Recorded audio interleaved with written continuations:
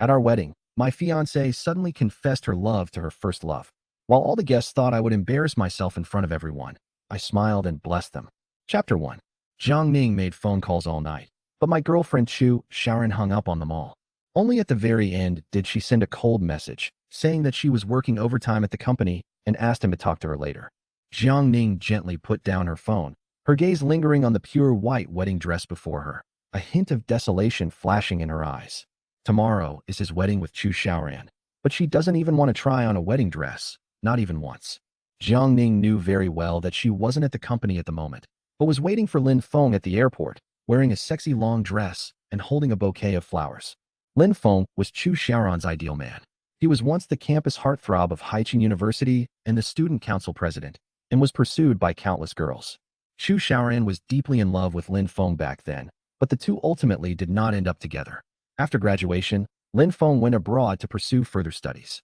After Lin Feng left, Jiang Ning finally had the chance to confess his feelings to Chu Shaoran, and from then on, he fell into a love that was humble to the core.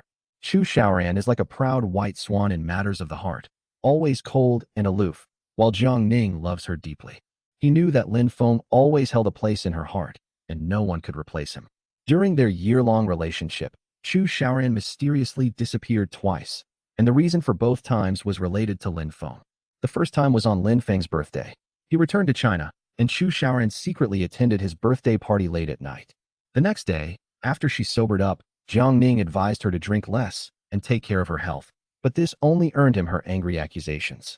She questioned Jiang Ning about why he investigated her, even calling him despicable, completely unaware that she had cried while holding Jiang Ning after drinking, mistaking him for Lin Feng. That night, Jiang Ning was heartbroken. On his way home, he had an accident, which resulted in a mild concussion, and he was taken to the hospital. Chu Shaoran knew he was hospitalized and hadn't shown up all day, but in the evening she posted on her WeChat moments with a photo of a plane taking off, writing, "He's left again, my heart feels so empty." It turns out that she spent that entire day with Lin Feng. She went missing for the second time tonight, but at least she replied to the message. Jiang Ning wanted to reply, but his eyes suddenly turned cold, his hand paused in midair for a moment, and finally, he put down his phone. He was no longer the humble Jiang Ning who fawned over her, because he had been reborn. At that moment, he knew perfectly well what was about to happen. Raymond Lam is returning to China tonight. Chu Shaoran and her best friend Hao Qian will pick him up at the airport, and then they will celebrate with Raymond Lam and his friends at a luxury club all night long. The next day, she would attend the wedding with dark circles under her eyes, extremely reluctant. In her previous life, Jiang Ning thought marriage was the beginning of happiness, but it turned out to be the start of a nightmare. 3 years into their marriage, Chu Shaoran used her obsessive-compulsive disorder as an excuse to sleep in separate rooms from him, and they never truly fulfilled their marital relationship. However, she misappropriated a huge sum of money from the Jiang family under her wife's name to help Lin Feng repay his business debts, ultimately leading to the Jiang family's financial collapse and bankruptcy. Unable to bear the blow, his parents passed away one after another, leaving Jiang Ning with a pile of debts and an ancestral treasure chest. Despite his pain, Jiang Ning chose to forgive her, but all his tolerance couldn't win back a single bit of sincerity. A month later, Lin Feng urgently needed funds, and Chu Shaoran actually stole Jiang Ning's ancestral treasure chest and sold it at a low price, which crossed Jiang Ning's bottom line. In a fit of anger, he argued with her, but Chu Shaoran calmly recorded the argument and called the police to accuse him of domestic violence, ultimately filing for divorce. Jiang Ning never laid a finger on her, yet she was falsely accused. Later, to escape his debts, he fled abroad. His friends helped him redeem the treasure chest, and with the help of the ancient books inside, he rose to prominence in a foreign land and built a vast business empire. However, burdened by a lifetime of sins, he was unable to return to his homeland. On his deathbed, he could only gaze at his hometown and weep, filled with regret and resentment. It seemed as if fate was playing a cruel joke. When he opened his eyes again after dying, he found himself back on the night before his wedding. Jiang Ning was incredibly excited, knowing that the turning point in his previous life was his marriage to Chu Shaoran, and now he was no longer young and naive. He felt the relationship was utterly absurd and, without hesitation, picked up the wedding dress and threw it into the trash can downstairs. He then drove straight to his parents' villa. He missed them terribly. Meanwhile, in a private room at a luxury club in Haicheng, everyone was raising their glasses to celebrate Lin Feng's return to China to develop his career, and the atmosphere was lively. Lin Feng, seated in the main seat, had fair skin and a handsome appearance. Chu Shaoran looked at him, feeling both excited and flustered. She couldn't help but ask Raymond Lam if he was really going back to China to develop his career, feeling that happiness had come too suddenly. Hao Qian nudged her with her elbow and whispered that she didn't understand why she wanted to marry Jiang Ning. Hearing Jiang Ning's name, Chu Shaoran felt a surge of irritation. The thought that the groom at tomorrow's wedding wouldn't be Lin Feng filled him with sorrow. She didn't like Jiang Ning. She only accepted him because she was feeling empty. However, Jiang Ning's care over the past year has made her accustomed to his presence. Whether it was tidying up the house, making her happy, or buying her late-night snacks, Jiang Ning fulfilled her needs without complaint. Jiang Ning is a wealthy second-generation heir with assets of over 100 million yuan. His figure and character are impeccable, and many women would envy him. Chu Shaoran forced a smile and told Hao Qian that Jiang Ning was a nice person, but that wasn't the real reason she got married. In reality, the Chu family is facing a bankruptcy crisis, and Jiang Ning's dowry and cooperative orders can help the Chu family overcome the difficulties and even turn the tide.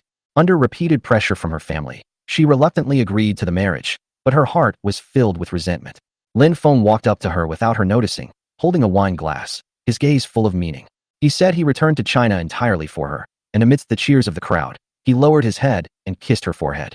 She froze, completely unprepared, but did not refuse. Hao Qian captured this moment and posted it on her WeChat moments. The caption for the photo was wishing her to find her true love and get married. Under the background lighting, Raymond Lam was kissing Chu Shaoran's forehead. 2. Chu Shaoran was casually playing with his phone at the table when he suddenly saw Hao Qian's post on WeChat moments and was startled. In the photo, Raymond Lam is kissing her forehead, and Hao Qian captioned it wishing her to find her true love, which immediately made Chu Shaoran panic. She lied to Jiang Ning, saying she was working overtime at the company that night, and that if he saw her, the wedding might be affected. Whether the Chu family can turn things around depends entirely on their marriage to the Jiang family. If anything goes wrong, the consequences will be unimaginable. She asked Hao Qian to delete her posts on WeChat moments, but Hao Qian said her phone was out of battery and had shut down, leaving Chu Shaoran feeling helpless and anxious. Seeing that it was already midnight, she guessed that Jiang Ning was still waiting for her call, so she dialed the number. The phone rang for a long time before being answered. Jiang Ning's voice was languid, as if he had just been woken up. Chu Shaoran asked him guiltily if he had seen the post on WeChat moments, her tone still aloof and unwilling to show weakness. Jiang Ning casually replied that he had seen it, which surprised Chu Shaoran. Jiang Ning would get jealous if she talked to other men even a few words, let alone such intimate photos. Chu Shaoran hurriedly explained that he and Lin Feng were just ordinary friends, and that the scene was just a coincidence. Jiang Ning interrupted her, saying he didn't take it to heart, wished her a good time, and then hung up the phone. Chu Shaoran stood there, stunned, wondering if Jiang Ning had changed, and even thinking that he might have been traumatized. Jiang Ning had already seen through everything. He felt neither love nor hate for her, and he couldn't be bothered to pay her any attention. The humility of his previous life only made Chu Shaoran more unscrupulous. Now he no longer wastes his energy trying to soothe Long Xin. He changed his phone's screensaver from Chu Shaoran's photo to a sentence. Some people treat you like trash, while others love you like their own life. In this life, he only lives for those who love him. Chu Shaoran is worthless in his eyes. Meanwhile, the party at the clubhouse continued.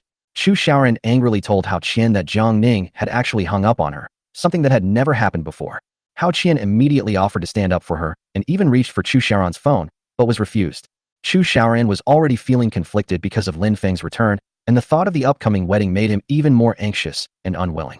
With Lin Feng, whom she loved but could not have, right in front of her, she felt even more disgust and resistance towards Jiang Ning's marriage. She decided to call Jiang Ning, question him, and put pressure on him. If he backed down, she would threaten to cancel the wedding to scare him. In the past, regardless of who was right or wrong, Jiang Ning always apologized immediately, a tactic that never failed him. However, after the call connected, all that came through was a cold notification tone. Jiang Ning's phone was already switched off. Chu Shaoran was stunned. She remembered that Jiang Ning always kept his phone on and had never lost contact with her when she couldn't reach him. At that moment, a sense of unease flashed through her mind. It wasn't because she cared about Jiang Ning, but because she was worried about it affecting the wedding. Lin Feng walked up to her with a wine glass in hand, gently took her hand, and hinted that she shouldn't go back tonight. The meaning of this sentence is quite clear, and it is something that Chu Shaoran had once dreamed of. But thinking of Jiang Ning's indifference and the feeling of rejection from her body, she gently pushed Lin Feng's hand away and said that she had something else to do. Raymond Lam feigned deep affection, saying he knew she would become someone else's bride the next day, his words tinged with disappointment. Seeing this, Hao Qian quickly pulled Chu Shaoran aside and advised her to have a wild night with the person she liked the night before her wedding. She felt this was a rare opportunity, and even if it was just a one-time indulgence, it would be unforgettable. Chu Shaoran couldn't explain why, but he had a bad feeling about it, and ultimately rejected Hao Qian's suggestion. She went to a quiet corner and sent Jiang Ning a message, asking him to call her back as soon as he turned on his phone. Chu Xiaoran assumed that Jiang Ning's phone had run out of battery and that he would see the message once it was charged. However, more than half an hour passed, and she kept checking her phone, but still received no response. Feeling increasingly uneasy, she had no choice but to say goodbye to Lin Feng and leave the club ahead of time, taking a taxi alone. As the taxi sped through the night, her mind was filled with Jiang Ning's unusual behavior that evening. Soon, she arrived at her apartment in Jiangning, intending to confront him face-to-face and find out what really happened. 3. Chu Xiaoran looked up at the window of Jiang Ning's room. It was pitch black, as if Jiang Ning had already fallen asleep. She frowned, preparing to go inside to look for someone, but found that she didn't have the apartment access card in her handbag. Jiang Ning had given her a key card, but she couldn't remember when she lost it. It was then that she realized she hadn't been to her apartment in Jiangning for a long time. She couldn't get through on the phone, and she couldn't get in the door, so she could only stand there blankly downstairs in the cold wind. Chu Xiaoran gritted her teeth and muttered to herself, feeling that Jiang Ning was deliberately ignoring her, and secretly vowed to make him pay the price. The wedding ceremony at the Haiqing Longfu Hotel was a lively affair the following day. The Jiang family booked the most expensive floor, and guests gathered at 10 a.m., creating a joyous atmosphere. The wedding planner realized the bride hadn't arrived yet, and anxiously urged Jiang Ning to arrange makeup and the wedding ceremony. Jiang Ning frowned and dialed Chu Xiaoran's number, calmly telling her to come as soon as possible. Chu Xiaoran questioned him on the phone about why his phone was off last night, her tone icy. Jiang Ning did not respond to her accusations, but only repeatedly told her to come to the wedding. She demanded that Jiang Ning come to pick her up in person, but was coldly refused, and the call was abruptly ended. Afterwards, Jiang Ning went to Chu's parents and asked them to urge their daughter, then returned to the dressing room to wait. Less than half an hour later, Chu Xiaoran was urged by his parents to pay extra for a car ride to the airport, his face ashen. She questioned Jiang Ning's meaning, but Jiang Ning calmly reminded her to put on makeup first. Chu Xiaoran was surprised by his cold gaze, which no longer held the warmth and concern of the past. She advised him to act normally today, but he smiled and replied that he was perfectly normal. Chu Xiaoran was speechless, but he also felt that Jiang Ning seemed to have matured a lot and was not as weak as before. In fact, she didn't put on makeup for Jiang Ning, but because Lin Feng sent her a message saying he wanted to attend a wedding. Before the wedding began, Chu Xiaoran coldly said that she was in a bad mood and did not want to wear a wedding dress. Jiang Ning smiled faintly and said that he hadn't brought his wedding dress with him either, which stunned Jiang Ning on the spot. Although Chu Xiaoran was dressed casually at the ceremony, his appearance and demeanor still drew admiration. Guests wondered why she wasn't wearing a wedding dress, speculating whether it was a trendy wedding. After the MC gave his speech, he first asked Jiang Ning if he was willing to marry Chu Xiaoran, and Jiang Ning answered without hesitation that he was. When it was Chu Xiaoran's turn, she was absent-minded, her eyes constantly searching for Lin Feng's figure. Finally, in a corner, she saw the man who had captivated her for years but whom she had never been able to have. Seeing her silence, the MC reminded her again, but the bride suggested singing a song a cappella. This move surprised everyone, but the audience was excited and cheered in support. Chu Xiaoran took the microphone, his eyes fixed on Lin Feng, and sang the lyrics full of deep emotion. Her eyes were glistening with tears, and she didn't look at Jiang Ning even once from beginning to end. As the song ended, thunderous applause erupted, and the MC exclaimed that this was the most affectionate bride. He thought Chu Xiaoran was expressing his unwavering love for Jiang Ning through his song. The microphone was handed to Jiang Ning, but he smiled faintly and asked in return, "Why should I be moved?" 4. Jiang Ning's answer caused an uproar. Chu Xiaoran stood there stunned, and both sets of parents looked surprised. Jiang Ning took the microphone and calmly said that Chu Xiaoran's song was not sung for him, but for another man. He pointed to Raymond Lam in the corner and questioned him why he just stood there watching, leaving her to cry on stage. The guests all turned their attention to Lin Feng, putting him in a difficult position. Jiang's relatives immediately berated Chu Xiaoran, believing that confessing his love for someone else at the wedding was an insult to Jiang Ning. Chu Xiaoran panicked and tried to stop Jiang Ning, but Jiang Ning calmly said that he would cancel the wedding and give her her freedom. Chu's parents were almost paralyzed with shock. Chu Xiaoran could hardly believe that Jiang Ning would make such a decision on their wedding day. Jiang Ning rejected her attempt to win her back, wished her to pursue her own love, and then strode off the stage. He handed the printed photos to Chu's parents, turned and left, and the scene immediately descended into chaos. Guests were outraged when they saw her intimately embracing Raymond Lam in the photos, accusing Chu Xiaoran of being shameless. Chu Xiaoran felt dizzy and hurriedly chased after Jiang Ning backstage, only to find that Jiang Ning had already left. The lavish wedding ultimately ended in a somber mood due to this farce. In the following week, Chu Xiaoran and the Chu family fell into an unprecedented predicament. Her confession of love to her white moonlight at the wedding went viral, and netizens criticized her harshly in the comments section. The Chu family had been hoping that the Jiang family's dowry and business orders would help them weather the crisis, but but now all of that has vanished. Partners terminated their collaborations due to scandals, and new orders were shelved, plunging the Chu family into dire straits. Chu's parents were constantly worried and urged their daughter to contact Jiang Ning to salvage the marriage in order to save the company. Chu Xiaoran felt resentful, believing that Jiang Ning was the one who had embarrassed her and was unwilling to humble herself. Ultimately, under pressure, she decided to send a text message instead of making a phone call, maintaining her haughty demeanor. She demanded in her message that Jiang Ning film himself kneeling and apologizing, and explain himself to the entire internet before she would forgive him. However, immediately after the message was sent, a bright red exclamation mark appeared on the screen. She had been blocked by Jiang Ning. 5. The air was crisp and refreshing, and the sky was high and the clouds were light. Jiang Ning sat in the gazebo of his villa, slowly sipping his tea, looking relaxed. He had already moved out of the apartment he used to rent. Because of Chu Xiaoran's words, "I like men who are self-reliant," Jiang Ning left home and moved to live elsewhere, even finding a job. Looking back on my decision now, I realize how naive I was. If they had focused their energy on the family business at the time, they wouldn't have given Chu Xiaoran an opportunity to take advantage of them. Jiang Ning's gaze was deep, and a mocking smile appeared on his lips. His gaze fell on an exquisite treasure chest on the pavilion table. This treasure chest was the very thing that had driven him to the brink of mental collapse in his previous life, his ancestral heirloom. Jiang Ning reached out and stroked the treasure chest gently before opening it. Inside was an old book with a yellowed cover and illegible characters. It was this ancient book that taught Jiang Ning so much in his previous life, enabling him to forge a path through adversity. Jiang Ning carefully picked up the ancient book, beneath which lay a palm-sized jade cauldron shaped like 9 dragons. The jade tripod is crystal clear and has a cool feel to it. It is quite valuable. He held the jade cauldron, feeling a slight coolness seep into his skin. Jiang Ning took a light breath, a familiar feeling welling up in his heart. His memories were instantly awakened. He recalled that in his previous life, before he died, he was holding this jade cauldron in his hands. At that moment, a refreshing coolness spread throughout his body, and then he fell into a coma. When she opened her eyes again, she had been reborn to the night before her wedding. Jiang Ning thought to himself that this jade cauldron might be related to his rebirth. After all, the idea of being reborn is something that has never been heard of in reality. However, he quickly patted his forehead, remembering that he had important things to do today. Lingyue is returning to China today, and he has to rush to pick her up at the airport. Shen Lingyue was his childhood sweetheart, and also the one who helped him redeem the treasure chest in his previous life. Her father, Shen Yanhai, was seriously ill, and she, as the only daughter of the Shen family, returned to China to take over the family affairs. Jiang Ning remembers the date so clearly because he had a habit of keeping a diary in his previous life. To record his interactions with Chu Xiaoran, he wrote down what happened almost every day. This habit was maintained until the last day of his life. Jiang Ning glanced at his watch and realized there wasn't enough time, so he carefully put away the treasure chest and drove straight to the airport. At the Chu family home, Chu Xiaoran was so angry that she stomped her feet when she learned that Jiang Ning had blocked all her contact information.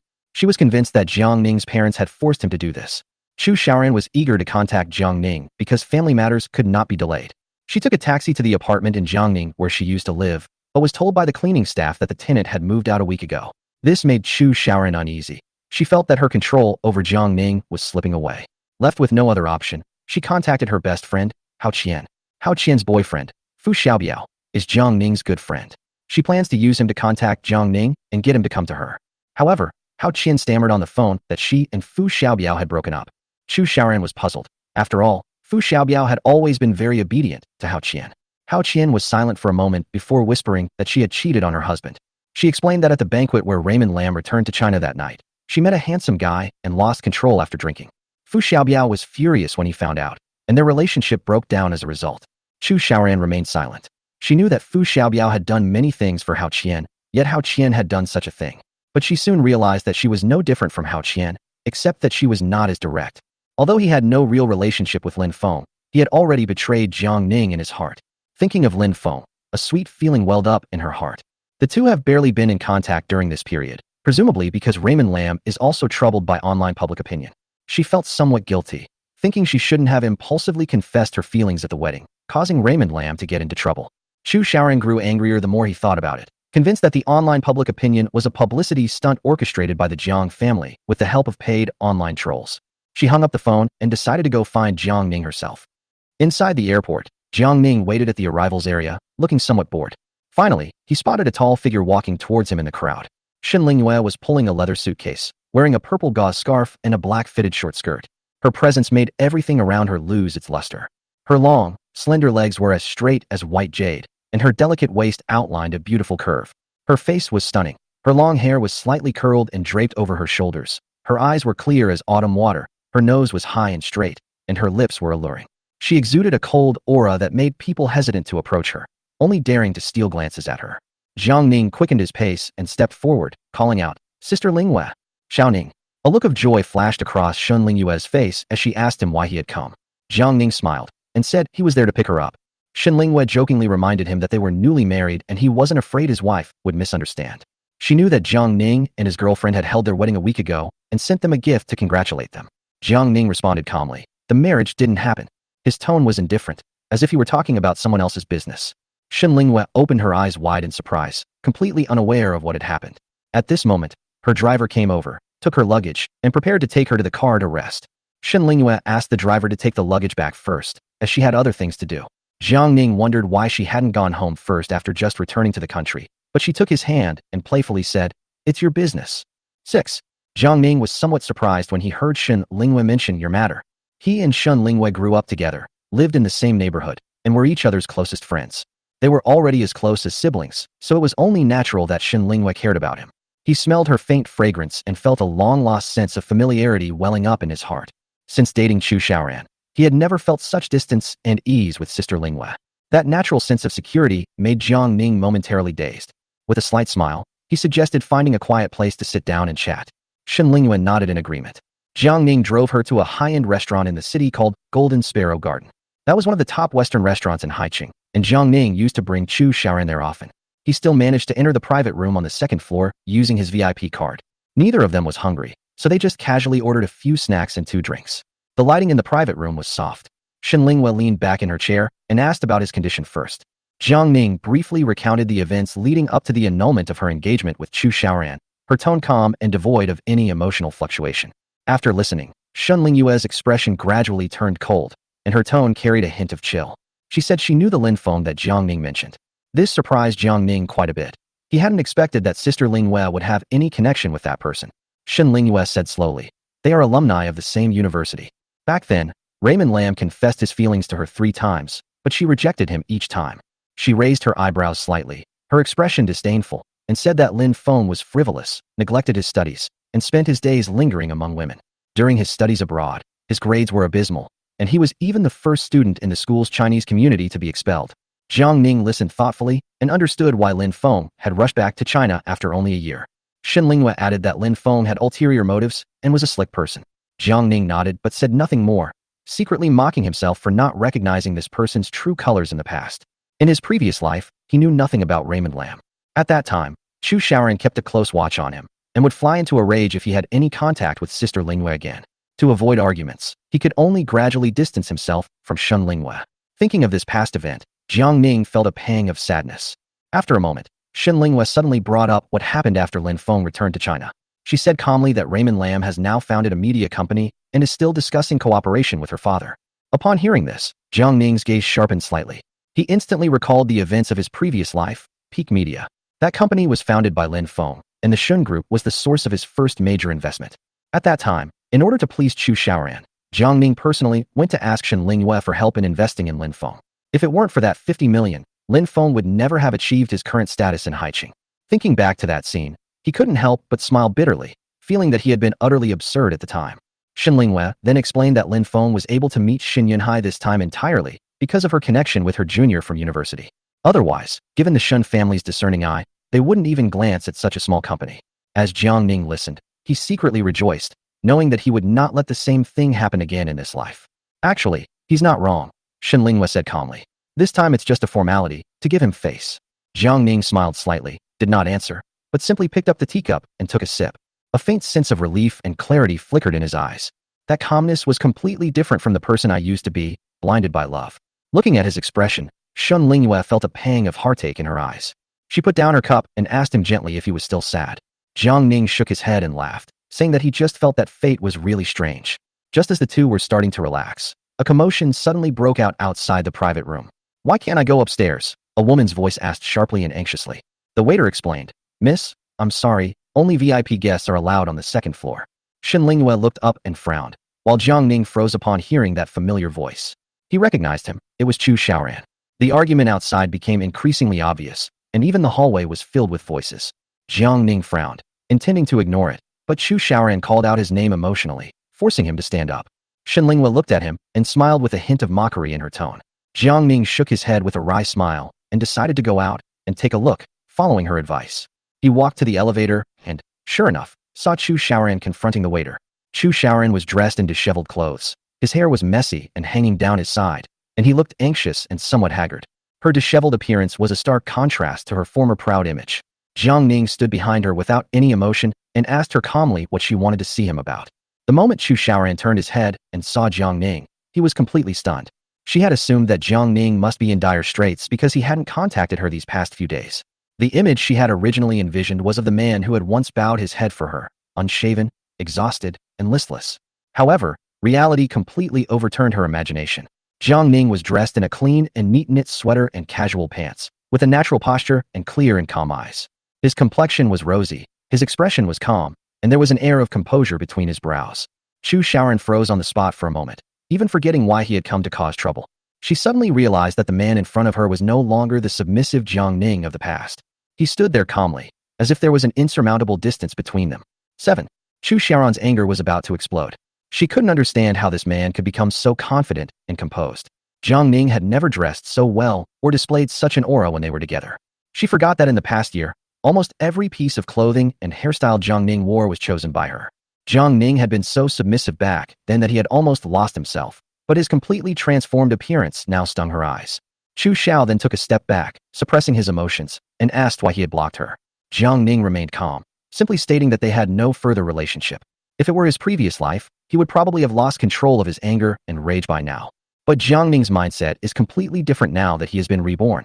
In this life, he wants to cherish his family and true feelings even more, and rebuild his own world on familiar land. Compared to those grand ambitions, Chu Xiaoran is now nothing more than insignificant dust. Seeing her anxious and angry appearance, Jiang Ning felt a sense of relief, as if he had been teased. Chu Xiaoran's clinging and roaring were like watching an old dream to him. What exactly is your attitude now?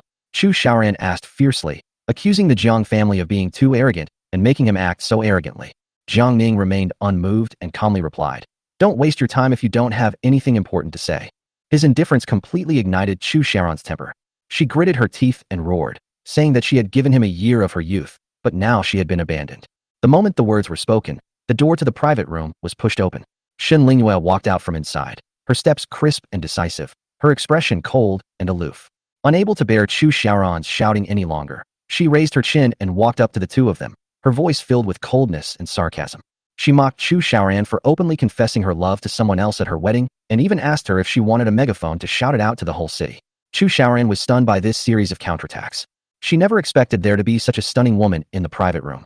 The other person had a cold and elegant demeanor and outstanding appearance, which contrasted sharply with her. At that moment, an indescribable unease suddenly welled up in her heart. She suddenly pointed at Shen Linghua and questioned Jiang Ning about who she was. Jiang Ning only glanced at her indifferently, his tone completely calm, telling Shen Linghua to go back to the private room and wait for him, and not to get angry over someone unrelated. Shen Linghua glanced at Jiang Ning, her expression showing some displeasure, but she still turned and entered the private room. Her actions made Chu Xiaoran feel even more flustered. The woman from before, in terms of looks, temperament, and aura, made her feel inferior in every way. Chu Xiaoran's lips twitched. He suppressed his unease and forced a gentle tone, saying that today was not about arguing, but about giving Jiang Ning a chance. Jiang Ning raised an eyebrow and asked her what she meant by opportunity. Chu Xiaoran slowly said that the wedding had made her lose face, and he had to apologize. She raised her chin and continued, saying that he also had to apologize to her parents because they had lost their reputation as a result. After a slight pause, she haughtily suggested that if his apology was sincere enough, she might consider remarrying. When Jiang Ning heard this word, he almost couldn't believe his ears. He found it utterly absurd. The wedding hadn't even taken place, so how could there be any talk of remarriage? Chu Xiaoran's so-called confidence seemed ridiculous to him. His voice was calm yet firm, telling her that there could be no longer any relationship between them. Chu Xiaoran refused to give up, arguing that the Chu family was trustworthy and that since they had accepted the Jiang family's betrothal gifts, they should keep their marriage agreement. Jiang Ning's expression turned completely cold when he thought of the 10 million yuan in betrothal gifts. He realized that her words were just a ploy to get what she wanted from him. He sneered and reminded Chu Xiaoran to return the gift money as soon as possible, otherwise he would personally pursue it to avoid making a fool of himself. Chu Xiaoran disagreed. asking why the Jiang family was in such a hurry when they didn't seem to lack the money. Jiang Ning's face darkened, and anger surged within him. Perhaps he didn't care about money in his previous life, but it's different in this one. Every penny is a cornerstone for him to rebuild his future. He told Chu Xiaoran expressionlessly that the gift money must be returned, or he would take her to court. Chu Xiaoran was stunned by these words, clearly not expecting him to be so resolute. Her lips trembled as she felt that Jiang Ning in front of her was cold and unfamiliar, completely different from the person who had once bowed down to her. His eyes seemed to hold the power of a long-dormant beast, inspiring fear in those around him. Chu Xiaoran felt a sharp pain in his chest, his emotions oscillating between resentment and grievance. In her eyes, it was just a misunderstanding. She even believed that as long as she softened her stance, Jiang Ning would turn back. But now, she realizes that this man has really changed. Jiang Ning, I'm giving you a chance. She almost shouted, her voice filled with a final, defiant tone. You'll regret it if you miss this opportunity. Jiang Ning shook his head with a faint smile, his tone calm, yet ruthlessly clear-headed. He said he wouldn't regret it. He turned around, returned to the private room decisively, and closed the door. All his actions sounded extremely resolute. Chu Xiaoran stared at the tightly closed door, his anger almost bursting out of his chest. She cursed at the air, her voice hoarse. Back at the Chu family home, she was still trembling with anger. With a loud bang, she started hitting the pillow repeatedly while cursing under her breath. Chu's mother, Li Qin, watched coldly and asked her how the conversation went. Chu Xiaoran did not answer, but continued to punch the pillow and stare blankly. Chu's father, Chu Guofeng, sighed, feeling that there was no hope at all. Li Qin was still unwilling to give up, complaining that the Jiang family must have brainwashed Jiang Ning these past few days. Otherwise, why would he be so cold and hard? Upon hearing this, Chu Xiaoran was suddenly enlightened. She said seriously that Jiang Ning was definitely plotting something. Li Qin asked her what she meant. Chu Xiaoran thought for a moment and said that Jiang Ning sitting in a restaurant with another woman must be deliberately trying to provoke her. Li Qin laughed heartily, looking confident, and said that her daughter guessed correctly. The other party brought out such a beautiful woman to undermine Chu Xiaoran's aura and force her to back down first. Li Qin became more and more excited as she spoke, her eyes sparkling with scheming. Chu Xiaoran paused for a few seconds, then suddenly realized that it made sense. Recalling Jiang Ning's words, Sister Lingyue, she became even more convinced that the woman was merely a pawn of the Jiang family. This thought strangely improved her mood considerably. She thought Jiang Ning had become smarter, but she never expected that she could see through him even better. Chu Guofeng then frowned and reminded them that the Chu family's funds were almost running out. Next month's salaries are in trouble. If there's no money to pay them, the company will be paralyzed. Li Qin's eyes lit up, and she said, Isn't the Jiang family's 10 million yuan in betrothal gifts in their hands? Using it temporarily for temporary purposes is just the right solution to our immediate crisis. Her tone was resolute, as if the money rightfully belonged to them. Chu Guofeng hesitated, worried that the Jiang family would come after him for the money. Li Qin scoffed, saying that even if the Jiang family took her to court, she would not return the money. She declared that she didn't care about going to jail. Chu Xiaoran listened, his brows furrowed, his heart filled with conflicting emotions. She felt it was too shameful to do this, and that Jiang Ning would look down on her even more. But she was powerless to change her family's predicament. After a moment of silence, she whispered that Lin Feng might be able to help. Li Qin was furious upon hearing this, and almost jumped up. Just as the atmosphere was becoming increasingly tense, the doorbell suddenly rang. The three members of the Chu family exchanged a glance, and the air suddenly froze. Chu Xiaoran's heart skipped a beat. Speak of Cao Cao, and Cao Cao arrives. 8. Chu Xiaoran heard the doorbell, and hurriedly ran to open the door. Lin Feng stood outside the door, smiling broadly, and carrying 2 bags of fruit, appearing very familiar with the place. Seeing that Chu's father, Chu Guofeng, and mother, Li Qin, were both inside, he greeted them warmly. Chu Xiaoran, beaming with joy, introduced Lin Feng's background to his parents. She said that Raymond Lam was her senior in college and had served as the student union president. He later went abroad for a year to further his studies and had just returned to China. Li Qin's expression was cold, and she didn't give Lin Feng a friendly look. Out of courtesy, Chu Guofeng invited Lin Feng to take a seat. After thanking him, Lin Feng sat down and quickly found a topic to chat about with Chu Guofeng. He spoke eloquently about his studies and experiences abroad and analyzed future prospects in light of the domestic economic situation. Chu Guofeng nodded in agreement, clearly acknowledging his insight. But Li Qin, standing to the side, remained indifferent and whispered to Chu Xiaoran that Jiang Ning had more charisma than Lin Feng. Chu Xiaoran countered, saying that Raymond Lam is the image that is popular nowadays, and that he is capable, has good character, and is devoted to her. Li Qin disagreed, shaking her head and sighing. Chu Guofeng was preoccupied with the company's problems, so after a few words, he got to the point. He bluntly stated that the Chu family is currently facing difficulties and is struggling to make ends meet in its daily operations. The controversy surrounding Chu Xiaoran's wedding further damaged public opinion, leading to numerous customer cancellations and putting the company at risk of bankruptcy. Lin Feng looked slightly surprised upon hearing this. He originally thought the Chu family was very powerful and even planned to take the opportunity to get the Chu family to invest in his new company. After all, during the year he dated Chu Xiaoran, she spent money lavishly and never hesitated to buy luxury goods, so he always thought she was a rich woman. However, he did not know that all that money came from Jiang Ning. Chu Guofeng spoke in a heavy tone, intending to connect Lin Feng with the Chu family's predicament. After a moment of silence, Raymond Lam mentioned that he also bore responsibility for the wedding and shouldn't have gone to the wedding to cause trouble. Chu Guofeng waved his hand, saying that there was no point in blaming himself now, and then asked Lin Feng what his father did. Lin Feng replied with a hint of pride that his family owned a freight company. He also offered to provide the lowest price if the Chu family had any transportation needs. To everyone's surprise, Li Qin's face immediately darkened upon hearing this. She said coldly that the Jiang family's logistics department never charged the Chu family a single penny for transportation services. Lin Feng was speechless and could only awkwardly say that his company was not large and had limited capabilities. This statement further fueled Li Qin's dissatisfaction, making her feel that he was utterly useless. She rolled her eyes and scolded Chu Xiaoran for choosing a pretty face over a good person. Chu Xiaoran quickly came to Lin Feng's rescue, explaining that his mother's bad temper was only due to the family's poor situation. Lin Feng adopted a tolerant attitude, saying it didn't matter if his elders scolded him a few times. Chu Xiaoran felt a warmth in her heart, realizing that Lin Feng was still considerate and understanding. Li Qin remained cold and ignored him, and Chu Guofeng also remained silent, creating an awkward atmosphere. Chu Xiaoran tried to ease the tension by mentioning that Lin Feng had once said that if they got married, the dowry would be twice that of the Jiang family. Lin Feng did say that, but he was just drunk at the time and wanted to put Jiang Ning down. Upon hearing this, Li Qin's eyes lit up immediately. The 20 million yuan dowry was a huge temptation for the Chu family.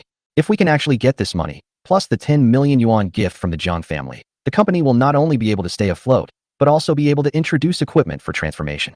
She immediately softened her tone, saying that since the two were in love, she had no objections. She even directly suggested that if Raymond Lam brought a gift of money the next day, she would agree to the engagement. Chu Xiaoran looked at Lin Feng with anticipation, hoping he would keep his promise. However, Lin Feng's expression turned serious. His family's annual net income was only a few million, so how could they possibly come up with 20 million? He licked his lips and argued that it was not advisable to rush things. After all, Chu Xiaoran had just separated from Jiang Ning. Chu Xiaoran's heart sank instantly. She had thought Lin Feng would marry her without hesitation, but now he was backing down. Chu Guofeng and his wife were both seasoned veterans, and they saw through his excuse at a glance. Li Qin's eyes immediately turned cold, as if she were scrutinizing a criminal. Raymond Lam felt his pride was hurt and gritted his teeth, saying that his career was at a critical stage. Li Qin asked dismissively what kind of career it was. Lin Feng immediately smiled confidently and said that before returning to China, he had asked someone to establish Peak Media Company. He added that he hadn't contacted Chu Xiaoran these past few days because he was in talks with Shun Yunhai of the Shun Group about a potential collaboration, with the latter considering an investment of 50 million. 50 million? Chu Guofeng and Li Qin's eyes lit up. Lin Feng nodded in confirmation, looking quite pleased with himself. Chu Xiaoran was thrilled to hear this, realizing that he had indeed made the right choice in choosing him. Taking the opportunity, Lin Feng stated that if the investment proceeded smoothly, he could allocate a portion of the funds to subsidize the Chu family. This suggestion delighted Chu Guofeng and his wife, as if their current predicament had suddenly taken a turn for the better. 9. In reality, even if Lin Feng did secure the investment, he wouldn't share it with the Chu family. In the early stages of his business, he needed working capital more than anyone else. That promise was nothing more than a way to satisfy vanity and save face in front of Chu's parents. Chu Guofeng and Li Qin were overjoyed to hear the news of Shun's group's 50 million investment. Chu Guofeng praised Lin Feng's youth and talent without reservation. Li Qin eagerly inquired when he would sign the contract with the Shun Group. Lin Feng vaguely said that the contract had not been signed yet, and he would go to talk to Shun Yunhai again in a few days. In fact, Shun Yunhai did not make any promises. He was very enthusiastic when they met and expressed his appreciation for Raymond Lam's background. Lin Feng felt that his alumni relationship with Shen Lingyue gave him an opportunity. He was just acting on impulse, showing off this. Seeing that his attitude had softened, Li Qin smiled and said not to mind his temper earlier, adding that he was more capable than Jiang Ning. Chu Guofeng then said that Xiao Ran was smart and capable, and that marrying Jiang Ning would have helped him stabilize his family business. However, without the support of the Chu family, Jiang Ning could not support the future of the Jiang family on his own. Lin Feng quickly chimed in, saying that he despised people like Jiang Ning who relied on their parents and were incompetent themselves. Li Qin waved her hand, saying not to mention Jiang Ning anymore, and instead talked about their own affairs. Meanwhile, the Datang bar is closed during the day and is exceptionally quiet. A lone steel pipe stood in the center of the dance floor, surrounded by rows of empty booths. A burly bartender leaned lazily against the booth, his feet on the table, idly twirling nunchucks. At the bar, the bartender was practicing his bottle-tossing technique. His unsteady hand caused him to break several bottles in a row, which made the bartender frown. Besides these two, there were 4 other people talking in a private room at the back of the bar. Jiang Ning is among them. Fu Xiaobiao hurriedly called Jiang Ning over, saying that Hao Qian had harmed him. Hao Qian sat next to him and said calmly that it was just a breakup, and that he should be more mature and part ways amicably. Sitting next to her was a muscular man named Lu Ao, her new boyfriend. Lu Ao was wearing a tank top that revealed his full-arm tattoos. He had his arm tightly around Hao Qian, and his other hand was pointing at Fu Xiaobiao. He looked arrogant. Jiang Ning frowned slightly. Fu Xiaobiao was his bunkmate in college, and they had a very good relationship. When he was dating Chu Xiaoran, Fu Xiaobiao and Hao Qian were also a couple, and the 4 of them often did things together. A few days ago, he heard that Fu Xiaobiao had broken up with his girlfriend and that Hao Qian had cheated on him. Now he saw that the other person was Lu Ao. Jiang Ning calmly reminded Lu Ao to withdraw his hand that was pointing at someone. Although his tone was gentle, his gaze was sharp, causing the other party to unconsciously withdraw his hand. He turned to Fu Xiaobiao and asked how Hao Qian had harmed him. Fu Xiaobiao said that Hao Qian owed him 30,000 yuan and hadn't paid it back, money that she had borrowed from Jiang Ning. Hao Qian immediately denied it. Instead of arguing with her, Fu Xiaobiao showed Jiang Ning the chat history. It turns out that when the two first started dating, Hao Qian said that she had been hurt by love before, and if Fu Xiaobiao wanted to be her boyfriend, he would have to pay a 30,000 yuan deposit as a guarantee against cheating. If there is infidelity, the amount will be deducted. If there is no infidelity, it will be returned upon break. Fu Xiaobiao believed he was a good person, so he gave the money on the spot, and the two began a relationship. He didn't cheat on her, but Hao Qian is now denying his debts. Hao Qian claimed that she had cheated on her husband, so she didn't have to pay back the money. She emphasized that it wasn't specified who had cheated, and that money would be deducted as long as it happened. Jiang Ning found it amusing, but told her firmly that the money had to be returned. Hao Qian was dissatisfied and questioned Jiang Ning's favoritism towards his brother, even threatening to call Chu Xiaoran to witness it. Fu Xiaobiao immediately tensed up, fearing that Chu Xiaoran would switch sides and help her as soon as she arrived in Jiang Ning. He grabbed Hao Qian's hand to stop her from making the call, but Lu Ao coldly threatened him to let go. Fu Xiaobiao countered that this was their economic dispute and had nothing to do with Lu Ao. Lu Ao pushed his hand away, mocked him for having taken his girlfriend, and even called him a cuckold. Fu Xiaobiao was filled with rage and was about to make a move when Lu Ao suddenly pulled out a dagger and pointed it at him, threatening that the bartenders in the bar were all his brothers and that anyone who dared to touch him would not leave this place alive. Although Fu Xiaobiao was furious, he was wary and did not take any action for the time being. Hao Qian left with a cold laugh and went to the restroom to call Chu Xiaoran. She believed that as long as Chu Xiaoran appeared, Jiang Ning would definitely speak up for her. Inside the private room, Jiang Ning remained calm in the face of Lu Ao's provocation and said indifferently that since Hao Qian was his girlfriend, he could pay the money for her. In his previous life, even the shady Wang who owed Jiang Ning hundreds of billions of dollars obediently paid back his debts, so it's even less likely that this small-time hoodlum wouldn't pay. Lu Ao angrily refused and mocked Jiang Ning as a green-haired turtle, adding that Chu Xiaoran liked Lin Feng. He pointed a dagger at Jiang Ning and laughed, insulting the two of them as a pair of bastards. Jiang Ning, instead of getting angry, smiled brightly and asked Fu Xiaobiao to go outside and order a song, saying the atmosphere was too dull. Fu Xiaobiao was furious, but he still rushed out and asked the bartender to play Glorious Years. As soon as the music started, the door to the private room was suddenly smashed open, and a figure flew out and crashed heavily to the ground. 10. The 3 people in the bar looked closely and realized that the one who had fallen to the ground was Lu Ao. He was still holding the dagger in his hand, trying to prop himself up to get up. The next second, Jiang Ning rushed out of the private room, his movements as swift as a beast pouncing on its prey. He grabbed Lu Ao by the hair and slammed his face against a nearby marble pillar. Thud, thud, thud. After 3 consecutive blows, Lu Ao's forehead and face were covered in blood and flesh. His hands fell limply to his sides, blood dripped down his cheeks to the ground, and the dagger slipped to the side. Jiang Ning smiled slightly, picked up the dagger and handed it to Fu Xiaobiao, telling him to vent his anger while Lu Ao was still conscious. Fu Xiaobiao was stunned. He simply couldn't believe the Jiang Ning standing before him. Is this still the same bunkmate who fawned over him for 4 years in college? At this moment, Jiang Ning's gaze was sharp and his expression was cold, like a cold-blooded killer, making people tremble with fear. A long-lost surge of passion welled up in Jiang Ning's heart. This was the first time he had truly taken action since his rebirth. The burly bartender also realized what was happening and shouted at Jiang Ning to stop. Jiang Ning looked at them coldly and asked if they wanted to help or call the police. The two were just drinking buddies and didn't want to get involved in Lu Ao's situation, much less call the police. They only tried to persuade him to let it go. Jiang Ning remained unmoved, grabbed Lu Ao's hair, and said coldly that since he had taken over Hao Qian's business, he had also taken over his brother's debt and would have to repay it double. Lu Ao said in a panic that he had no money. Jiang Ning slammed his hand to the ground, then plunged the dagger down, severing his middle finger. Lu Ao's screams echoed in the empty bar, his forehead covered in cold sweat and his eyes filled with fear. He repeatedly promised to repay the money immediately, transferred the money to Fu Xiaobiao, and even repaid double. The bartender quickly drove him to the hospital, since the severed finger could still be reattached within 2 hours.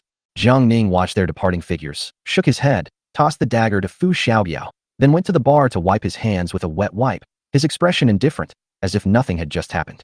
Hao Qian came out of the bathroom and saw the bloodstains on the floor and the dagger in Fu Xiaobiao's hand. She panicked immediately. She hurriedly called Lu Ao, but only heard his terrified voice saying they were breaking up and would never contact each other again. Hao Qian looked completely bewildered.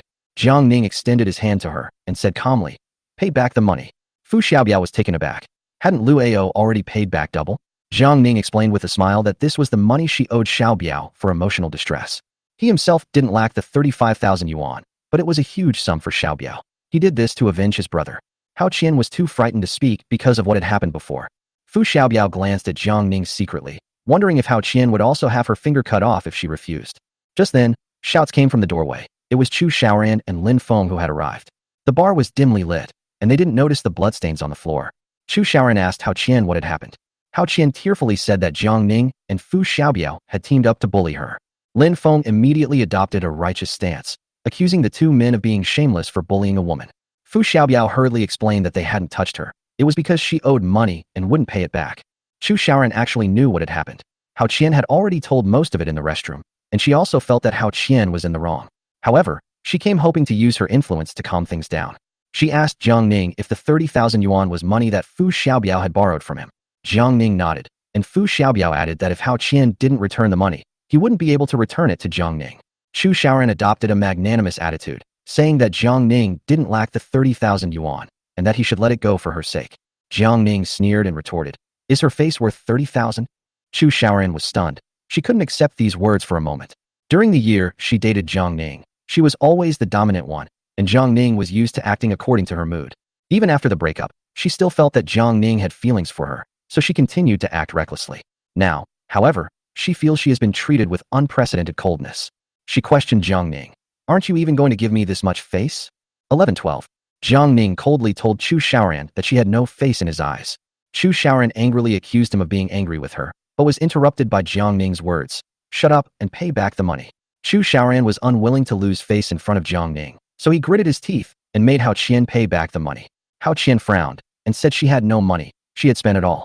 Chu Xiaoran had no choice but to offer to lend it to her first, and Hao Qian reluctantly agreed. Just then, a beautiful figure walked into the bar. It was Shun Linghua. She was originally dining with Jiang Ning at Jinke Xingting, but Jiang Ning was called over by Fu Xiaobiao at the last minute, so she took a car and followed him. He waited in the car until Jiang Ning returned, then came in to check on the situation. Lin Feng recognized her at a glance, exclaimed "Senior sister" in surprise, and went up to talk to her. Shen Linghua didn't expect to run into Lin Feng, and ignored him, heading straight for Jiang Ning. Lin Feng followed her shamelessly and even tried to get her contact information, but Shen Linghua ignored him. Chu Xiaoran witnessed this and was shocked.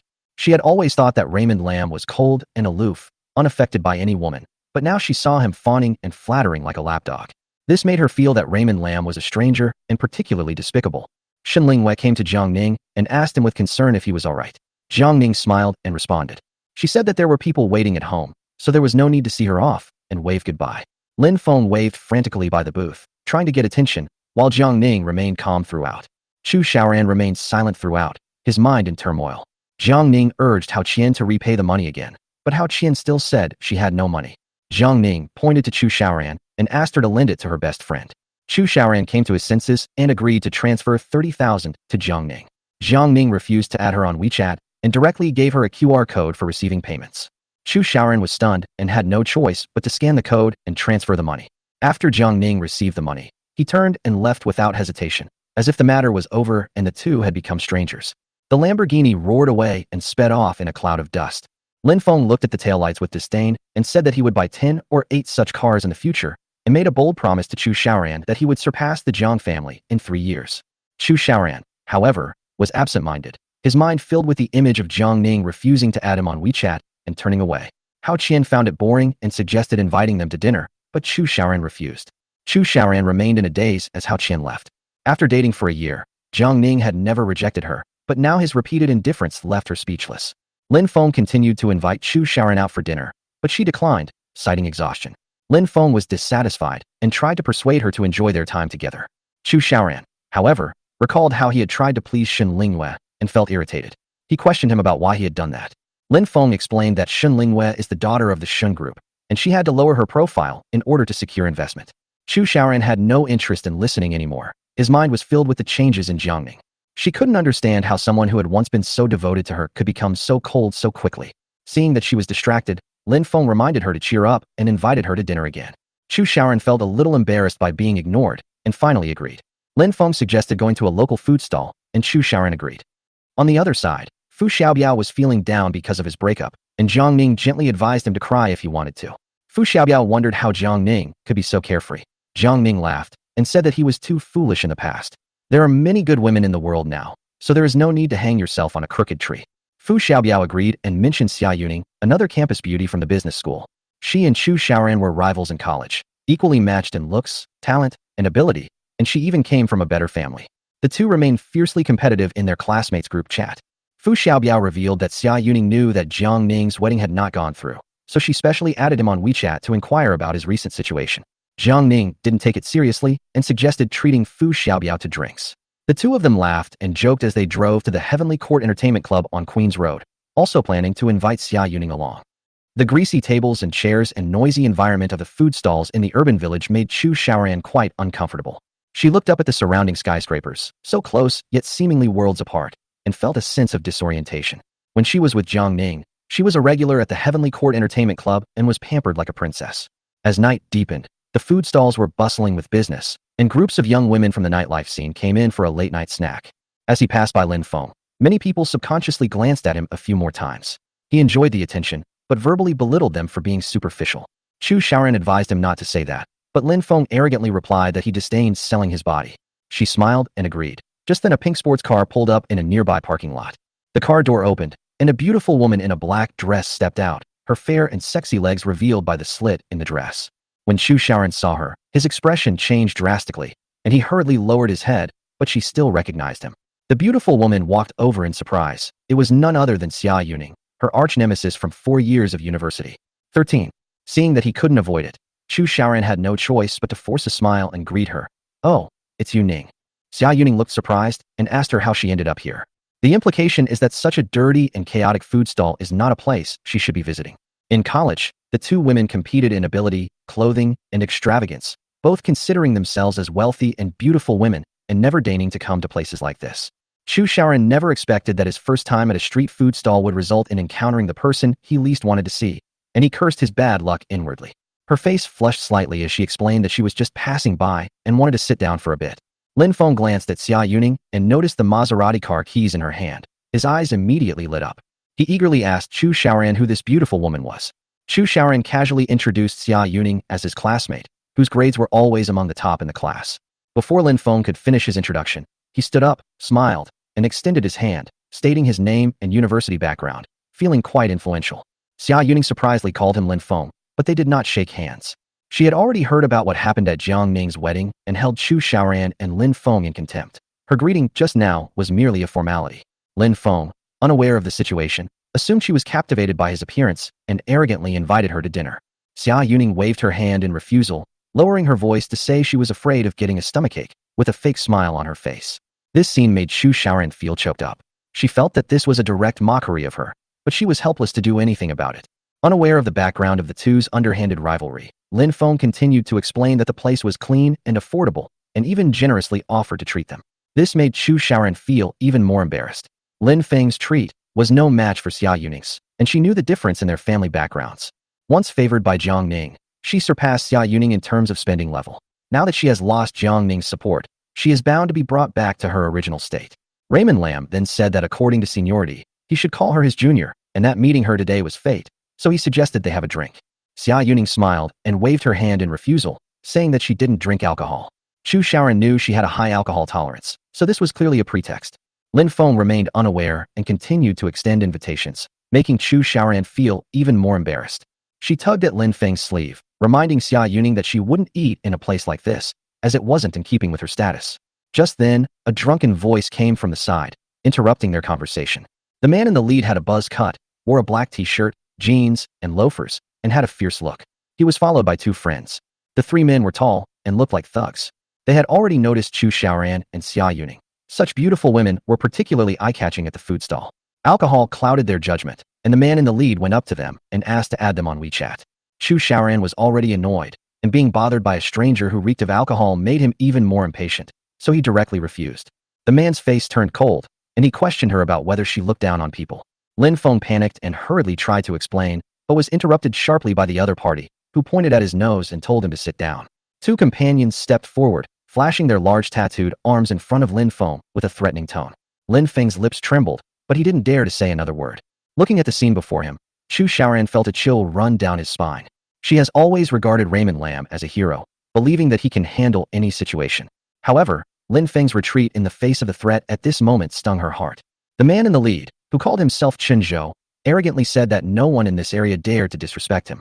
He reached out to pull Chu Xiaoran, asking her to drink with him. Chu Xiaoran angrily shouted at him to get out of the way. Enraged and humiliated, Chen Zhou, fueled by alcohol, grabbed her collar and pulled her outside. The other two also tried to pull Xia Yuning away, attempting to lead the two women into a dark alley nearby.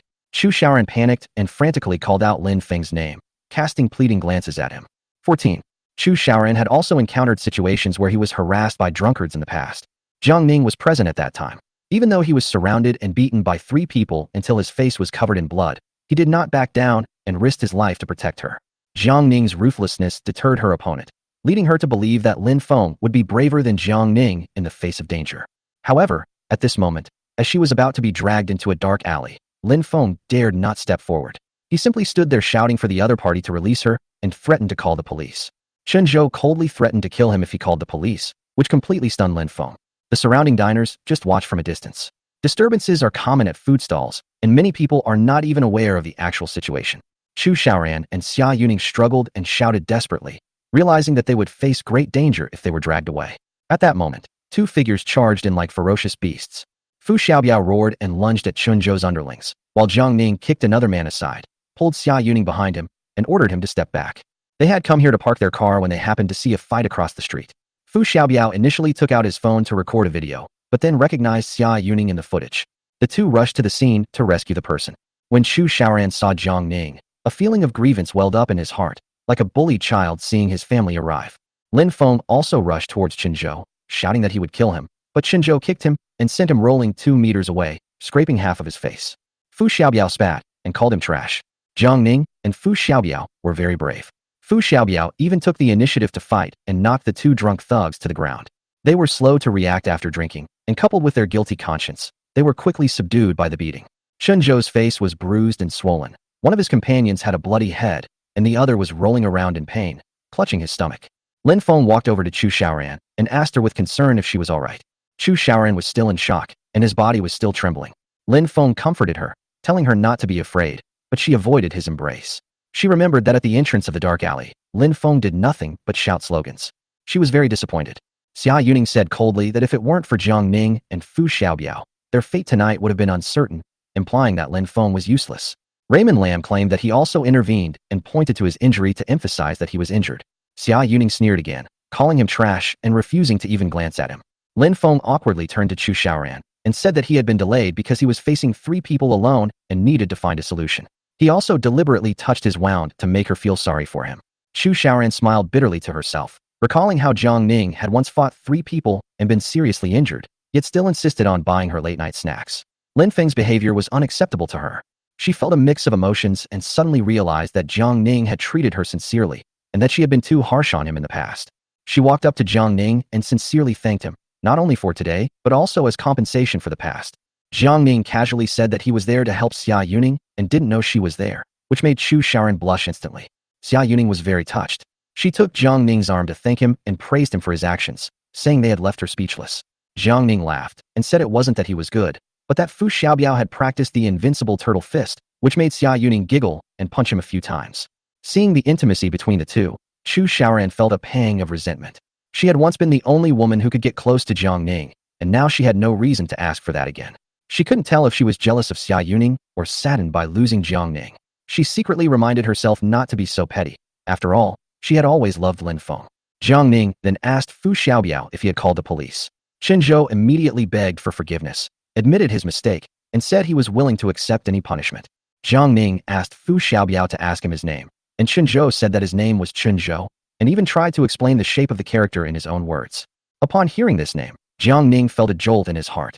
In his previous life, he wished he could kill this person, and used the lamplight to confirm that Chen Zhou's appearance was correct. Chen Zhou was unemployed back then, but because his father Chen Guohao's factory area was demolished, he received 100 million yuan in compensation. From then on, the father and son started an underground casino and pawn shop business. In his previous life, Chen Zhou coveted Jiang Ning's ancestral 9-dragon jade cauldron and tricked Chu Xiaoran into pawning it at a low price to his pawn shop, which nearly drove Jiang Ning crazy. Upon seeing this person again, Jiang Ning's heart was still filled with anger. However, the next moment, he remembered something, and a glint of light flashed in his eyes. This was his first great opportunity since his rebirth. 15. Jiang Ning carefully considered the matter in his mind. Based on his memories from his previous life, Chen Guohao's factory area has not yet been demolished, and relevant documents have not been issued. Over the past decade or so, the government has focused on developing new urban areas, while the old factory area in the old city has been gradually forgotten. Businessmen flocked to invest in the new city, while the old city gradually declined. The factory area was overgrown with weeds, and the land was almost abandoned. Although it has not been abolished, high management fees still need to be paid every month, which makes many landholders suffer greatly. To alleviate their burden, many people began selling their factory land at low prices. They were worried about persistent losses and also afraid of losing money on their own. Jiang Ning clearly remembered that in his previous life, Chen Guohao had mocked himself in front of the media, saying that he had tried desperately to sell land, but no one was interested. But the demolition made him rich overnight. Jiang Ning still vividly remembers that smug look on his face. "What has your dad, Chen Guohao, been busy with lately?" Jiang Ning suddenly asked. Chen Zhou was stunned. He hadn't expected Jiang Ning to bring up his father. Chu Xiaoran was also slightly taken aback. Upon hearing the name Chen Guohao, he immediately recalled the past when his family rented a factory. The Chu family's business was not doing well, so they moved to Chen Guohao's old factory area to reduce rent. She also recalled helping her father pay the rent and talking with Chen Guohao for most of the day. "Are you Uncle Chen's son?" Chu Xiaoran asked in surprise. Chen Zhou was extremely embarrassed, feeling as if he had been stripped naked and stood in front of everyone. He slapped himself twice, scolding himself for being drunk and confused, and hurriedly apologized and begged for forgiveness. "Beautiful lady, don't tell my dad about what happened tonight, or he'll really beat me to death." Chu Xiaoran sighed, not wanting to argue. Jiang Ning suddenly turned to Chen Zhou, his tone becoming casual yet meaningful. "Uncle Chen, are you planning to sell the factory land recently?" Although Chen Zhou was not meticulous in managing the family business, he was still clear about the situation of the family's assets. "Yes, my dad is planning to sell the entire factory area as a package for a flat price of 6 million. Jiang Ning nodded and immediately asked for his father's contact number. Chen Zhou, not understanding why, handed over the number as instructed.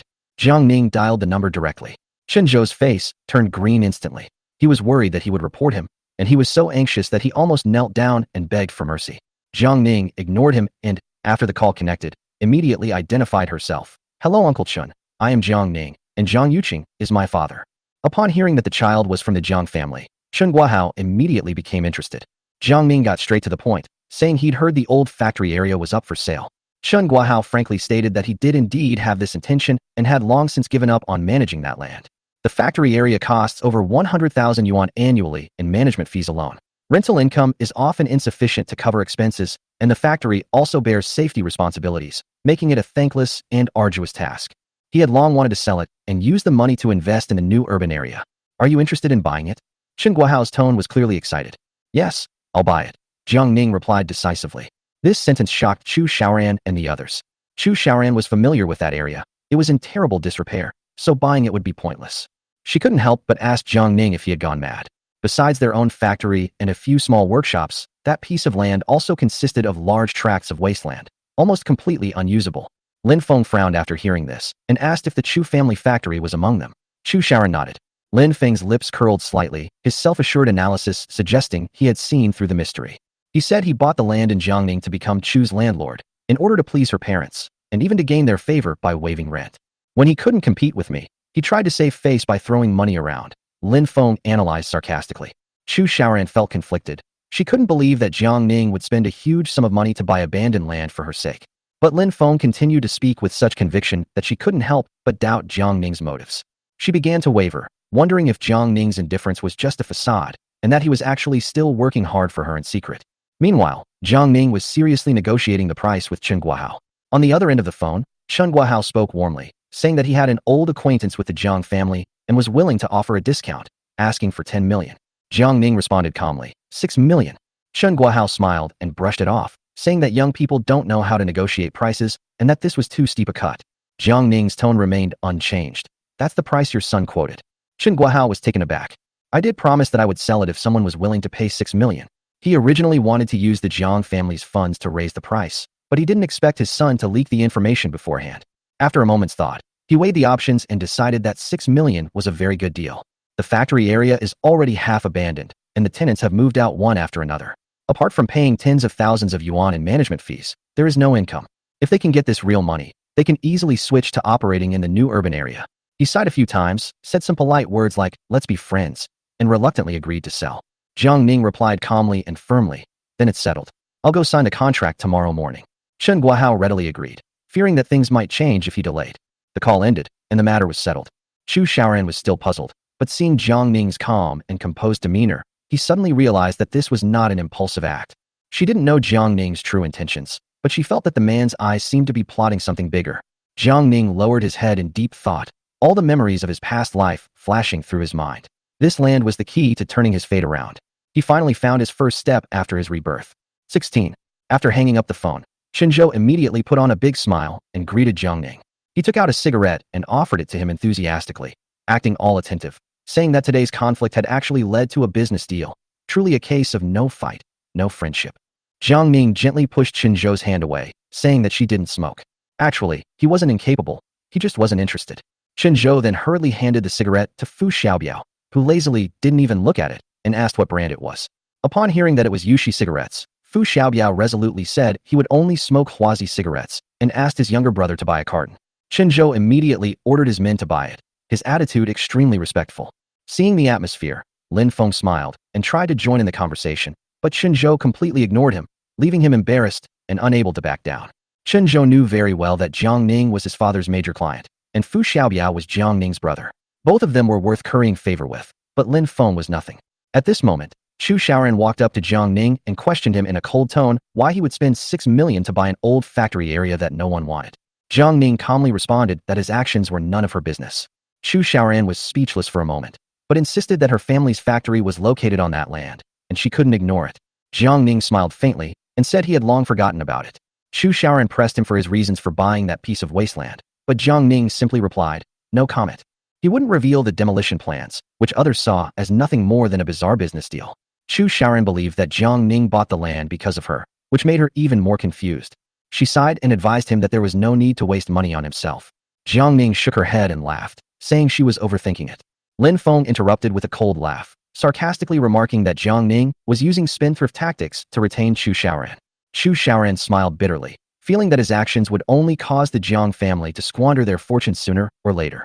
Lin Feng chimed in, saying that Jiang Ning was brainless and would ruin his family sooner or later.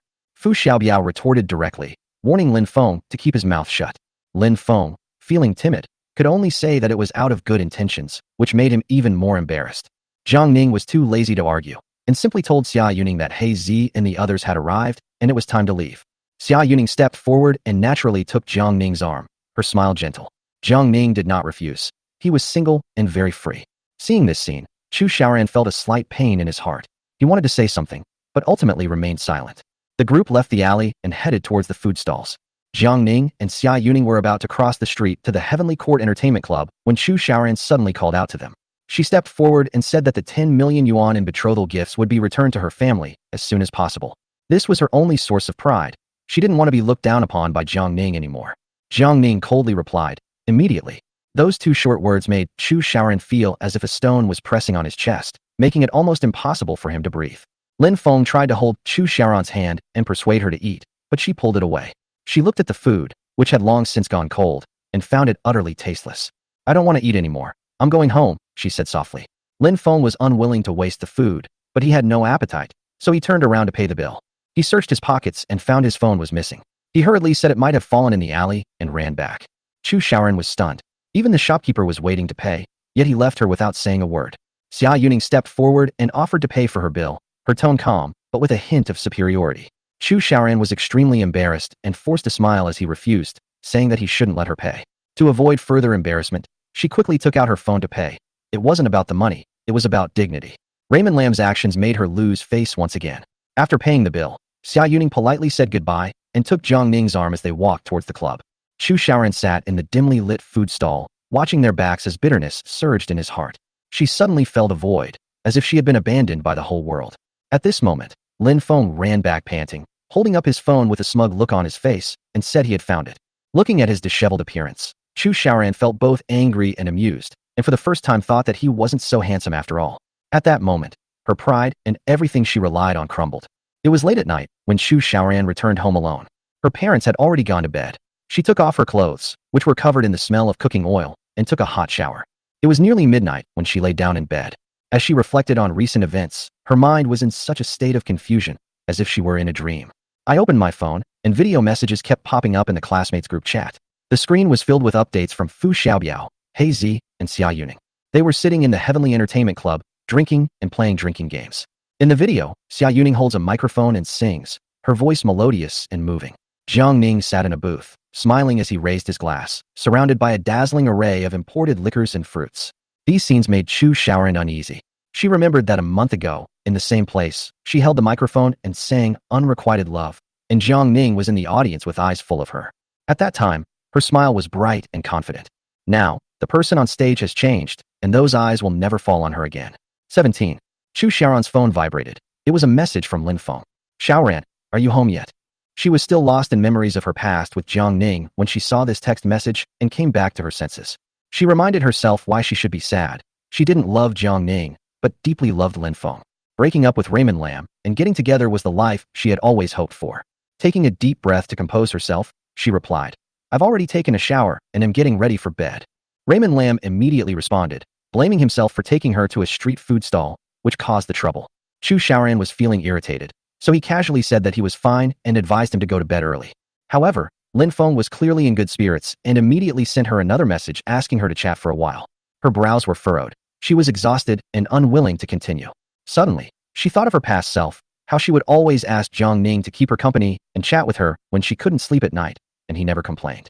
No matter how late it was, I would wait until she was sound asleep before stopping the messages.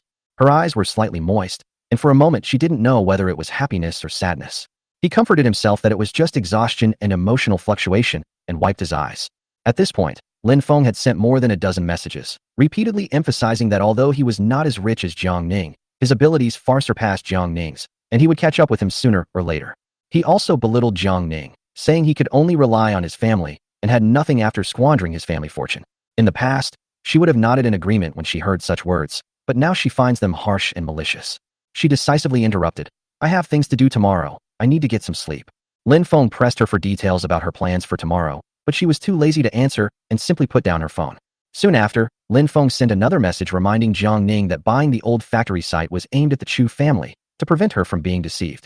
Chu Xiaoran had the urge to turn off the phone, but this was the white moonlight she had secretly loved for many years, and even if she was disappointed, she was willing to listen. She adjusted her mindset and reminded herself that she shouldn't be feeling down lately and needed to cheer up. So he replied, Don't worry, Raymond Lam. Jiang Ning and I are over. No matter how he tries to win me back, I won't change my mind. Lin Feng replied with a satisfied emoji, and Chu Xiaoran sent him a hoarse good night. In the following days, Jiang Ning successfully purchased the land in the old factory area and discussed the next steps with his parents. He remembered that not long after his marriage in his previous life, Haiqing ushered in reforms. This port city, located at the mouth of a major river, enjoys a central position in the country and is a unique transportation hub.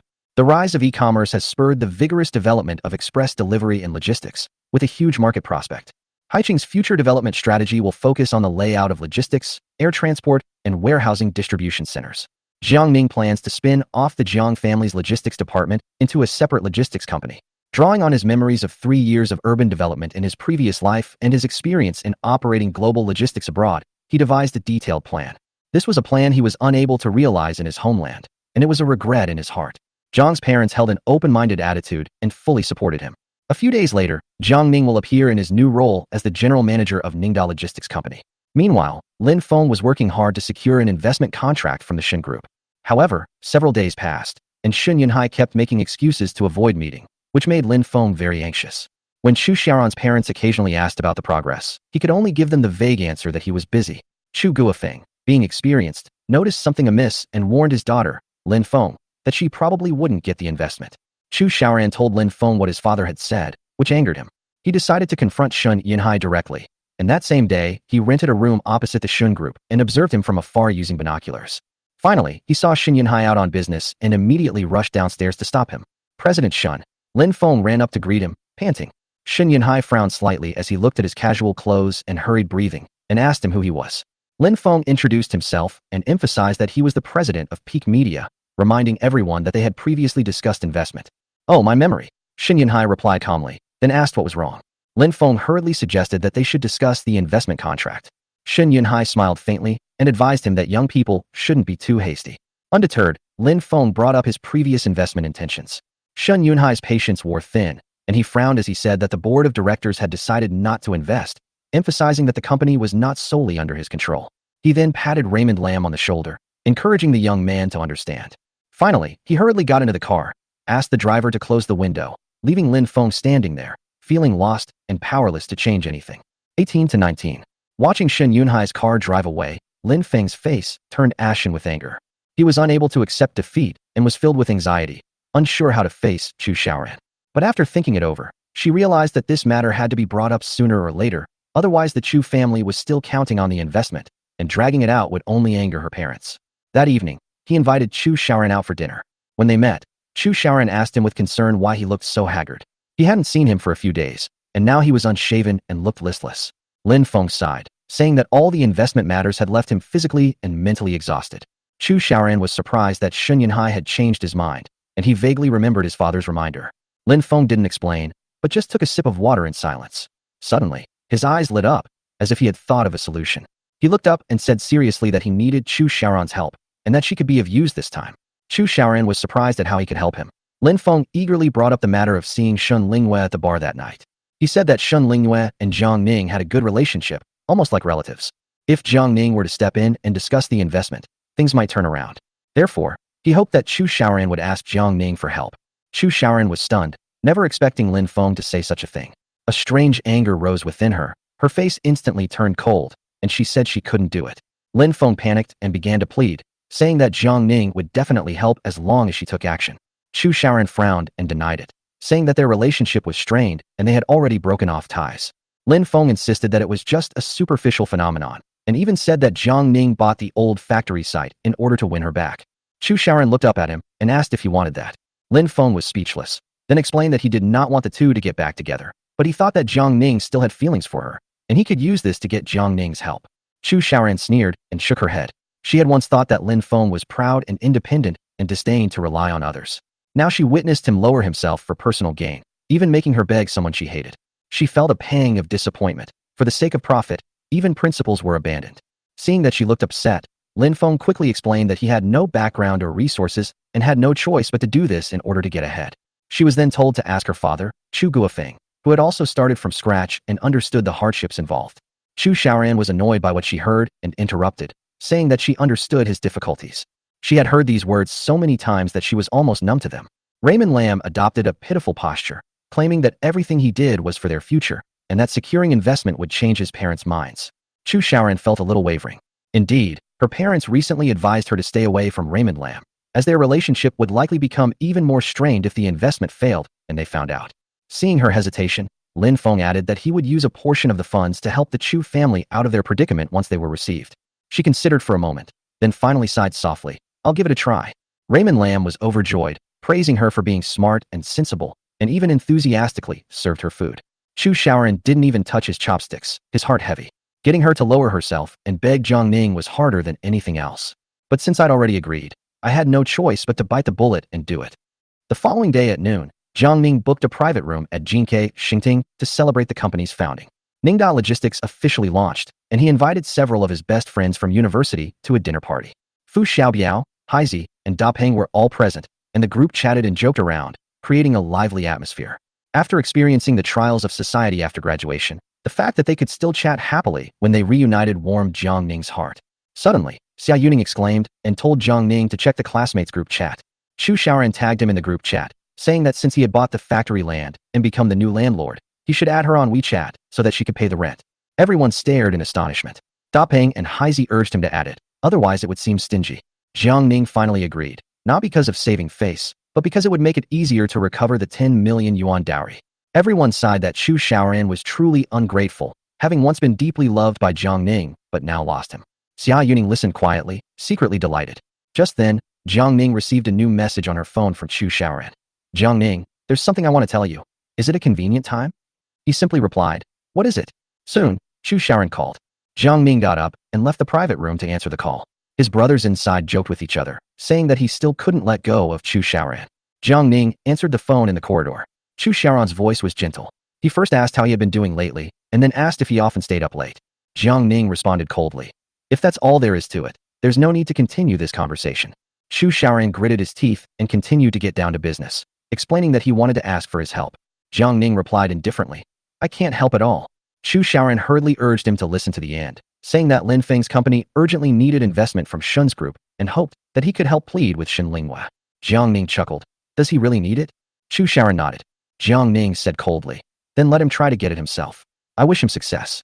He remembered that in his previous life he had helped Lin Feng, which allowed the other party to gradually gain power. In this life, he will not reach out again. He would rather see Lin Feng helpless. Chu Xiaoran continued to plead, hoping that he would help him this time out of consideration for their past relationship. Jiang Ning frowned, completely annoyed, and asked in a cold voice, Chu Xiaoran, do I owe you something? He spoke in a chilling tone, shouting each word clearly, a bitch is shameless. Now let me touch your face. Do you have any shame at all? Chu Xiaoran froze completely on the other end of the phone, a chill running through him. She finally understood that Jiang Ning's indifference was no longer feigned, but a complete and resolute rejection. 20. Chu Xiaoran stood there, stunned. She never expected Jiang Ning to say such cold words to her. In the past, no matter how angry Jiang Ning was, she would never say such a thing to her. She pursed her lips and sighed, her tone tinged with helplessness. Actually, if the Shun family invests in brother Lin Feng, our Chu family can also get some help. She was practically pleading.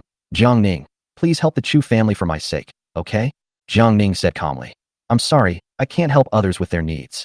Others? Chu Xiaoran was stunned. At that moment, she finally realized that their relationship was completely over. She no longer had the right to ask for his help. Jiang Ning, for the sake of our year together. Jiang Ning interrupted her, his tone turning icy. Shut up. Not slapping you two bitches is already the most I've tolerated. You better not test my limits. If you piss me off, neither you nor your brother Lin Feng will have a good ending. Silence fell on the other end of the phone. After a long while, Chu Xiaoran's voice trembled slightly. Jiang Ning, you've changed. Although I don't love you, I don't want you to become like this.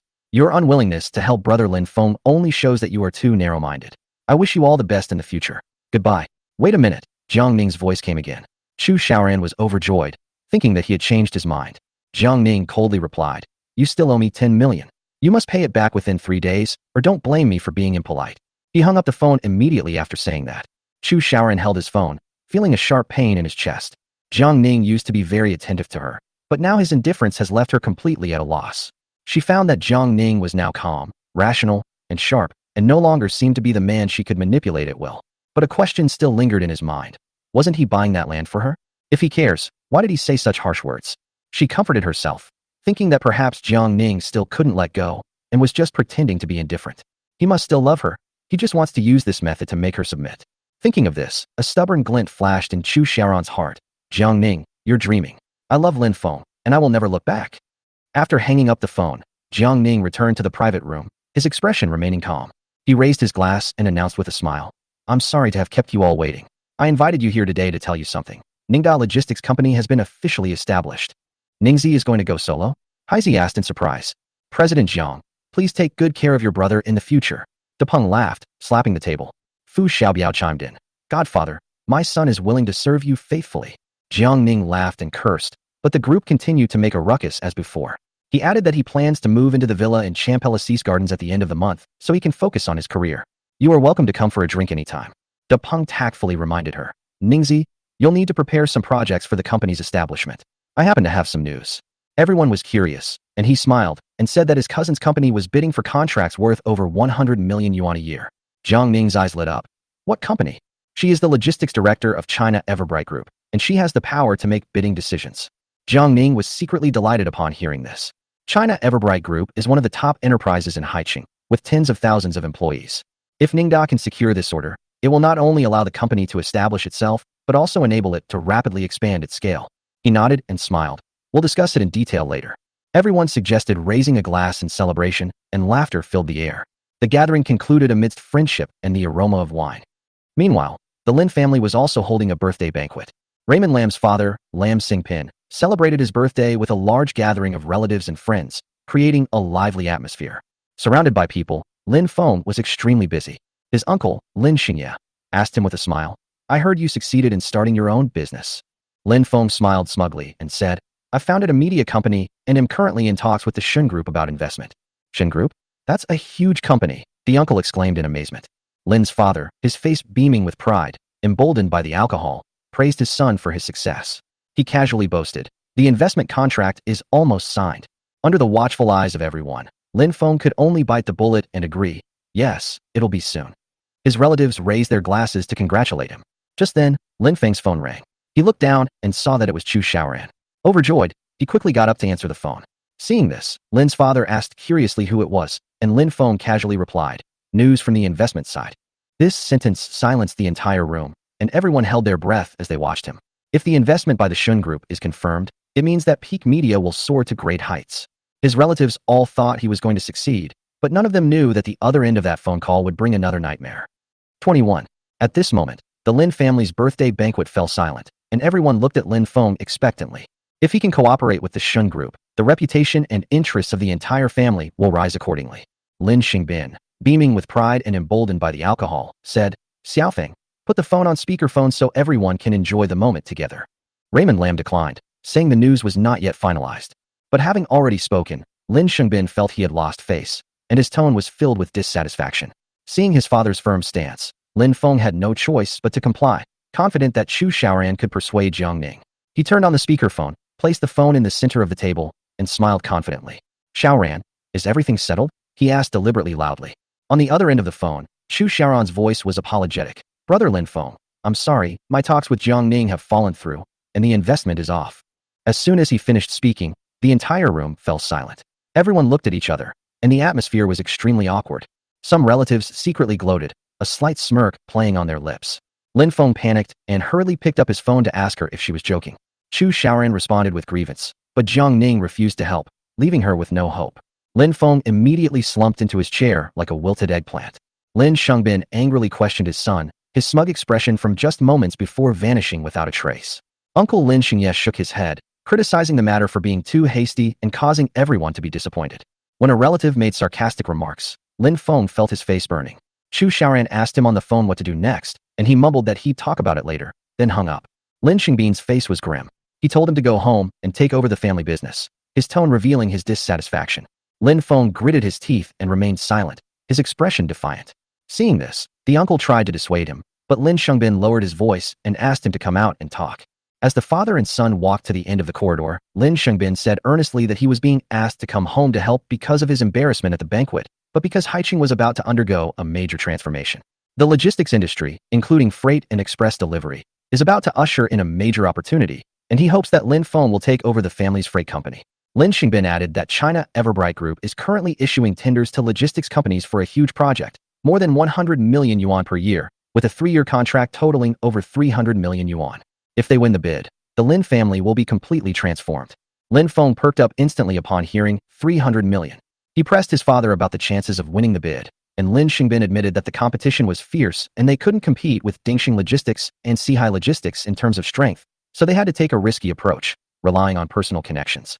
Lin Xingbin revealed that Wei Qingmei, the logistics director of China Everbright Group, was the decision-maker for this tender, and she has a niece named Wei Shui.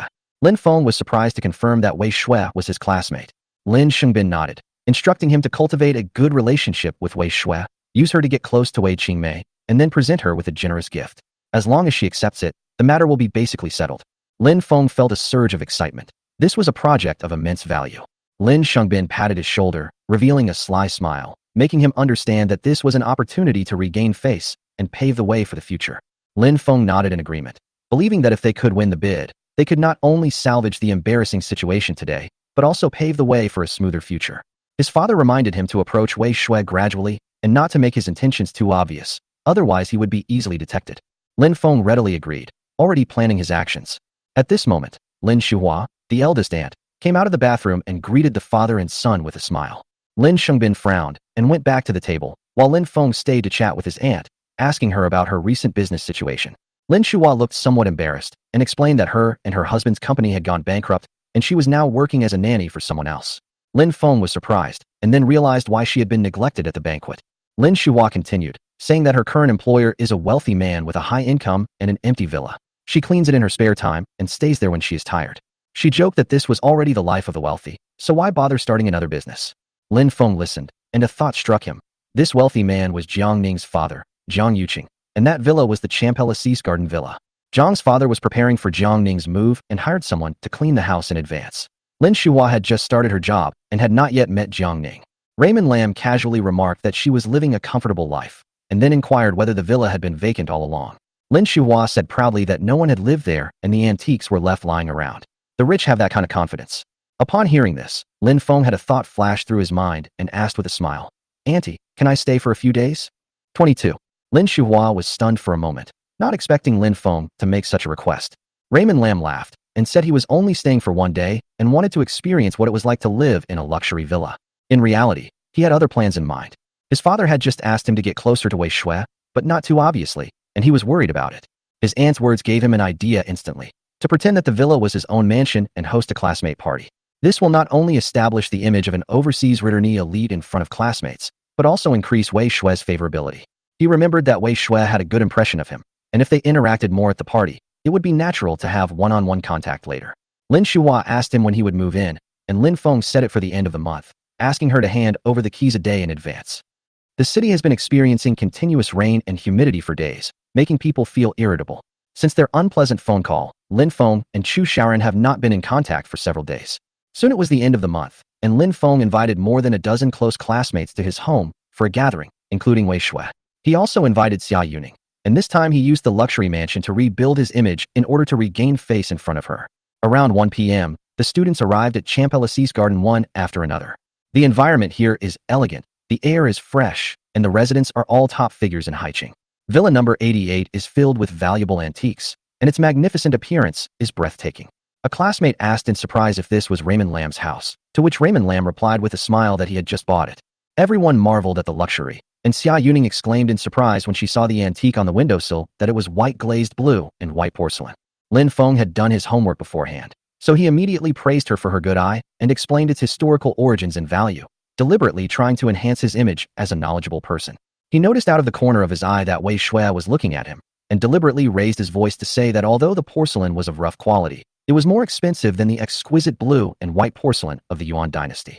Xia Yuning's heart skipped a beat, remembering that Jiang Ning also had similar villas and antiques, and she frowned inwardly.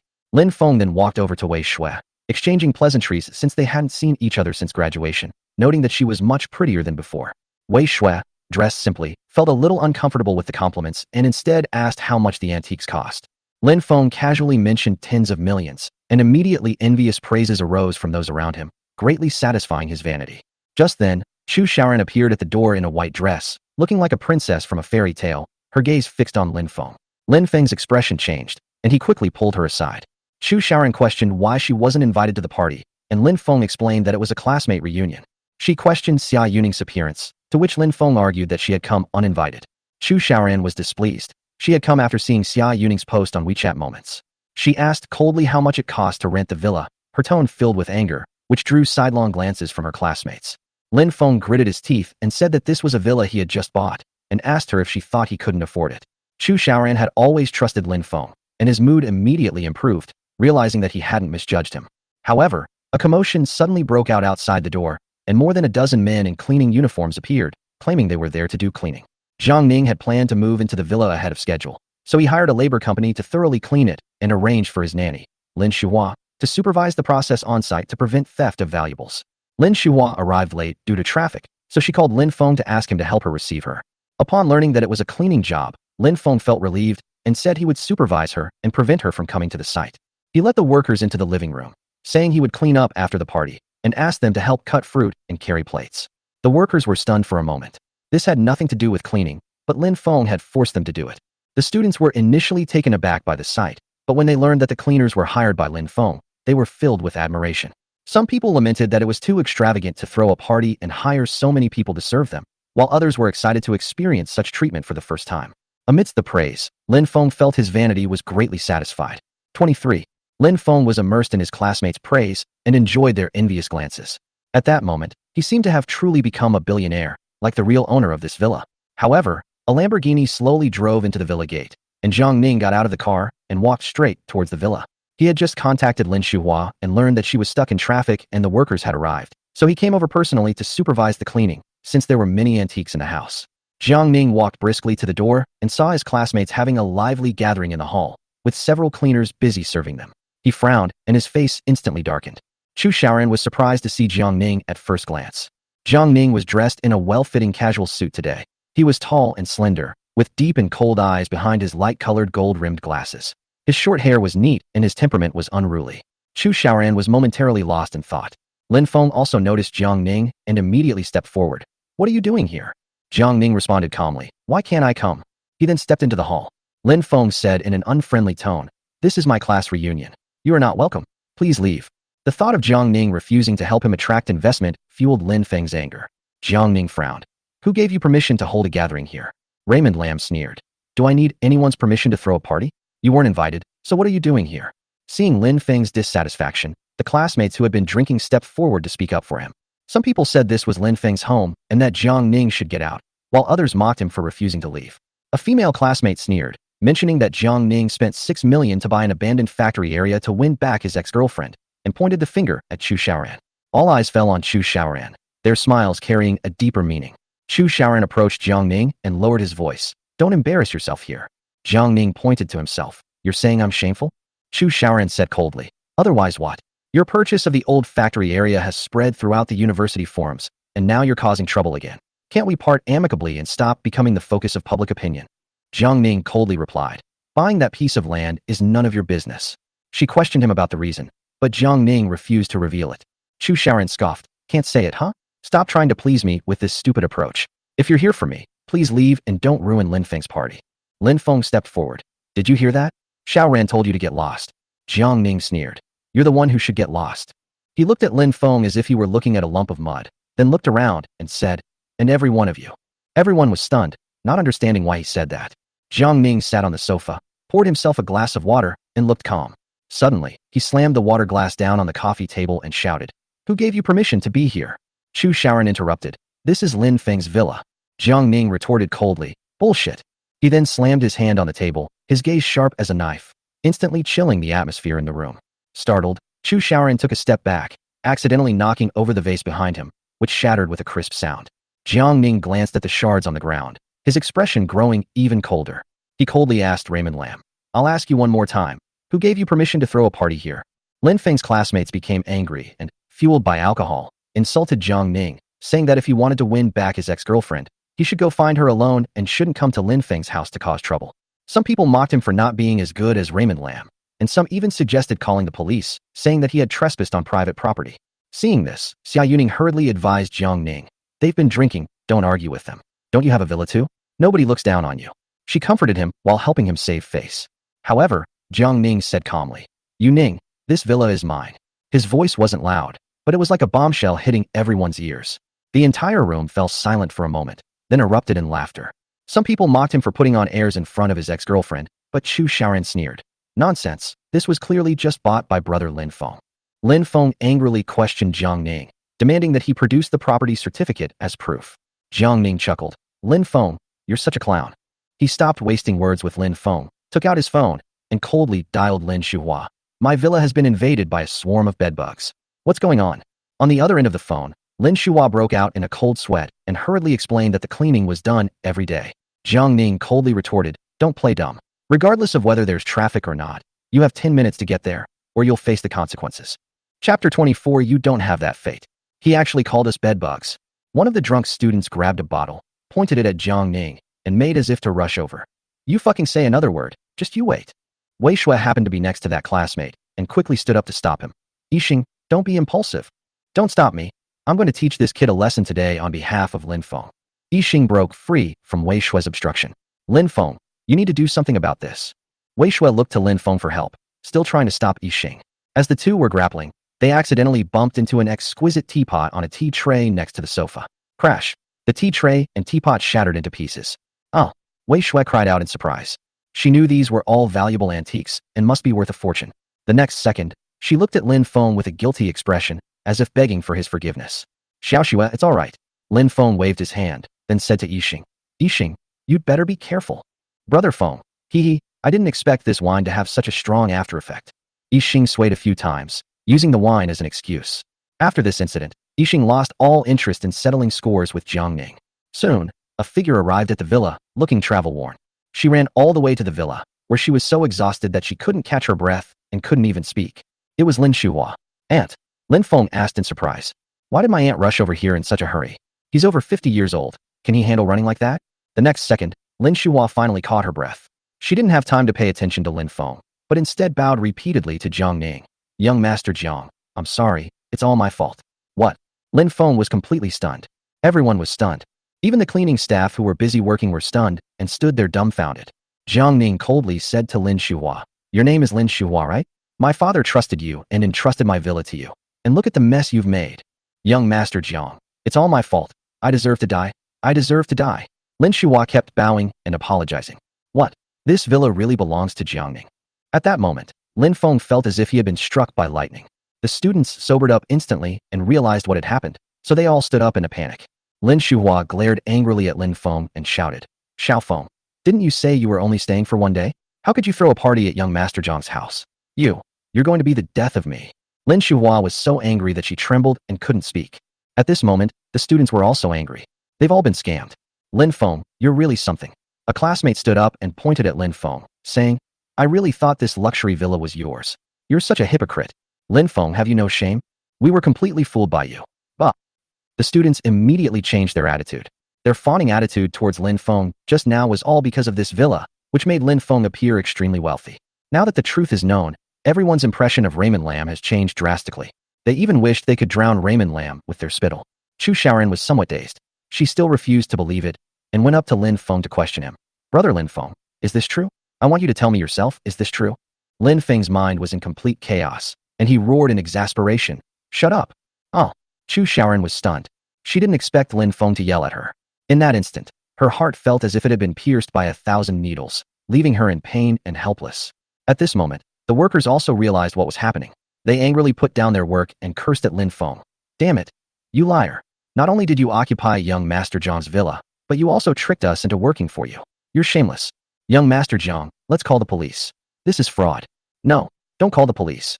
Lin Shuhua knelt down in front of Jiang Ning with a thud. Please, it was my fault. Xiao Feng was ignorant. Please punish me, young Master Jiang. Don't you think it's all pale and powerless to say these things now? Jiang Ning said calmly. Upon hearing this, everyone's hearts sank once again. Lin Feng's classmates quickly distanced themselves from him, feeling ashamed and only able to beg Jiang Ning for forgiveness. Young Master Jiang, we were wrong just now. I apologize to you. Young Master Jiang, we were also deceived. We're sorry for dirtying your villa. Young Master Jiang, your villa is truly luxurious. You like my villa? Jiang Ning asked with a playful smile. I love it. I love it so much, everyone exclaimed. Jiang Ning said with a regretful expression. It's a pity that you've destroyed everything here. Jiang Ning glanced at the crowd indifferently. You'll have to pay for the damaged antiques. Oh. Everyone was stunned. Jiang Ning pointed to the debris on the ground, a vase from the Northern Song Dynasty, and a set of exquisite tea utensils from Jingdezhen, Qing Dynasty. Let me check their current market value. Jiang Ning actually took out his phone and started checking. You wouldn't believe it until you looked it up, and what you found was quite shocking. That tea set was only of average value, around 200,000. However, those Northern Song Dynasty vases have now reached astronomical prices. This vase was acquired by my grandfather when he was still alive. It was related to an unknown general from the Northern Song Dynasty named Tang Yu. He acquired the vase for less than 300,000 yuan, but because someone wrote a biography about Tang Yu in modern times, and it was adapted into a movie, it became famous overnight, and the market price of this vase rose to nearly 20 million yuan. Just like when Stephen Chow made The Scholar and the Moon, the price of Tang Kaizi's authentic works increased several times over. Jiang Ning was overjoyed, never expecting to make a fortune out of nowhere. Then, I felt a bit scared. This thing is worth so much now, yet my father still keeps it in the living room. If he accidentally breaks it one day, it will be a huge loss. Fortunately, someone is willing to pay the bill right now. I just checked. The vase and this tea set together are worth about 20 million on the market. Let's round it up to 20 million. Jiang Ning put his phone on the table. No deception. See for yourself. These words instantly sent chills down everyone's spines. A meal, and 20 million was lost. Everyone rushed forward to take a look, and they were all dumbfounded. Then, he looked at Chu Xiaoran and the other two. Those antiques were broken by Chu Xiaoran, Wei Shui, and Xing. At worst, Lin Feng would pay some to replace them. It has nothing to do with us. Jiang Ning, we have already admitted our mistakes, Chu Xiaoran argued. Does admitting a mistake mean you don't have to pay compensation? Jiang Ning said calmly. If you want to renege on your debts, I don't mind taking you to court. Boom. Chu Xiaoran felt as if he had been struck by lightning. Jiang Ning, how could you treat me like this? Chu Xiaoran said arrogantly. Jiang Ning ignored her and glanced at the villa's living room. Fortunately, apart from the carpet being a little dirty, nothing else had been touched. He turned to Lin Shuhua and said, Lin Shuhua, since you've said it's your fault, you'll be in charge of handling this matter from now on. The compensation must be paid in full. Also, pack up all the valuable antiques and send them to my father. Replace the carpets that are dirty. Your nephew Lin Feng will pay for everything.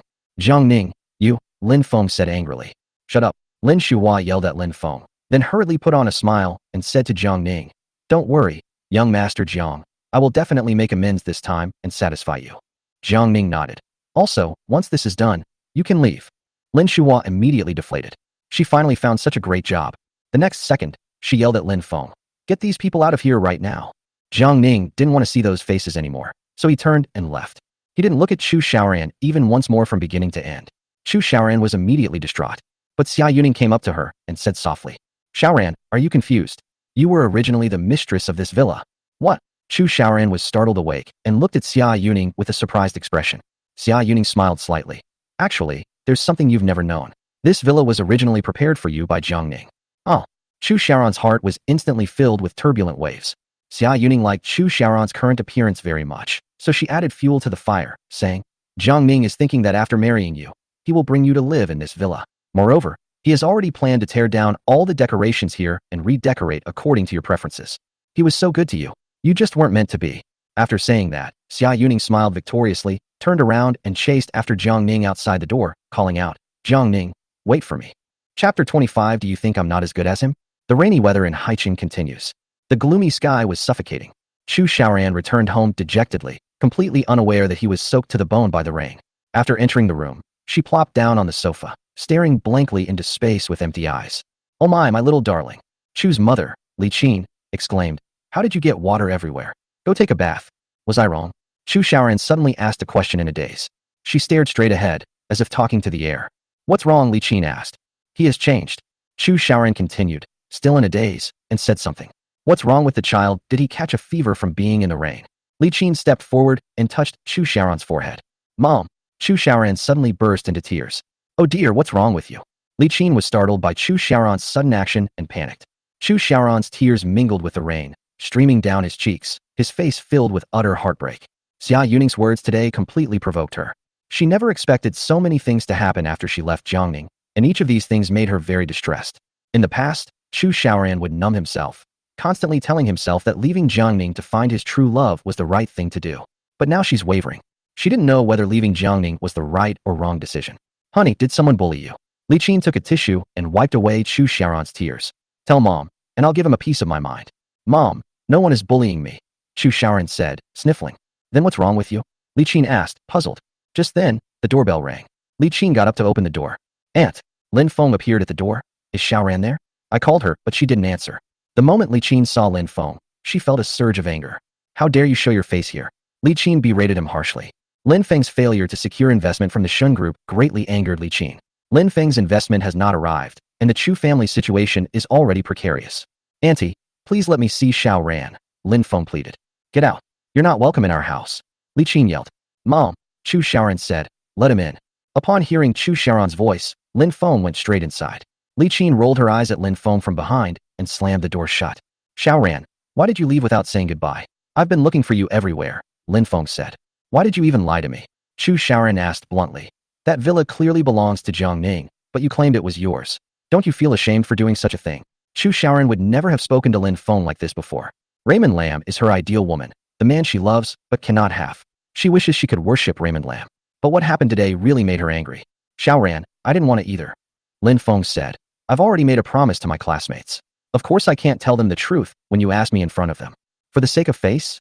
Chu Xiaoran said coldly. Sigh. It's hard to explain in a few words. Lin Feng said. Xiaoran, Jiang Ning's mention of 20 million in compensation was probably just a moment of anger. He doesn't need those two antiques. I was thinking, should I go and apologize to him? Hope he'll be lenient. Chu Xiaoran frowned. Do you think it will work? I couldn't even ask him for help. Xiaoran, I think he has always had feelings for you. As long as you sincerely beg him, you can avoid paying those 20 million, Lin Feng said. Chu Xiaoran felt a surge of annoyance. You still want me to beg him? Lin Feng pursed his lips. Yes, that's right. Chu Xiaoran was utterly speechless, a surge of anger rising within him. If the person in front of her wasn't Lin Feng, she would definitely be giving him a thorough dressing down right now. At this moment, Li Qin, who was standing to the side, noticed something amiss. What 20 million? What are you guys up to? Didn't you tell Auntie? Lin Feng frowned and recounted what had happened. What? Li Qin's body trembled, as if she had been struck by lightning. She glared at Chu Xiaoran and roared. Chu Xiaoran, what's wrong with you? You've only been gone for a short while, and you've already spent 20 million. Auntie, the 20 million isn't entirely Xiaoran's fault. One of my classmates also broke things. Lin Feng said. Upon hearing this, Chu Xiaoran could no longer contain his anger. It's as if they're the ones who are responsible. She looked coldly at Lin Feng. So you're saying either I have to beg Jiang Ning, or I'll pay for it, right? Xiaoran, isn't this what I'm talking to you about? Lin Feng said. You threw a party at Jiang Ning's villa without his permission. Don't you bear any responsibility? Chu Xiaoran asked. If you hadn't been throwing the party there, would I have gone? Would I have broken the vase? Xiaoran, don't get agitated. Of course, I also bear some responsibility. Seeing that Chu Xiaoran was angry, Lin Feng hurriedly explained, we should calmly consider how to handle this matter now. Calm down, my ass. Li Qin, standing to the side, was furious. Lin Feng, you're a jinx. Ever since Xiaoran started dating you, he hasn't had a single good day. The thought of her family's company not being able to pay its employees' salaries this month, and her daughter inexplicably incurring a 10 million yuan compensation claim, made her feel like the sky was falling. Oh dear, how am I supposed to live like this? I don't want to live anymore. Li Qin plopped down on the ground and started howling. All right, Chu Xiaoran felt like his head was about to explode. Since leaving Jiang Ning, her life has gotten worse day by day, and she has been very irritable and anxious every day. She's had enough, and she's tired. She really wanted to find a secluded place and have a good cry. Xiaoran, do you now think I'm inferior to Jiang Ning? Lin Feng asked. Chu Xiaoran suddenly wanted to laugh. Why would he ask such a question at this time? Seeing that Chu Xiaoran remained silent, Lin Feng continued. I know that the villa matter today has tempted you. If it weren't for me, you would be the mistress of that villa now. It's all my fault. I've ruined you. Lin Feng spoke with a pitiful expression and a sincere look on his face. It's not your fault. It was my own choice, Chu Xiaoran said calmly. Yes, she was the one who was desperate to be with Raymond Lam back then. She chose this path herself. Although I don't know if this path is right or wrong, at least I'm with my true love, isn't that right? But now, she feels as if she has lost the ability to love. When facing Lin Feng, the passion he had before was gone. Sometimes, even seeing Raymond Lam can cause me a strange sense of irritation. Chapter 26, I will slay all sides for you. Lin Feng, you know you've harmed Xiaoran, so why don't you leave him? Li Qin said angrily, her lips curling into a sneer. If I were you, I'd just find a corner and let myself die. Li Qin's words showed Lin Feng absolutely no respect. This made Lin Feng feel ashamed in front of Chu Xiaoran. He frowned and explained, Auntie, Xiaoran, I originally wanted to keep this a secret until it was done, but I don't want you to misunderstand me. Lin Feng is very proud. She can't stand being looked down upon by the Chu family, and she can't stand Chu Xiaoran's indifference. Let me be honest, I threw a party in this villa not for the sake of face, but for a big project. Lin Feng deliberately raised his voice and said, a project worth more than 300 million. Chu Xiaoran looked up at Lin Feng and exclaimed in surprise, a project worth over 300 million. Yes. Lin Feng couldn't help but feel a little proud when he saw that Chu Xiaoran was interested. Guangdao Group is currently bidding for a project with a budget of over 300 million yuan, and our family has submitted a bid. Among the people I invited, there was a female classmate named Wei Shui, who is the niece of the person in charge of this bidding project. I used that villa to package myself and throw parties, mainly to build a relationship with her. Chu Xiaoran frowned. You can package yourself, but you can't occupy someone else's villa and claim it as your own. Besides, can a villa really get things done for you? However, now that things have already happened, Chu Xiaoran knows that there's no point in dwelling on it any longer. She sighed heavily and remained silent. Li Qin, however, was more concerned about the project and went straight to the point, asking, how confident is your family in securing this project? As long as we follow Wei Shui's lead and get in touch with Wei Qingmei, we'll most likely be able to close this deal, Lin Feng said confidently. He can only say the positive things now, so that what he's doing seems more meaningful. Huh, You make doing projects sound as easy as drinking water. You're too naive. Li Qin was still unconvinced and said with displeasure, even if you sign a project worth hundreds of millions, it won't save our Chu family. We urgently need money right now. Can you come up with it? Lin Feng was speechless, unsure how to respond, and felt extremely awkward for a moment. Seeing that Lin Feng remained silent, Li Qin snorted coldly. Lin Feng, I'm not trying to criticize you, but if you want to marry our Xiao Ran, you need to show some sincerity. Look at Jiang Ning. He transferred 10 million yuan to our account just for the betrothal gifts. Jiang Ning recently bought land in the old factory area and is handing it over to Chen Guahao. He's practically our new landlord. Li Qin glared at Lin Feng. And look at you. Mentioning Jiang Ning, Lin Feng instantly felt jealous and retorted, Auntie, I'm different from him. He keeps squandering the Jiang family's wealth, while I'm working hard to build my career. With the balance shifting, I'll definitely surpass him in a few years. All right, stop making empty promises. Knowing that further arguing would be pointless, Li Qin said coldly, let's settle the 20 million compensation issue first. Lin Feng thought for a moment and said to Chu Xiaoran, how about this, Xiaoran? I'll find some time to call Wei Shui and Yi Xing together and have them talk to Jiang Ning. Even if we have to apologize to him, that's fine. Let's try to get him to waive the compensation. We have no choice but to give it a try, Chu Xiaoran sighed. Seeing that the atmosphere had eased somewhat, Lin Feng quickly seized the opportunity and said, Xiaoran, let's go out for a meal. Never mind. I'm a little tired and want to rest for a bit, Chu Xiaoran said listlessly. Helpless, Lin Feng had no choice but to say goodbye to the Chu family mother and daughter and leave dejectedly. The rainy weather in Haicheng continued, and the air was filled with a damp atmosphere. Inside a charming coffee shop on the street, Shen Lingyue wore a floral long dress. Her hair draped over her shoulders, and sunglasses served as hair clips, perched above her forehead, exuding a fashionable and sweet aura. Sister Lingyue, what do you want to talk to me about? Across from Shen Lingyue, Jiang Ning asked casually. Can I ask you out if there's nothing wrong? Shen Lingyue said coquettishly. Previously, Jiang Ning had Chu Xiaoran, so she didn't want to bother him. Jiang Ning is now single. She can act without restraint now. Yes. Of course I can. Jiang Ning laughed. Sister Lingyue can ask me anytime. I'll be there whenever you call. Haha.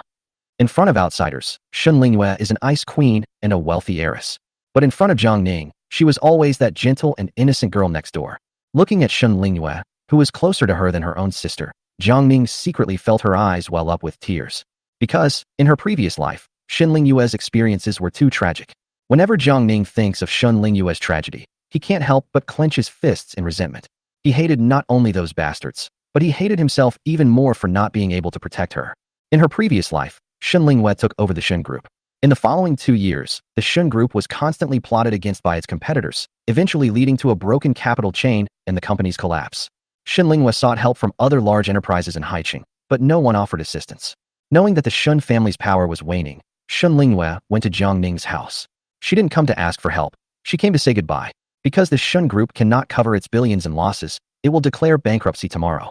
She didn't know what the future held. Perhaps seeing Jiang Ning one last time would be her final farewell.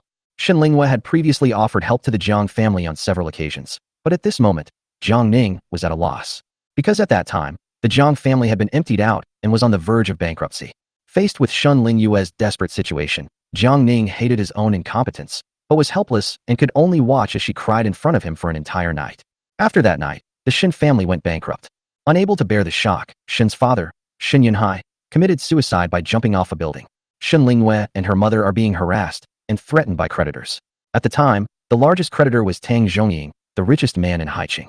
Tang Zhongying's son, Tang Yuchen, gathered a group of thugs, found Shen Lingyue and her daughter, imprisoned them, and subjected them to various forms of beatings and torture. Meanwhile, without Shen Lingyue's support, the Jiang family quickly went bankrupt. Just as Shen Lingyue was about to end her life, unable to bear the humiliation any longer, she learned of Jiang Ning's predicament. She was heartbroken and planned to help Jiang Ning one last time before she died. She set aside her pride, gained Tang Yuchen's trust, stole money from him, and redeemed Jiang Ning's ancestral treasure. This was the only gift she could give Jiang Ning. Afterwards, Jiang Ning fled overseas, intending to make money and then come back to bring Shen Lingyue abroad. However, not long after, he received devastating news. Shen Lingyue had committed suicide. From then on, Jiang Ning changed his nature, becoming ruthless and vicious, eventually becoming a powerful warlord. Whenever Jiang Ning recalls these events, his heart aches as if pierced by 1,000 needles. Now that he has been given a second chance at life, he vowed never to let the tragedy repeat itself. In this life, he will fight tooth and nail for Shen Lingyue. Xiaoning, I heard from Uncle Jiang that you spun off the Jiang family's logistics department and established Ningda Logistics Company. Is that right? Shen Lingyue's words interrupted Jiang Ning's thoughts. Yes, Jiang Ning replied. I want to make something of myself. Uft. Shen Lingyue chuckled indulgently. You're supposed to be focused on your career, but you eat like a child. Shen Lingyue picked up a tissue, leaned close to Jiang Ning, and gently wiped the crumbs from the corner of his mouth. Jiang Ning felt a warmth in her heart, and tears almost fell. Chapter 27. Jiang Ning, I want to talk to you. Sister Lingyue, I will definitely achieve great things within 3 years, Jiang Ning said through gritted teeth. In his previous life, during the 3 years of his marriage to Chu Xiaoran, he was too incompetent and could not help Shen Lingyue in any way when she was most helpless. In this life, he must rise to power quickly. Seeing Jiang Ning's ambitious expression, Shen Lingyue's eyes were full of admiration. Xiao Ning, it's good to have ideals, but 3 years is a short time. Don't set your expectations too high, Shen Lingyue said. It will be very tiring. For me, that's plenty of time, Jiang Ning said with a confident smile. He has a habit of keeping a diary, and he remembers all the major events that have happened. In his previous life, he spent 3 years in China, which coincided with an economic turning point, during which he witnessed many changes, rises and falls, and opportunities. Considering the future situation, Jiang Ning has come up with a grand plan. He aims to rebuild the world's factory, integrating online and offline channels, extending capital across all industries, encompassing all his businesses, and leveraging film and television media to create a magnificent business empire. His first goal was to become the richest man in Haiqing, with assets exceeding 100 billion yuan. Because only by being stronger than all opponents can you crush them one by one. With Jiang Ning's current methods and abilities, coupled with his precognitive abilities gained from his rebirth, this is not difficult at all. After hearing about the grand blueprint for Jiang Ning's construction, Shen Lingyue gave a thumbs up. Xiao Ning, that's quite an ambitious idea, but I believe you can do it. Thank you, Sister Lingyue. Jiang Ning grinned. After parting ways with Shen Lingyue, Jiang Ning returned home and suddenly remembered something. It seems that the Chu family's 10 million yuan dowry has yet to be returned. The deadline he gave us has now passed. Did you think you could just delay paying me back? How naive. Jiang Ning smirked and called his secretary, Xiaobai. Xiaobai, how much stock does the Chu family have in my Ningda logistics warehouse? Jiang Ning asked. And what is its value? Xiaobai typed rapidly on the keyboard and replied. President Jiang, according to market prices, the Chu family's goods in our warehouse are worth over 28 million. This is the Chu family's largest inventory, and their most valuable items are all here. Seize them all, Jiang Ning said. In the past, in order to please Chu Xiaoran, he had the Jiang family's logistics department provide free transportation services for the Chu family, and the Chu family also used the warehouse for free. Therefore, the Chu family was very greedy and put a large amount of goods in the Jiang family's warehouse. Anyway, it doesn't cost any money. After the two broke up, the Chu family hadn't had time to take away their portion of the goods. However, Jiang Ning will not give them the chance to take it away. The Jiang family also deals in medical devices, so even if they sell this batch of goods at cost price, it would still be worth more than 20 million. You're not going to return the bride price? Then use this batch of goods as payment. Let's see who loses more. At this moment, Secretary Xiaobai mentioned something else on the phone. President Jiang, Ningda Logistics has become independent, and right now Guangda is going to put out a tender. Although we are still relatively new, do you think we should give it a try? Of course, Jiang Ning said. Wait for my news on this matter. After saying that, he hung up the phone. Ningda Logistics is the first step in building Jiang Ning's commercial empire. Haiqing will vigorously develop its logistics industry in the future. All logistics companies that make it into the top 10 in Haiqing logistics will receive strong support when the new policy is issued. With this kind of wind, even pigs can fly. If I remember correctly, the policy will be released in a little over 4 months. Therefore, Jiang Ning needs to bring Ningda Logistics into the top 10 in Haiqing within 4 months. This may sound absurd, but he is Jiang Ning. He created too many miracles in his previous life. This little thing is trivial to him. The next day, Jiang Ning invited his good friend Zhao Dapeng, whom he had known for 4 years in college, to come over for tea. Zhao Dapeng once said that the person in charge of this bidding process at China Everbright Group was his distant cousin, Wei Qingmei. Through his conversation with Zhao Dapeng, Jiang Ning learned that Wei Qingmei was a career-driven, strong woman who was aloof and unapproachable. Dapeng has the influence to help with introductions. That's already the limit. Therefore, it seems that we will have to rely entirely on ourselves for this bidding process. Jiang Ning looked up at the gloomy sky, his eyes deep and thoughtful. It was as if the sky over Haicheng had been punctured. It rained for a whole week, and the air was filled with a damp, rotten smell. Suddenly, his eyes lit up, as if he had remembered something. Yes. Jiang Ning slapped his thigh, his face beaming with joy. He remembered that during this period in his previous life, a tragedy had occurred in Haicheng. Due to several days of rain, the river level rose, and a passenger ship full of students on a field trip struck a reef near an island in the middle of the river and sank. None of the 42 students on board survived. Only the captain and 1 lifeguard survived. This incident caused a sensation throughout Haicheng at the time. Jiang Ning recalled that the parents of the 42 students jointly filed a lawsuit against the school for poor organization and the ferry company for negligence in management, which led to the tragedy. The representative of the parents was Wei Qingmei. In the news footage, she appeared multiple times, tearfully making accusations, looking utterly heartbroken and despondent. It was clear that she was devastated by this incident. Combining what Dapeng just said, Wei Qingmei has a son who is currently in high school. It was obvious that his son was on that boat. With this in mind, Jiang Ning already had a plan. He hurriedly flipped through his phone's calendar, recalling the date of the incident in his previous life. Upon closer inspection, he was shocked. It seems the accident occurred only one day ago. The tragedy will happen the day after tomorrow at noon. Jiang Ning frowned, his mind racing as he began to formulate a plan. Just as he was pondering this, the phone rang. It was Chu Xiaoran. Jiang Ning frowned and answered the phone. "Hey, Jiang Ning, do you have time? I'd like to meet with you and have a chat," Chu Xiaoran said gently. Now, she no longer has the arrogance she once had in front of Jiang Ning. She speaks softly and gently. "I'm very busy." Jiang Ning said something indifferently and was about to hang up the phone. "It's about compensation," Chu Xiaoran said hurriedly. "We, the parties involved, have already reached a conclusion and plan to meet with you to finalize this matter." Jiang Ning didn't want to see them. After all, as long as he lost money, who had time to chat with them? However, earlier today, Dapeng provided him with a message. Wei Qingmei, the person in charge of the Everbright project, has a close niece named Wei Shui. Coincidentally, he was one of the parties involved in this incident. Therefore, Jiang Ning can take this opportunity to meet Wei Shui. "Okay," Jiang Ning said calmly. After a while, at a street-side coffee shop, Chu Xiaoran and the others were already waiting there. It was obvious that Chu Xiaoran had dressed up specially for today. She wore the dress Jiang Ning bought for her. Jiang Ning had specially brought it back from abroad for her birthday this year. However, Chu Xiaoran had never worn it before. Today must be the first time. Chu Xiaoran was already beautiful, and with the addition of a gorgeous long dress, she looked like a beautiful princess, attracting the attention of everyone around her. Jiang Ning, on the other hand, was dressed rather casually. A loose-fitting shirt, distressed cropped jeans, and white flat shoes. It gives people a sense of sophisticated relaxation. The shirt, in particular, is pure white, which, combined with Jiang Ning's youthful and energetic face, gives one the feeling of facing their first love. Chu Xiaoran's heart was stirred the last time he saw Jiang Ning at the villa. "I was once again amazed by Jiang Ning today. I never expected this guy to be such a natural clothes hanger. He looks good in everything. When will you transfer the money to my account?" Jiang Ning asked directly, not wanting to waste words. "Jiang Ning, I brought them here to talk to you about compensation. We were wrong that day," Lin Feng spoke first. "Don't include them in your sentences." Jiang Ning glanced coldly at Lin Feng. "It's clearly your problem alone." Chapter 28. You're taking our lives. Lin Feng gritted his teeth, holding his breath in his chest. He used to be a victor, high above everyone else. But today is different. He is in the wrong and has no choice but to back down. "I'll put up with it for the money," Lin Feng thought resentfully, but then looked up and smiled.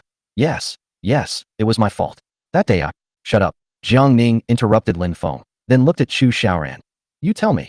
Jiang Ning, who had just been looking relaxed and carefree, suddenly turned cold and stern, making Chu Xiaoran and the others tense up. "Jiang Ning." Chu Xiaoran took a deep breath and said, "We realize our mistake. We shouldn't have had a party at your villa, and we shouldn't have broken things. It's all our fault. We sincerely apologize to you.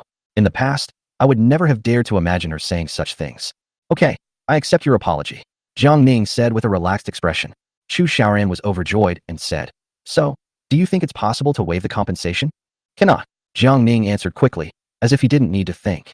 Chu Xiaoran stared at Jiang Ning in astonishment, speechless for a long time. Lin Feng said, "Jiang Ning, but you have already accepted our apology." "Those are two different things," Jiang Ning said calmly. "Apologize if you need to, pay compensation if you need to. What's the problem? What's wrong with these people's thought processes? Are they kidding me?" Lin Feng gritted his teeth and didn't say anything, but instead gave Chu Xiaoran a wink. He knew that among everyone present, only Chu Xiaoran could speak to him. Chu Xiaoran said, "Jiang Ning, to be honest, we don't have that much money right now. Trying to renege on your debt." Jiang Ning frowned. "Then let's go to court. If you don't have the money, you can go to jail to pay it off. I can accept that." "You?" Chu Xiaoran never expected Jiang Ning to be so indifferent. "You actually want me to go to jail?" Chu Xiaoran finally snapped. In her relationship with Jiang Ning, she had always been the dominant one, and she could not tolerate Jiang Ning's current arrogance and indifference. "Whether I want to or not is unimportant. What matters is whether you want to go to jail. Now I'm handing the choice over to you," Jiang Ning said. "Pay money, or go to jail. The choice is yours." Chu Xiaoran gritted his teeth and said, "Jiang Ning, I know you hate me, but to retaliate against me in this way is too narrow-minded. Don't think so highly of yourself. You're not worth my hatred." Jiang Ning spoke casually, a relaxed smile on his face, looking sunny and handsome. Yes, Chu Xiaoran is not worth his hatred at all. If it weren't for Chu Xiaoran's frequent appearances, he would have almost forgotten about Chu Xiaoran. If you don't hate me, why did you do this? Chu Xiaoran questioned sharply. Isn't this a normal claim? Jiang Ning said speechlessly. Paying for damages is a matter of course. But with your resources, you don't lack those 20 million at all. Chu Xiaoran said. Why do you have to force us? Jiang Ning chuckled and shook his head. Oh, Chu Xiaoran said with red eyes. 20 million is nothing to you. But for us, it's a matter of life and death. So, Jiang Ning asked. Chu Xiaoran took a deep breath. So, you're trying to kill us? Jiang Ning chuckled silently. Chu Xiaoran, whether I need money or not is a separate matter from whether you repay the money. It's my business if I have money, and it's your business if you don't repay it. I can donate 20 million to charity or throw it into the sea, but that doesn't mean you can renege on the 20 million. You must repay the money, Jiang Ning said. Moreover, it has to be in your account within a week. I'm only giving you 1 week, and that's it. Jiang Ning, Lin Feng said with a serious expression. They're just two antiques. Why can't you be more magnanimous? Jiang Ning smiled, a bright smile on his face. These words came from Chu Xiaoran and Lin Feng, so he thought it was perfectly normal. Selfish and narrow-minded people will never see their own selfishness and narrow-mindedness. Throughout, Jiang Ning maintained a calm demeanor, except for a smile. These words could no longer cause him any harm. But you've been speaking ill of me. If I don't teach you a lesson, do you really think I'm a pushover? Jiang Ning stared sharply at Lin Feng and retorted sarcastically. Lin Feng, since you put it that way, I'll be more magnanimous. 3 days. Within 3 days, the money must be in your account. You, Chu Xiaoran said. Jiang Ning, you are too vicious. You dare say that to me? You think you're worthy? Jiang Ning sipped his coffee nonchalantly. Seeing that things had reached an impasse, Lin Feng's eyes darted around, and he looked at Wei Shui. Jiang Ning is determined to make us pay. Wei Shui, how much can you come up with? These words startled Wei Shui, making her tremble. She had been working as a clerk at her aunt's Everbright group for 2 years after graduation. Last year, her aunt, Wei Qingmei, helped her with the down payment for her house. She's currently paying over 4,000 yuan in mortgage payments every month. Where would she get the money? Lin Feng knew Wei Shui's background perfectly well, but he deliberately staged a self-inflicted injury. He wanted to show everyone just how outrageous Jiang Ning was. Wei Shui said with a bitter face, I have no savings right now. Wei Shui grew up without a father, and her mother abandoned her, which led to her being somewhat timid and introverted. This huge problem left her completely at a loss. Jiang Ning is forcing us to pay back the money. We can't refuse. Lin Feng continued to press. Wei Shui's eyes reddened, and a tear slid down her cheek. I have no choice but to borrow from my aunt. She never expected to cause such a big problem. She doesn't know how to tell her aunt, let alone ask to borrow money. For a girl with such a strong sense of self-respect, this was truly the death of her. Wei Shui, how much can you borrow from your aunt? Lin Feng continued to press her for answers, giving Wei Shui no chance to catch her breath. Wei Shui felt a wave of collapse and despair wash over her. She buried her face in her hands on the table, tears soaking her clothes and drowning out all her hopes for the future. How much can I borrow? Lin Feng kept asking. Wei Shui broke down in tears, crying, I don't know either. This scene moved even Chu Xiaoran. Raymond Lam is so cruel. Lin Feng looked at Jiang Ning, his face full of anger, and said, Jiang Ning, do you see that? You'll feel better if you force all of us to our deaths, won't you? Jiang Ning smiled faintly, remaining completely composed. Lin Feng's shameful behavior once again refreshed his understanding. He stood up and came to Wei Shui, straightened her up, handed her a napkin, and said softly, This has nothing to do with you. They are the ones who have to pay compensation. What? Wei Shui was startled. Jiang Ning smiled and said, Don't worry. Even if we go to court, I will only sue them. You won't have to pay a single penny. Chapter 29, Does he really not love me anymore? Mr. Jiang. Wei Shui stared at Jiang Ning in astonishment, thinking for a moment that she had misheard. Jiang Ning said, I was there that day and saw it clearly. There is no doubt that Chu Xiaoran broke the vase, and Wei Shui didn't even touch the Jingdejun tea tray. He pointed at Yestar and said, This fat guy broke it when he was drunk and went crazy. Yestar looked flustered. He was drunk at the time, and his memory of the scene was somewhat hazy. However, adhering to the principle of never letting anyone down if he could, he retorted, Jiang Ning, I think you have a grudge against me. I know I was wrong that day. I shouldn't have picked up the bottle and pointed it at you. You're wrong. This has nothing to do with personal grudges. Jiang Ning said calmly, I'm not accusing you. There are 4 surveillance cameras in the lobby of my villa, and they all record very clearly. I can show you the footage at any time. Jiang Ning was right. It was indeed Yi Xing who, in an attempt to show off, knocked over and broke the tea tray. Wei Shui was simply trying to stop him. It was because of this incident that Jiang Ning had a deep impression of Wei Shui. At that time, all of Lin Feng's classmates either mocked Jiang Ning or incited Yi Xing's emotions. Only Wei Shui stepped in to break up the fight and calm things down. She was also the only one among all the classmates who didn't speak ill of Jiang Ning. Therefore, Jiang Ning will not make things difficult for her. But Wei Shui still felt that she had made a mistake. Jiang Ning smiled and said, Wei Shui, you did nothing wrong. Then, he took out his phone and said to Wei Shui, let's exchange contact information so they don't pressure you to pay me back. Wei Shui gratefully added Jiang Ning on WeChat. Lin Feng, however, bristled and shouted, Jiang Ning, are you pretending to be a good guy in front of Wei Shui? I'd love to. Suddenly, Jiang Ning glared at Lin Feng with a sharp look. What's it to you? Why don't you pretend to be a good person and show me? Lin Feng was speechless for a moment. You probably haven't grasped the current situation. It's you who owes me money, not the other way around. Seeing that some coffee had spilled, Jiang Ning grabbed a tissue to wipe the stains on the table, then threw the tissue directly at Lin Feng, scoffing. Useless trash who can't even come up with 20 million.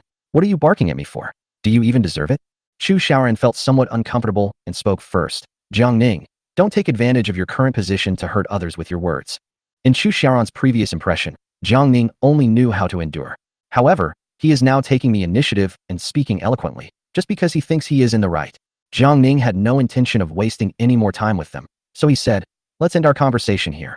The three of you will have to pay 20 million in compensation within 3 days. If you don't pay on time, I will have my lawyer file a lawsuit immediately. After saying that, Jiang Ning got up to leave. Chu Xiaoran felt a tightness in his chest. This guy, who usually obeys me without question, is now acting like a wild horse. There was no way to stop it. This feeling of being unable to control Jiang Ning left Chu Xiaoran both angry and disappointed. Today, she wore that long dress she had never worn before, all for Jiang Ning's sake. Can't you see my sincerity, Jiang Ning? Jiang Ning. Chu Xiaoran shouted loudly to stop Jiang Ning. Is there anything else?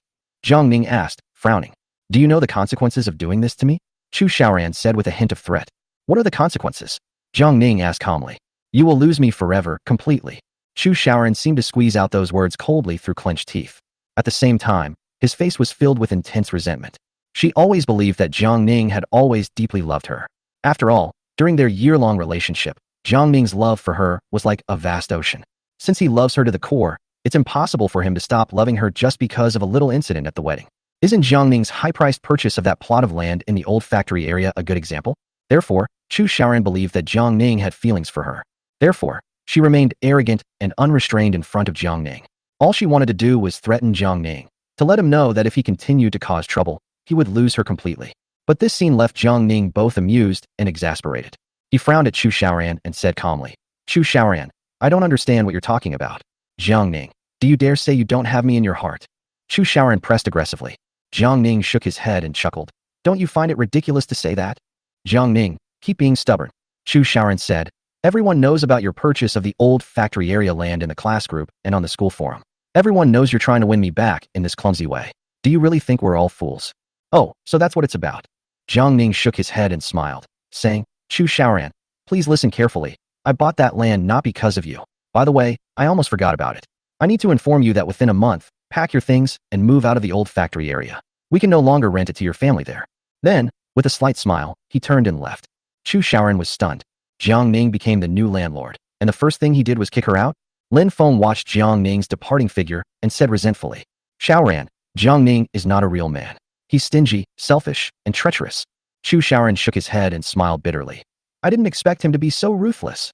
Xiaoran, he just wants to use these economic sanctions to crush you and the Chu family, so that you'll have to come begging to him, Lin Feng said. You absolutely mustn't fall for his trick. Our family isn't that fragile. A flash of anger crossed Chu Xiaoran's usually cold face. However, in reality, it was not Jiang Ning who drove him away. This is because, based on the current timeline, the demolition order for the old factory area will be issued from above within a week. Starting from the day the document was issued, all enterprises must relocate from the old factory area within 1 month. Jiang Ning had only notified her in advance.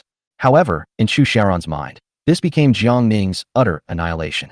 Evil is everything to the wicked, and a flock of crows is all black. Sigh, we really have to pay this money back. At this moment, Yexing was pulling her hair and going crazy. Who told you to be so careless back then?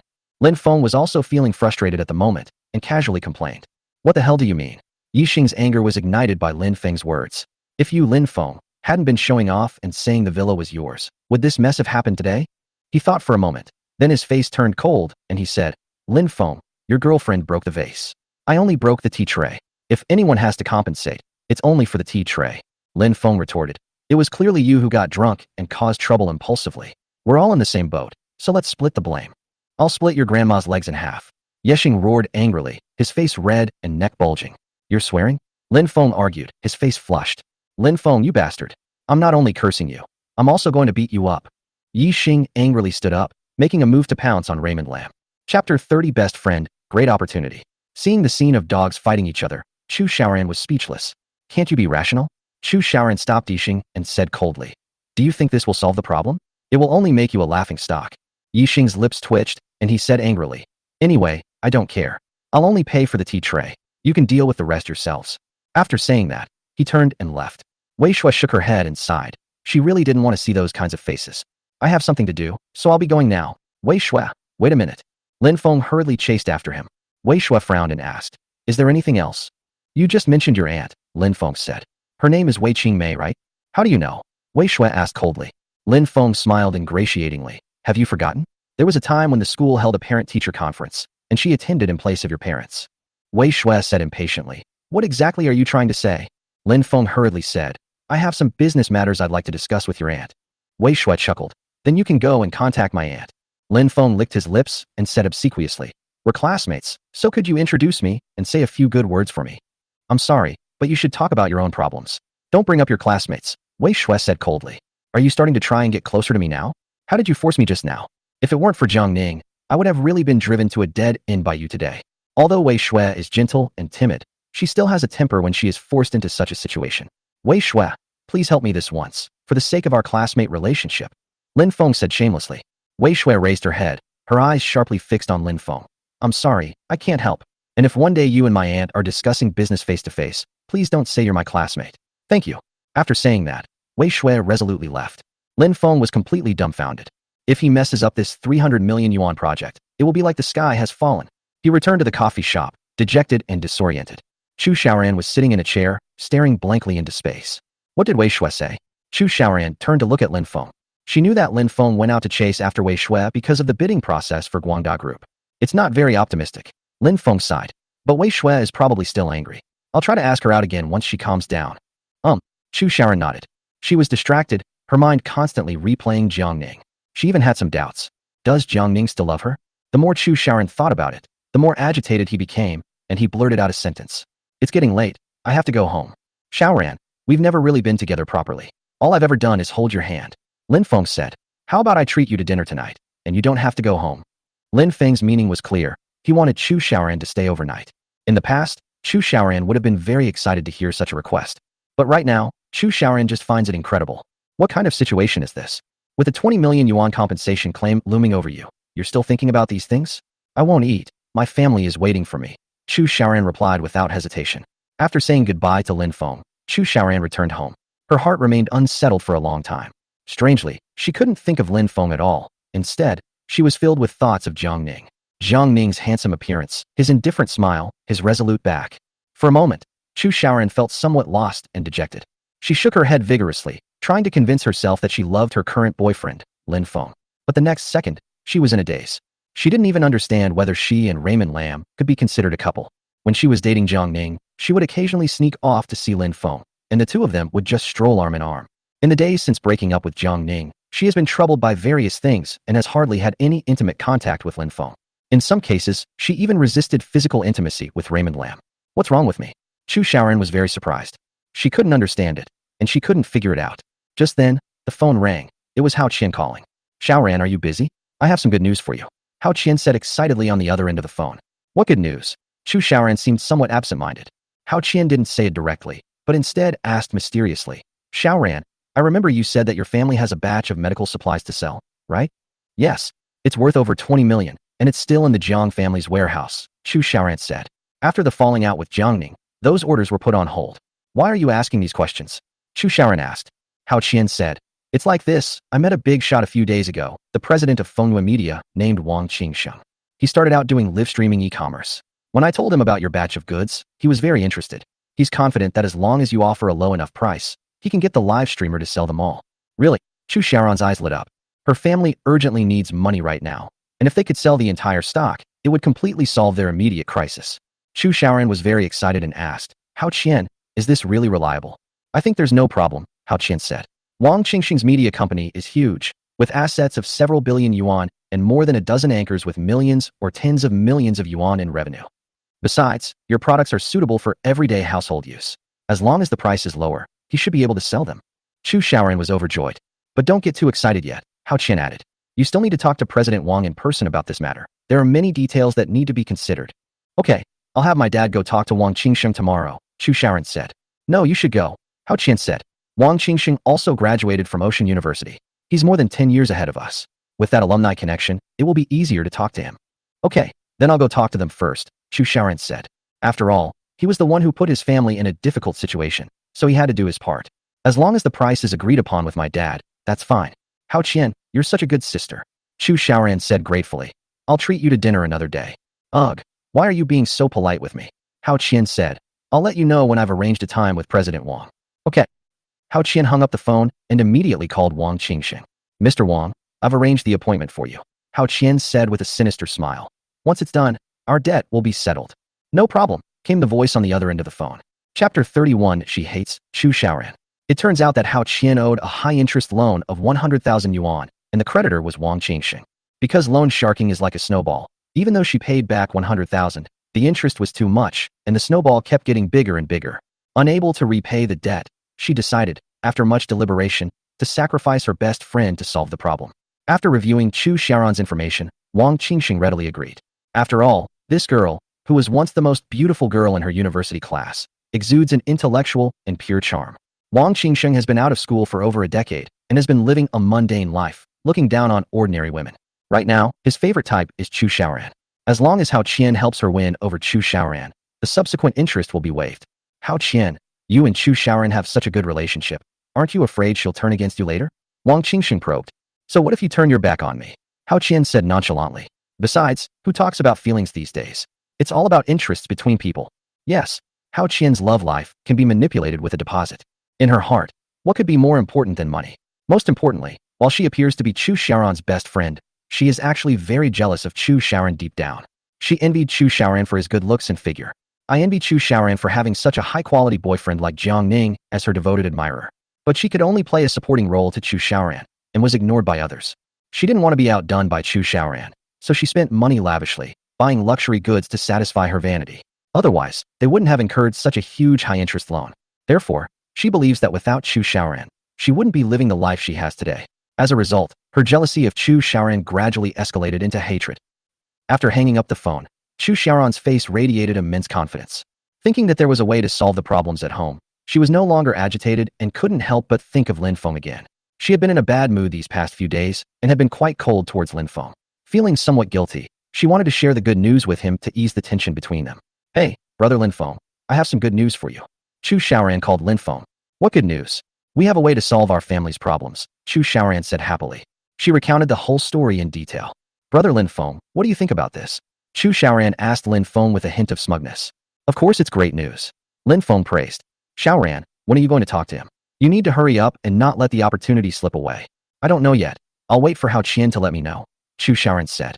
You must seize this opportunity, Xiaoran. Keep going, you're the best. Lin Feng kept encouraging Chu Xiaoran.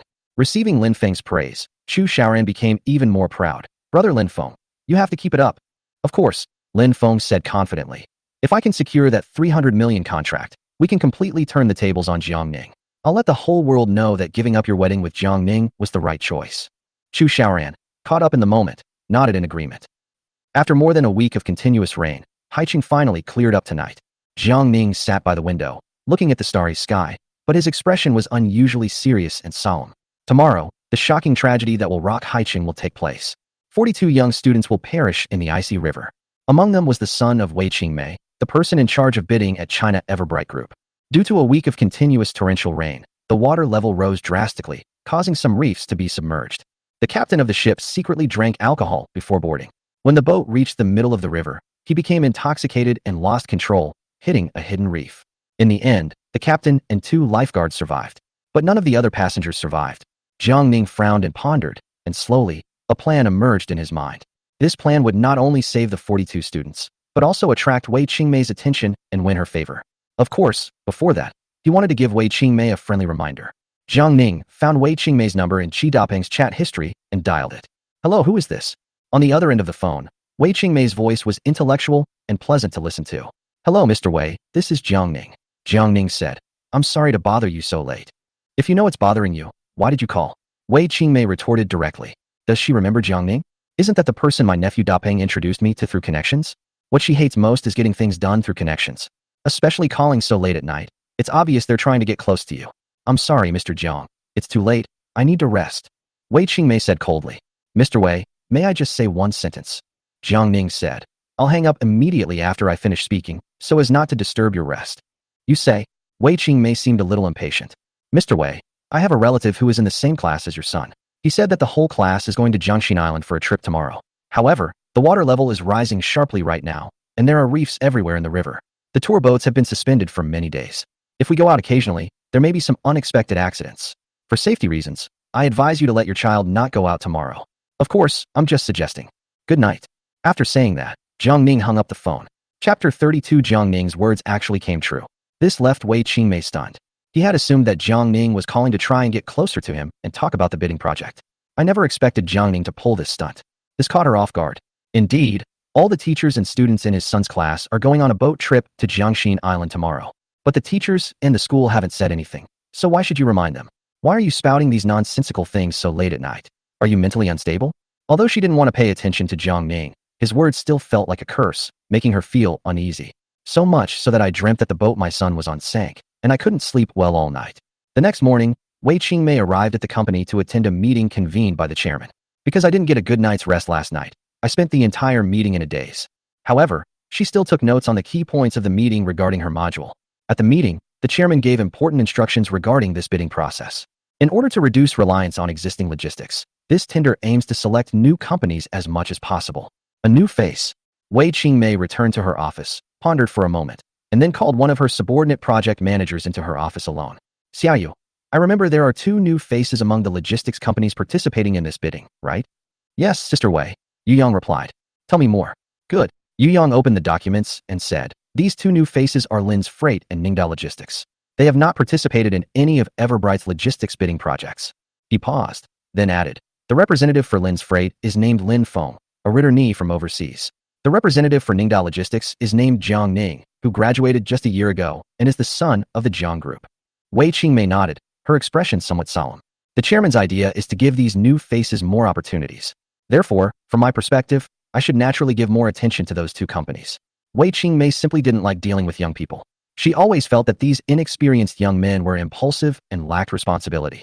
Especially Jiang Ning. He's acting strangely and has connections. Moreover, she learned that Ningda Logistics was a newly independent company with relatively new qualifications, and it was unlikely that it could handle Everbright's projects. Although Lin's Freight is not large in scale, it is a well-established logistics company. If we really have to choose a partner from among the new faces, Lin's Freight is undoubtedly the better choice. Moreover, Lin Feng, the representative of Lin's Freight, is a returnee from overseas and should have some skills, at least he has seen the world. As for Jiang Ning, that brat, I don't know what got into him. He cursed my son to sink, and I didn't sleep well last night. Gritting her teeth, Wei Qingmei instructed Yang. Make sure to inform Lin Feng, the person in charge of Lin's Freight, that he must prepare for this tender seriously and give him more confidence. What about Ningda Logistics? Yu Yang asked. Ignore it. Yu Yang understood immediately. Got it, Sister Wei. At 10 a.m., the sun was shining brightly. People who hadn't seen the sun for over a week flocked to the streets to enjoy the warmth of the sunlight. Wei Qingmei had been busy all morning and finally managed to find some free time. She got up and left the office, intending to go to the pantry to make herself a cup of coffee to perk herself up. However, as I passed by some workstations, I noticed that my subordinates were whispering and discussing something. Damn, over 40 people, and we haven't found a single one. They're not all dead, are they? My goodness, they are all the flowers of our motherland's future. Listening to the whispers and murmurs, Wei Qingmei frowned. Ahem, have you finished all your work? When everyone saw their leader passing by, they quickly shut up and buried themselves in their work. Wei Qingmei sighed and went to the tea room, where she heard people discussing something. How tragic. I'll never dare to take a boat again. Wei Qingmei's curiosity was piqued, and she casually asked, is there any big scoop? It's not exactly a big scandal, is it? Ms. Wei, please take a look. A female employee handed her phone to Wei Qingmei. Wei Qingmei picked up her coffee and glanced over casually. However, the next second, her body suddenly froze, and the coffee fell to the ground. A passenger ship belonging to Linjiang Tourism Company tragically sank in the river. The ship carries all the teachers and students of Class 7, Grade 12, Haicheng Normal Number 1 High School. Search and rescue operations are currently underway, and the specific circumstances of the shipwreck are still under investigation. Each word, like a bolt from the blue, exploded in Wei Qingmei's mind. Wei Qingmei's legs went weak with fear. Because class 7 of the third year of high school was his son's class, and that passenger ship was the one that carried his son's class. Wei Qingmei felt dizzy and disoriented. President Wei, what's wrong? An employee quickly helped Wei Qingmei up. Wei Qingmei didn't care about anything else and hurriedly called her son. However, no one answered the phone. Following this, other parents in their son's class group were also in the same situation, unable to contact their children and filled with immense panic and despair. The worst part is that even the teachers aren't returning calls or messages, and the school isn't answering calls either. For a moment, Wei Qingmei felt like the sky was about to fall. She disregarded her work, rushed out of the coffee shop, and drove straight to the Riverside Pier. Chapter 33 Shipwreck. Riverside Dock. A crowd of onlookers had already gathered. Unable to contact the captain and lifeguards, Linjiang Company launched a salvage operation. This scene terrified Wei Qingmei so much that her legs went weak. Following that, the other parents of Class 7, Grade 12, also arrived one after another. None of the parents could contact their children. They didn't answer their phone calls. The shipping company was also unable to provide definite information and could only send some staff to temporarily appease the parents. But the parents were far from calm. For a time, cries and wails could be heard continuously from the Riverside Dock. At that moment, Wei Qingmei felt dizzy and almost fell headfirst into the river. At that moment, she was filled with deep regret. Jiang Ning kindly reminded him last night, but he didn't take it seriously. But what's the use of regretting it now? Little aunt. At this moment, Wei Shui also rushed over in a great hurry. Wei Shui's parents died in a car accident when she was young, and she was raised by Wei Qingmei. Although she has moved out, she still treats her aunt and brother as her own mother and brother. She rushed over as soon as she saw the news. Minor snow. Wei Qingmei disregarded her image and burst into tears while holding Wei Shui. This strong, career-driven woman, who had always strived for excellence, appeared so helpless at this moment. Auntie, don't cry. The matter hasn't been resolved yet. Wei Shui comforted her. But she couldn't convince herself, and while comforting Wei Qingmei, her own tears streamed down her face. Just then, a passenger ship came cutting through the waves. Woohoo! The sound of the passenger ship's horn drowned out the cries from the shore. On the bow deck, Shen Lingyue stood against the wind, looking heroic and spirited. Standing next to her was Jiang Ning. As soon as the passenger ship docked, Jiang Ning got off the ship and shouted into a megaphone. Sorry, parents. I was so busy playing games with the children that I forgot to let you know I arrived safely. Upon hearing Jiang Ning's words, all the parents stopped crying. What does this mean? Are the children all safe and sound? Jiang Ning. Wei Shui recognized Jiang Ning at first glance and hurried over. Wei Shui, what brings you here too? Before Wei Shui could explain, she hurriedly asked, You mean the children are all right? Certainly. Jiang Ning picked up the megaphone again and announced loudly. All the students in Class 7 of Senior 3 are having a great time on Jiangxin Island. Please don't worry. Upon hearing this, all the parents jumped up excitedly. The parents crowded around, eagerly asking what had happened. Everyone, don't rush, let's talk this out. Shen Lingyue explained from the side. If you don't mind, you can board our boat and go to the island in the middle of the river to see the children. At this point, the parents could no longer contain themselves and, upon hearing this, they scrambled to get onto the boat. The Shen group's ship started up again and headed towards the island in the middle of the river. On the ship, everyone finally understood the whole story. It turns out that Jiang Ning was worried that the rising water level might cause an accident, so he came to the media company early in the morning. But no one listened to him, and the captain even scolded Jiang Ning for making trouble for no reason. Left with no other choice and for safety reasons, Jiang Ning had to take the children to the Shen group's ship to visit the island in the middle of the river. After all, Jiang Ning mentioned that there was a relative's child in the class. The reason why everyone couldn't contact the children was that the senior high school students had heavy academic workloads, and when they finally got a day to relax, they all silenced their phones and put them in a backpack for safekeeping. This was my oversight. Class teacher Ms. Chui felt very guilty. I only thought about letting the students play to their heart's content. I never expected something like this to happen. She was just severely criticized by the school leaders for not answering the phone in time. However, upon learning that the children were all right, the parents naturally did not blame the teacher. At this moment, Wei Qingmei, who was standing to the side, appeared very excited. She divorced early in her life, and her parents have passed away.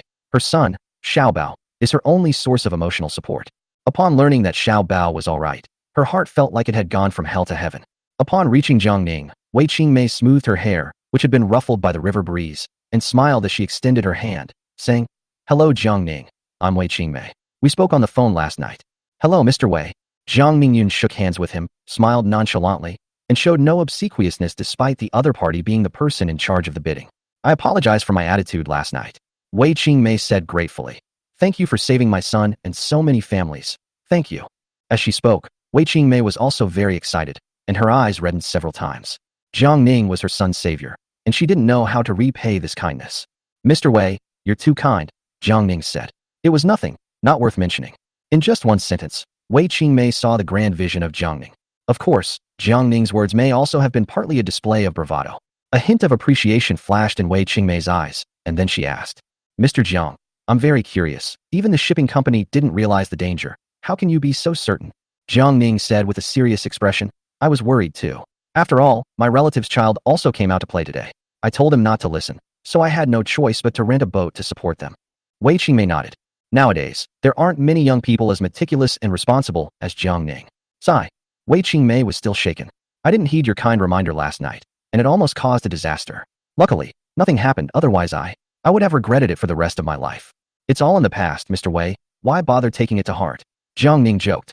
Haha. Wei Qingmei was in a great mood and couldn't help but burst into laughter. Although Wei Qingmei is nearly 40, she is very well maintained, and her smile is especially radiant and beautiful. Yes, it's all over. A close call. Thank you so much, Mr. Jiang. Wei Qingmei was deeply grateful. You're welcome. Jiang Ning smiled slightly. The calm and peaceful atmosphere of Jiang Ning greatly increased Wei Qingmei's positive impression of her.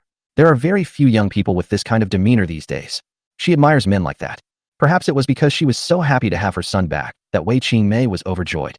In an instant, she felt refreshed, younger, and even regained a touch of girlishness. Looking at Jiang Ning again, he found it more and more pleasing to the eye. Chapter 34. Jiang Ning became famous. Auntie, seeing you chatting so happily with Mr. Jiang, I felt too embarrassed to disturb you. Wei Shui walked over at this moment. Wei Shui, we meet again. Jiang Ning greeted her with a smile. Yes, I didn't expect you to help me again on our second meeting. I really don't know how to thank you enough, Wei Shui said shyly. What's going on? Do you have a story? Wei Qingmei asked with a hint of ambiguity. Wei Shui nodded. Then, she told Wei Qingmei everything about the villa claim. This incident shocked Wei Qingmei once again. He helped Wei Shui erase millions of dollars and saved his son's life. This young man was truly an invaluable benefactor in her life. In an instant, the gratitude in my heart intensified once again. Meanwhile, the passenger ship arrived at the island in the middle of the river. Parents hurriedly disembarked and, led by their teachers, rushed towards their children. Upon seeing Xiaobao, Wei Qingmei burst into tears again, hugging him tightly in her arms, as if she were afraid she would never see him again. At this point, the homeroom teacher suggested that since the parents were all there, they should play some parent-child games to help strengthen the bond between the parents and children. Everyone agreed. At 2 p.m., a joyful parent-child activity came to an end, and Jiang Ning and Shun Lingyue escorted everyone back to the shore. Parents and children came forward again to thank Jiang Ning before dispersing. At this moment, Wei Qingmei walked over. Mr. Jiang, may I speak to you in private? The two went to a quiet corner, and Wei Qingmei said, I have some information to offer you that might be helpful. Jiang Ning had helped her so much, and she had gotten along so well with him, yet Jiang Ning never mentioned the bidding process. If it were someone else, they would probably have already started demanding a return. This made her appreciate Jiang Ning's character even more. Now that the chairman has spoken, he hopes that this round of bidding will select new partners. Jiang Ning is undoubtedly the best candidate. Of course, there is an element of personal relationships involved. Wei Qingmei got straight to the point. There are 3 key focuses in this tender by China Everbright Group. First, the distribution of logistics company outlets. Second, the timeliness of transportation. Third, after-sales service. If we can excel in these 3 areas, winning the bid will be no problem. The concise and to-the-point narration conveyed the core information to Jiang Ning. Jiang Ning understood immediately and suddenly smiled slightly. Thank you, President Wei. I'll pretend I didn't hear anything.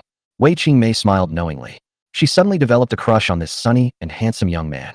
He was energetic yet mature. He was righteous and kind, yet also a little cunning. What an outstanding young man. Wei Qingmei has lived a single life for many years and rarely comes into contact with other men outside of work.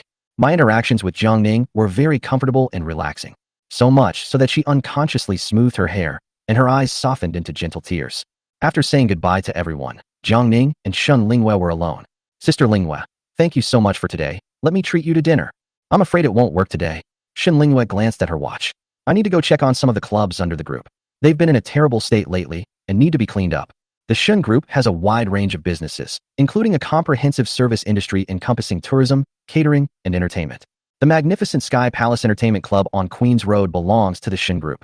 Seeing that Shun Lingyue was busy with work, Jiang Ning didn't want to disturb her and said, Okay, then Sister Lingyue, you go ahead and do your work.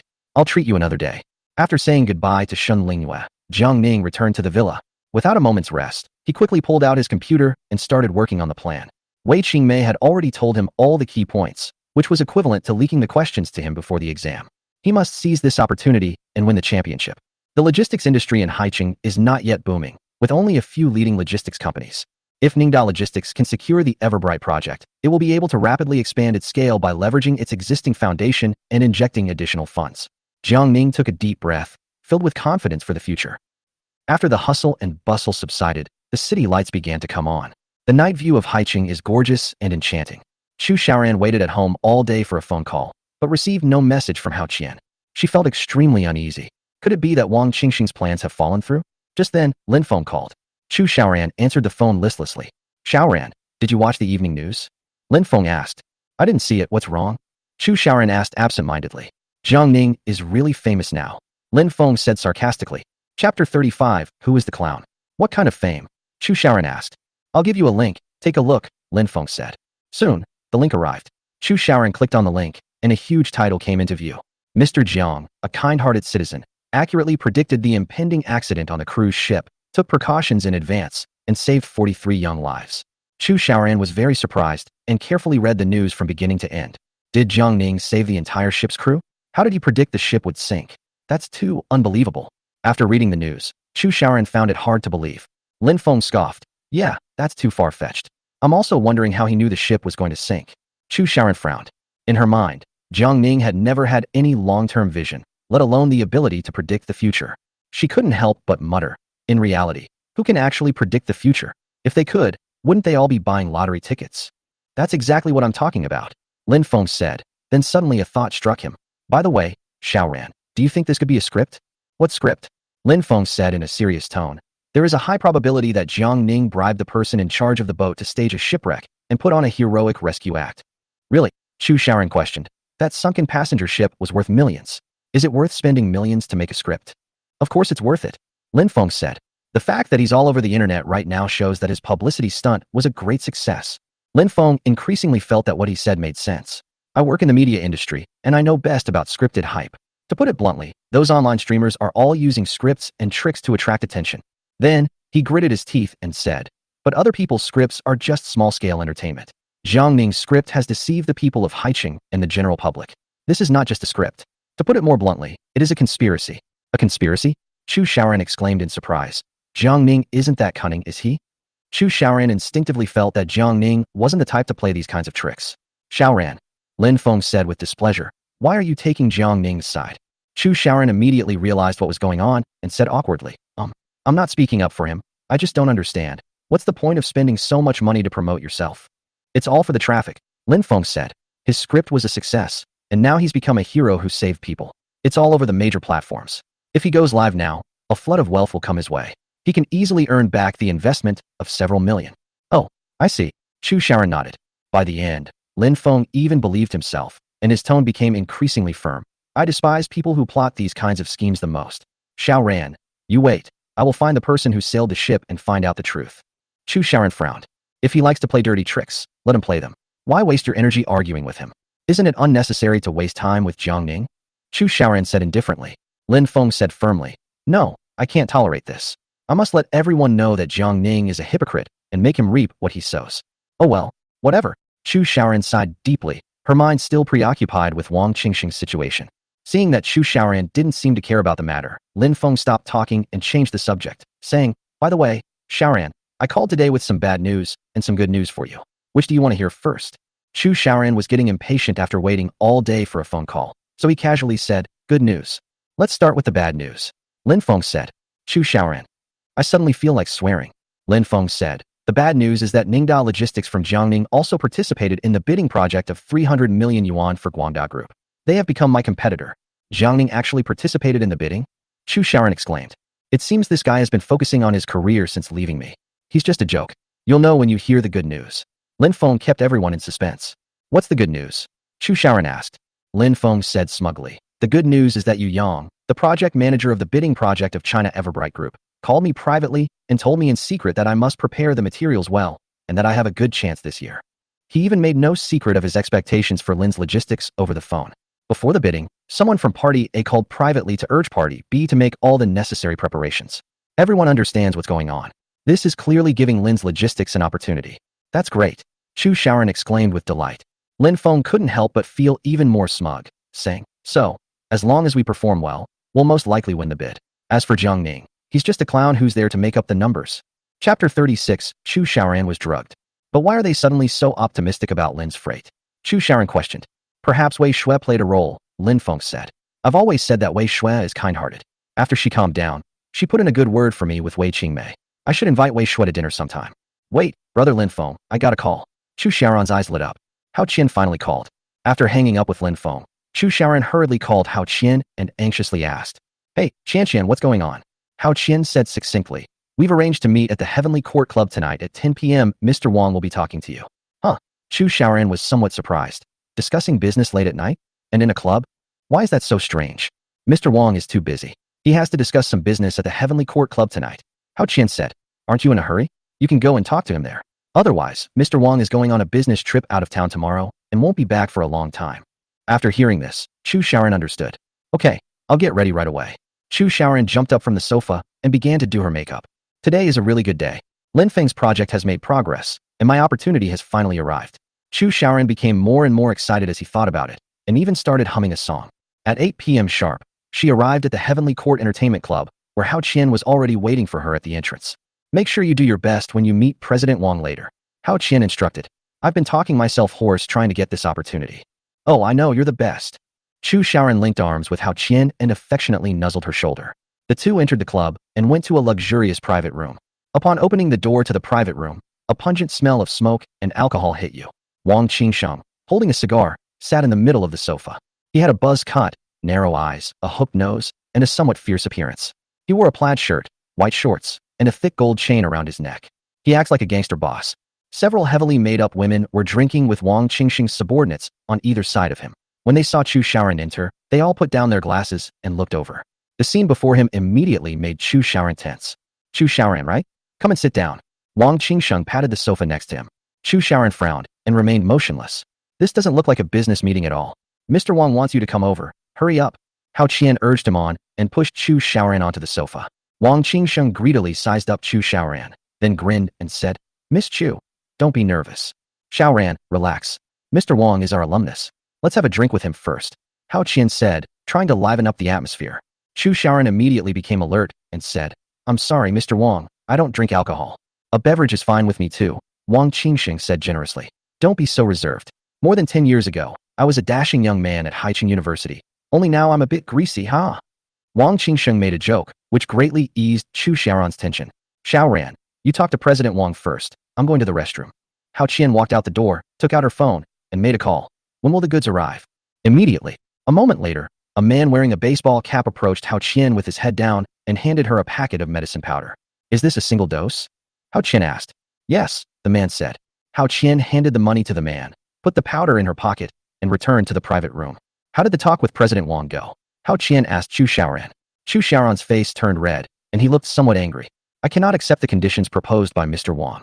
It turned out that Wang Qingsheng had secretly told her that he could accept the entire batch of goods, but Chu Xiaoran had to become his mistress. Wang Qingsheng said impatiently, Xiaoran, it's all about making money. Think it over again. No need to consider it. I won't accept it, Chu Xiaoran said through gritted teeth. Since you don't accept it, then forget it. As Wang Qingsheng spoke, he gave Hao Qian a wink. Hao Qian secretly poured the powder into a drink, then handed the glass to Chu Xiaoran. Since we can't reach an agreement, let's not hurt our relationship. Xiaoran, toast President Wang. Chu Xiaoran disliked Wang Qingsheng, but since Hao Qian had spoken up, he couldn't embarrass her. So she picked up her glass and said to Wang Qingsheng, Mr. Wang, I'm sorry to have wasted your time.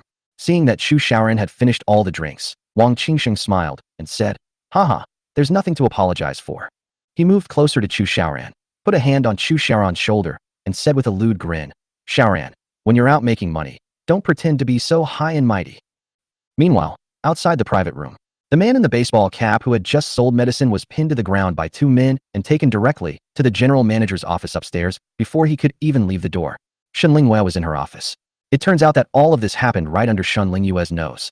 After leaving the riverside, Shen Lingyue began to tour the various clubs under the group. The Heavenly Court Club was her last stop. She noticed Hao Qian bringing Chu Xiaoran here while she was talking to the staff at the bar. Shen Lingyue met Chu Xiaoran and Hao Qian at the police station and was deeply impressed by them. So I casually asked the bartender. However, this casual question revealed a clue. The bartender said that Wang Qingsheng, the owner of Fengyue Media, often comes here to discuss business, and the other business partners are all young girls. Each time, the girls would get completely drunk and have to be helped out. Upon hearing this, Shen Lingyue keenly sensed that there was a serious problem involved. She's been visiting stores these past few days and heard that some clubs are selling medicine. Ketamine, ecstasy, and other drugs are just some of the many varieties available. In order to rectify the atmosphere and crack down on criminals, Shen Lingyue has been visiting stores nonstop these days. She waved to a young man behind her. Xiao Lu, find a few people to keep an eye on that private room for me. Report to me immediately if anything seems amiss. Yes, Mr. Shun, Lu Dong replied. Although the Shun Group does legitimate business, it is inevitable that there will be some difficult customers in nightclubs like clubs. Therefore, they employed a group of security guards at each club, commonly known as thugs. Lu Dong is the security captain of the Heavenly Court Club. At this moment, Lu Dong had already escorted the man in the baseball cap to Shun Lingyue's office and reported, President Shun, this kid was selling medicine at our club. Just now, he sold a packet of aphrodisiac powder to a customer at Pantao Garden, and we caught him red-handed. Bastard. Shen Lingyue gritted her teeth and shouted coldly. But the next second, she seemed to understand something. It turns out that what Fengyue media called business discussions was actually a dirty trick played in the club. Lu Dong, take some men and stand guard at the entrance of the private room, ready to be deployed at any time. Shen Lingyue said. Yes, Mr. Shun. Then, Shen Lingyue took out her phone and called Jiang Ning. Xiao Ning, I have something interesting to tell you. Chu Xiaoran is at my club. Sister Lingyue, where she is has absolutely nothing to do with me, Jiang Ning said calmly. However, there's a special situation now, Shen Lingyue said playfully. She's probably been drugged. Chapter 37 Group Sex, Hero Saves the Beauty. Upon hearing this, Jiang Ning frowned slightly. Then, Shen Lingyue briefly recounted what had just happened, as well as how Qian buying aphrodisiacs. She added at the end, Chu Xiaoran really has a wonderful best friend. Jiang Ning frowned. He had never had a good impression of Hao Qian. When Hao Qian was with Chu Xiaoran, she would always criticize him in front of him. However, Chu Xiaoran trusted Hao Qian a lot. This led Hao Qian to act arrogantly in front of Jiang Ning. Hao Qian even issued a threatening order to Jiang Ning. If you want to be friends with Xiaoran, you have to please me, or you're out of luck. In her previous life, Jiang Ning hated her to the extreme. But now, in Jiang Ning's eyes, they are not even as small as ants. Xiao Ning, what do you mean? Shen Lingyue asked. Jiang Ning said calmly. What do you mean? How do you say it? Should I help or not? Shen Lingyue said. It's up to you. Jiang Ning gave a cold laugh. You reap what you sow, Sister Lingyue. Do as you please. A hint of joy flashed across Shen Lingyue's stunningly beautiful face. It seems that Xiao Ning really has no feelings for her anymore. All right, I'll see what I can do then, Shen Lingyue said. After hanging up the phone, Shen Lingyue said to Lu Dong, go and handle this. After all, this is happening in our club. We can't allow this to happen. He was just testing Jiang Ning. Yes, Lu Dong replied. Inside the private room at Pantao Garden, Wang Qingsheng sat down next to Chu Xiaoran, one hand on Chu Xiaoran's shoulder, and smiled with narrowed eyes. Xiaoran, you really are my type. As long as you agree to be my mistress, I'll give you whatever you want. Mr. Wang, please don't do this. Chu Xiaoran pushed Wang Qingsheng's hand away. He never expected Wang Qingsheng to actually resort to violence. The next second, she got up angrily, wanting to leave. But as soon as he got up, he felt dizzy and his legs went weak, causing him to fall back onto the sofa. Why am I so dizzy? Chu Xiaoran was shocked and immediately sensed that something was wrong. Ha ha. I, Wang Qingsheng, have never failed to get the woman I set my sights on. She's extremely skilled at running this business at the Heavenly Court Club. The atmosphere is so conducive to getting girls drunk, and even if they don't drink, there are medicines for sale on site. If she happens to encounter a top-tier woman, she'll have her fun here first, then take her to a hotel, take some pills, and have her play all night. Xiaoran, just come with me. Wang Qingsheng grinned lewdly and reached out to pull off Chu Xiaoran's coat. No. Chu Xiaoran struggled and cried out to Hao Qian for help. Hao Qian, help me. Please help me. But by then, Hao Qian had already vanished without a trace. The other henchmen also grinned lewdly and began to undress with the dancers around them. It seems she's going to cooperate with Wang Qingsheng for a group activity. Ha! Wang Qingsheng burst into laughter. That devilish laughter irritated every nerve in Chu Xiaoran's body. Chu Xiaoran grew increasingly weak, and finally, he collapsed limply to the ground. Just as she was about to lose consciousness, she seemed to see the door to the private room being kicked open, and a person leading the way rushing in. Then, she knew nothing more. When she woke up, it was already the next morning. Call. Chu Xiaoran was startled and sat up abruptly. Xiaoran, what are you doing? You scared me half to death. Chu's mother, Li Qin, was right by the bed. Why did you drink so much last night? You were completely drunk when you were brought back. Who brought me back? Chu Xiaoran asked hurriedly. A handsome young man, Li Qin said. I think he's no worse than Lin Feng, and he even drives a Mercedes. Without saying a word, Chu Xiaoran hurriedly ran to the bathroom to check. She is still a virgin. Her family was very strict when she was in school, and she didn't have a boyfriend because she had a crush on Raymond Lam. Later, when she was with Jiang Ning, She didn't want to give herself away, so at most they would just hold hands. After checking, Chu Xiaoran breathed a sigh of relief. It seems I'm still a virgin. However, the effects of the medicine had not completely worn off, and my head was throbbing with pain. Why is this child so easily startled? Li Qin called out from the living room. I cooked porridge for you, and put it on the coffee table.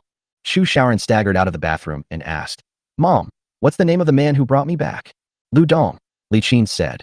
He also left his contact information, saying that if you have any questions, you can call him. Chu Xiaoran picked up the note left on the table and tried hard to recall the scene from yesterday. Last night, before she lost consciousness, she seemed to see someone lead the way and rush into the private room. If I'm not mistaken, it was Lu Dong who saved her. She picked up her phone, intending to call Lu Dong to find out the details. However, at that moment, Lin Feng called. Chu Xiaoran frowned and answered the phone. Hey Xiaoran, why didn't you answer your phone all night last night? What are you up to? Lin Feng immediately launched into a tirade of complaints. Chu Xiaoran was instantly furious, but he tried his best to suppress it and said, My phone is on silent. Didn't you go to discuss a collaboration last night? Lin Feng asked anxiously. How did the collaboration go? Chu Xiaoran frowned and said coldly, The talks didn't go through. Huh? What happened? Lin Feng asked with a hint of reproach in his voice. Xiaoran, did you say something wrong? How could you waste such a good opportunity? A good opportunity? Heh. Chu Xiaoran sneered. You want me to succeed in this cooperation, right? Of course, Lin Feng said. Xiaoran, do you want to try again? See if there's still a chance? How about inviting Wang Qingxing out for dinner tonight? After all, they're alumni. Enough. Chu Xiaoran had a splitting headache and finally couldn't help but roar. Xiaoran. Lin Feng was stunned. Chu Xiaoran. She actually yelled at me?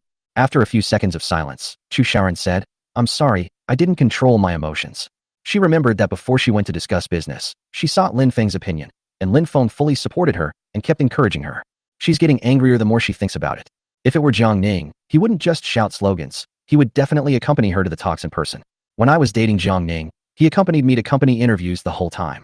If Jiang Ning were here, he wouldn't let her suffer the slightest grievance. After a brief silence, Lin Feng said, Xiaoran, since you left Jiang Ning, your emotions have become increasingly unstable. Do you regret it? Or do you think I'm not as good as him? It has nothing to do with this. Chu Xiaoran felt extremely irritated. You're lying, Lin Feng said. Because I didn't give you a better life. Stop talking, I don't want to hear this. Chu Xiaoran interrupted Lin Feng. Lin Feng paused for a moment, then continued. Xiaoran, please don't let other people affect our relationship, okay? Once I win the bidding project from Everbright Group, I'll go to your house to talk to your aunt and uncle about the engagement. They'll definitely agree then. Just give me a little more time. Chu Xiaoran took a deep breath, his mind a complete mess. Let's put the engagement on hold for now. Chapter 38 Garage Battle. Let's put the engagement on hold for now.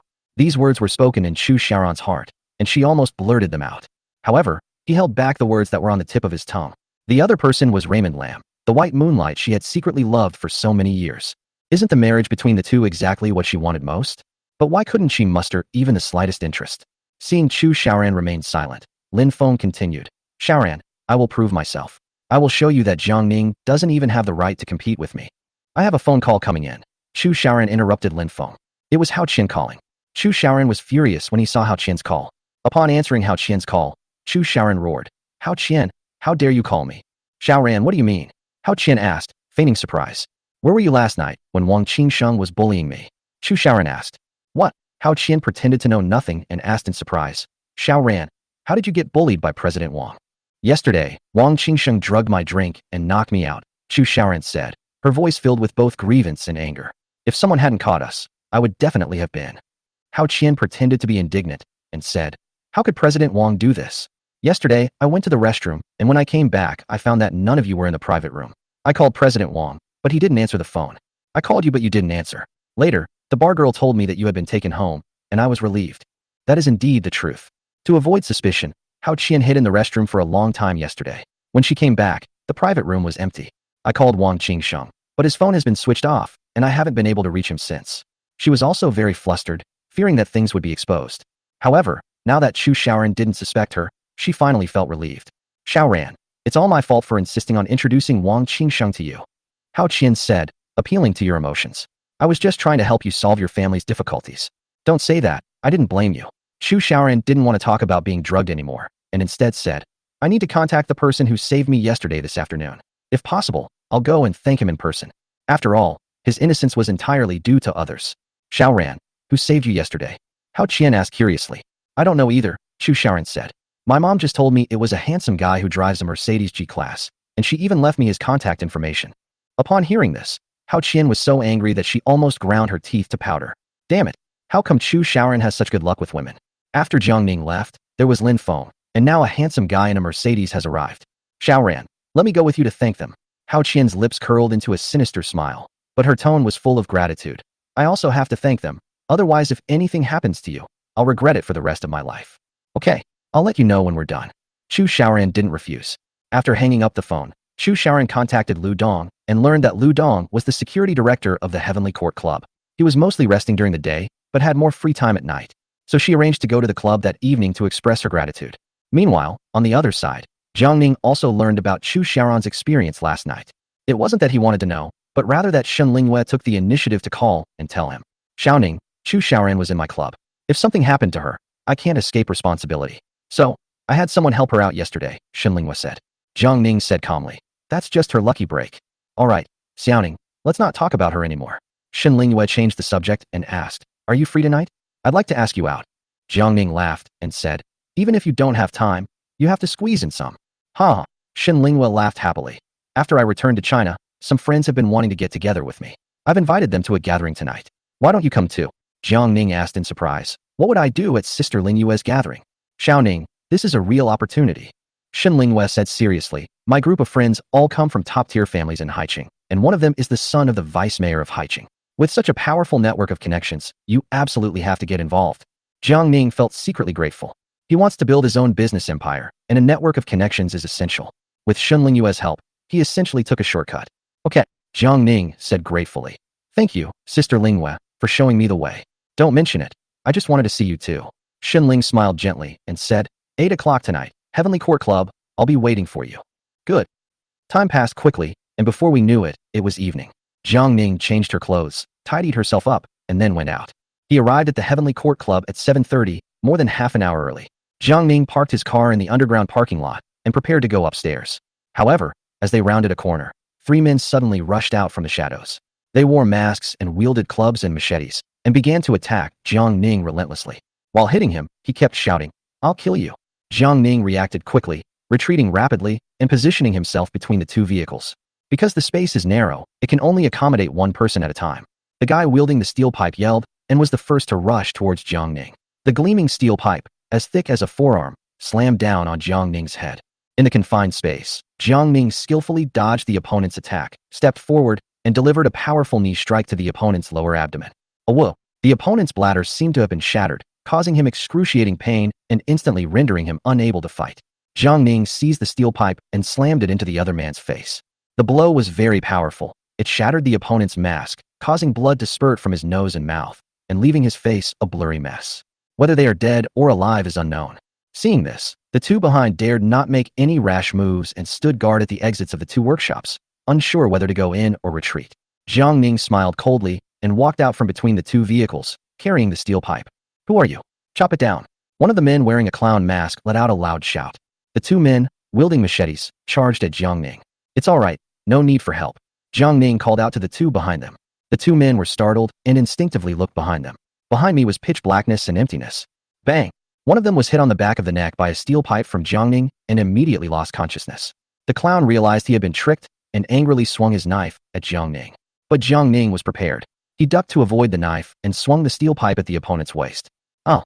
The opponent, in pain, retreated repeatedly. Jiang Ning gave his opponent no chance to catch his breath, lunged forward, and kicked him. Bang! The clown was kicked backward and slammed hard against the wall. The machete in his hand fell to the ground. Jiang Ning picked up the machete and charged forward. Uft! The sharp blade pierced through the clown's collarbone, and due to the excessive force, it also embedded itself several centimeters into the wall behind him, pinning the clown to the wall.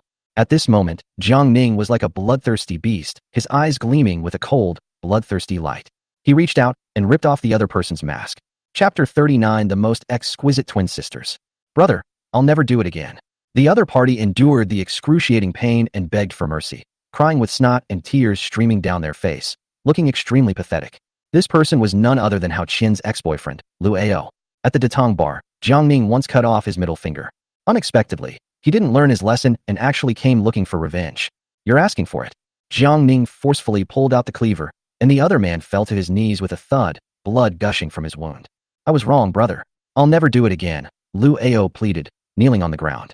Isn't it a bit too late to admit your mistake now? Jiang Ning's eyes turned cold, and he swung his cleaver. Brush. Lu Ao felt a chill in his ear, followed by an excruciating pain. A bloody ear fell off. Lu Ao was writhing in pain, but having learned from his previous experience, he knew that some organs could be pieced back together, so he crawled over in a disheveled state to pick up his ear. Jiang Ning picked up the ear and said coldly, "Opportunities don't come every time." Lu Ao covered the side of his head where he had lost an ear and kept begging for mercy. "Big brother, I was wrong. Actually, I didn't want to take revenge on you. It was Lin Feng who instigated me. I shouldn't have listened to him." Lin Feng. Jiang Ning frowned. He remembered that Lu Ao seemed to be Lin Feng's friend. Hao Qian met Lu Ao through Lin Feng's party. Lu Ao was severely beaten by Jiang Ning at the lobby bar last time, and Jiang Ning even took 60,000 yuan from him. Although he was resentful, he was too scared of Jiang Ning to seek revenge. But after his injuries healed somewhat, Raymond Lam came to urge him on. They said Jiang Ning was just a rich kid with no real ability, and that if they got a few more people to teach him a lesson, he'd be completely finished.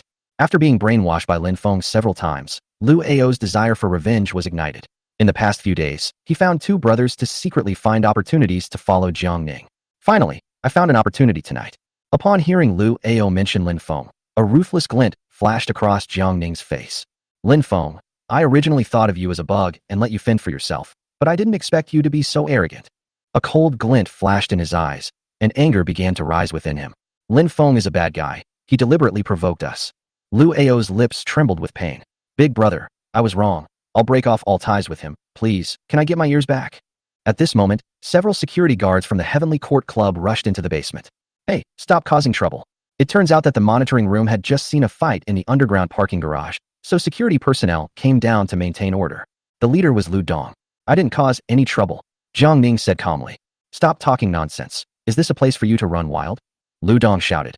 "Call the police and arrest all four of them." Upon hearing this, a flash of anger crossed Jiang Ning's eyes. "Where were you when I was in danger?" Jiang Ning coldly looked at Lu Dong. "Isn't it redundant for you to come here and show off now?" After saying that, he brushed past Lu Dong and prepared to leave. "Don't let him go." Lu Dong waved his hand. Several of his men surrounded Jiang Ning. Jiang Ning's expression turned cold, and he suddenly turned around, punching Lu Dong hard on the bridge of his nose. Bang! Blood splattered. Before Lu Dong could even see the other person's movements clearly, he felt an intense pain in his face, and blood gushed from his nose like a fountain. He was in so much pain that he lost his bearings and collapsed to the ground with a thud, howling in agony. "Brother Dong! Brother Dong!" Seeing this, everyone rushed to help Lu Dong. "Mind your own business." Jiang Ning flicked his hand at Lu Dong and strode away. Snap! Something landed on Lu Dong's chest. Everyone stared intently at it, and immediately screamed in fright. "Ears, it's ears." The next second, a figure walked over, picked up the ear, and threatened, "If you dare to call the police, I'll kill you." Then, Lu Ao staggered out of the garage. Lu Dong and the others were extremely shocked. That guy was way too ruthless. Lu Dong's men were filled with lingering fear. "Fortunately, I didn't make a move just now, otherwise I would have been in big trouble today." Jiang Ning arrived at the first floor of the Heavenly Court Clubhouse. "It's not time yet, and Shun Lingwe hasn't arrived." Jiang Ning asked for directions to the restroom, went in, and washed the bloodstains off his hands. After leaving the restroom, Jiang Ning prepared to wait for Shun Lingwe at the door. Just then, a voice came. "Jiang Ning, what are you doing here?" Jiang Ning looked up and saw that it was Chu Xiaoran and Hao Qian walking over. Jiang Ning ignored it, wiping the bloodstains on his body with a tissue as he walked towards the door. "Hey, Jiang Ning." Hao Qian blocked Jiang Ning's way and scolded. "Why didn't you greet us when you saw us coming?" When Jiang Ning and Chu Xiaoran were together before, Hao Qian was very arrogant because she was Chu Xiaoran's best friend. Although the two have broken up, Hao Qian's personality hasn't changed. She remains arrogant. Especially since Jiang Ning took her 30,000 yuan deposit last time, and because of that incident, she broke up with Lu Ao. She resented Jiang Ning even more. "Get out of the way," Jiang Ning said coldly to Hao Qian. Hao Qian glared at her and scolded. "Why are you staring at me like that? Haven't you ever seen a beautiful woman before?" Then, as usual, she complained to Chu Xiaoran. "Xiaoran, look at him. He's a completely different person since he broke up with you. You made a mistake in loving him back then." Chu Xiaoran sighed and said, "Jiang Ning, do you have to hate me so much we can still be friends after breaking up?" "Get lost," Jiang Ning said calmly. This single word dealt a devastating blow to Chu Xiaoran. Chu Xiaoran felt humiliated and angrily said, "Jiang Ning, you said such vicious things to me because you hate me. Don't you let's put aside the wedding incident and part ways amicably, can't we?" Jiang Ning almost laughed at those words. "How am I malicious? What do you mean by setting aside the wedding? Moreover, I have no intention of having anything to do with you. It's you who have always been unwilling to part amicably. Xiao Ran is angry with you. Apologize to Xiao Ran right now." Hao Qian scolded. You bullied a woman. You must apologize. Jiang Ning paid no attention to them, reaching into his pocket to wipe away the blood, but he had run out of tissues. Apologize. Hao Qian shouted angrily again. Jiang Ning frowned and walked up to Hao Qian. Hao Qian genuinely believed Jiang Ning had come to apologize, and she acted arrogantly, her nostrils flaring up. The next second, Jiang Ning grabbed Hao Qian's clothes and ripped them hard. Sizzle. Hao Qian's thin coat was ripped to shreds. Chapter 40. The Queen arrives. Then, Jiang Ning pulled off Hao Qian's coat and used it to wipe the blood off his own arm. The next second, he threw the clothes directly into the trash can. If I weren't out of paper, I really wouldn't bother using your dirty coat. Jiang Ning, you. Hao Qian was terrified by the violent scene in Jiang Ning. Still shaken, she looked down at her bloodstained coat in the trash can and immediately flew into a rage. You used violence against me? You call this violence? Jiang Ning sneered. Should I sew your mouth shut and show you what real violence is? Jiang Ning, that's enough. Chu Shaoran shouted. Don't threaten me with those street thug tactics. I know your own limitations. In Chu Shaoran's memory, Jiang Ning seemed to have fought for her twice, and each time he was beaten badly by the other party. Has he been beaten up again? That's why he takes his anger out on girls. Just then, a figure walked out of the elevator. Hello, Miss Chu. I'm sorry to have kept you waiting. I'm Lu Dong. A man in a black suit with a bandage on his nose walked over. Lu Dong is over 1.8 meters tall, with a straight posture and good looks, but the bandage covers his nose, making it impossible to see his full appearance. Hello, Mr. Lu, what brings you here? Chu Shaoran was somewhat surprised. Lu Dong glanced at Jiang Ning beside him, a deep sense of apprehension flashing in his eyes. He quickly said, It's nothing, I just bumped into him. It's so shameful to say you were beaten up. Moreover, he knew the other party was ruthless and didn't want to escalate the situation. Oh, Chu Shaoran nodded. Mr. Lu, thank you for last night. Xiaoran told me that you bravely saved her last night. Hao Qian leaned forward and said to Lu Dong, We really should thank you. Only then did Lu Dong look at Hao Qian. I was stunned for a moment. Isn't this the person who drugged me yesterday? But today she's acting like nothing happened. She's quite cunning. No need to be so polite. Miss Chu is so beautiful. Of course I wouldn't stand idly by if I saw her in such a situation, Lu Dong said righteously. He fell deeply in love with Chu Shaoran after taking her home last night. Therefore, in their words, they try to highlight their own achievements. Jiang Ning, look at him. Hao Qian roared at Jiang Ning, who was a few meters away. If it weren't for President Lu yesterday, your ex-girlfriend would have been ruined. Jiang Ning dared to tear her clothes just now, so she's determined to humiliate him properly today. Hao Qian. Chu Shaoran glared at Hao Qian. Although it's true, the wording is just too harsh. What do you mean by wasteful? Jiang Ning frowned, then suddenly said to Hao Qian, You acted well. Yesterday you drugged Chu Shaoran, but today you're pretending to be a good guy. Hollywood should award you an Oscar. As he spoke, he dialed Shen Lingyue's number. Shen Lingyue was an eyewitness. Her arrival dispelled all doubts. Jiang Ning, what do you mean? Hao Qian bared her teeth and shouted at Jiang Ning to cover up her guilty conscience. President Lu saved your ex-girlfriend, and you're not even going to come over and thank him? Don't you have any manners at all? Forget it, Hao Qian. There's no point in arguing with someone like that. Chu Shaoran said. We're here to thank Mr. Lu, so let's not let him affect his mood. Chu Shaoran's tone was both protective and contemptuous. This naturally reflects Lu Dong's protectiveness and Jiang Ning's contempt. In essence, what she did was to compete with Jiang Ning. By the way, Mr. Lu, I was feeling a bit dizzy yesterday. I hope I didn't get your Mercedes G-Class dirty. Chu Shaoran said deliberately. Aren't you Jiang Ning rich? Let me show you the men I know. They're successful and no less capable than you. It's all right, it's all right. Lu Dong smiled. Miss Chu not only didn't dirty my car, but she also added a touch of fragrance to the interior. Haha, Mr. Lu, you're so eloquent. Chu Shaoran was overjoyed. I really don't know how to thank you enough, Mr. Lu. When do you have time? I'll treat you to dinner. When Chu Shaoran said these words, his eyes would always inadvertently glance at Jiang Ning. He tried to find a hint of jealousy and envy on Jiang Ning's face. To her disappointment, Jiang Ning had already given up on them and turned to walk towards the door, seemingly having made an appointment with someone. You're too kind, Miss Chu. How about this? I'll arrange a time to meet you tomorrow, and it'll be on me, Lu Dong said smoothly. Chu Shaoran frowned as he watched Jiang Ning's retreating figure and absent-mindedly replied, How can I let you treat me? Miss Chu, please don't refuse. A man should treat us, Lu Dong said with a hearty expression. TSK, TSK, TSK. Listen to this. Now that's what a man should be like. Hao Qian gave a thumbs up. Just then, the club door was pushed open, and a stunningly beautiful woman hurried in. It's Shen Lingyue.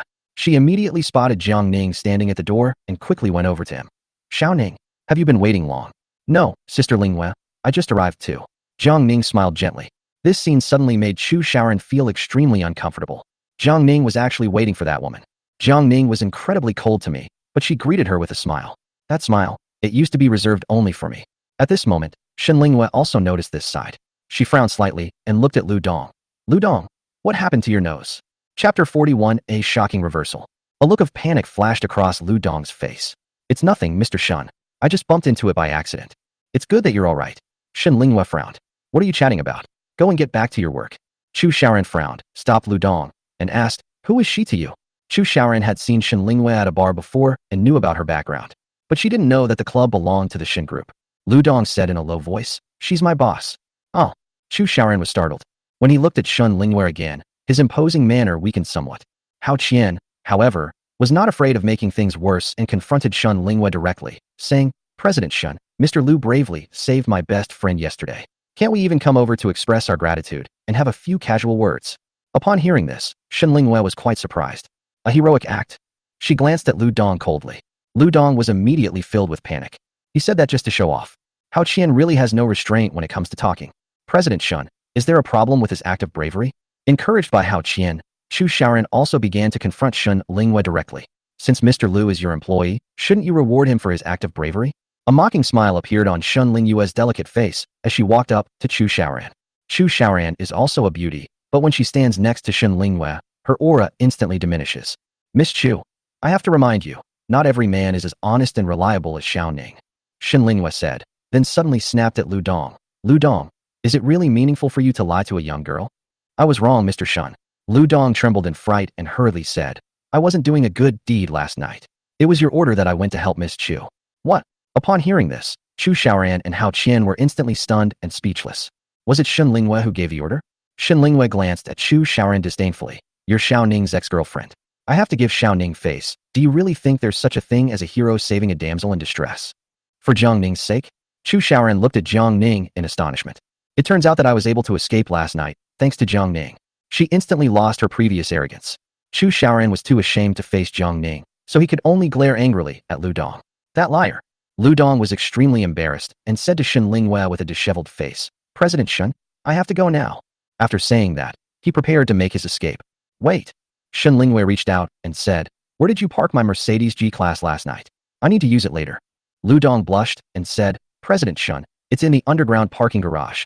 As he spoke, he took out the keys to his Mercedes-Benz G-Class and handed them to Shen Linghua. This scene completely broke Chu Xiaoran and Hao Qian's defenses. Even the Mercedes-Benz G-Class isn't his. That Lu Dong is disgusting.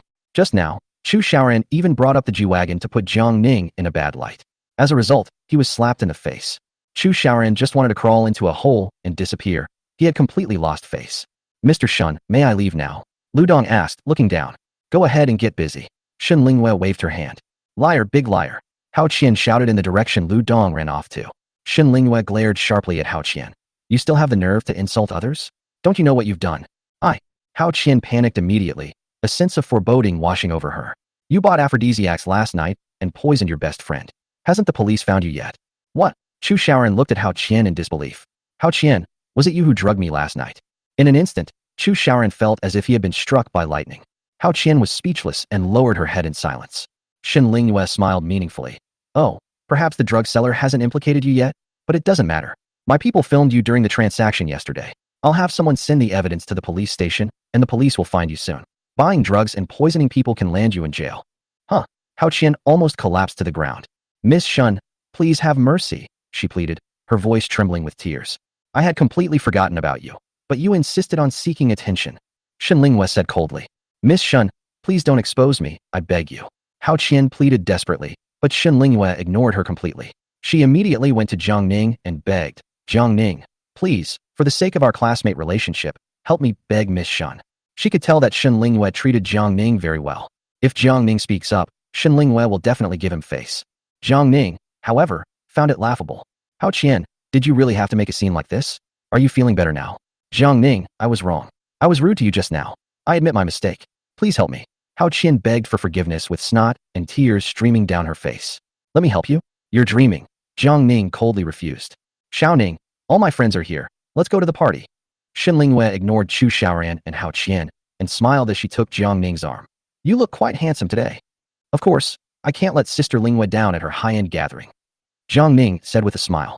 Watching the two figures disappear into the distance, Chu Xiaoran stood there, lost in thought. Xiaoran, I was out of my mind too. Please don't blame me. Just tell the police that I was just joking with you. Then they won't arrest me. Hao Qian pleaded. Chu Xiaoran's eyes reddened. and he shook his head through gritted teeth. She never dreamed that her best friend could be so vicious. She was heartbroken over how Qian Roll. Shu Shaoran gritted his teeth, threw down a sentence, and walked out the door dejectedly. At that moment, she felt so sad, so angry, so depressed, and so ashamed. She really wanted to cry her heart out without any restraint. At this moment, on the top floor of the Heavenly Court Clubhouse, in the luxurious VIP box numbered 100, a wide variety of high-end wines and foods are on display. Shen Lingyue's friends have all arrived and are now chatting happily in the private room.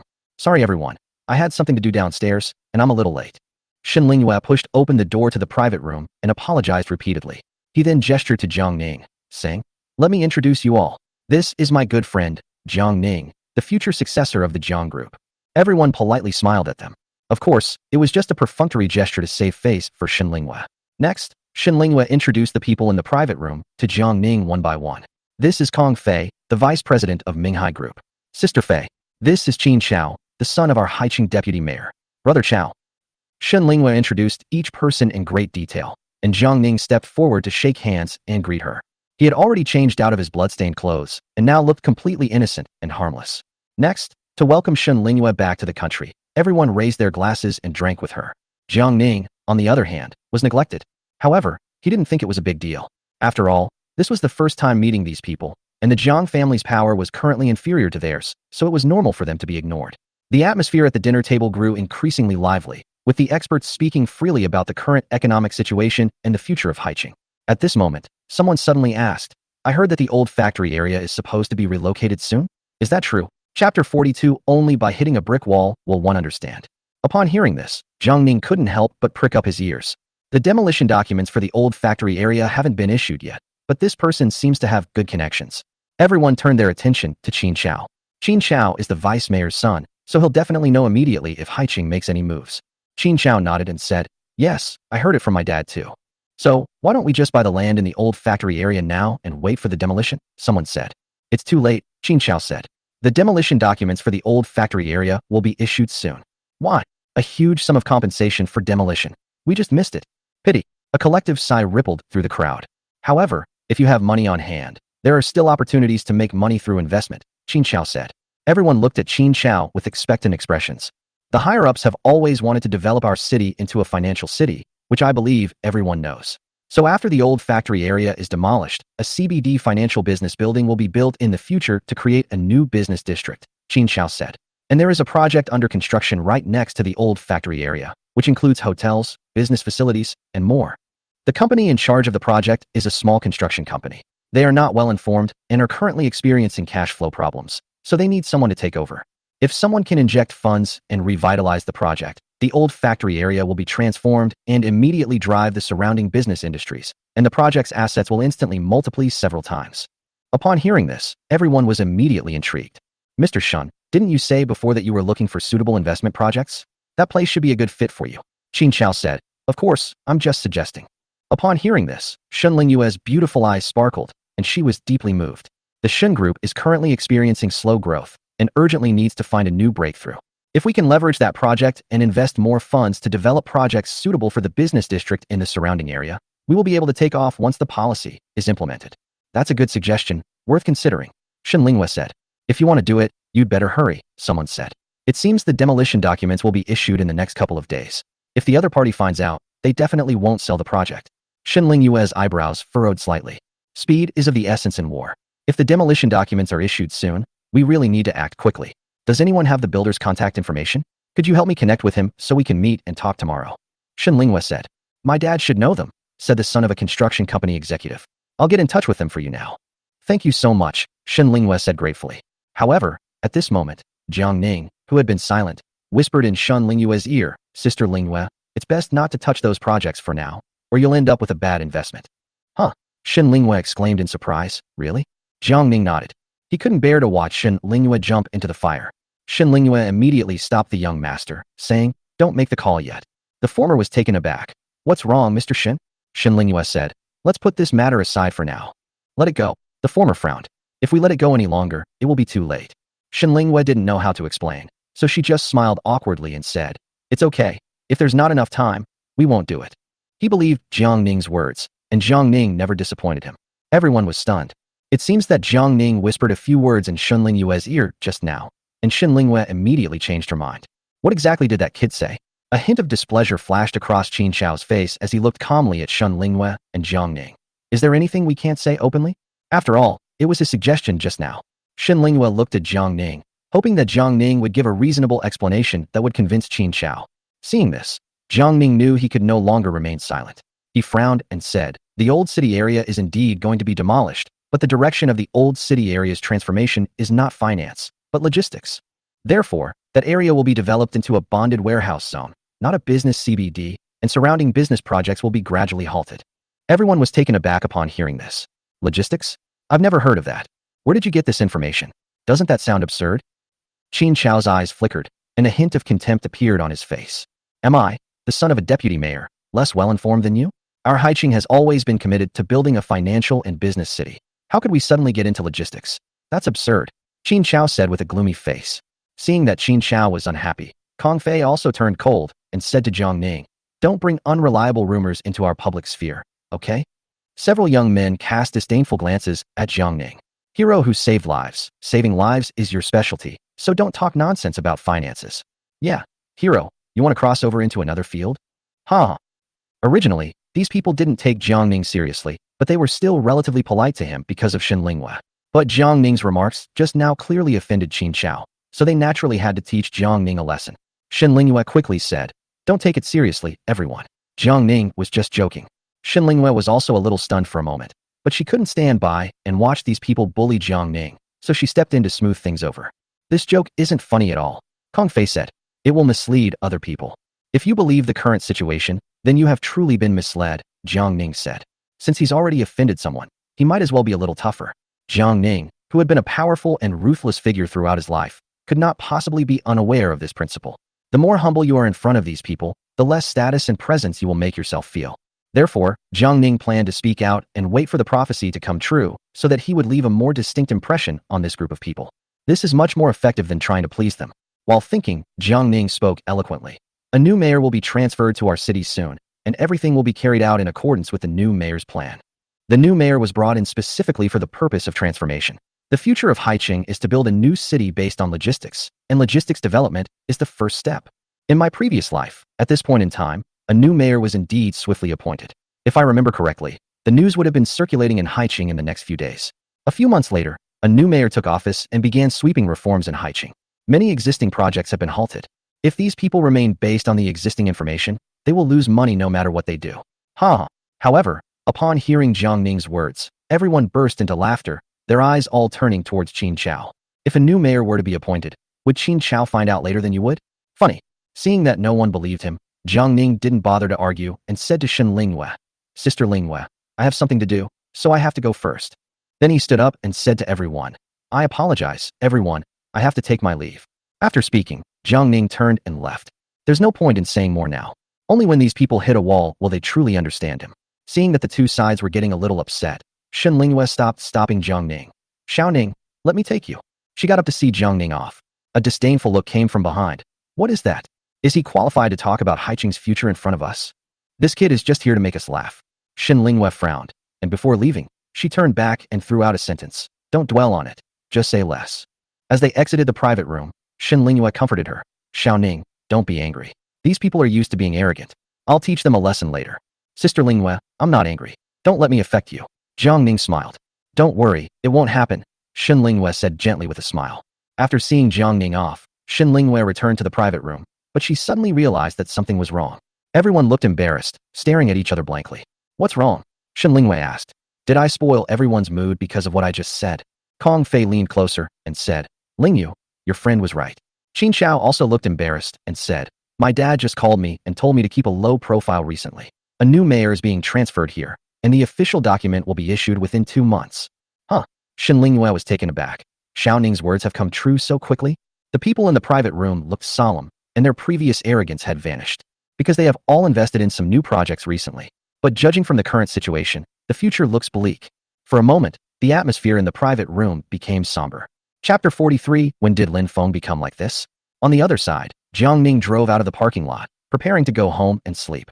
But he hadn't eaten much all night, and was getting a little hungry. When passing by some food stalls on the street, I would stop temporarily to buy something to eat.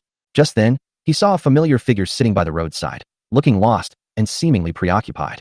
It was Chu Xiaoran. After leaving the Heavenly Court Club, she was extremely depressed and, in a moment of distraction, accidentally missed a step and twisted her ankle. The series of blows broke her down, so she simply sat by the roadside and secretly shed tears to vent her emotions. At that moment, she also saw Jiang Ning. Jiang Ning. Chu Xiaoran limped forward. Jiang Ning frowned, took the snack from the vendor, and got into the car without paying any attention to Chu Xiaoran. Jiang Ning, could you give me a ride? Chu Xiaoran asked, standing by the car. You're really shameless. Jiang Ning ate her snacks heartily, not even glancing at Chu Xiaoran. Go hail a taxi yourself. Chu Xiaoran frowned. But I sprained my ankle. What? Does sprained ankle mean you can't take a taxi? Jiang Ning found her logic ridiculous. But we're clearly going the same way, Chu Xiaoran said. Who said I'd give you a ride just because it's on my way? Jiang Ning finished his snack in a few bites and said, Step back. I'm in a hurry to get home. Then, he closed the car door, stepped on the gas, and sped away. Chu Xiaoran gritted his teeth in anger. Jiang Ning, even though we've broken up, my feet are still swollen. Can't you even feel sorry for me? Left with no other option, she had to take a taxi home by herself. Chu Xiaoran returned home dejectedly, rushed into the bathroom, and burst into unrestrained sobs. Her makeup was already ruined from crying. Looking at her haggard face, bloodshot eyes, and dark circles under her eyes in the mirror, she suddenly felt very tired. She hastily washed her face, too lazy to even change her clothes, went back to her bedroom, took a few sleeping pills, and collapsed onto the bed. She's been having trouble sleeping lately, and Lin Feng bought her sleeping pills for her. All she wants to do right now is clear her mind and have a good long sleep. She desperately needs some quiet rest. The medicine quickly took effect, and she calmed down. In a daze, scenes of Jiang Ning fawning over her in the past flashed through her mind, and a smile involuntarily appeared on her lips. Then came a deep sleepiness. When she woke up again, it was already noon the next day.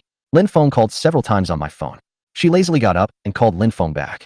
Xiaoran, why did it take you so long to call me back? Lin Feng complained. Did you see that news?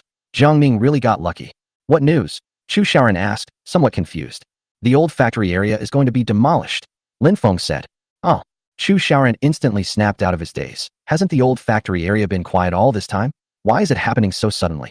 I don't know either. Lin Feng said. That's why they say Jiang Ning is lucky. Chu Xiaoran opened the news, and indeed, the headline was about the demolition and renovation of the old factory area. In order to align with the city's future planning direction, starting today, demolition and renovation will be carried out in the area surrounding the old factory area in Jiangbei District. The scope includes all businesses and individuals currently engaged in commercial activities within the demolition area are requested to relocate as soon as possible. The government will provide corresponding compensation measures. Chu Xiaoran felt a chill in his heart. What she cared about was not how much compensation Jiang Ning would receive for the demolition. Rather, did Jiang Ning already know that the old factory site would be demolished before buying it? Thinking about it this way, Jiang Ning didn't buy this land for his own sake. Furthermore, Jiang Ning's decision to have the Chu family move out quickly was not an attempt to exterminate them, but rather because he knew in advance that the demolition would take place. It turned out that, just as Jiang Ning had said, what he did had nothing to do with him. For a moment, Chu Xiaoran was at a loss. She had initially concluded from this incident that Jiang Ning still had feelings for her. But now it seems that it was all just my own imagination. At this moment, she truly realized that Jiang Ning seemed to have completely broken up with her. Jiang Ning no longer has her in his heart. Xiaoran, why aren't you saying anything? After a brief silence, Lin Feng interrupted Chu Xiaoran's thoughts. Say, what else can I say? Congratulations to Jiang Ning on receiving demolition compensation? Congratulations to Jiang Ning for completely abandoning me? Lin Feng said. Xiaoran, I know you're angry right now, but there's nothing we can do. That bastard is just luckier than us. With the shipwreck incident and the demolition compensation issue, he's even become a celebrity on the school forum. Chu Xiaoran sighed helplessly. Previously, there was a lot of gossip on the school forum, saying that Jiang Ning bought the land in the old factory area in order to win her back. Jiang Ning never responded, and even she believed it to be true. But now she realizes that Jiang Ning was simply too lazy to respond to these rumors. He only needed to wait calmly, and the rumors would fall apart on their own. Chu Xiaoran had never thought Jiang Ning was particularly intelligent. But now, she suddenly realized that Jiang Ning seemed to have always been very smart, but she had just been suppressing him. At that moment, a message popped up on the school forum. Mr. Jiang Ning, a former alumnus of Haicheng University, was awarded the university's Hall of Fame medal for his heroic act of saving 43 lives. The event is being broadcast live. Jiang Ning was invited back by the school to present an award. Chu Xiaoran was startled and clicked on it. At this moment, the host is building up the atmosphere. Mr. Jiang Ning is a graduate of our school's XX class. During his time at school, he had excellent academic performance and received the Outstanding Scholarship for 4 consecutive years.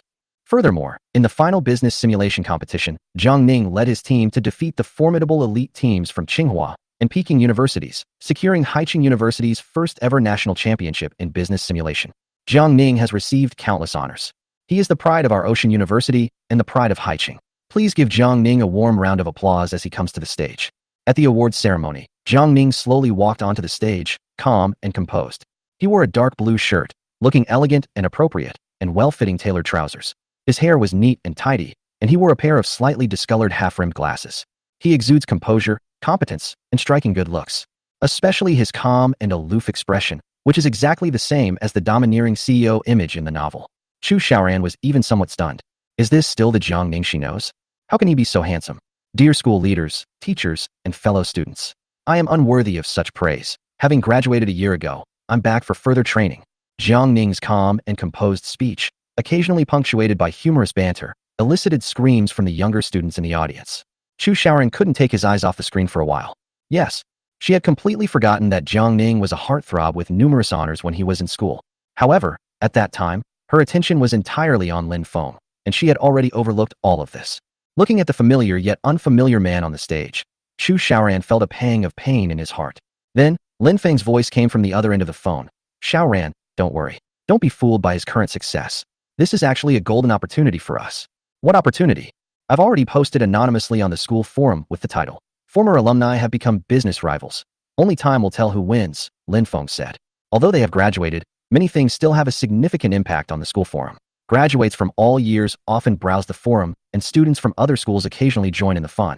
As a result, the school forum has a large user base, mostly young people, and news spreads extremely quickly. That's why Lin Feng deliberately stirred up trouble on the school forum. You posted the Everbright group spitting information? Chu Xiaoran immediately realized. That's right, Lin Feng said. This post's popularity has skyrocketed, and it quickly became a hot topic. If I win the Everbright project and defeat him, all his current glory will become my stepping stone. Chu Xiaoran fell silent. This approach is both ingenious and insidious.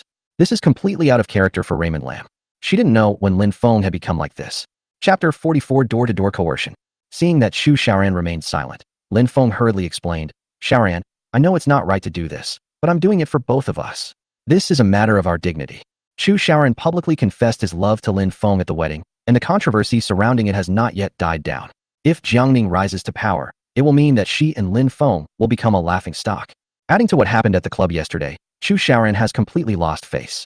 Chu Xiaoran desperately needs to save face. If Raymond Lam can stage a remarkable comeback, it would be incredibly important for her. That would prove that her decision to give up Jiang Ning and choose Lin Feng was an extremely wise one. After careful consideration, Chu Xiaoran asked, is there any certainty about the Everbright project? It's basically safe, Lin Feng said. His confidence stemmed from the fact that Ningda Logistics' overall strength was currently inferior to Lin's freight. This is most evident in the network layout. The logistics company's network of outlets is similar to its smaller branches. Only with a wider network of service points can the transportation coverage area be larger. Lin's freight started early. Although it doesn't have many branches, it has always cooperated with several large national logistics companies. By using the branches of other logistics companies, its transportation routes can cover the whole country. Ningda Logistics in Jiangning is a branch of Jiangjia Logistics Department, and its network is only distributed within the province. It's important to know that China Everbright Group does business nationwide. If you can't get the network layout sorted out, you're doomed if you want to become a partner of China Everbright Bank. For this reason, Raymond Lam even got his father, Bob Lam, to come up with a drastic solution. Lin Xingbing negotiated with several other major logistics companies in advance, offering them benefits in exchange for not cooperating with Ningda Logistics and not providing Ningda Logistics with any services at its outlets. Therefore, Ningda Logistics lacks a network advantage and simply cannot handle this large order from China Everbright Group. After hearing Lin Feng's description, Chu Xiaoran also felt that this time it was basically a sure thing. Business competition is like a battlefield without gunpowder. Before engaging in direct combat, preparations are the most important thing. Clearly, Lin Feng was extremely well prepared this time. Don't worry, Xiaoran. I'm 100% confident I can defeat Jiang Ning this time, Lin Feng said. The day Guangda opens the bid will be our moment of glory. Chu Xiaoran also looked on with anticipation. Yes, when she gave up Jiang Ning and chose Lin Feng, almost no one around her understood her decision. She had endured for too long. She desperately needed to prove herself. As long as Lin Feng can rise to prominence, he can silence all doubts. Raymond Lam, you must keep going. The two chatted briefly before hanging up. On the other side, Jiang Ning returned to the Champs-Élysées Garden Villa after attending the awards ceremony at Haicheng University. Just now, Jiang Ning received some news. Lin's freight is up to something.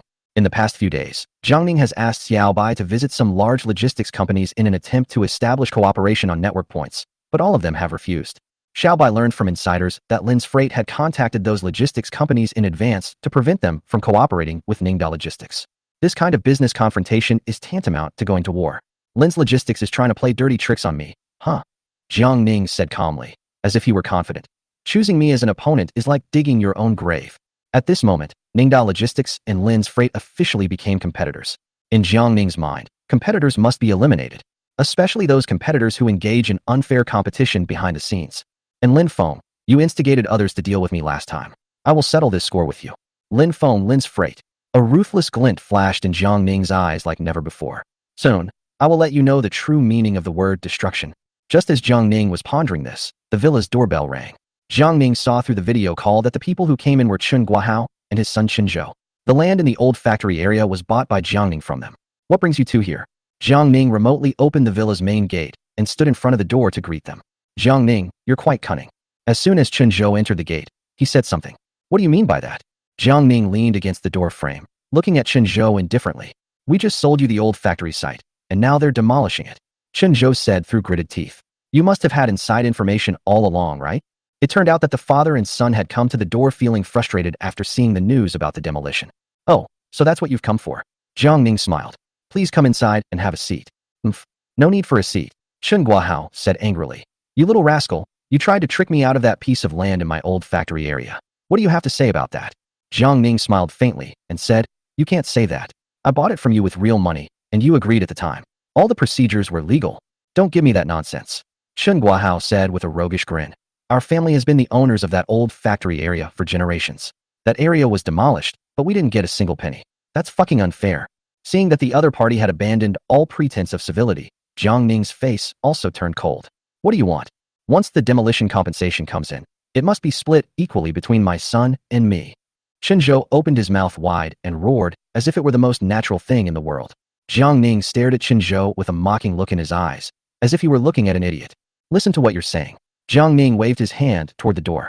I'm in a good mood today, so I'll pretend I didn't hear what you just said. Get out. This compensation for the demolition was an indispensable initial capital for Jiang Ning to build a business empire. Nobody is allowed to touch it. Moreover, this father and son are here to act like scoundrels. Jiang Ning will only become more shameless in dealing with scoundrels. Moreover, in his previous life, his ancestral treasure chest was sold to this father and son by Chu Xiaoran at a low price. The father and son were extremely ruthless. Shen Linghua had to pay 5 times the amount of money to barely redeem herself from them. In this life, he hadn't even had time to deal with the father and son, yet they delivered themselves to his doorstep.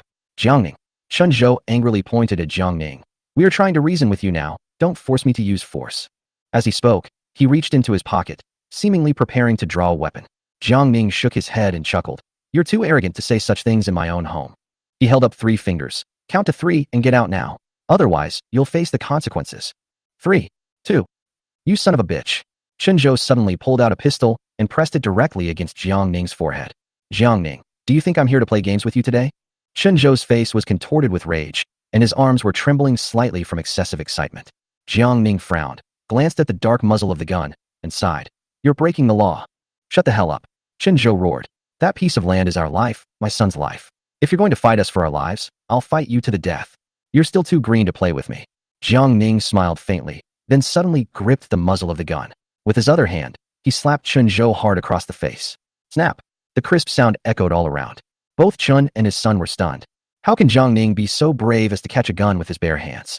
Just as Chen Zhou was stunned, Jiang Ning twisted the hand gripping the gun barrel forcefully. Chen Zhou cried out in pain in his wrist. The gun was in Jiang Ning's hands the next second. Jiang Ning pointed the gun at Chen Zhou's forehead and pulled the trigger. Smack! A burst of flame shot out from the muzzle of the gun. Then came the dazzling and beautiful music. You are the most beautiful cloud in my sky. Let me keep you with my heart. 6 times lament. Chapter 45. It's your Lin family that has driven yourselves to ruin. It turned out to be a lighter, and it even had a music function. This model of pistol became extinct in the last century. Jiang Ning said with a shake of his head and a smile. This kind of thing is only good for fooling ordinary people. In his previous life, he owned the world's largest private underground arsenal, and no one was more knowledgeable about firearms and ammunition than him. Compared to Jiang Ning, Chen Zhou was not even as good as a 3-year-old child. Furthermore, Chen Zhou and his son are quite unprofessional. The gun barrel still carried a faint smell of smoke, clearly indicating that they had used it to light cigarettes beforehand. However, the fake gun is very well made, and it is made of pure steel, so it feels quite heavy in your hand. Chen Zhou, you're the first person to point a gun at my head. Jiang Ning suddenly kicked Chen Zhou in the abdomen. Chen Zhou instinctively used both hands to block. But Jiang Ning's kick was just a feint. He swung his pistol and smashed it into Chen Zhou's face. In an instant, Chen Zhou's lips were smashed, and 3 or 4 teeth were knocked out. He fell backward, clutching his face and screaming in pain. Yu. Chen Guohao was shocked by Jiang Ning's ruthlessness and became incoherent before turning to flee. Jiang Ning didn't give him a chance, and in one swift step, he caught up and kicked Chen Guohao hard in the back. Chen Guohao stumbled and fell to the ground, then hurriedly rolled over to beg for mercy. But as soon as he turned around, Jiang Ning kicked him. Before Chen Guohao could even beg for mercy, Jiang Ning delivered a solid kick to his face. A sharp pain shot through my nose and mouth, a sweet, metallic smell filled my nostrils, and blood kept gushing out. At this moment, the noise also attracted the attention of the neighbors, who all came to see what was going on. Upon seeing this, Jiang Ning feigned panic and shouted, "They're hitting people! They're trespassing and assaulting people!" The neighbors were filled with righteous indignation upon seeing this. In a neighborhood like ours, would anyone dare to break into a house and hurt someone? Don't let them get away. The neighbors shouted angrily. Seeing that the situation was not good, the Chen father and son endured the pain, got up, and fled in a panic. At the home of Chen Zhou and his son, the father and son were nearly beaten to a pulp. After being bandaged up, they lay on the sofa at home, filled with resentment. In the Chen family home, there was another person, Lin Feng. The reason they ended up together was that Lin Feng contacted Chen Zhou after seeing the news about the demolition yesterday. He knew that Lin Feng wasn't the only one frustrated about the demolition. The most frustrated people were probably Chen Zhou and his son, because this windfall originally belonged to the father and son. Over the phone, Lin Feng kept saying what a pity and hundreds of millions in demolition compensation, which made Chen Zhou jump up and down in anger, almost to the point of exploding on the spot. With Lin Feng stirring things up, the Chen father and son felt they couldn't let Jiang Ning get away with it so easily. So, the father and son hatched a wicked plan and went to Jiang Ning's house today. Lin Feng just didn't expect that the father and son were so useless. Jiang Ning attacked me when I wasn't paying attention. Chen Zhou retorted angrily. Damn it, I'm so old and I've never suffered such a loss. I'll make sure that brat Jiang Ning suffers a terrible death. Chen Guohao cursed, covering his mouth. Lin Feng sighed and said to Chen Guohao, Uncle Chen, don't worry, I have another idea.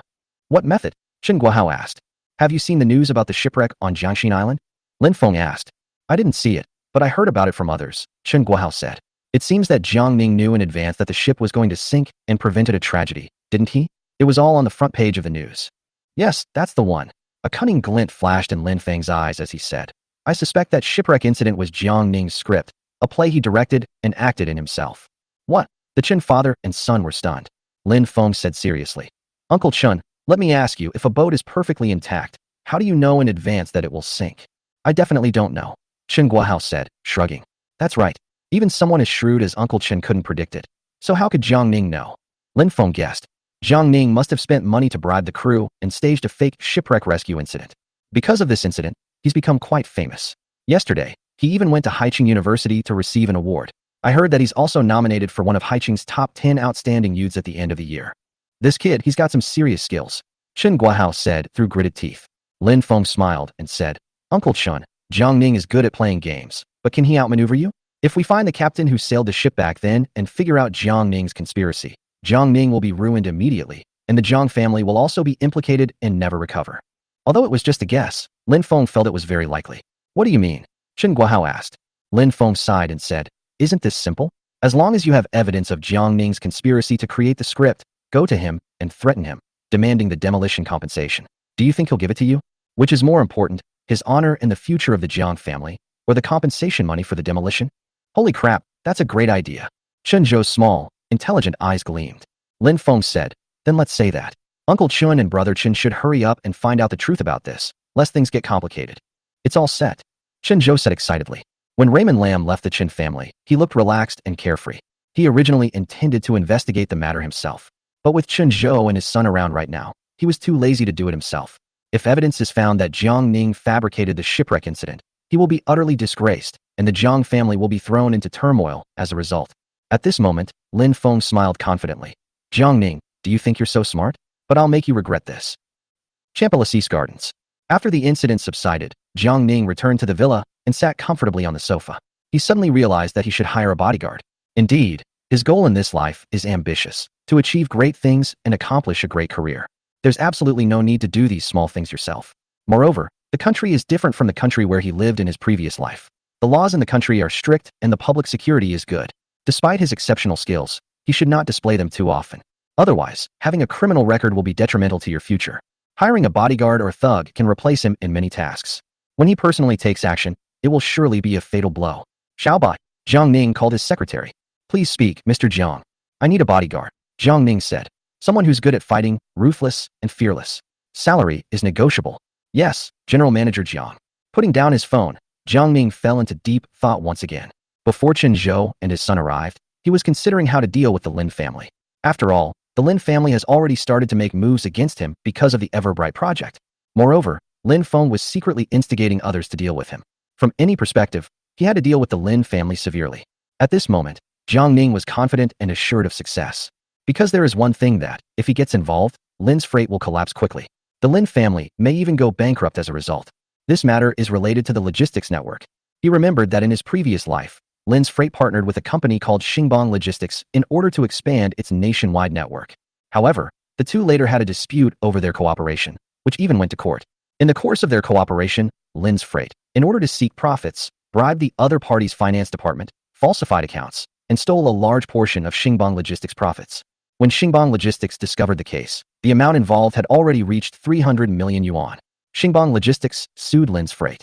However, Lin's freight had already taken precautions, transferring funds overseas and ultimately only paying out a little over 10 million to the other party before changing its name and continuing operations. Moreover, the more than 10 million yuan in compensation was not paid by the Lin family. It was money that Lin Feng borrowed from Chu Xiaoran, money from the Jiang family. Therefore, Jiang Ning was deeply impressed by Xingbang Logistics. With his memories from his previous life, Jiang Ning had already come up with a perfect plan. Lin Feng, I originally wanted to see you slowly fall from grace and suffer endless torment. But unfortunately, it was your family that completely blocked your path. So, I don't mind dealing with you as soon as possible. Chapter 46 is about to erupt, defeating all opponents. The next morning, Jiang Ning got up early and rushed to the company. I had just sat down in my office when there was a knock on the door. Vice President Chen Xingang, along with 3 other company executives, all submitted their resignations. President Jiang, thank you for the Jiang Group's support over the years. However, some things have happened in my family recently, and I'm afraid I can no longer work here. Chen Xingang got straight to the point. Jiang Ning frowned. Something happened at home? Tell me, maybe I can help you. Right now, there is a great need for manpower. Chen Xingang has worked at Jiang's group for nearly 10 years, and the logistics department was gradually built up under his leadership. He is a pillar of Ningda Logistics, and his prestige within the company is even higher than that of Jiang Ning. Jiang Ning also treated him like an uncle and would consult him on any logistics-related matters. President Jiang, thank you for your concern. Chen Xinggang's eyes flickered as he said, but I have already decided to leave. The other 3 executives behind him also submitted their resignations. President Jiang, my wife is sick and needs care, so I'm also resigning. President Jiang, I may have a health problem and need to go home to rest. President Jiang, I'm resigning too. Faced with the simultaneous resignation of 4 people, Jiang Ning sighed deeply. He could easily understand that all the reasons were just excuses. At this moment, Secretary Xiaobai also rushed over, her face showing anger. She said, President Chen, you are also a veteran of Ningda Logistics. How can you just leave like that? Chen Xingang looked at Xiaobai with displeasure. I didn't sign a contract of servitude. Can't I just resign? Xiaobai blushed and said angrily, President Chen, Ningda Logistics is at a critical moment right now. If you guys shirk your responsibilities, aren't you undermining President Jiang? She looked at the other 3 executives and said sternly, President Jiang has treated you well. How can you live with yourselves doing this? Who gives you the right to speak? An executive snapped.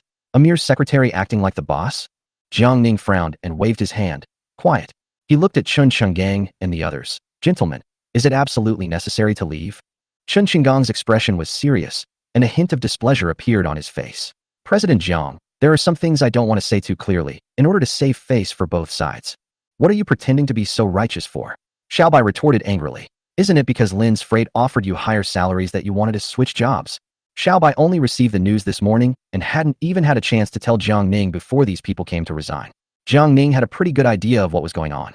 If it weren't for someone else pulling the strings behind the scenes, things wouldn't be like this now. Is it wrong for people to strive for better opportunities? Chen Xingang yelled at Xiaobai as if his tail had been stepped on. It's your business if you want to stay here and fight to the death. please don't interfere with others, okay? What's wrong with Ningda Logistics? Are we just supposed to sit here and wait to die? A young executive said angrily. What do you mean? Jiang Ning looked coldly at the executive. President Jiang, you're still too young. Chen Chenggang dropped the pretense, a hint of contempt on his face. Lin's Freight, in conjunction with some established logistics companies, held a secret meeting specifically targeting Ningda Logistics. With them working together, how can Ningda Logistics possibly survive? Jiang Ning smiled faintly. As Xiaobai mentioned yesterday, Lin's Freight, in conjunction with established logistics companies in Haicheng, refused to provide any network cooperation and aimed to nip Ningda Logistics in the bud. Ningda Logistics is currently in dire straits, so Chen Chenggang and others plan to abandon their responsibilities and quit. Chen Chenggang, is Ningda Logistics really that fragile in your eyes? Jiang Ning raised her eyes and looked at Chen Chenggang coldly. President Jiang, business competition is like a battlefield, where both sides fight to the death. Compared to Lin's Freight, Ningda Logistics is nothing but a child. Chen Chenggang said earnestly. Therefore, I also advise you to give up Ningda Logistics as soon as possible, return to Jiang's, and learn more from the old chairman. The meaning is clear. He looks down on Ningda Logistics, and even more so on Jiang Ning. Ha! Jiang Ning laughed loudly. When it comes to business competition, what are you, Chen Chenggang, compared to me? Everyone. In the near future, you will regret today's decision. Jiang Ning waved to Xiaobai. Allow them to leave, supervise them to make a proper handover, and then they can go. There's no way I can regret it. I want to thank President Jiang for sparing our lives. Chen Chenggang was in high spirits, as if he had won the lottery. We'll go and hand over the responsibilities right away.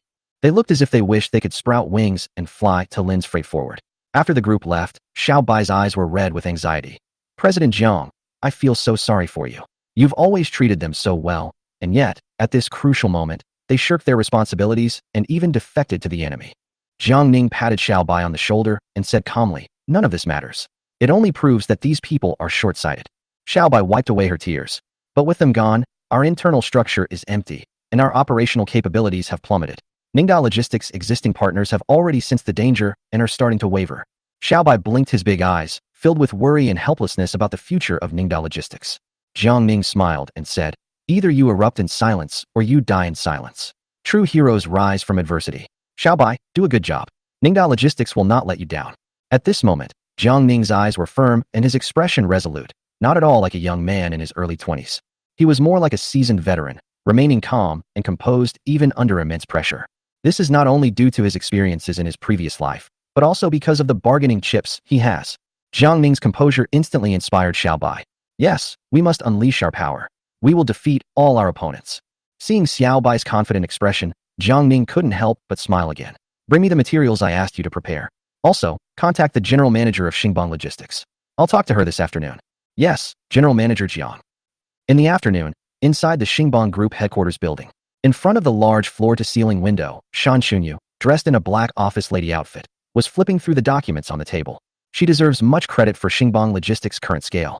Although her good-for-nothing husband was the legal representative of the company, everyone knew that the real owner of Xingbang Logistics was Shan Xunyu. Knock, knock, knock. There was a knock on the office door. Mr. Shan, Mr. Jiang has arrived, the secretary said from outside the door. Come in. Dan Xunyu buried her head in the documents and said something casually. Jiang Ning stood upright at the door, and upon seeing Shan Xunyu, gave a professional, slight smile. Hello, Mr. Shan. So you're Jiang Ning. Come in. Dan Xunyu raised her eyes and glanced at Jiang Ning. You know what? This kid is well-dressed, has a good physique, and his clean-cut face is quite likable. However, Shan Xunyu, being an old hand, had seen plenty of young heartthrobs and didn't take them to heart. She put down the documents in her hand, lit a cigarette, and threw the cigarette pack in front of Jiang Ning. Want a smoke? No, thank you. Jiang Ning smiled faintly. Sitting at her desk, Shan Xunyu barely glanced at Jiang Ning. She stretched lazily, glanced at her watch, and said, President Jiang, I have to attend a meeting in a bit. Let's get straight to the point. Jiang Ning sensed the other party's utter disdain. However, he didn't care at all, because he knew that within 20 minutes, the woman would withdraw all her contempt and start talking business with him seriously. Chapter 47A Plan to Turn the Tide. Jiang Ning wasted no time and said, Mr. Shan, Ningda Logistics has participated in the bidding for China Everbright Group. At present, we need to strengthen our network of branches. Therefore, I am interested in cooperating with you on the branch network and jointly win this project of Everbright. Dan Xunyu stubbed out her cigarette, her eyebrows furrowed as she looked at Jiang Ning. Guangda Group is a behemoth. Even Xingbang wouldn't dare to try it easily. Do you think you can take it down? These pampered rich kids are too naive. Do you really think doing projects is like playing house? Jiang Ning said seriously. Whether we can secure the deal or not is one thing. I'm here today mainly to discuss cooperation on network points with you. Ha ha. Shan Chunyu burst into laughter. She felt that the naive young man in front of her was too simple-minded. Lin Xingbing of Lin's Freight had already given instructions. How could she possibly cooperate with Ningda Logistics? Moreover, Xingbang Logistics has been cooperating with Lin's Freight for many years, and she knows that Lin's Freight has a very high probability of winning the bid this time. By cooperating with Lin's Freight, she can naturally benefit from the Guangda project. And what qualifications does Ningda Logistics have to talk to me about cooperation? Jiang Ning. To be honest, I can only choose between you and Lin's Freight Forward, so I'm sorry. This was quite clear. She didn't trust Jiang Ning, and she was determined to cooperate with the Lin Group to the end. If there's nothing else, I have to go to a meeting. Dan Chunyu casually dismissed him. President Shan, wait a moment, Jiang Ning said. I want to show you something. As Jiang Ning spoke, he took out a stack of documents from his bag and placed them in front of Shan Chunyu. This is a breakdown of discounts between Lin's Freight and its partners that I found through some informants, Jiang Ning said. Perhaps you'll discover many surprises. Dan Chunyu frowned, picked up the documents, and started looking through them. A moment later, her expression changed drastically. Is this true? Absolutely true. Jiang Ning said, Lin's Freight reduced the discounts offered by its partners and then lied to you about the prices, making a bigger profit in the process. They also falsified their accounts. Falsifying accounts. A hint of anger flashed in Shan Chunyu's eyes. How could Lin's Freight possibly do that? Someone in your finance department has been bribed, Jiang Ning said with a slight smile. In my previous life, before the incident, the accountant had resigned and settled in North America. I heard that when he left, he sold several of his luxury cars, which shows that he made a huge profit in the process. How do you know all this? Shan Chunyu asked. Jiang Ning smiled and said, It's a secret. Shan Chunyu was taken aback. At that moment, she finally realized that the young man in front of her was no ordinary person. He was unlike any other young man she had ever met. Dan Chunyu continued to look through the details with anger, muttering curses under her breath. Mr. Shan, you don't need to go through each one, Jiang Ning said. I've already calculated it for you. Just looking at these, Lin's Freight has illegally appropriated over 100 million of your profits. If you go to the finance department and take a look, you might find even more. At this moment, Jiang Ning was calm and composed, as if he understood everything. On the contrary, Shan Chunyu was filled with rage, transforming into an angry female demon. I need to verify this first. If it's true, I won't let Lin's Freight go, Shan Chunyu said through gritted teeth. All right, then I won't bother you any longer. Jiang Ning smiled calmly. I hope you will consider cooperating with me. By the way, I'm determined to get the Everbright project. As he spoke, Jiang Ning stood up and placed the business card on Shan Chunyu's desk, saying softly, I'll wait for your call. He remained calm and composed throughout, with a hint of mockery in his eyes. Dan Chunyu smoothed the stray hairs from her forehead, looked down at the Jiang Ning business card, and fell into deep thought. This young man gave her the impression of being mature and composed, completely different from other young rich kids she had in mind. This aura was so overwhelming that even Shan Chunyu was stunned. After a brief moment of thought, Shan Chunyu picked up his phone and said to his secretary, Xiao Lu, call General Manager Li from the finance department to my office and bring the accounts from the past year's cooperation with Lin's Freight. Yes, Mr. Shan. Haicheng, Longsheng Martial Arts Hall. Lin Feng was sweating profusely as he engaged in sparring with his sparring partner. He has recently become obsessed with Taekwondo. Just then, the phone next to me rang. Lin Feng went to the sidelines, took off his protective gear, and answered the phone. Hello, Mr. Lin. Jiang Ning from Ningda Logistics came to Xingbang this morning looking for General Manager Shan. The voice on the other end said. Oh, Lin Feng gritted his teeth. Just as Dad guessed, Ningda Logistics' network of outlets was a weakness, so he started trying to win over Xingbang. Did Mr. Shan ignore him? The conversation only lasted about 20 minutes, said Secretary Liu. However, after the conversation, Mr. Shan went to the finance department to check the accounts of Lin's Freight. What? Lin Feng was startled. Did Shan Chunyu find out? A year ago, Lin's Freight began to collude with Mr. Li, the head of the finance department, to falsify accounts. To date, the falsified accounts have involved hundreds of millions of yuan. Lin's Freight used the money to invest, hire people, buy vehicles, and build outlets, rapidly expanding its scale with the intention of eventually kicking Xingbang out. Lin Feng wasn't sure if Shan Chunyu knew about this, so he didn't want to call Finance Manager Li at this time. After thinking for a moment, Lin Feng said, Xiao Lu, thank you for providing me with the information. I'll handle the rest. He hung up on Xiao Lu and called Shan Chunyu directly. Hey, Sister Shan, are you busy? Lin Feng deliberately lowered his voice, using nasal resonance, and added a touch of gentleness. He knew in his heart that Shan Chunyu was a single older woman who had always had feelings for him. Shan Chunyu's husband ruined his health with alcohol and women in his early years, and his health deteriorated at a very young age. Meanwhile, Shan Chunyu was at the age of intense desire and repeatedly asked Lin Feng to have dinner alone with her in private. Her intentions were quite obvious.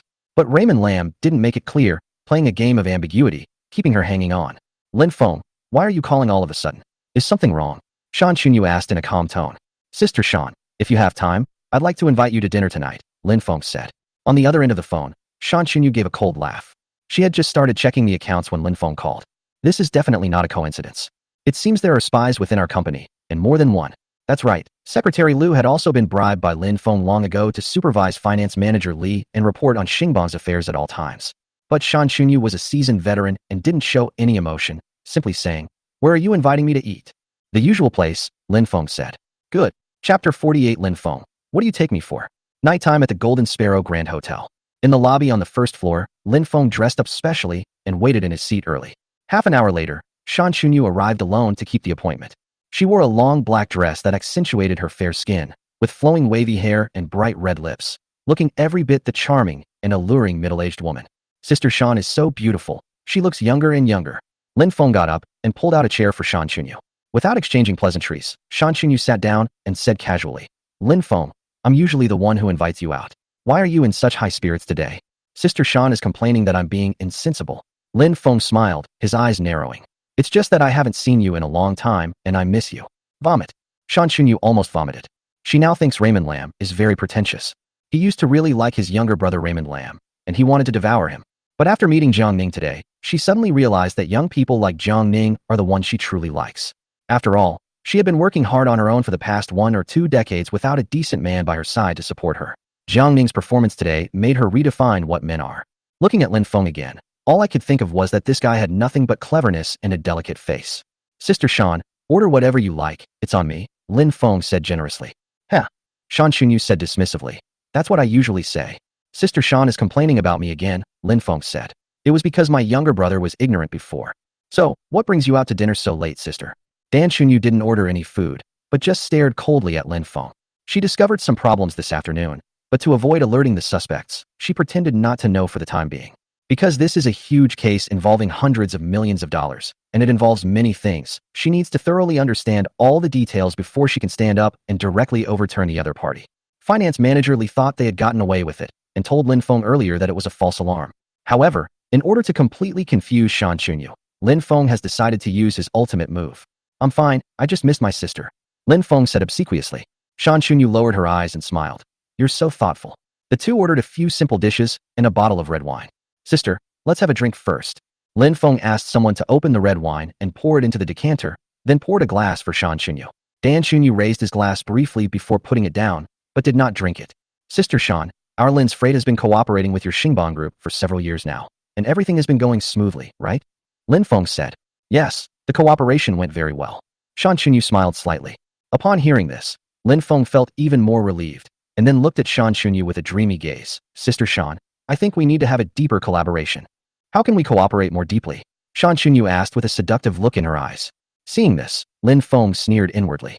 "Old woman, I knew you wouldn't get past me. With just a little effort, I can have you firmly under my control. Deep cooperation, of course it involves more depth."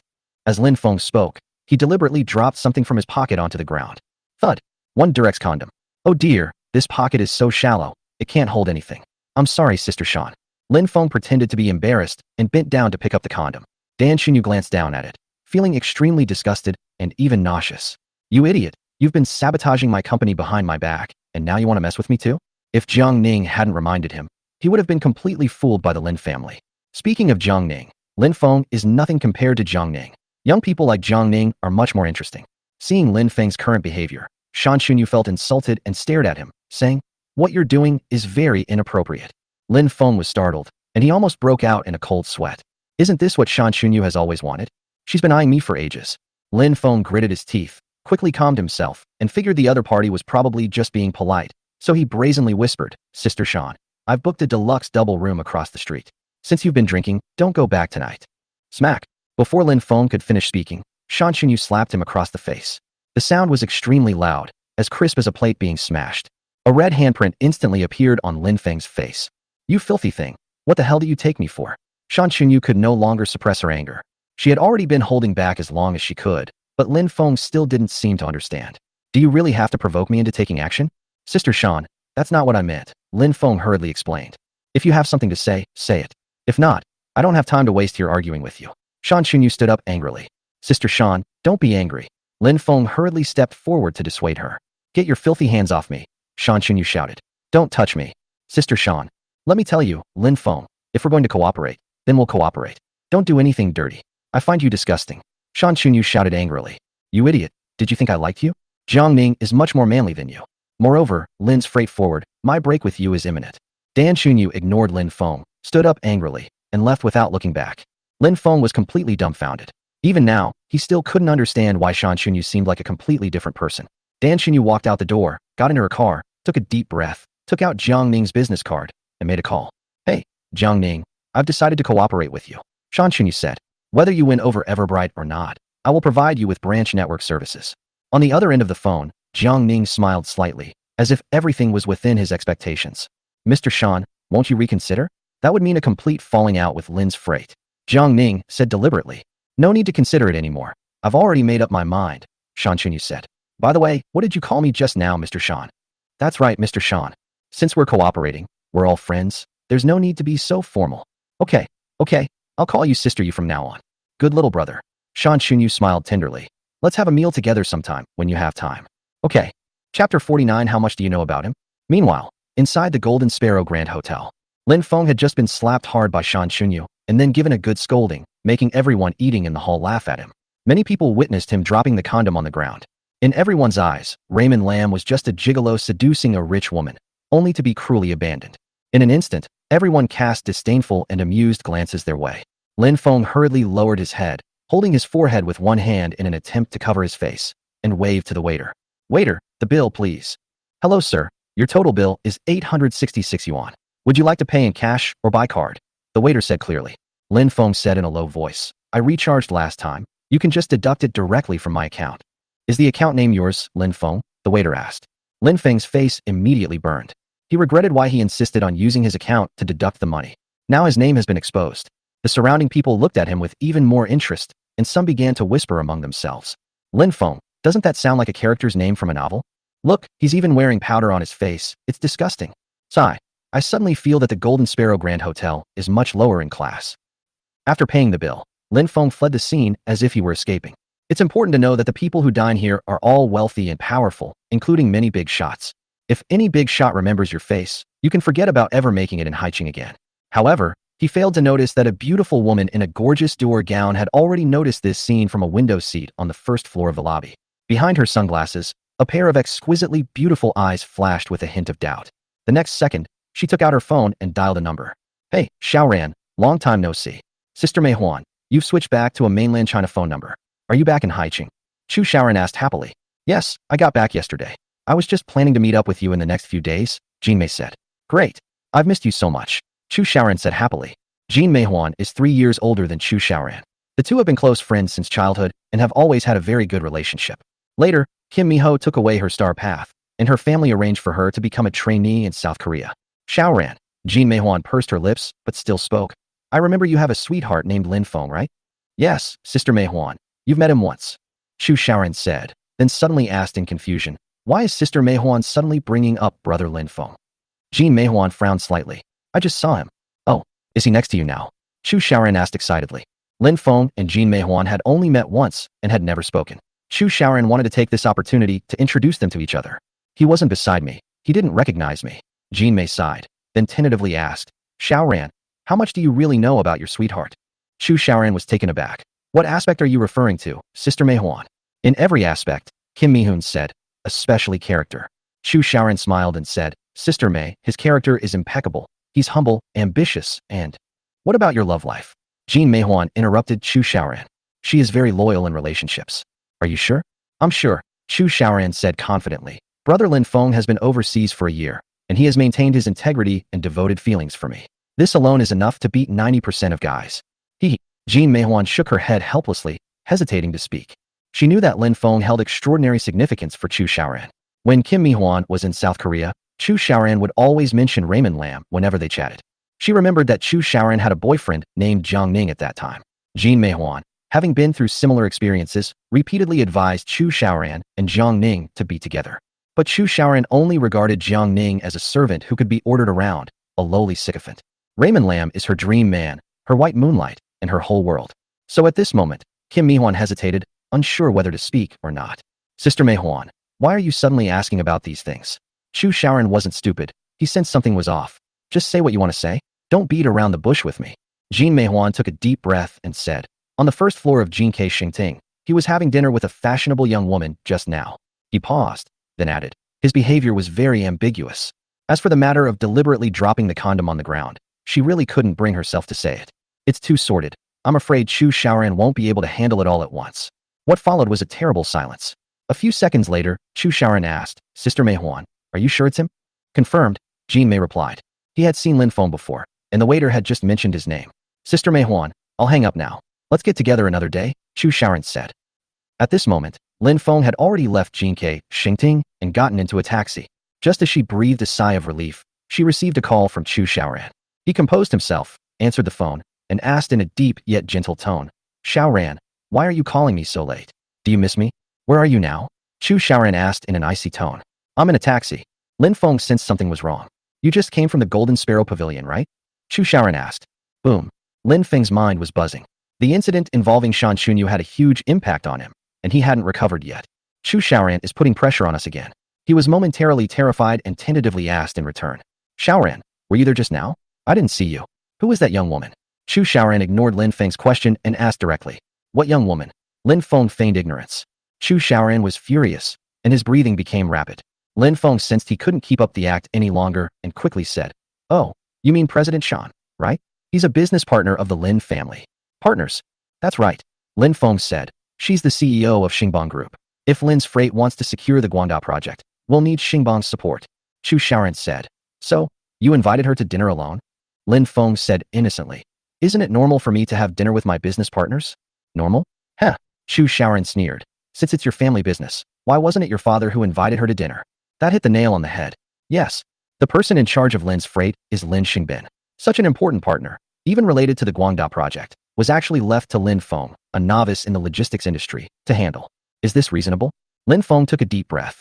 He knew that at this crucial moment, he couldn't afford to be even slightly guilty. Xiaoran, what exactly are you trying to say? Lin Feng retorted firmly. Is it wrong for me to do business? I'm just a business partner. Don't overthink it, okay? Chu Xiaoran gritted his teeth. Jiang Ning never invites other women to dinner alone, not even business partners. Chapter 50. The Chu family was sentenced to death. Chu Xiaoran's words perfectly expressed his true feelings. This never happened when she was with Jiang Ning. Jiang Ning knew she was prone to jealousy, and even deleted most of the unimportant men from her contacts. Not to mention meeting up for a meal alone. In contrast, Raymond Lam made her feel very insecure. However, this short sentence was like a torch, instantly igniting Lin Feng's passion. Lin Feng angrily questioned. Xiaoran, how dare you compare me to that good-for-nothing playboy? What right does he have to compare himself to me? Chu Xiaoran smiled. Now you won't let me compare you guys? I don't remember who's been clashing with Jiang Ning lately. If you really think he's not qualified to compare with you, why do you always try to outdo him? But Chu Xiaoran also knew that his words were indeed ill-considered. After all, Jiang Ning is no longer her boyfriend, so she shouldn't bring him up anymore. However, sometimes she just can't help it. It was only after she left Jiang Ning that she suddenly realized how perfectly Jiang Ning had been doing things all along. At this moment, Lin Feng was still rambling on, as if he had endless anger to vent. Is Jiang Ning as capable as me? Is he as hardworking as I am? Is he as handsome as me? Besides having a good father, how can he compare to me? Chu Xiaoran's head was spinning. Stop talking, I don't want to hear this. She still has a lot of things to deal with at home and doesn't have the energy to argue about these things. Lin Feng, however, felt he was in the right and said, Xiaoran, you've made me so sad. Chu Xiaoran gave a wry smile and did not respond. To her surprise, she found that she no longer wanted to dwell on the matter of Lin Feng having dinner with the young woman. Because, perhaps she wasn't jealous at all. Lin Feng, do you know? That night we went to discuss the cooperation, I was almost violated by Wang Qingsheng. Chu Xiaoran suddenly changed the subject, saying, if it weren't for Jiang Ning, I would already be. She didn't understand why she said these things. Perhaps she felt that Jiang Ning had done the same thing much better than Lin Feng. Lin Feng was taken aback, then said fiercely, I knew Jiang Ning wouldn't give up on you. Chu Xiaoran. His first concern wasn't that I had been defiled. Xiaoran, are you blaming me for all this? Lin Feng said angrily. If I had been there, I would have been the first to rush in and beat that bastard to a pulp. Chu Xiaoran ignored Lin Feng's words and continued. Hao Qian was also detained because of this, and we don't know how she will be sentenced yet. Hao Qian is involved in this too, Lin Feng asked in surprise. What exactly happened? Chu Xiaoran shook his head and smiled wryly. Let's talk about it another time. I have something to take care of, so I'll hang up now. She just wanted to express her dissatisfaction, and once she had expressed it, there was nothing more to say. After hanging up the phone, Chu Xiaoran seemed to sober up a lot. Perhaps she relied too much on Raymond Lam in the past. She felt that Lin Feng was omnipotent and could perfectly solve any problem for her. But during the time she was separated from Jiang Ning, one terrible thing after another weighed on her like huge stones, making it hard for her to breathe. Lin Feng, however, just shouted enthusiastically from the sidelines without taking any real action. She felt she had been wrong all along. Now, she can only rely on herself. Upon entering the living room, Chu Xiaoran felt an extremely oppressive atmosphere. Chu Guofeng and Li Qin looked gloomy and worried. The Chu family has been sanctioned by Jiang Ning and is facing an unprecedented crisis. The Chu family has a batch of goods worth more than 20 million yuan stored in Ningda Logistics warehouse. The Chu family wanted to get rid of that batch of goods at cost price to alleviate their current crisis. However, because the Chu family did not return the 10 million yuan dowry, Jiang Ning directly seized the Chu family's batch of goods worth more than 20 million yuan. This put the Chu family in a very passive position. What puts even more pressure on the Chu family is that Ningda Logistics previously severed its cooperation with them, and now the Chu family's transportation costs remain high. Competition was already fierce, business was difficult, and profits were declining sharply. The sudden increase in logistics costs squeezed out the little profit margin that was left. In other words, no matter how much business you do, you're no longer making money. This seems to be a dead end. Why did this happen all of a sudden? Chu Xiaoran asked. In the past, the Jiang family helped us with transportation for free, with almost no cost, Chu Guofeng said dejectedly. So, we still made a decent profit on each order. The Chu family has been in the high-tech medical device business in recent years, so transportation costs are very high. Previously, the transportation was handled by the Jiang family's logistics department. At that time, Chu Xiaoran and Jiang Ning were still boyfriend and girlfriend. Jiang Ning's statement, "Xiaoran is my future wife," completely bound Jiang's parents together. For the past year, the Jiang family has been selflessly supporting the Chu family as if they were future in-laws. Even almost all transportation costs are waived. This greatly reduced Chu Guofeng's costs, allowing him to survive even during his downturn. But now that Chu Xiaoran and Jiang Ning have broken up, the Chu family's cargo transportation has been handed over to other logistics companies on the market. After a month, the logistics costs were surprisingly high. After calculation, the company's profit was almost zero. There is even a hidden risk of losing money. Having grown accustomed to taking advantage of others, the Chu family was now utterly dumbfounded by the exorbitant transportation costs, unsure of what to do.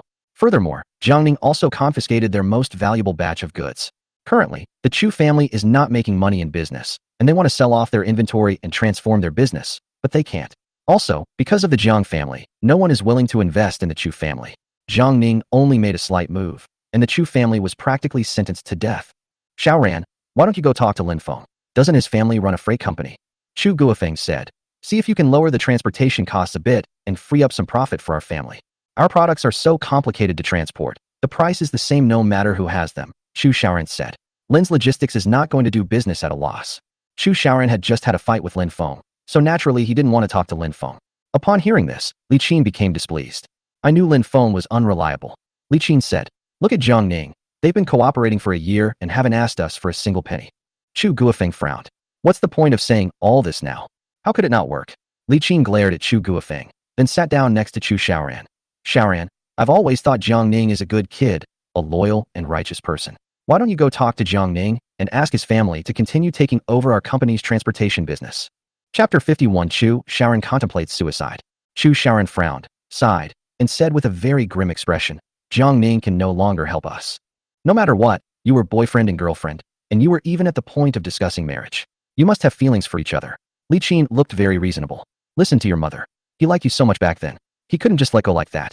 He definitely still has feelings for you." Chu Xiaoran's eyes flickered, as if he were deep in thought. A few days ago, Chu Xiaoran also thought that Jiang Ning no longer had her in his heart. But when she encountered danger at the Heavenly Court Club that night, it was Jiang Ning who saved her. Shen Lingyue said it was out of respect for Jiang Ning, so Jiang Ning must have said something behind her back, otherwise Shen Lingyue wouldn't have taken action. After this incident, Chu Xiaoran vaguely felt that Jiang Ning still couldn't let go of her. Li Qin's words struck a chord with her. "But the Jiang family can't possibly continue to provide free transportation for us," Chu Xiaoran said dejectedly. "Half price is fine too." Li Qin's eyes were full of hope. "As long as the transportation is half price, we will have a profit margin. Considering our past relationship, Jiang Ning will agree." Chu Guofeng said from the side. "Let's pay him back the 10 million we owe him, and you can also get that batch of goods back while you're at it." Sigh. Chu Xiaoran sighed heavily. After several encounters with Jiang Ning, he never once gave her any face. "Xiaoran," Chu Guofeng said with a solemn expression, "you know that our Chu family is now at its wit's end, otherwise we wouldn't have asked you to beg Jiang Ning. With all the properties mortgaged, if the business fails, the Chu family will be completely unable to recover. Li Qin and Chu Guofeng both looked at Chu Xiaoran with expectant expressions. No, I can't go to him. Chu Xiaoran gritted his teeth in pain. Just a month ago, she was the queen of Jiang Ning. Jiang Ning served her hand and foot, and everything he did had to be done according to her wishes. Even when the two broke up, Chu Xiaoran threatened Jiang Ning. Jiang Ning, you'll regret this. Now, only a month has passed, and she has to humble herself and beg Jiang Ning. How can she accept this out of dignity? Chu Xiaoran wasn't as mercenary as Li Qin and Chu Guofeng. In her heart, self-respect was more important. Xiaoran, are you trying to drive me crazy? When Li Qin saw that her daughter was not cooperating, she angrily started cursing. Well, Chu Guofeng sighed and groaned to the side. The 1.8-meter-tall man looked as listless as an old man at this moment. Just then, Li Qin's phone rang. Your maternal grandmother, Li Qin said coldly to Xiaoran, then answered the phone. Mom, what is it? How are things between Ran and that kid from the Jiang family? Have they made up? After her last marriage fell through, the old lady returned to her old house, and no further news of marriage was heard. I don't know why I suddenly had the urge to ask about marriage again. Mom, please don't worry about this, Li Qin reassured her. The old lady was very old and frail, and she didn't want her to worry about her. That's my granddaughter. How could I not care? The old lady said angrily. Let me tell you, the Jiang family is a wealthy family. We have to seize this opportunity. This marriage must happen. Mom, can you please stop making things worse? Li Qin frowned, looking annoyed. Me, causing trouble? Fine, I've caused trouble. I'm just an old codger now. Even my daughter dislikes me. Cough, cough, cough. The old lady was so angry that she coughed repeatedly and couldn't catch her breath. Mom, what's wrong? Li Qin sensed something was wrong with the voice and hurriedly asked. Oh dear, my lung disease has flared up again, the old lady said. It's even worse than last time. Huh? Why didn't you tell me sooner? Li Qin asked anxiously. The Chu family is in complete chaos right now, and to make matters worse, Mom's old illness has relapsed, which is absolutely terrible. What's the point of telling you? The old lady said irritably. We've been to the hospital before, but they still can't cure it. After a long pause, the old lady added, only Dr. Cui, a traditional Chinese medicine doctor, can cure it. After these words were spoken, both sides fell silent. Old Cui, a traditional Chinese medicine doctor, whose real name is Cui Zhixiang, is a retired doctor from the highest provincial hospital in Jiangnan. Now in his 70s, he rarely sees patients anymore. Many wealthy people came to seek medical treatment, but Cui's son refused them all, citing his advanced age. The last time the old lady had an attack, it was Jiang Ning who helped the Chu family invite old Master Cui to come. The Jiang family patriarch had done Cui Zhixiang a favor in the past. Others couldn't persuade him to come forward, but the Jiang family intervened, and the patriarch was willing to give them face.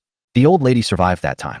After taking the medicine prescribed by Dr. Cui, she gradually recovered and almost never had a relapse. Therefore, when the old lady had another relapse, she immediately thought of old Cui. Mom, we can't get old Cui to come, Li Qin said helplessly. Last time it was Jiang Ning who helped us invite him. Then go and ask Jiang Ning to come. The old lady kept coughing. Well, Li Qin looked at Chu Xiaoran helplessly. Chu Xiaoran felt like his head was about to explode. She had never bothered with these things before, thinking they were all trivial matters that could be easily resolved. Only after breaking up with Jiang Ning did she realize that any one of these things could be fatal if placed on their heads. I'll go find Jiang Ning. Chu Xiaoran sighed, his face extremely pale. She finally gave in. What else can we do but not compromise? On one side was the life or death of the Chu family, and on the other side was the life of the grandmother. Each one of them is a matter of utmost importance. Upon hearing this, a smile appeared on Li Qin's and Chu Guofeng's faces.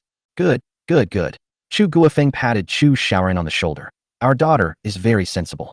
Li Qin's eyes lit up and she said, by the way, Xiaoran, when you see Jiang Ning, give him a few more words of advice. What? Li Qin said. Jiang Ning asked us to move our factory out, right? Perfect timing, we found a new factory. Go tell him to send us a few trucks to help us move for free. Chu Xiaoran turned his face away and said, I won't say. She was already ashamed of herself, and she didn't want to lose any more face. He forced us to move the factory, so it's only reasonable for him to help us. Li Qin said firmly. It was clearly an order from the government, Chu Xiaoran said. I don't care. Those words came from Jiang Ning's mouth, Li Qin said domineeringly. Besides, moving a factory isn't a big deal for him. Tell him not to be so stingy. Chu Xiaoran was speechless. He ignored Li Qin and turned back to his room. This child is so stubborn. Li Qin shouted angrily at Chu Xiaoran's door. Isn't it just like when you were young? Chu Guofeng said. Like me? Old Chu, are you kidding me? She clearly takes after you in this respect, Li Qin retorted. Okay, I don't want to argue with you. Chu Guofeng gave a dismissive reply, sounding rather annoyed. Listening to the argument between the two in the living room, Chu Xiaoran felt as if her whole being was shattered. She buried her head under the pillow and covered her ears tightly. She was truly fed up with this kind of life. Suddenly, I had suicidal thoughts. Chapter 52. This is simply a fantasy. After a long while, Chu Xiaoran's emotions gradually calmed down. He got up, tidied his messy hair, and took out his phone. But I picked it up several times, and then put it down several times. Finally, gritting her teeth, she dialed Jiang Ning's number. The long wait continued, but the other end of the line remained silent. Chu Xiaoran sighed helplessly and sent a message. Jiang Ning, can we meet? I want to talk to you. Perhaps to make his stance clear, Jiang Ning sent a message after a long silence. We have nothing to talk about. One sentence made Chu Xiaoran feel extremely uncomfortable. Jiang Ning, I know I embarrassed you at the wedding, so you hate me, right? Chu Xiaoran sent a message. Jiang Ning found it laughable. Do you really think you're something special? I simply didn't reply to the message. After waiting for a long time without receiving a reply from Jiang Ning, Chu Xiaoran became somewhat exasperated. She used to ignore Jiang Ning's messages, but Jiang Ning is going too far now. She couldn't stand how Jiang Ning treated her. She can't accept even a little bit. Jiang Ning, you really make me angry. Chu Xiaoran grew angrier the more he thought about it. He got up, dressed, hailed a taxi, and headed straight for the villa in Jiangning. Chu Xiaoran rang the doorbell of the villa and waited for several minutes, but there was no response from inside. Jiangning, are you really that stingy? You won't even see me. Chu Xiaoran shouted at the door. Then, he frantically rang the doorbell. Her actions drew barking from the surrounding dogs. Click. The door opened, and Jiang Ning appeared at the entrance with a cold expression. If you keep making noise, I'll drag you to feed the dogs, you believe me? When Jiang Ning said this, a ruthless glint flashed in his eyes, and he didn't seem to be joking. But Chu Xiaoran was in a fit of anger and didn't notice anything amiss. She pushed open the door and entered the courtyard, demanding, Is there another woman hiding inside? Whether I have women or not, what does it have to do with you? Jiang Ning said coldly. Chu Xiaoran entered the living room as if he were a familiar person and looked around. The decor here is understated yet luxurious, which is her preferred style. Remembering Xia Yuning's words that she could have been the mistress of this place, Chu Xiaoran felt a pang of loss. However, after careful observation, she was certain that there were no traces of any other woman here. On the slipper rack by the door, there were only a few pairs of Jiang Ning's men's shoes. Chu Xiaoran suddenly felt much more relaxed. She didn't know why she felt this way, but seeing Jiang Ning living alone made her heart feel less sad. Only then did she look at Jiang Ning seriously. Jiang Ning was wearing loose pajamas with the neckline open, revealing most of his muscular chest. His slightly messy hair gave him a sexy and alluring charm. Combined with this luxurious, palatial villa, Jiang Ning looked exceptionally handsome and charming at that moment. I came tonight to return your money, Chu Xiaoran said. Our family will return the 10 million yuan in betrothal gifts to you. No need. Jiang Ning spread his hands. I've already found a buyer for your batch of goods. Jiang Ning, our family only owes you 10 million, and the cost price of that batch of goods alone was over 20 million. You haven't paid for the broken antique yet, Jiang Ning said. Even if you and Lin Feng split it in half, you still have 10 million to pay back. Plus, the dowry of over 10 million has been delayed for so long, so I'll also need to pay some interest. It might not even be enough for 20 million. I've already calculated it, and if it's not enough, I'll keep asking you for more. Jiang Ning was clearly a heartless businessman. He calculated this matter extremely clearly. Jiang Ning, how come I never knew you were so heartless? Chu Xiaoran was so angry that his head was buzzing. Jiang Ning found it laughable. Paying back debts is a matter of course. Furthermore, I'm already prepared to sue Lin Feng. If he doesn't pay back that money, he can prepare to go to jail. Seeing that Jiang Ning was serious, Chu Xiaoran knew he couldn't be stubborn any longer, fearing that if things got heated, they wouldn't be able to discuss anything further. Jiang Ning, we were once boyfriend and girlfriend. Chu Xiaoran said, my dad's company has recently encountered some difficulties in transportation. I heard that you founded Ningda Logistics, so I hope you can take over our family's business. No problem. I'm always happy to do business with you. Jiang Ning smiled. Ningda Logistics, now independent, certainly needs more business. This relieved Chu Xiaoran, who then said, we can entrust the transportation to your Ningda Logistics in the future, but could you reduce the fees a bit? After saying that, he added, it would be best if things were like before. Free. Jiang Ning looked at Chu Xiaoran with amusement. This made Chu Xiaoran very uncomfortable. It was as if Jiang Ning was now in control, and she was the one being manipulated. But thinking about it, it makes sense, since I'm here to ask them for a favor. No need for free, Chu Xiaoran said with great pride. After all, you also have costs, so could you see if we could do the transportation at cost price? Jiang Ning smiled faintly. How could you say something like that? I used to be your devoted follower. To please you, I would give you nothing, or even pay you extra. But now that we're strangers, why should I help you transport goods at cost price? Thinking back to his previous life, after 3 years of marriage where he poured his heart out to this woman, only to be ruthlessly trampled upon in return, Jiang Ning felt no pity or emotion in his eyes. This is simply a pipe dream, Jiang Ning said. If you want to cooperate, that's fine, full price, not a penny less. Chapter 53. Things are no longer what they used to be. Chu Xiaoran was taken aback. Previously, Jiang Ning could recklessly pour all of the Jiang family's resources into her. However, things are different now. At that moment, her heart felt as if it had been pierced by an ice pick. Chu Xiaoran took a deep breath and said somewhat reluctantly, "How about this? Let's both compromise. You give me a 50% discount. My Chu family will pay every penny you owe." Jiang Ning found this even more ridiculous. "Chu Xiaoran, you've been acting too high and mighty in front of me, haven't you? You're making it sound like you're barely keeping your word, saying you don't need a penny from me. Sorry, I'm not making that money. Enough with the nonsense. I welcome a full-price cooperation, but don't even think about a 50% discount," Jiang Ning said. "Anyway, Ningda Logistics needs business right now, and it would be a fool not to make money." Looking at Jiang Ning's indifferent face, Chu Xiaoran suddenly felt a pang of grievance. Jiang Ning has changed. He's not the considerate man he used to be at all. I used to be his most beloved girlfriend. How could she do this to me? Chu Xiaoran's soft body curled up on the sofa. His shoulders slumped limply. Negotiations have reached a stalemate. Suddenly, Jiang Ning seemed to remember something and said, "I'll give you a chance. If you can do what I say, I can give you a discount." "What are you doing?" Chu Xiaoran immediately perked up. Jiang Ning smiled faintly. "If you can hire someone to cut off Lin Feng's fingers, just one, I'll give you a 90% discount. Cut off all of their fingers, and I'll transport them for you for free," Jiang Ning said, glancing at Chu Xiaoran with a mocking expression. "How about it? You want a discount? Okay, go ahead and haggle." Chu Xiaoran exclaimed in astonishment. "Jiang Ning, what are you saying? This is a society governed by the rule of law." "That's right, it's a society governed by the rule of law, so I won't do anything illegal. That's why I asked you to go." Jiang Ning spread his hands. "Don't say I didn't give you a chance." Chu Xiaoran was furious. "Jiang Ning, you really have a problem with your character. Although Lin Feng has targeted you, he never thought of dealing with you in such a ruthless way." "Bullshit," Jiang Ning sneered. "He didn't tell you about him instigating his friends to attack me in the underground parking garage, did he?" "Lin Feng? He?" Chu Xiaoran was astonished. "You really don't understand your white moonlight at all." Jiang Ning sneered. "All right, since you can't do it, there's no need to talk anymore. I need to rest. Goodbye." As he spoke, Jiang Ning was about to get up. "Jiang Ning, just pretend I didn't say anything before," Chu Xiaoran said hurriedly. "But there's one thing you have to do for me." Jiang Ning frowned. "Why do I have to help you? How can you be so shameless? Do you remember when my grandmother had a serious lung disease? She's had another attack recently, probably because of her age. This time it's even more serious than before," Chu Xiaoran said hurriedly, afraid that Jiang Ning would leave at any moment. Jiang Ning immediately understood the other party's intention.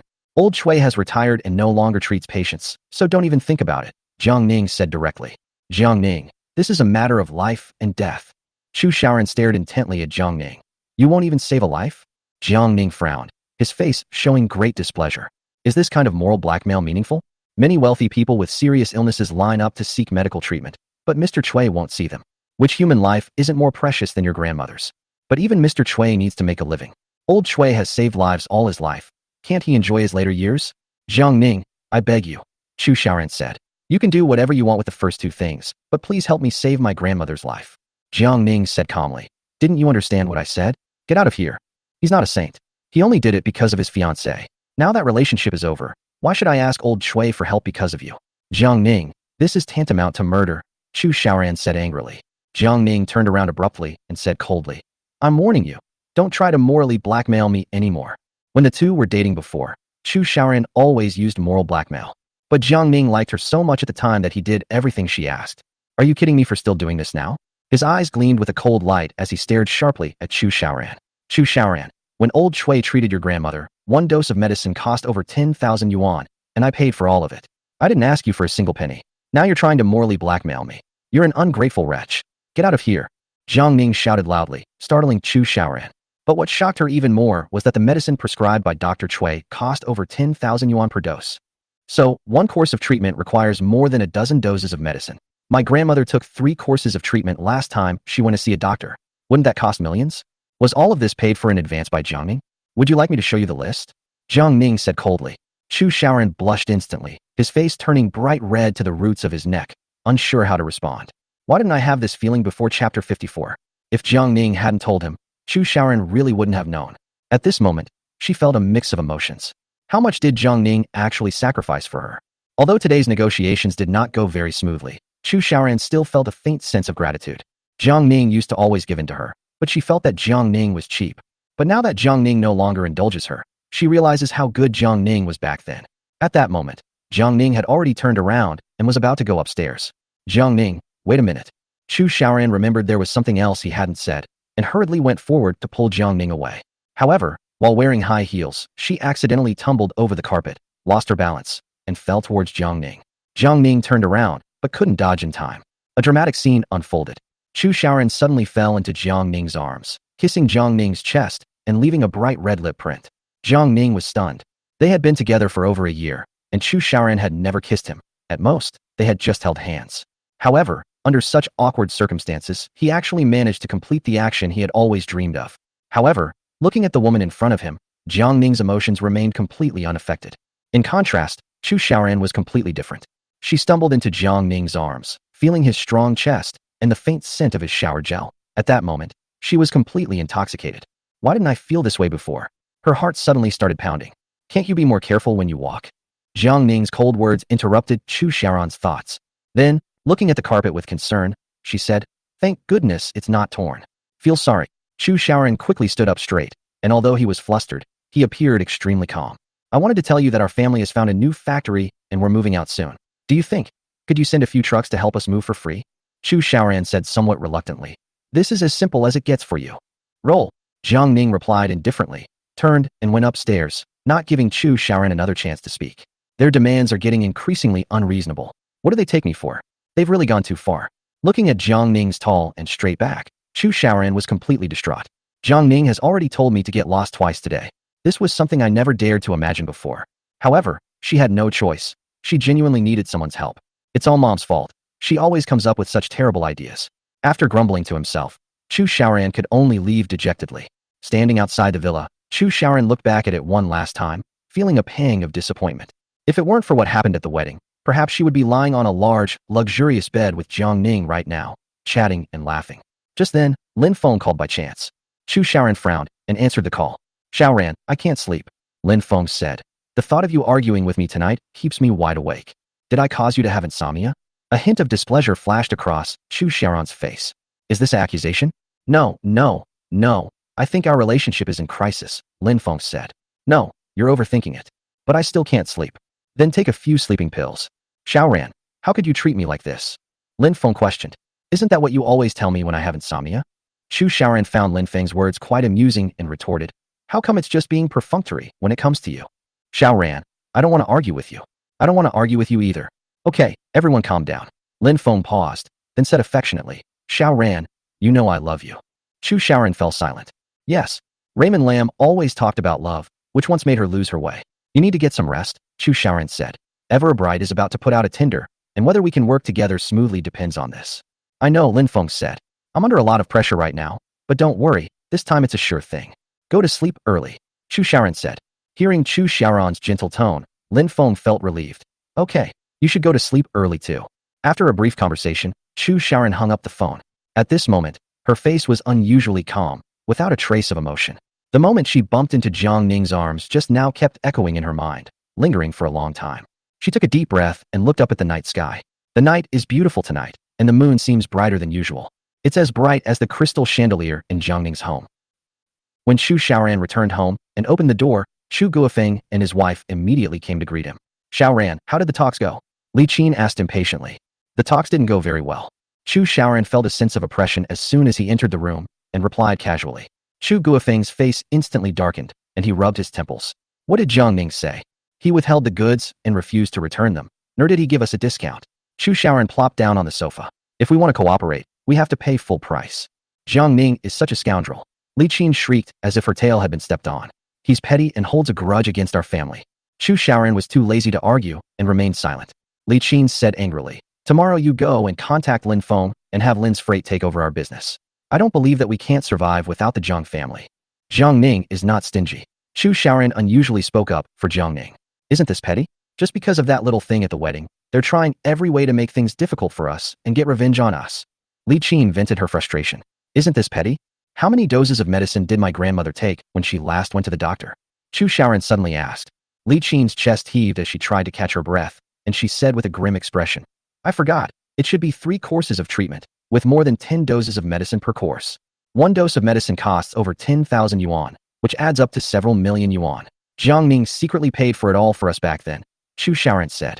"And you actually called him stingy? Several million?" Li Qin was shocked and wanted to say something, but she couldn't utter a single word. Chapter 55. The Chu family and the Lin family break up. Chu Guofeng sighed and said with emotion, Jiang Ning really went through a lot of trouble for our family back then. To be fair, that kid is really good. After all, when Chu Xiaoran was dating Jiang Ning practically adored the Chu family. But the current disparity is something Li Qin cannot accept. That was then, and this is now, Li Qin said indignantly. Now that our Xiaoran has come to him for help, he's putting on airs. Who does he think he is? If that doesn't work, we should call the police and at least get the confiscated goods back. No, Chu Xiaoran said guiltily. I haven't paid back the money I lost last time for breaking someone's antique. It was offset against the dowry money as well. Even if we get the goods back, we don't have the Jiang family's extensive connections and many options. If we can't pay back the money, it will be troublesome if Jiang Ning takes us to court. Sigh. Li Qin sighed heavily, feeling as if Jiang Ning was choking her, making it impossible for her to breathe. As for the discount, at least give me some face, okay? Chu Guofeng shook his head from the side. Actually, it's really not easy to get a discount. He tried talking to some companies on the market, but given the Chu family's current business volume, almost no one offered a discount. What's even more frustrating is that the Chu family manufactures precision instruments, which require extremely stringent transportation conditions. Some logistics companies have even refused to cooperate with Chu Guofeng. People would rather not earn this money than cause this trouble. Li Qin retorted, Xiaoran, contact Lin Feng tomorrow. They're practically in-laws now, at least get him to help us save face. Chu Xiaoran sighed and turned to go back to his room. Although he was resistant to Li Qin's words, Chu Xiaoran knew that it seemed that the only option left was to seek help from the Lin family. The next morning, Chu Xiaoran called Lin Feng. Lin Feng readily agreed and invited Chu Xiaoran's family to dinner to discuss the matter. Upon hearing the news, Li Qin's first thought was, there's hope. She and Chu Guofeng dressed up carefully and went out to the banquet with Chu Xiaoran in high spirits. The location was set at a high-end restaurant near Raymond Lam's home. After all, this is the first meeting between the future in-laws, so the scale of the meeting can't be too low. But upon arrival, seeing the bustling diners in the restaurant and the sweaty waiters rushing back and forth, Li Qin looked displeased. It's supposed to be a high-end restaurant, but it doesn't look high-end at all. Mom, this restaurant is very unique, Chu Xiaoran said, trying to smooth things over. Li Qin frowned and said unhappily, the first time we met the Jiang family, they took us to the Golden Sparrow Grand Court, to a private room on the second floor. Compared to this place, it's like heaven and earth. Oh well, since you're already here, Chu Guofeng frowned and said, just say less. That's right, we're mainly here to discuss business today. As long as we can close the deal, does it really matter where we eat? Chu Xiaoran said. Thinking that the other party could bring vitality to her business, Li Qin endured it. The three were led to their reserved private room by a waiter. Inside the private room, Lin Xingbin and Lin Feng saw Chu Xiaoran and his family and hurriedly got up to greet them warmly. After exchanging pleasantries, the two sides took their seats. Li Qin looked around and suddenly asked, why didn't Lin Feng's mother come? Although it's a business meeting, it's also the first time the future in-laws are meeting, so why aren't all the people here? Oh, the company has some urgent business to handle, and she's too busy, Lin Xingbing said with a smile. This made Li Qin even more annoyed. It's like we're not busy at all.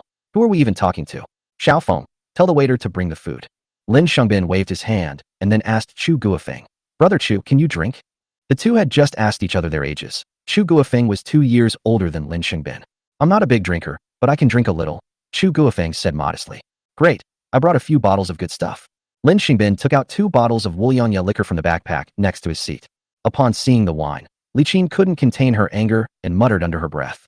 I thought it was some kind of fine wine. Last time I met the Jiang family, they served us mitai that had been aged for 20 years. Although the sound wasn't loud, it still reached Lin Xingbin's ears. He smiled awkwardly and said, I'm sorry, it was my oversight. It's all right, Uncle Lin. My mom doesn't know anything about baijiu, but yours is top-notch in both taste and quality, Chu Xiaoran said, nudging Li Qin under the table with his foot. Mom, say less. Li Qin rolled her eyes and turned her head away. Ha! Chu Guofeng laughed awkwardly and said, Brother Lin, you've gone to a lot of trouble.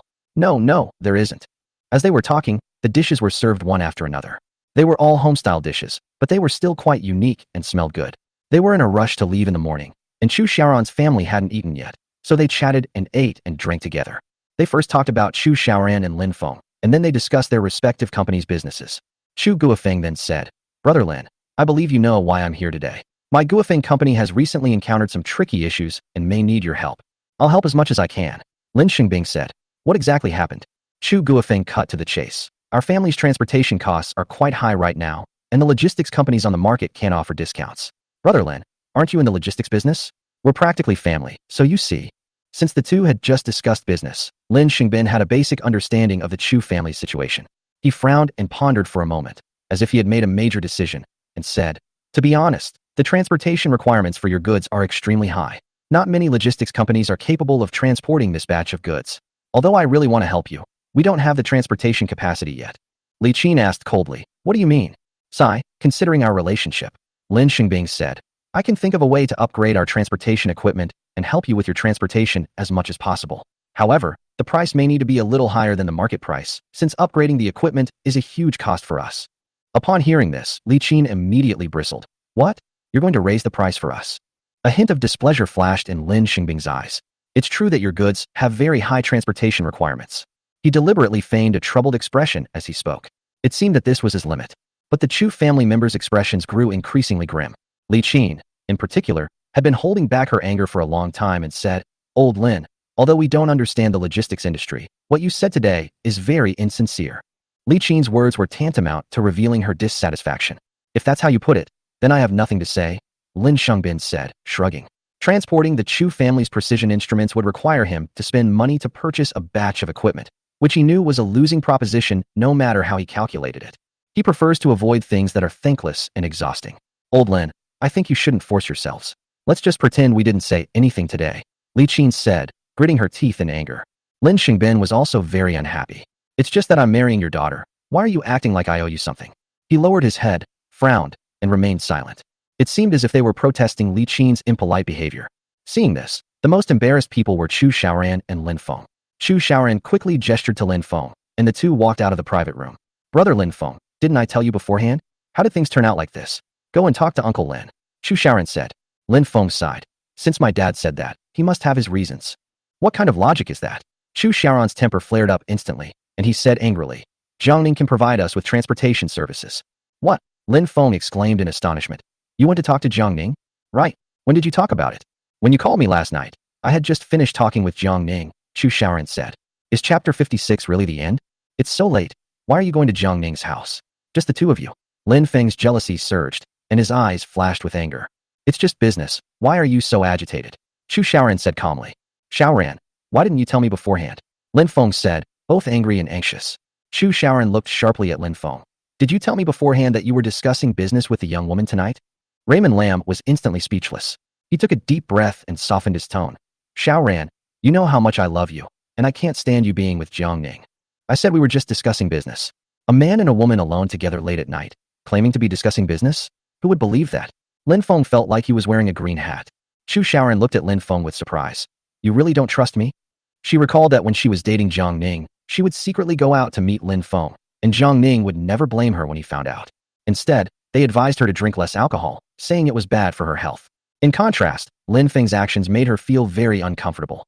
Xiaoran, it's not that I don't trust you. Lin Feng also felt guilty and argued. I just don't trust Jiang Ning.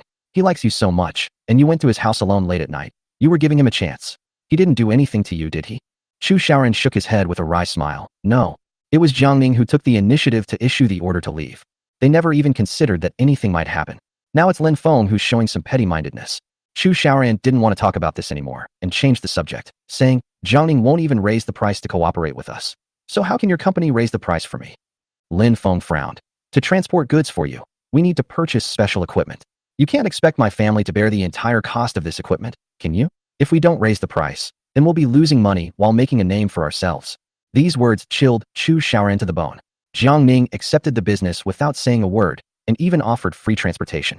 Why would someone be willing to lose money in a business? She didn't want to talk about it anymore and casually said, You figure it out. Then, he turned around and went back to the private room. Xiaoran. Lin Feng hurriedly chased after him. Back in the private room, the atmosphere was unusually oppressive. It seems that the conversation between the two sets of parents became even more unpleasant after they left. Brother Lin, there are some things I need to say that I'm afraid you might overthink, but I have to say them now, Chu Guofeng said. Ningda Logistics can accept our orders at the original price, and before that, the transportation is free. Chu Guofeng and Li Qin looked extremely grim. At first, they blamed Jiang Ning, saying that the full-price cooperation was too much, and hoped that the Lin family, who were also in the transportation industry, could help them with this favor.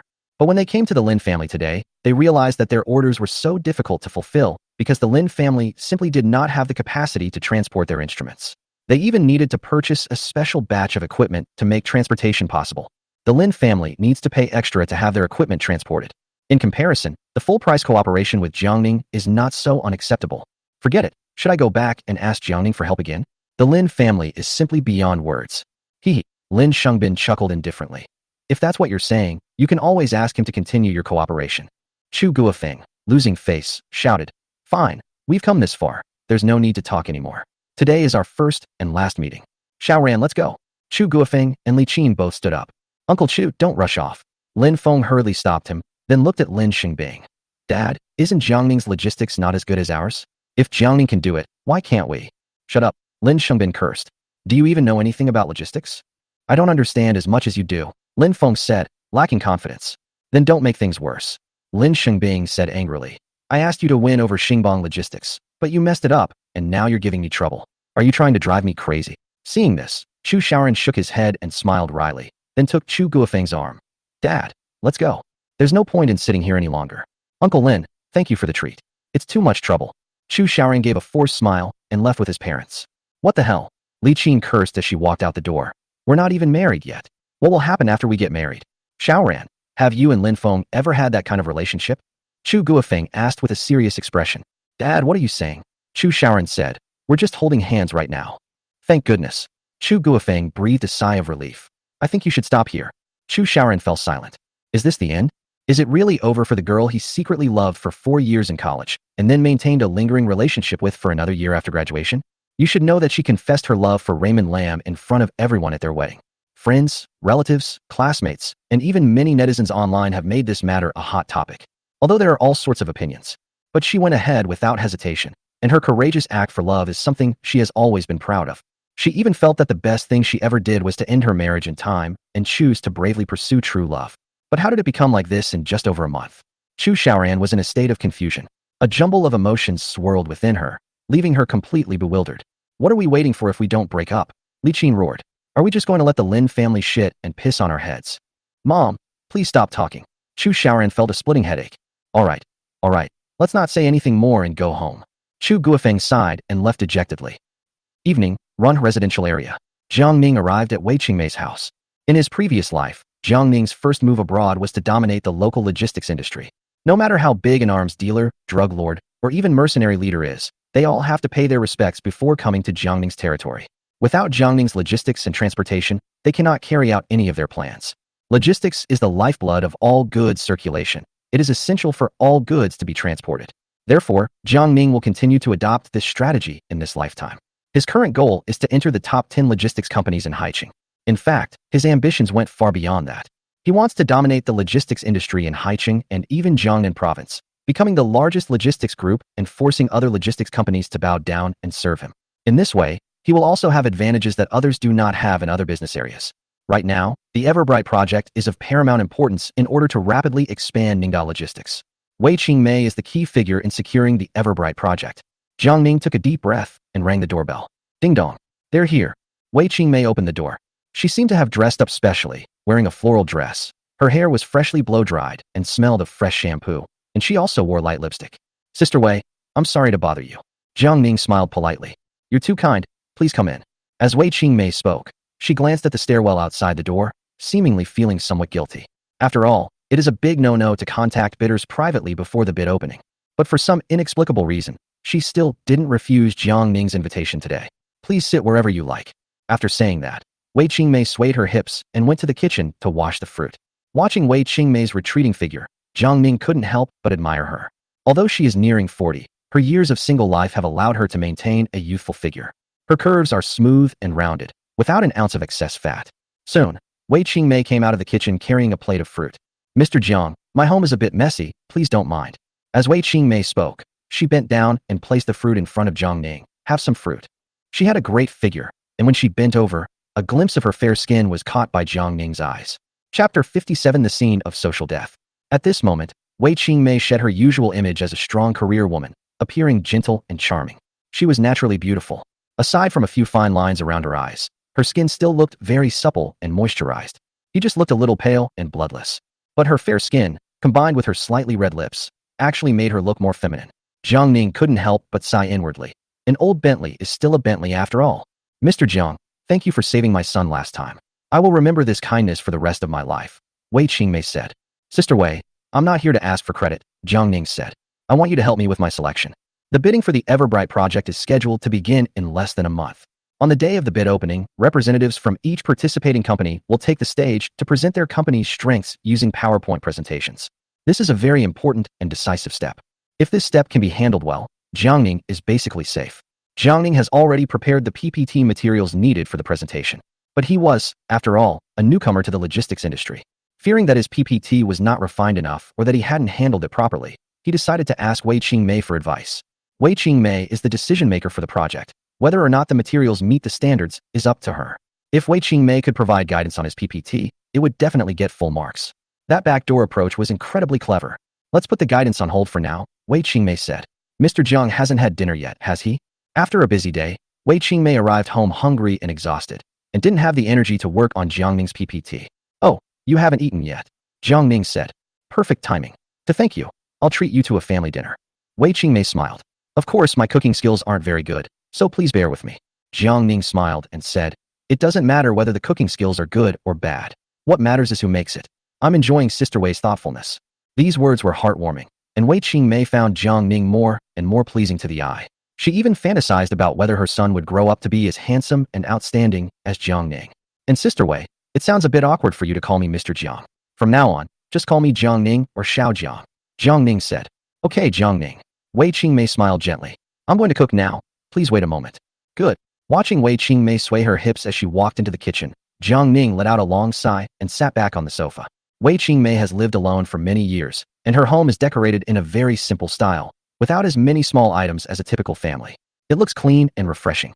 However, just as Jiang Ning was looking around, he suddenly heard a scream coming from the kitchen. Oh, what's wrong, Sister Wei? Jiang Ning rushed into the kitchen and saw the oil pan smoking. With Wei Qingmei clutching her wrist, her face contorted in pain. It's nothing, I just accidentally got burned by the oil, Wei Qingmei said somewhat awkwardly. Her cooking skills are indeed not very good. We usually have a nanny, but she had to go back to her hometown these past 2 days because of some unforeseen circumstances. She had put in a little too much oil, and when she tried to pour some out, her hand slipped and some spilled onto her wrist. Sister Wei, let me see how badly you're injured. Jiang Ning stepped forward and supported Wei Qingmei's arm, noticing a thumb-sized burn scar on her right wrist, the wound faintly red. Sister Wei, you need to apply ice immediately, otherwise you'll get big blisters. Jiang Ning was experienced in dealing with this kind of thing. Chu Xiaoran used to like eating takeout, which he thought was unhealthy, so he often went to Chu Xiaoran's place to cook for her. In the beginning, it was common to get burned by hot oil. Sister Wei, is there any ice in the refrigerator? Have. Jiang Ning hurriedly went to the living room and took out a few ice cubes from the refrigerator. Then, he went back to the kitchen and applied ice to Wei Qingmei's wrist. Because the ice was slippery, Jiang Ning could only wrap it with his own hands and hold Wei Qingmei's wrist. In this position, their arms touched, and their bodies involuntarily leaned together. The skin touching caused Wei Qingmei to blush, and she said awkwardly, I can do it myself. Good. As soon as Jiang Ning let go, the ice block immediately slid off. He hurriedly reached out to grab the ice, but instead of grabbing the ice, he grabbed Wei Qingmei's hand. At that moment, Taishi died. The two of them were so embarrassed that they could dig out a 3-bedroom apartment with their toes. I'll go get a few more ice cubes. Jiang Ning hurriedly turned around and went to the living room. Looking at Jiang Ning's tall and straight back, Wei Qingmei felt a surge of emotion. Having lived alone for many years, her love life was like stagnant water. But now, this stagnant pool has been stirred by a ripple. Soon, Jiang Ning returned to the kitchen. This time, he wrapped the ice cubes in a tissue. He first carefully blew on Wei Qingmei's wound, and then applied the ice pack. Instantly, a cool sensation traveled from her arm straight to Wei Qingmei's heart, causing her body to shiver involuntarily. So refreshing. Looking at Jiang Ning's serious face, Wei Qingmei's heart melted. She smiled gently and said, It's okay. You rest first, I'll continue.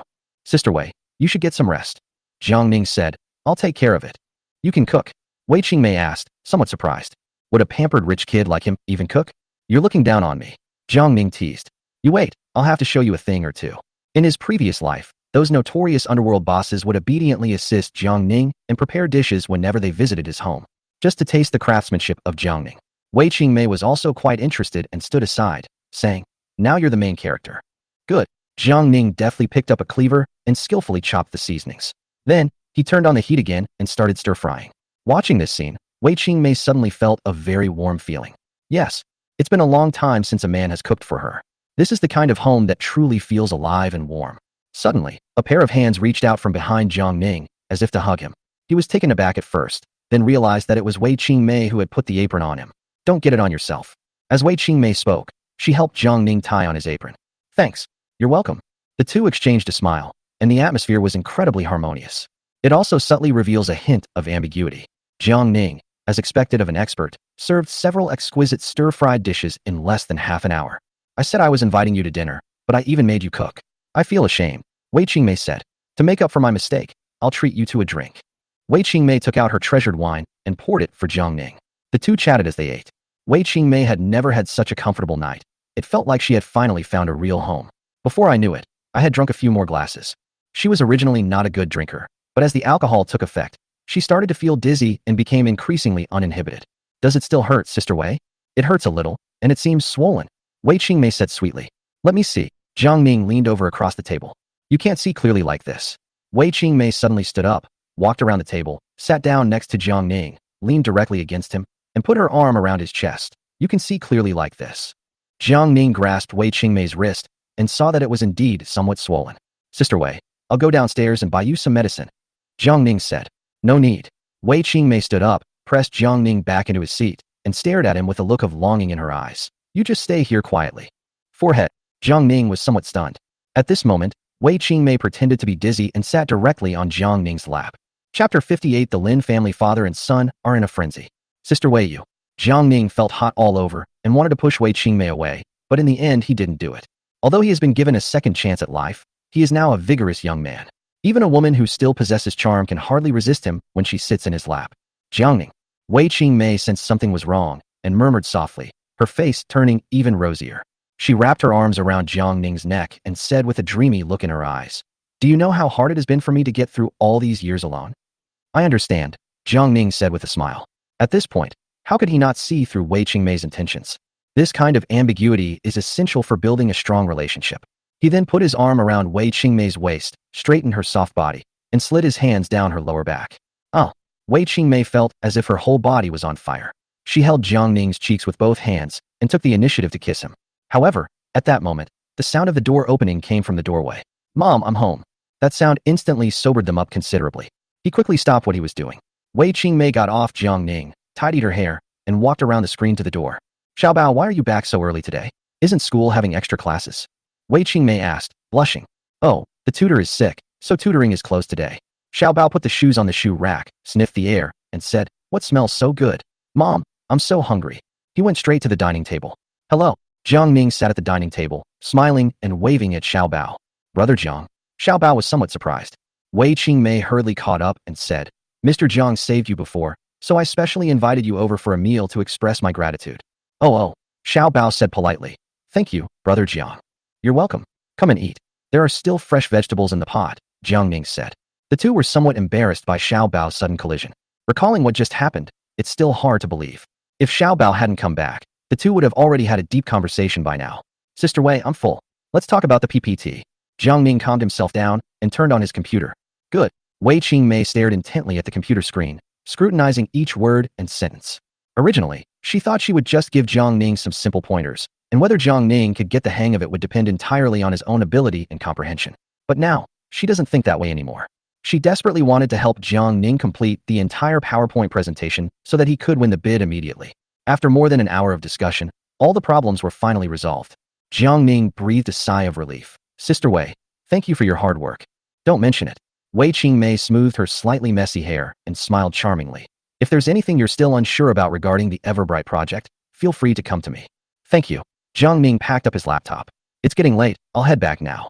I'll see you off. Wei Qingmei gently stood up. No need, Sister Wei, there are too many people around. Jiang Ning smiled slightly. Wei Qingmei also realized that no matter what, she was a single woman, and it wouldn't be good for the neighbors to see her like that. If other companies involved in the bidding process find out about this, they will likely use it as an excuse to cause trouble. She appreciated Jiang Ning's thoughtfulness and smiled. Okay, take care then.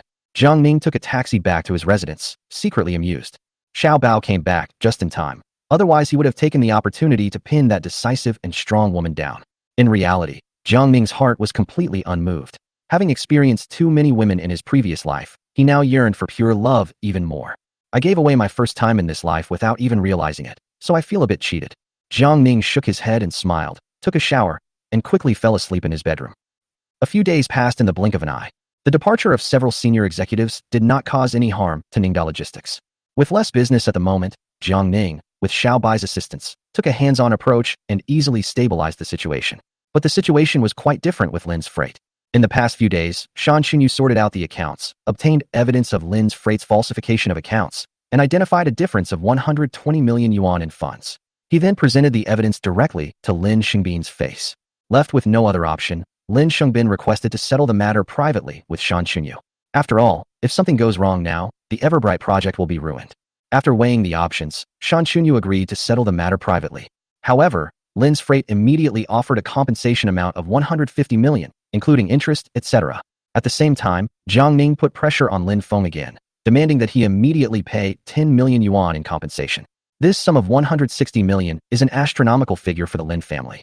Lin Xingbin and Lin Feng were in a terrible predicament. Chapter 59 Xiao Ran, the white moonlight, is just a fantasy. At this moment, the atmosphere in the Lin family was extremely gloomy.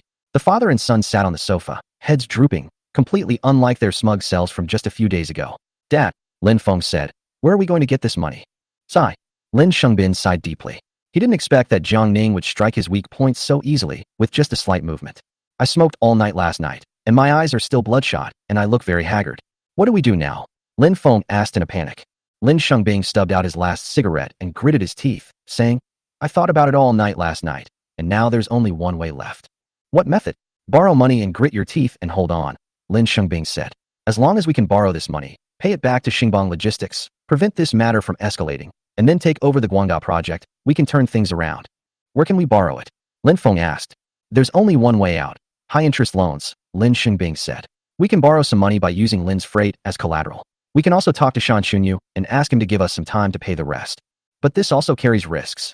Lin Feng panicked even more. If we can't secure the Everbright project, our family will go bankrupt. If we don't borrow money, we won't be able to repay this 160 million, and we'll face bankruptcy immediately, Lin Xingbin said with distress. Do you think I want to do this? You reap what you sow. Who told you to let someone else have such a big handle on you? He still wonders how Jiang Ning, a logistics novice, could have discovered his secretive accounting scheme. Jiang Ning, you bastard. Lin Feng slumped into a chair, gritting his teeth. This is the closest he has ever come to the word bankruptcy since he was born. He was under immense pressure and felt like he was about to collapse. The Everbright project is our last chance, Lin Xingbin said through gritted teeth. If we can secure it, we can turn our lives around. These words gave Lin Feng some confidence. He swallowed and said, I'll talk to you young again. This time the chance is really good. All right, let's have a good chat. Lin Xingbin said, this time, we must go all in. As long as we secure the Everbright project, I will attract more investment to strengthen Lin's freight and crush Jiang Ning. Okay, Lin Feng said. Then, he thought of Chu Xiaoran. The last meeting between the two families was very unpleasant, and his relationship with Chu Xiaoran has also become somewhat strained recently. If Chu Xiaoran knew about this, it would probably shake her resolve even further. Lin Feng returned to his bedroom and called Chu Xiaoran, wanting to find out if she knew about this. However, the other party did not answer the phone. Lin Feng angrily slammed his phone onto the bed, feeling as if the sky was about to darken. Meanwhile, Chu Xiaoran had arranged to meet Jean Mei for dinner, but he didn't notice that his phone was on silent. This was the first time the two had met since Kim Mi-hwan went to South Korea to become a trainee. Previously, they had only communicated via video call. Sister Mi-hwan, you're even more beautiful than before, Chu Xiaoran exclaimed. Kim Mi-hwan is 1.72 meters tall. She was a well-known goddess in high school, and the number of people who pursued her could fill the entire corridor. After several years of trainee training, she now appears more mature, has a more feminine figure, and exudes elegance in every gesture. It's no exaggeration to say that if she stood on the street, she would turn heads 99% of the time. The last one didn't turn around. He might be blind. Xiaoran, stop teasing me. Being pretty won't put food on the table, Jean Mei-hwan said with a faint smile. The two chatted intimately about their childhood, laughing heartily from time to time, which drew the attention of those around them.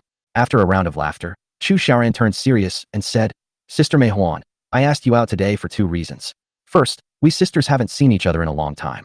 Second, I have some questions that I can't figure out and would like your advice. It's about relationships, isn't it? Kim Mi-hwan blurted out without even looking at the screen. Yes, Chu Xiaoran said. I seem to have lost the ability to love someone now. I feel like I can't muster any interest in Lin Feng, but I know that I still like him in my heart. Not necessarily. Jean Mei-hwan looked up at Chu Xiaoran. He is your white moonlight, just a fantasy of yours.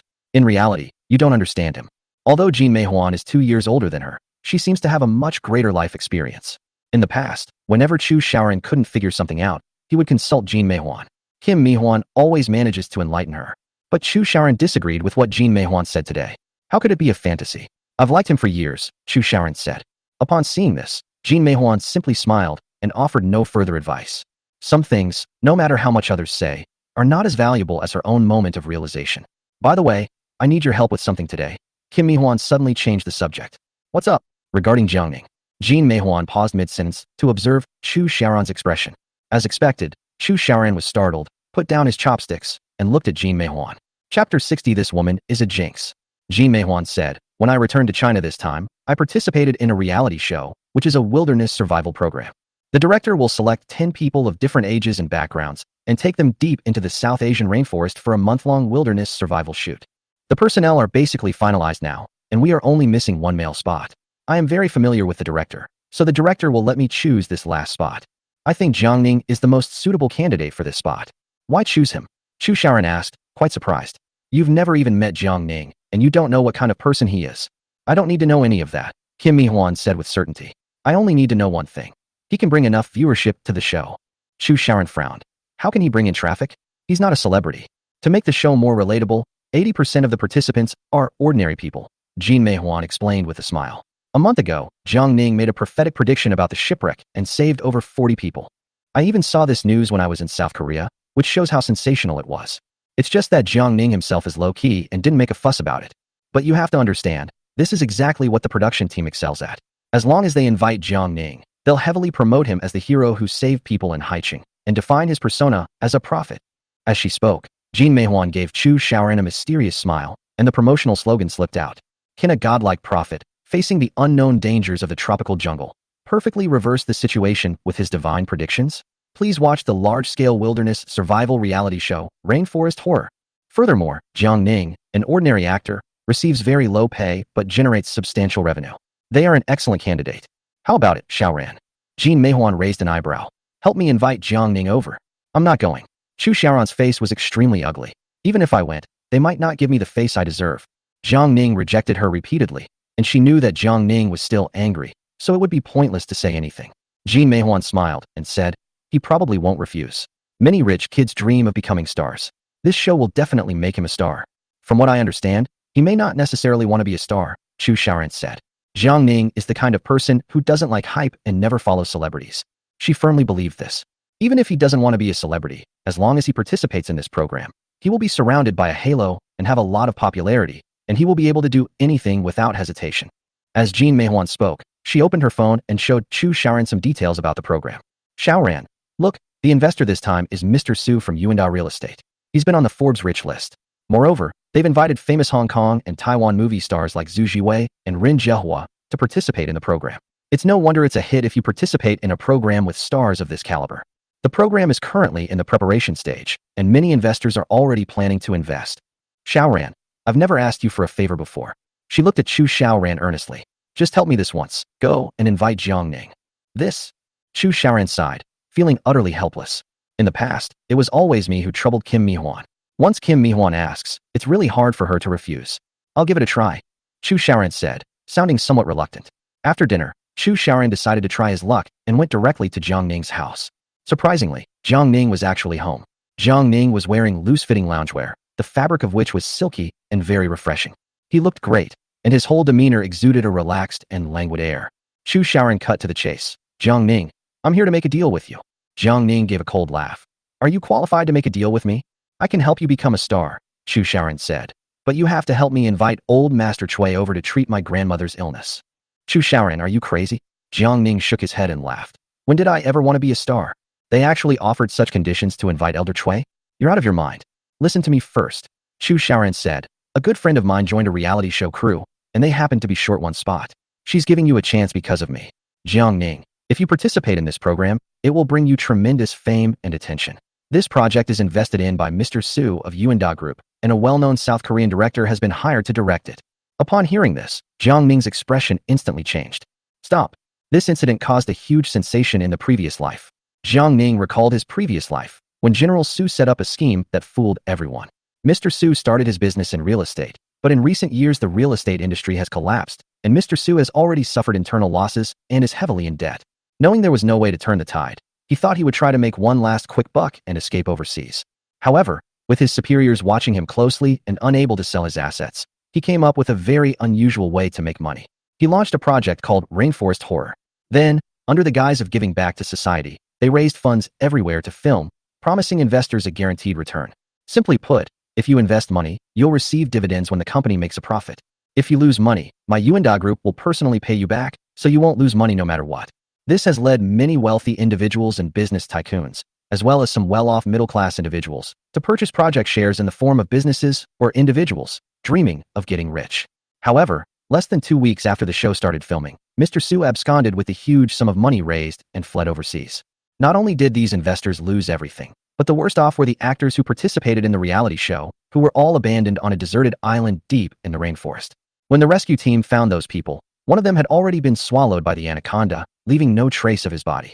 2 other people were bitten by poisonous insects and had their limbs amputated. The remaining people weren't much better off. They all had some mental health issues. Chu Xiaoran actually called this a chance for himself. This woman is a jinx. Chapter 61. This is a huge pitfall. However, Jiang Ning had some doubts. Because, in my previous life, this matter never happened to me. Why is the trajectory of this life different from that of the previous one? Could it be that many things in this life will change? But upon closer reflection, that doesn't make sense either. Everything that was supposed to happen in the previous life has already happened. For example, the demolition of old factory areas, the shipwreck on the island in the river. Therefore, there is only one possibility. That is, changes in one's own trajectory lead to changes in some subsequent events. For example, he bought land in the old factory area, which made him the beneficiary of the demolition and relocation, instead of the Chen family. For example, he went to the riverbank in advance to stop the students from boarding the boat, and the 40-odd people who were originally going to die at the bottom of the river survived. Therefore, he guessed that he must have done something to cause the program team to contact him. That is indeed the case. It was because of his involvement in the Jiangxin Island shipwreck incident that the Rainforest Horror program team approached him. Seeing Jiang Ning frowning in thought, Chu Xiaoran seemed a little impatient. Jiang Ning, why are you so stubborn? This is clearly a golden opportunity. You're lucky to have been chosen. Huh? Jiang Ning shook his head and sneered. Yes, I'm really lucky. So what do you mean? Are you going to participate or not? Chu Xiaoran said with a slightly threatening tone. Let me give you a piece of advice. This is an opportunity not to be missed, or you'll miss it again. Jiang Ning smiled gently. I'll give you this spot. You can go. Jiang Ning you. Chu Xiaoran really didn't know what to say. If Jean Meihuan hadn't insisted, she wouldn't have bothered to try and persuade her. But in order to help Jean Meihuan, she took another step back. I know you can't get Elder Cui to come and refuse me. How about this? Put Elder Cui's matter aside and go participate in the program. Consider it my way of helping you this time. You're helping me? Jiang Ning laughed loudly. You set up a scam, and you're saying you're helping me? Are you the idiot or am I the idiot?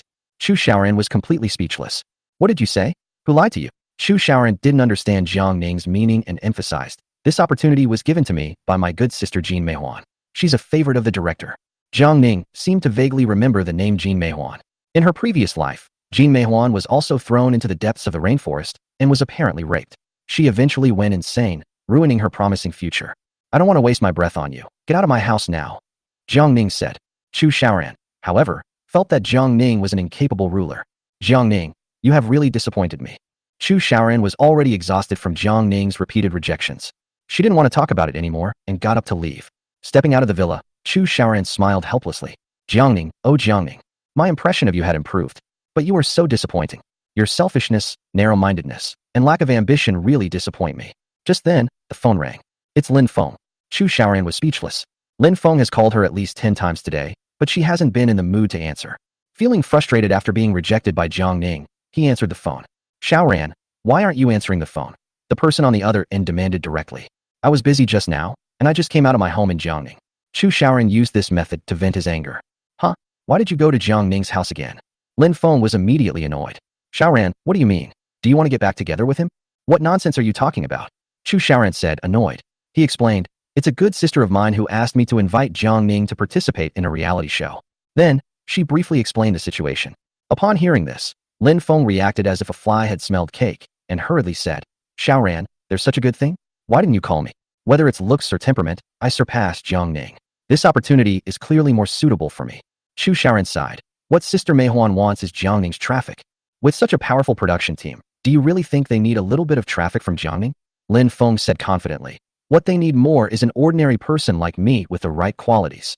With my looks and eloquence, if I participated in that show, I would definitely become the visual center, and my fan base would grow rapidly. Xiaoran, this is exactly the kind of opportunity I've been waiting for. Raymond Lam has always dreamed of becoming a star. Moreover, the Lin family is currently in dire straits. If he can become a star, he will definitely be able to turn the tide by leveraging his fame. But Chu Xiaoran poured cold water on the idea, saying, I know this is a good opportunity, but Sister Mei Huan won't agree. She also really wanted to push Lin Feng into it. However, Mei Huan didn't even fancy anyone else. Xiaoran, anything is possible if we don't try. How will we know it won't work if we don't try? Lin Feng said urgently. Here's what we'll do. Find a time to arrange a meeting with your sister so I can speak with her in person. But you still have to deal with the Everbright project. Everything for the Everbright project is ready, and I just need to attend the bidding on the day of the event, Lin Feng said. I have plenty of time and energy to participate in the program now. Chu Xiaoran recalled what Jin Meihuan had said. The project team was currently in the preparation stage. Therefore, it should be relatively free and there should be no time conflict. She was starting to get interested. If Raymond Lam can participate, it will greatly promote his personal development. Moreover, Raymond Lam once dreamed of becoming an idol. This is also his dream. Let me talk to Sister Mei Huan about it. Chu Xiaoran said. Xiaoran, you're the best. I love you. Lin Feng said sweetly. Chu Xiaoran, however, was completely immune to these words. She simply smiled bitterly and said, it might not work out. It's all right. I'm confident, Lin Feng said confidently. He felt that as long as he stood in front of Kim Mi Huan, she would be 100% satisfied. Chapter 62 Lin Feng, I can't find a single redeeming quality in you. Xiaoran, you need to contact your good sister right away. This matter needs to be handled quickly, Lin Feng urged. He felt that the Everbright project was a sure thing. Therefore, I should also make time to consider my future development. This can't be rushed. I need to think about how to talk to Sister Mei Huan. Chu Xiaoran frowned, looking troubled. Jin Mei Huan failed to handle the task assigned to her, and instead recommended someone else at the last minute. How should I bring this up? But Lin Feng urged impatiently.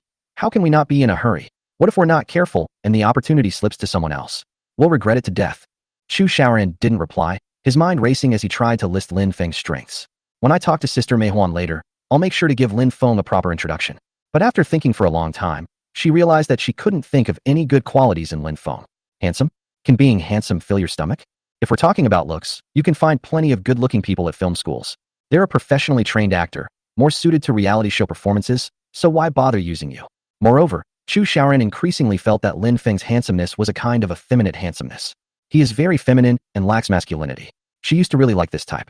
But after breaking up with Jiang Ning, he suddenly realized that Jiang Ning's refreshing, clean, sunny, and energetic handsomeness was the kind of handsomeness a young man should have. She continued to ponder. What other advantages does Raymond Lam have? Are you capable? In what ways is this ability manifested? Could it be that he is the president of the university student union? Please, it's been a year since you graduated. Who cares what you were like in school?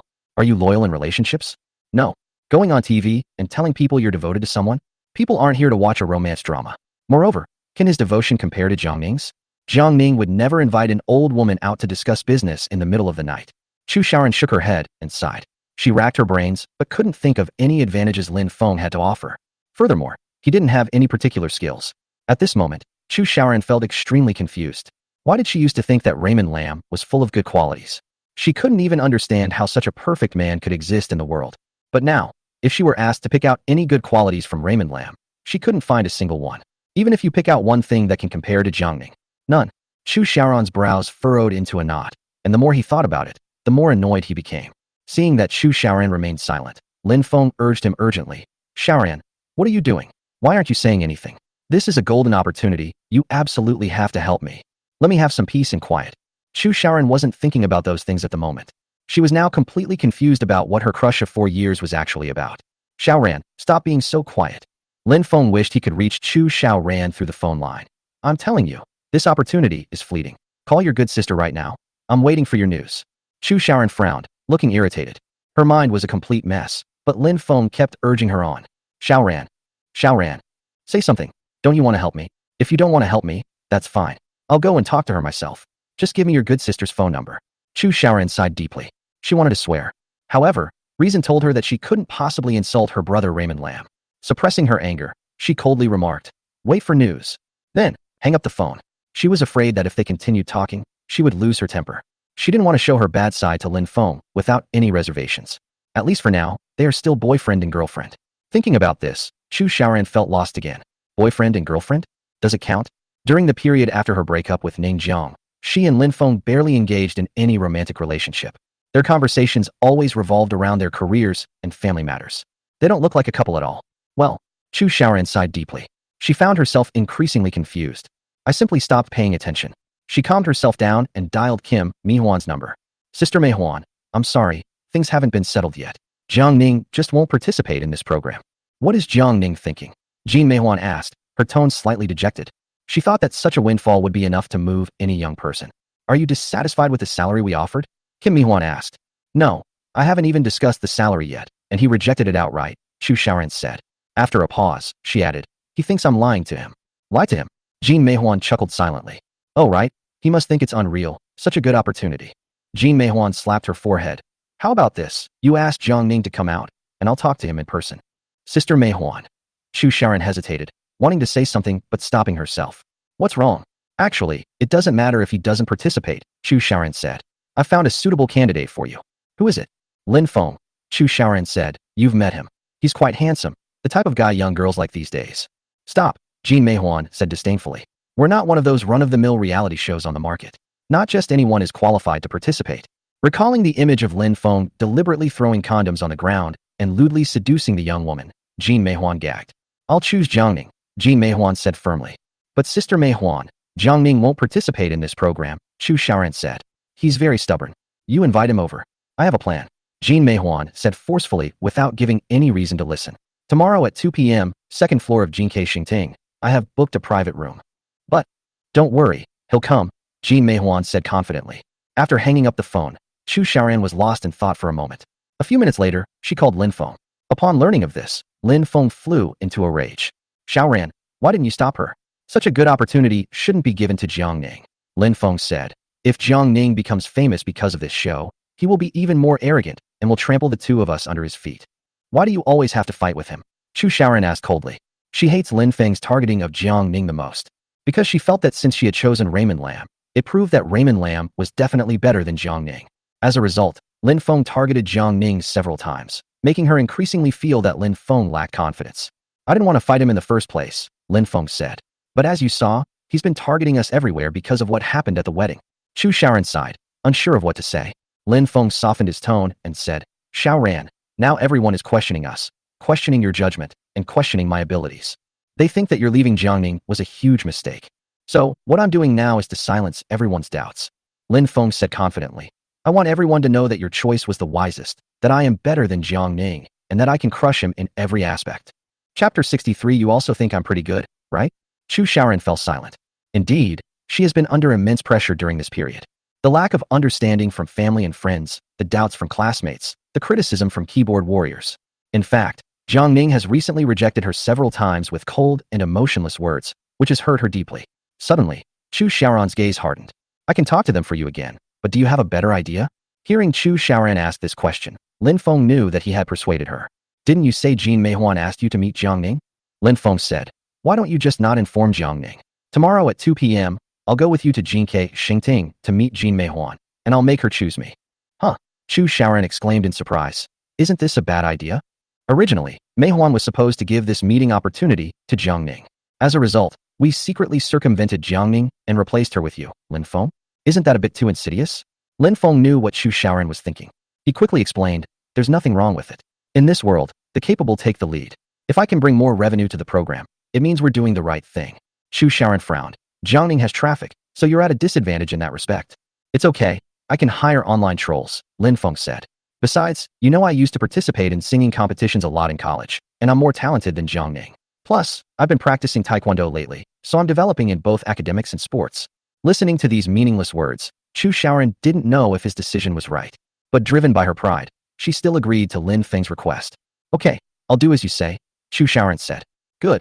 By the way, will there be any changes to the Everbright project? Chu Xiaoran suddenly felt uncertain and asked another question. After all, his parents no longer approve of Lin Feng, and they don't approve of the Chu family either. If we can secure that 300 million yuan project, at least we can ease the tensions a bit. Furthermore, the topic of the project has already become a hot topic on the school forum, with everyone watching it closely. Therefore, this project is extremely important to the two of them. Don't worry, Xiaoran. I privately arranged to have dinner with Yu Yang, the project manager from Everbright Securities. Lin Feng said confidently. He gave me a lot of guidance during the dinner. Lin Feng dared not mention Xingbang's affairs, but could only speak of the Guangda project as if it were already his for the taking. All right, Chu Xiaoran replied casually. See you tomorrow then. Okay, see you tomorrow, baby.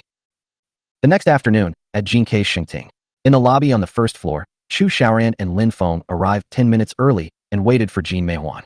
10 minutes later, Kim Meihuan arrived on time. She wore a plaid sun hat and a custom-made Chanel floral print miniskirt, exuding youthful energy and elegance. Her Prada crystal high heels were absolutely dazzling. A woman like this will be the center of attention wherever she goes.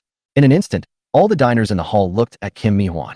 Lin Feng had already locked onto Jean Meihuan, and his eyes immediately lit up. This beautiful woman has such great style. Sister Meihuan. Chu Xiaoran smiled and stepped forward to greet him. Oh, you're here early, Kim Meihuan said with a smile as she took off her sunglasses. But the next second, she saw Lin Feng walking towards her, and her mood instantly soured, her face darkening. Hello, Ms. Jean. Let me introduce myself. My name is Lin Feng, and I am Chu Xiaoran's boyfriend. Lin Feng extended his hand. He dressed up specially today, wearing his most handsome suit, looking very gentlemanly. Out of respect for Chu Xiaoran, Jean Meihuan smiled politely and shook hands with Lin Feng. Hello, I've heard Xiaoran mention you often. Really? Haha. Lin Feng instantly cheered up. Xiaoran is the same, always praising me in front of others, making me feel embarrassed. Jean Meihuan gave a forced smile, but inwardly she felt utterly disgusted. But seeing that the other person was always smiling, Lin Feng felt he had made a good first impression, so he seized the opportunity to build rapport. I often hear Xiaoran mention you. She says you are her best friend. Yes, we've been friends since we were kids, Jean Meihuan replied dismissively. Then she ignored Lin Feng and turned to look at Chu Xiaoran.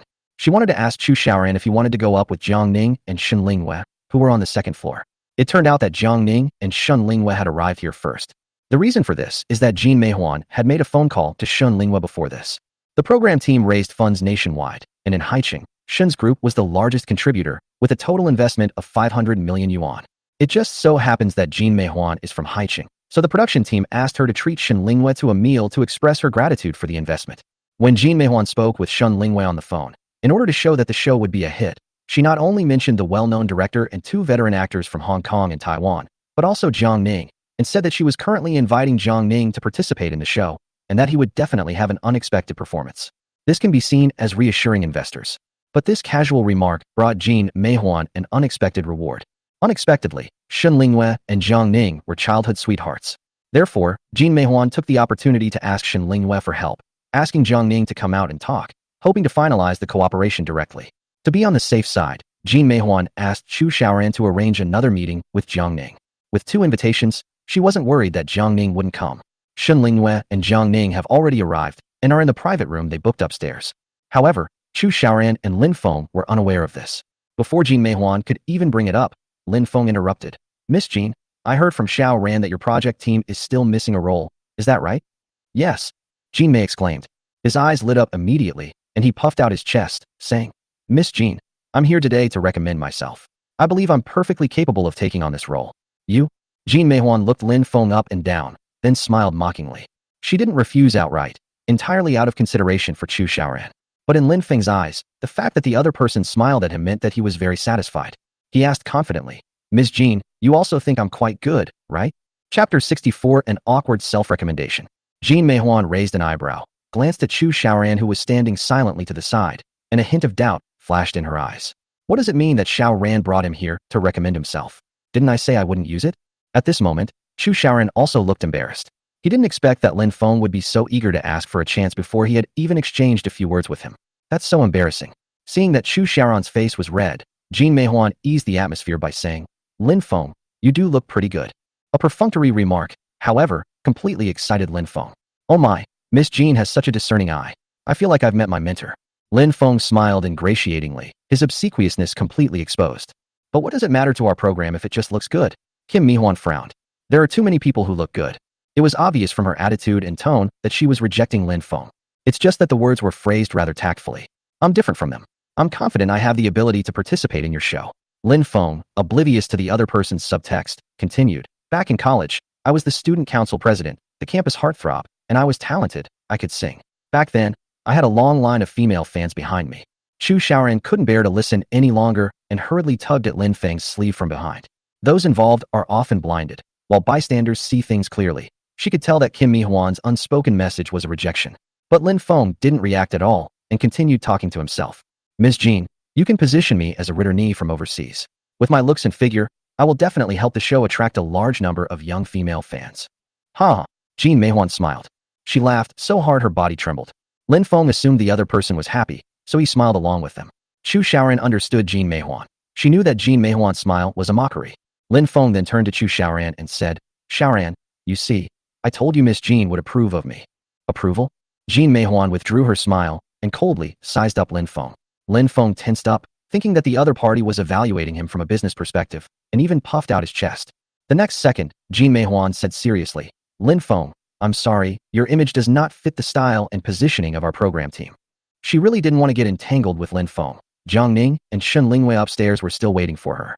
But upon hearing this, Lin Feng objected and argued back. "Ms. Jean, it doesn't matter if the image doesn't suit you. What kind of image do you need? Let the makeup artist do my makeup. I can accept any style of makeup." A hint of impatience flashed across Kim Mihee's face. "Women's makeup, transvestite makeup, you can accept that?" Lin Feng gritted his teeth. "Of course." Puff. Kim Mihuan burst out laughing again. "He just dislikes Raymond Lam and uses such words to ridicule him. I never expected him to have no bottom line. I can't take it anymore. Xiaoran, your boyfriend is too funny." Jean Meihuan burst into laughter, her face full of mockery. Chu Xiaoran felt his face burning. They were just teasing him, but he took it seriously.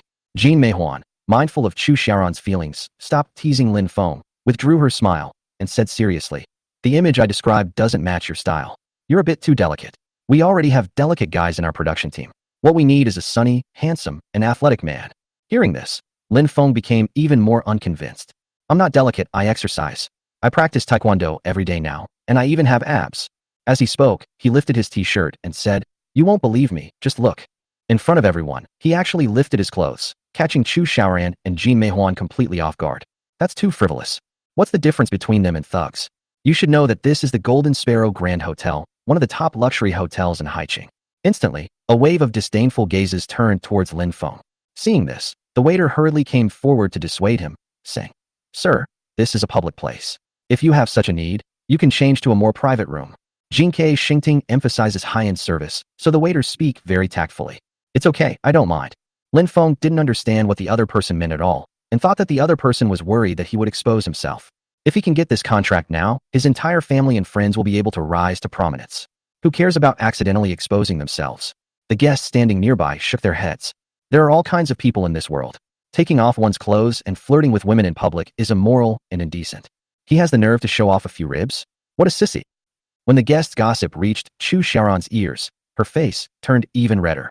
Enraged, Chu Xiaoran stepped forward and ripped off Lin Feng's clothes. "Xiaoran, what's wrong?" Lin Feng asked in surprise. "I was showing Miss Jean something." Xiaoran is jealous. Jean Meihuan raised an eyebrow at Chu Xiaoran, wanting her to understand how frivolous her so-called white moonlight was. But Lin Feng really thought Chu Xiaoran was jealous, so he hurriedly comforted her. "Xiaoran, don't be jealous. I'm just showing Miss Jean my figure to prove that I can handle this role. You are not up to the task." Kim Mihuan concluded definitively. She didn't want to get entangled with Lin Feng anymore and prepared to call Chu Xiaoran upstairs with her. However, Lin Feng was still unconvinced and asked, "Miss Jean thinks Jiang Ning is more suitable than me?" "Of course," Jean Mei exclaimed. "When it comes to this program alone, Jiang Ning is much more suitable than you. What makes him better than me?" Lin Feng was instantly consumed by anger. "He is inferior to me in every way. He is no match for me at all."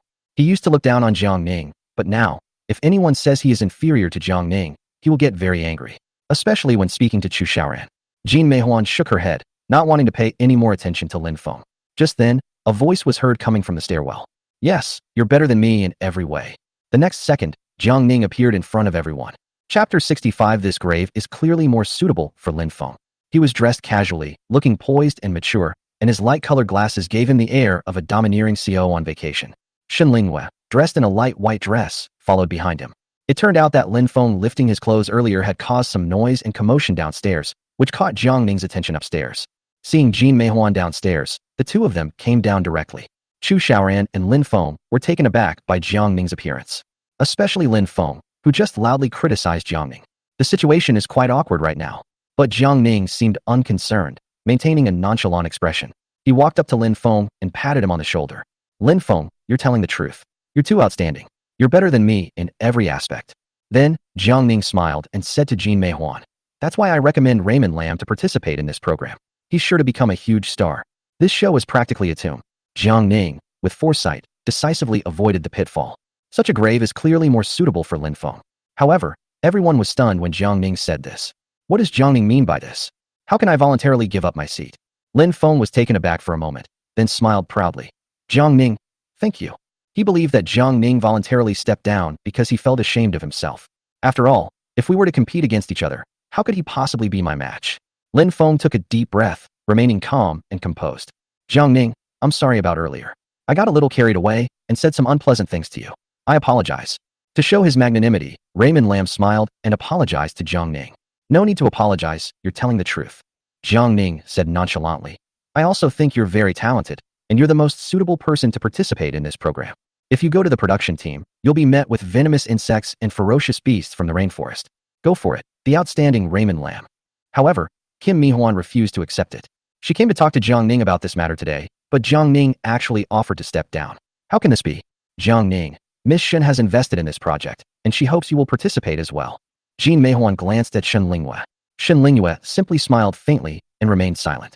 Just now, upstairs, Jiang Ning told Shen Lingyue about the Yuanda scam. After Jiang Ning's reminder, Shen Lingyue, combining various clues, also realized that Yuanda's project this time was a bit strange. In addition, Jiang Ning had previously made a prophetic prediction about the shipwreck, which gave her a deep understanding of the situation. Therefore, she chose to believe Jiang Ning. But seeing that Shen Lingyue remained silent, and not knowing what she meant, Jin Meihuan continued to persuade Jiang Ning. Jiang Ning, I think you shouldn't let other people's opinions make you doubt yourself. You should be more confident and think about yourself. Jiang Ning smiled calmly and said, Miss Jin, I am very confident, but in this matter, I strongly recommend Lin Feng to participate in this program. With his looks, abilities, and talents, he will definitely make the program a hit. You should also consider it carefully. Now Kim Mi-hwan didn't know what to do. At this moment, Chu Xiaoran, who was standing to the side, was deeply moved. Lin Feng was targeting Jiang Ning at every turn, but Jiang Ning never seemed to have said a bad word about him. Even now, Jiang Ning is still speaking up for Lin Feng in front of Jin Meihuan. In comparison, Jiang Ning's performance was truly admirable. At that moment, she suddenly felt that Jiang Ning was so noble and his figure was so majestic. Jin Meihuan didn't understand why Jiang Ning insisted on recommending Lin Feng. She sighed and said, Mr. Jiang, you are the best candidate for our program. We won't consider anyone else. I'm sorry, I appreciate your kindness, but I've decided not to participate in this program, Jiang Ning said with a polite smile. Chapter 66 caused big trouble for Sister Meihuan. Well, Jin Meihuan sighed deeply. It seems like it's hopeless. But that wasn't the worst thing for her. What's even more upsetting is that the next second, Shen Lingyue came up to her and smiled slightly, saying, Miss Jin, I just happen to have something to tell you. Our Shen group is planning to withdraw its investment. What? Kim Mi-hwan was struck dumb. Miss Shen, why are you withdrawing your investment? Is it because I failed to take care of you properly? Shen Lingyue's expression was cold, and she said in a calm tone, Miss Jin, don't overthink it. You are a very nice person, and I like you very much. The withdrawal of investment is a strategic consideration for the group. Jin Meihuan stared blankly at Shen Lingyue, unable to understand why the Shen group had suddenly withdrawn its investment. If there's nothing else, we'll be going now. Shen Lingyue gently took Jiang Ning's arm, and the two walked out of the restaurant. Jiang Ning did not look at Chu Xiaoran even once from beginning to end. This made Chu Xiaoran feel a surge of frustration again. Every time she saw Shen Lingyue and Jiang Ning behaving intimately, she felt very uncomfortable. At this moment, Jin Meihuan, completely bewildered, stood there in a daze. Miss Jin, Lin Feng called out cautiously. Jin Meihuan snapped out of her reverie and frowned as she looked at Lin Feng. What is it? Now that Jiang Ning has refused, please seriously consider me, Lin Feng said smugly. Jiang Ning knows he can't beat me, so he voluntarily gave up his position. Even he knows that I am more suitable for this program than him. Jin Meihuan was immediately annoyed. Who do you think you are? Not only did she fail to accomplish her task today, she also failed to take good care of Shen's group, a major investor. I was feeling really annoyed when Lin Feng came along and tried to poach my girlfriend. She had long since lost her temper. But the next second, she suddenly realized something. No wonder Shen Lingyue wanted to withdraw her investment. It turns out, it was all because of Lin Feng. Her eyes were like knives as she stared intently at Lin Feng, her mind racing as she calculated something. Lin Feng was angry because Jiang Ning overheard Lin Feng bad-mouthing Jiang Ning behind his back. Therefore, Jiang Ning's strong recommendation of Lin Feng just now was clearly said in anger. As Jiang Ning's childhood friend, Shen Lingyue strongly supported Jiang Ning and withdrew her investment in a fit of anger. Once I thought about it this way, all the problems became clear. Lin Feng, you bastard, you've ruined my big plan. Jin Meihuan gritted her teeth and glared angrily at Lin Feng. Miss Jin, what do you mean by that? Lin Feng was completely bewildered. What do I mean? Jin Meihuan suppressed her anger, ignoring Lin Feng, and turned to Chu Xiaoran, saying, Why did you bring him here today of all days? He's a jinx. Chu Xiaoran was also taken aback. Sister Meihuan, what happened? What happened? Jin Meihuan said angrily. Shen's group is a major investor in us, but your good boyfriend insulted Jiang Ning. Jiang Ning and Shun Lingyue are childhood friends, which caused Shun Lingyue to withdraw her investment in a fit of anger. That's a 500 million yuan investment. Jean Meihuan glanced at Lin Feng with disdain. Can you afford to compensate for that loss? Lin Feng stammered. How could it be because of me? Otherwise what? Everything was fine earlier today. Why did you suddenly withdraw your investment just now? Jean Mei asked. Jiang Ning strongly recommended you earlier. Do you really think he's inferior to you? They were obviously just saying that out of anger. Chu Xiaoran and Lin Feng were both dumbfounded. What do we do now? Chu Xiaoran asked with a worried expression. What else can I do? Shen Lingyue has decided to withdraw her investment, and Jiang Ning has decided not to participate in the show. What else can I do? Jean Meihuan gritted her teeth, glared fiercely at Lin Feng, and left angrily. Chu Xiaoran froze on the spot. They've been friends since they were kids, and Jean Meihuan has never gotten this angry with herself before. However, this time it really caused Meihuan a lot of trouble. Chapter 67 Despicable Methods of Coercion. Chu Xiaoran is now feeling very guilty. Perhaps I shouldn't have brought Lin Feng along. Now things are really messed up. Not only did the deal fall through, but Sister Meihuan has also been dragged into this mess. Lin Feng hadn't expected things to turn out this way. Feeling humiliated in front of Chu Xiaoran, he couldn't help but complain. Your dear sister has quite a temper. Is she always like this? Chu Xiaoran frowned. Anyone would be angry about what happened today. Lin Feng shook his head helplessly. It's all her fault for choosing Jiang Ning. If she had just chosen me, none of this would have happened. Upon hearing this, Chu Xiaoran became even more furious. If you hadn't spoken ill of Jiang Ning behind his back and been overheard, none of this would have happened. At worst, Jiang Ning won't participate in the program, but the Shun Group will never withdraw its investment. What do we do now? Lin Feng asked casually. How should I know? Chu Xiaoran frowned and said angrily. Lin Feng couldn't stand Chu Xiaoran's contempt. Chu Xiaoran used to regard him as her idol. When they saw him, their eyes shone with admiration. Every word and action of his captivated Chu Xiaoran. But Chu Xiaoran's tone now clearly carried a hint of resentment. In desperation, he gritted his teeth and racked his brains for a long time, and seemed to have come up with a solution. Xiaoran, wait while I make a phone call. Lin Feng dialed Chun Zhou's number. Hey, brother Chun, how's it going? He had previously asked the Chun family father and son to find out if it was a conspiracy by the captain of the shipwreck. I'll call and ask right now. I was just about to tell you that, Chun Zhou said. The captain confessed. He admitted that Jiang Ning was behind the conspiracy. Very good. Lin Feng jumped up in surprise. He had only guessed at first, but he never expected that he would actually be right. However, Lin Feng overlooked one point. The way Chun Zhou and his son handled things meant that the results of their investigation were simply untenable. Here's what happened.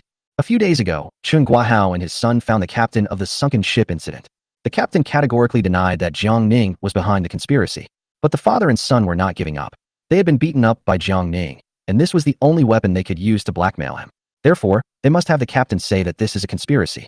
When the captain refused, the Chun father and son lost their tempers and resorted to the old tricks they used in society. Threaten. Moreover, it's a very despicable tactic. They threatened the captain's wife and son. You don't admit that Jiang Ning orchestrated the conspiracy, right? That's great. Isn't your son in elementary school? We know exactly which year and class we're in. Isn't your wife a sales assistant at Wanda Plaza? We know her daily routine perfectly well. If your son gets into an accident on his way home from school, or your wife gets hit by a car on her way home from get off work, don't regret it. It should be noted that Chun Guahao and his son have always been arrogant and domineering, and their words and actions have a strong sense of Jianghu, a term referring to the underworld or Zhengyiqi, a code of honor among Jianghu people. This behavior really frightened the captain. The captain dared not call the police.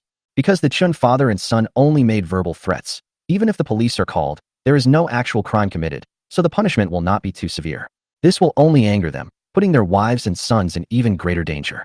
Left with no other choice, the captain had to obediently cooperate with Chun Zhou and his son. Afterwards, the Chun father and son printed out a letter of denunciation and forced the captain to sign it. Brother Chun and Uncle Chun are really amazing. Lin Feng was overjoyed and couldn't help but praise the Chun family father and son. Lin Feng believed the accusation letter to be true. He genuinely believed that his accurate judgment had uncovered the conspiracy. Right now, he could easily take the denunciation letter and go around exposing Jiang Ning. However, Lin Feng felt that this was too good for Jiang Ning. He wanted to create a buzz first, to push the hero who saved lives in Jiang Ning to the top and get more and more people to pay attention. When the hype reached its peak, it was revealed that Jiang Ning was plotting something. The higher you're praised, the harder you fall. He felt that Jiang Ning was the most miserable place at that time. He also knew exactly when to expose it. They chose to bid on the same day as the Everbright project. The entire business community in Haicheng has been watching the bidding process for the Everbright project. Even if they don't have time to go to the site or watch the entire bidding process live, they will still check the bidding results and news about the Everbright project later. The matter in Jiang Ning can gain greater exposure and be seen by higher-ups as long as it is connected with Everbright bidding. Therefore, he planned to produce the whistleblower letter at the bidding site to completely destroy Jiang Ning's hero persona. In this way, Jiang Ning will be completely unable to gain a foothold in Haiqing's business community, and the Jiang family will become a laughingstock. Ningda Logistics will also completely lose the ability to compete with itself. Lin Feng gritted his teeth. Yes, that's how we'll do it. Stay calm and deliver a fatal blow to Jiang Ning at the most crucial moment. Lin Feng, this was your idea after all, Chen Zhou said on the other end of the phone. I'll give you a reward after things are settled. Chen Zhou intends to use the whistleblower letter to threaten Jiang Ning and demand compensation for the demolition. Don't rush, Lin Feng stopped Chen Zhou. We need to wait for the best opportunity. He intends to use this letter of denunciation effectively. But the Chen father and son didn't understand. What opportunity are we waiting for? I won't go into details, just don't worry, Lin Feng said. Wait for my notification. That's all, I'm hanging up now. He was eager to tell Chu Xiaoran and his father, Lin Xingbin, the good news. On the other end of the phone, the Chen father and son were furious. Chen Guahao gritted his teeth and said, Little brat, pointing fingers and giving orders, don't you know your own limitations? Do you really think you're the leader? Chen Zhou was also somewhat frustrated. Jiang Ning's actions were not a conspiracy at all. We won over the captain. Lin Feng didn't contribute anything from beginning to end, yet he was in control of the whole situation. It's laughable. Chen Guahao immediately slammed his hand on the table. Who cares what Lin Feng does? We'll go to Jiang Ning's house first thing tomorrow morning. Chen Zhou looked expectant. Yes, let's slap the letter of denunciation in front of Jiang Ning. I don't believe Jiang Ning won't give us the demolition compensation. Chapter 68 Extortion at the door. Lin Feng hung up the phone, looking smug. See what I told you? The shipwreck in Jiang Ning was a conspiracy. Lin Feng was extremely proud of his incredibly accurate judgment. I never expected Jiang Ning to be this kind of person. Chu Xiaoran was quite surprised after hearing the conversation between Lin Feng and Chen Zhou. I told you long ago, Jiang Ning may seem like a good person on the surface, but who knows how many tricks he has up his sleeve behind the scenes, Lin Feng said indignantly. As a man myself, I feel ashamed of his treachery. Chu Xiaoran sighed, as if he had found a weakness. If one day they confront each other, she will definitely give Jiang Ning a good scolding. What are your plans next? Chu Xiaoran asked. Of course we should go talk to Miss Jean and tell her about Jiang Ning's conspiracy. Lin Feng said with narrowed eyes. Without the halo of the sinking incident, Jiang Ning will have no traffic. As he spoke, he looked at Chu Xiaoran and said, Besides, your dear sister certainly wouldn't like bringing schemers into the production team, would she? Of course, Chu Xiaoran said. Sister Mei Huan is upright and honest, and she hates people who play dirty tricks the most. This is no small matter, Lin Feng emphasized. This is a massive conspiracy from top to bottom. He deceived the people of Haiqing. He deceived the entire nation. How can this be considered a small matter? Chu Xiaoran remained silent. Xiaoran, you should say a few good words about me to Miss Jean then, Lin Feng said with a look of anticipation. Miss Jean will also look at me in a new light because of my exposure of Jiang Ning, and the probability of her choosing me to join the program will greatly increase. Chu Xiaoran frowned but remained silent, indicating his agreement. The next morning, Jiang Ning was still asleep when he was woken up by the doorbell. Jiang Ning, open the door. Chen Zhou shouted loudly at the door. After a while, the villa door opened automatically. Jiang Ning, holding a cup of iced coffee, sat on the sofa in the lobby and glanced at the Chen family father and son. You complained last time that I didn't hit you hard enough, didn't you? But the next second, he saw a stranger standing behind the Chen father and son and frowned. He recognized the man. He was the captain of the ship that sank. In an effort to put pressure on Jiang Ning, the Chen family father and son brought the captain along today. We're here to reason with you. If you lay a hand on me, I'll call the police immediately. Chen Zhou threatened arrogantly, though he seemed somewhat wary. Jiang Ning, this is the person involved in the shipwreck accident. You should be familiar with him, right? We've met once. Jiang Ning smiled faintly and put down her coffee. What's wrong? What's wrong? Humph. Chen Zhou glared and said, if it weren't for him, we would have all been fooled by you. Oh, Jiang Ning frowned, but his expression remained calm. Stop pretending, Chen Zhou said. The last Jiangxin Island shipwreck incident was orchestrated by you. You sent people to tamper with parts on the ship and staged the sinking accident yourself. Then he pulled out the letter of denunciation and threw it on the coffee table. The captain felt guilty and wrote a letter denouncing you. Read it yourself. Jiang Ning frowned and glanced at the captain. Feeling guilty, the captain quickly lowered his head and subconsciously moved further back behind Chen Zhou. Jiang Ning saw through it at a glance, so he didn't say anything. He picked up the letter of denunciation, looked at it again, and sneered. A letter of denunciation full of loopholes. You still want to deny it? Chen Zhou pointed at Jiang Ning and said, it was clearly you who sent people to tamper with the ship beforehand, and the captain discovered it. Jiang Ning interrupted Chen Zhou, saying, say whatever you want. Take the letter of denunciation and report me. Go now. This. Chen Zhou was speechless. Chen Guohao stepped forward and said fiercely, "Do you think we wouldn't dare? Go if you dare." Jiang Ning didn't care at all. He could tell that the captain had been coerced by the father and son. Then, he glanced at the captain and said, "I have to remind you that perjury is illegal. Don't drag yourself into this mess."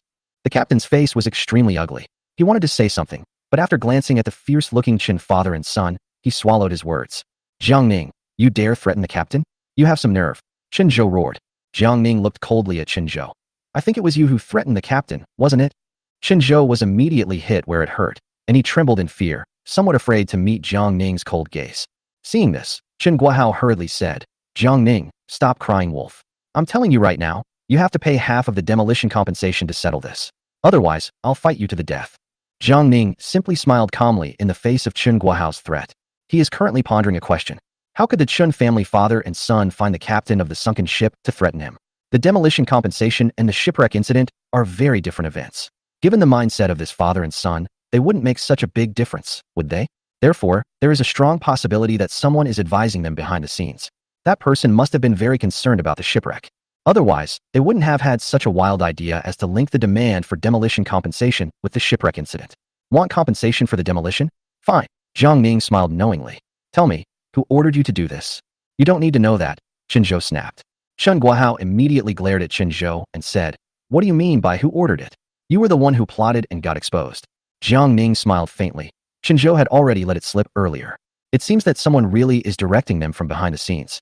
He felt that this matter was not so simple. If he broke off relations with the father and son, the people behind them might sense the danger and back down. Therefore, he needed to calm the father and son down first, dive them all in, then wipe them out in one fell swoop. Jiang Ning calmed herself down and said with a composed expression, "Give me a few days to think about this matter." Upon hearing this, the Qin father and son were overjoyed. They thought that Jiang Ning had given in. "Do we really need a few days to consider this?" Qin Zhou roared. "You need to understand, we're not discussing this with you." "I didn't discuss this with you," Jiang Ning said calmly. "The land deed is in my parents' hands now, and I have to persuade them. If you can't wait, then take the letter of denunciation and report them." Seeing that Jiang Ning was ready to fight to the death, Chen Guohao's eyes darted around rapidly, and he hurriedly said, "A lose-lose situation is bad for everyone. I'll give you 3 days to persuade your family. Otherwise, you'll be sorry." After making the threat, fearing further trouble, Chen Guohao and his son hurriedly left with the captain. After the group left, Jiang Ning picked up the phone and called his secretary, Xiao Bai. "Hey, how's the matter of finding a bodyguard for me going?" "President Jiang, there are 4 bodyguard candidates, all of whom are veterans. 2 of them were mercenaries and have been on the battlefield. Their resumes are quite legendary." Xiao Bai said, "As for which one to choose, that will require your final decision." "I want them all," Jiang Ning said. "Huh?"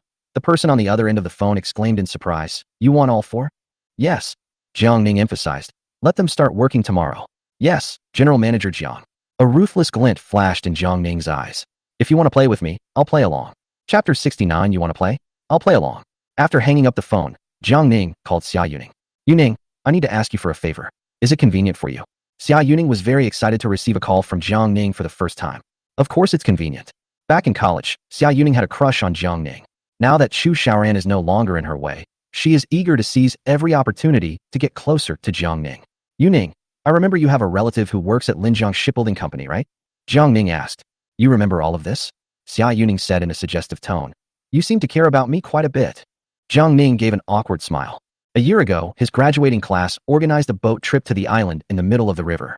Xia Yuning asked his uncle to book the boat, which left a deep impression on him. "Yuning, I might need your relative to help me with something," Jiang Ning said.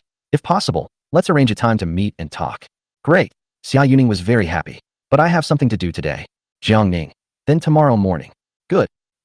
Now, Lin's Freight Distribution Center. Lin Shengbing stood on the high platform on the second floor of the warehouse, looking down at the busy workers below, his face full of solemnity. He is under immense pressure and looks utterly exhausted. In the past few days, he asked around and contacted numerous lending companies of all sizes, borrowing a total of over 80 million yuan in high-interest loans. Under normal circumstances, Lin's Freight could not possibly obtain such a large amount of usurious loans. First, he had a guarantor. Second, he used a trick, mortgaging all of Lin's Freight's assets and signing the same mortgage contract with every lending company. It's equivalent to having one asset mortgaged in multiple places. If the lending company finds out about this operation, it will definitely cause a major problem. However, he is betting that he can secure the Everbright project this time, then attract foreign investment, and try to repay the loan before the loan sharks can exchange information. Taking a huge risk, this time he was betting the entire Lin family on a gamble. How can there not be pressure? Dad, Lin Feng walked up from behind. Several senior executives hired from Ningda Logistics are waiting for you in the office and won't leave until they see you. Lin Xingbin's head throbbed even more. These are the reincarnations of starving ghosts. Lin Xingbin cursed helplessly and returned to his office. Chen Chenggang and the others hurriedly came forward to greet them. Mr. Lin, we've already left Ningda Logistics. When will we sign our new employment contracts?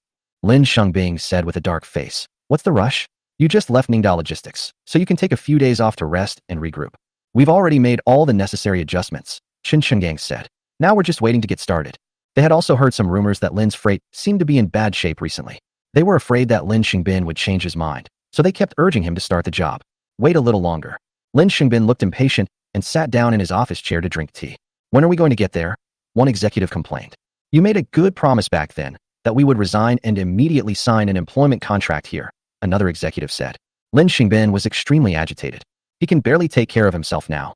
How can he possibly care about them? Just wait, why all the nonsense? Lin Xingbin said, displeased. Would I lie to you? Seeing that the other party was angry, Chen Chenggang and the others were also somewhat annoyed. So we're the ones who are wrong. We have to give a deadline. Chen Chenggang said. Come next week. I'll have the HR department handle your matters then, Lin Xingbin said. Chen Chenggang and the others were quite helpless. They're starting to regret it. We had a great deal agreed on before, and I was told I'd get 50% more pay here than before, but now even getting hired is a problem. However, since the other party had made a promise, they couldn't very well cause a scene. Suppressing their anger, they nodded and left. Dad, are you really planning to bring them in? Lin Feng said, we don't lack manpower. Isn't this just a waste of money? Sigh, let's just put it off for now. Lin Xingbin sighed and slumped into his chair. Lin Feng, on the contrary, appeared full of energy, because he had the letter of denunciation in his possession. However, he wanted to give Lin Xingbin a surprise, so he didn't tell Lin Xingbin about it. Just then, Lin Feng's phone rang. It was Chu Xiaoran calling. Lin Feng walked out of his office to answer the phone. Hey, Xiaoran, why haven't you been answering your phone lately? Lin Feng asked. Chu Xiaoran is still a little angry. After all, last time, Raymond Lam messed up, which made Kim Mi Huan unhappy. I was resting just now, Chu Xiaoran said. What's the matter that you called? I'd like you to arrange a meeting with Miss Jean so I can speak with her again, Lin Feng said. I've obtained the captain's letter of denunciation, which is evidence of Jiang Ning's conspiracy.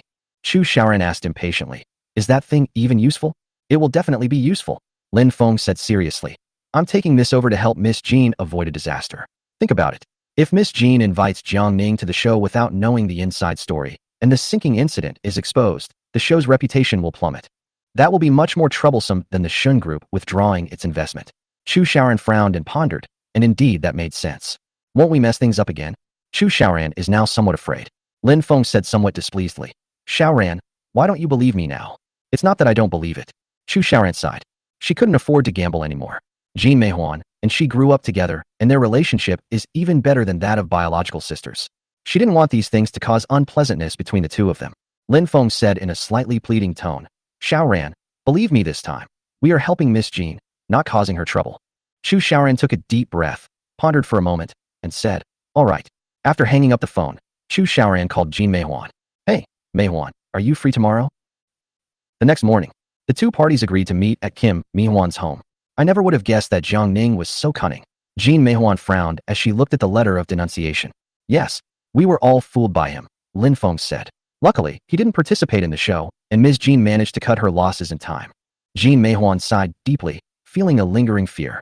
A moment later, she looked at Chu Xiaoran. Good sister, thank you for telling me this. It's mainly thanks to Lin Feng, Chu Xiaoran said. Jean Meihuan glanced at Lin Feng. Although she disliked him, he had indeed provided useful information this time. Tell me, how do you want me to thank you? Jean Meihuan leaned back on the sofa, looking down at Lin Feng with an air of superiority. I want to participate in the Rainforest Horror Program, Raymond Lam said with a fawning smile. Chapter 70 Intervening. Jean Meihuan knew he would say that. She didn't answer directly, but looked at Chu Xiaoran. After all, what is Lin Feng anyway? Even if you provide useful information, I still don't like you. Chu Xiaoran pursed his lips and said softly, Sister Meihuan, if possible, let him give it a try. Jean Meihuan frowned slightly and sighed. Fine, you've already spoken. Then, he said to Raymond Lam in a nonchalant tone, give me your resume, and I'll send it to the production team for review. If they approve it, then there won't be any problems. Lin Feng was overjoyed. In an instant, he seemed to see the scene of being surrounded by bodyguards after he became a sensation. Ms. Jean, thank you so much. Lin Feng stood up and was about to shake hands with Jean Meihuan. Jean Meihuan pretended not to see it and turned to Chu Xiaoran, saying, Xiaoran, you helped me this time, so in return, I'll help you this time too. What can Sister May do for me? Last time you told me that you were in debt and your family urgently needed money, Jean Meihuan said. Perfect timing. The second round of fundraising for the project I'm in is about to begin. Mr. Su from Yuanda Group has had a smooth and successful life these past few years. Now that he has made enough money, he wants to give back to society. So he created this project to raise funds on a large scale in the community. Companies that meet the criteria will invest in the program on a guaranteed dividend basis. If the program makes money, everyone will receive dividends according to their shares. If the program loses money, Yuanda will refund the full amount out of its own pocket. The first round of fundraising was aimed at large enterprises in society, and this second round is aimed at small and medium-sized enterprises. Xiaoran, you just happened to meet the criteria. Lin Feng, standing to the side, exclaimed in surprise. There's such a good thing? Chu Xiaoran's expression was serious, his brows furrowed. Sister Meihuan, doesn't this sound a lot like illegal fundraising? Jean Meihuan said, all fundraising follows proper procedures. Boss Su values his reputation even more than we do. How could he possibly be engaging in illegal fundraising? Hearing this, Chu Xiaoran felt relieved. Jean Meihuan continued, ordinary people simply can't get this kind of opportunity. First, you need a certain company size. Second, the shares are limited, so it's first come, first served. Of course, with our connection, I can help you make an appointment in advance. When the fundraising starts, you can immediately become a shareholder. Otherwise, you probably won't get a turn. Did Miss Jean buy everything in advance? Lin Feng asked, trying to sound clever. Yes. Jean Meihuan glanced at Lin Feng. He bought almost all of his family's possessions. Jean Meihuan's family is also wealthy, but she became independent after going abroad. Over the years, she has saved more than 10 million yuan, all of which she has invested in this project. Hearing Jean Meihuan say this, Chu Xiaoran was completely relieved. This is a great opportunity. They could easily use their family business to take out a loan and, leveraging Kim Meihuan's connections, secure the equity stake ahead of time. After all, if the show loses money, it will be returned exactly as it was. At worst, you'll lose some interest, but it won't hurt you financially. With his mind made up, Chu Xiaoran was much happier. Lin Feng shamelessly said, Miss Jean, please give me a chance for Xiaoran's sake. After all, a surefire way to make money is a once-in-a-lifetime opportunity. But Jean Meihuan didn't want to talk to Lin Feng and didn't say a word to him at all. Lin Feng, having been rebuffed, gave Chu Xiaoran a pleading look. Chu Xiaoran took a deep breath and said, Sister Meihuan, do you think you can help with Lin Feng's situation? Jean Meihuan frowned. You've already spoken. How can I not help? However, his words carried a hint of dissatisfaction. Thank you, Miss Jean. Lin Feng was overjoyed. Not only did they resolve the issues with the production team, but they also secured a shareholding opportunity, truly a double blessing. At that moment, Chu Xiaoran saw a message posted in the classmates group chat. Look everyone, what did I photograph just now as I passed by? It was a window seat in the lobby on the first floor of Jinke Shengting, where Jiang Ning and Xia Yuning were on a date. People below started to jeer. What did I tell you? Xia Banhua has always had feelings for Jiang Ning. Is this an official announcement?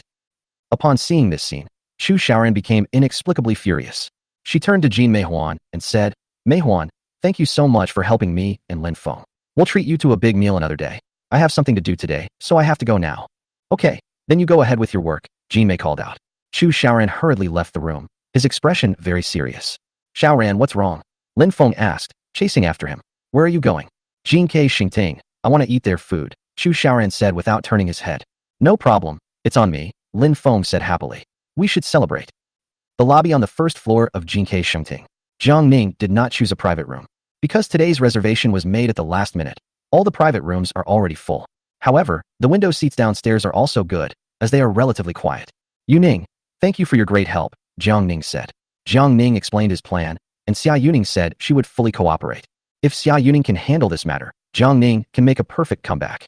At that time, I don't care who's behind the Chun family father and son, they'll all go to jail.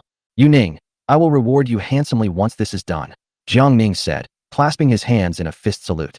How can I thank you handsomely? Xia Yuning gazed at Jiang Ning with tender eyes. What gift do you want? Jiang Ning's chauvinistic tendencies kicked in. I don't lack anything. Xia Yuning pouted at Jiang Ning. I just need a key to your villa. Jiang Ning scratched the back of his head. You've got your eye on the antiques in my villa?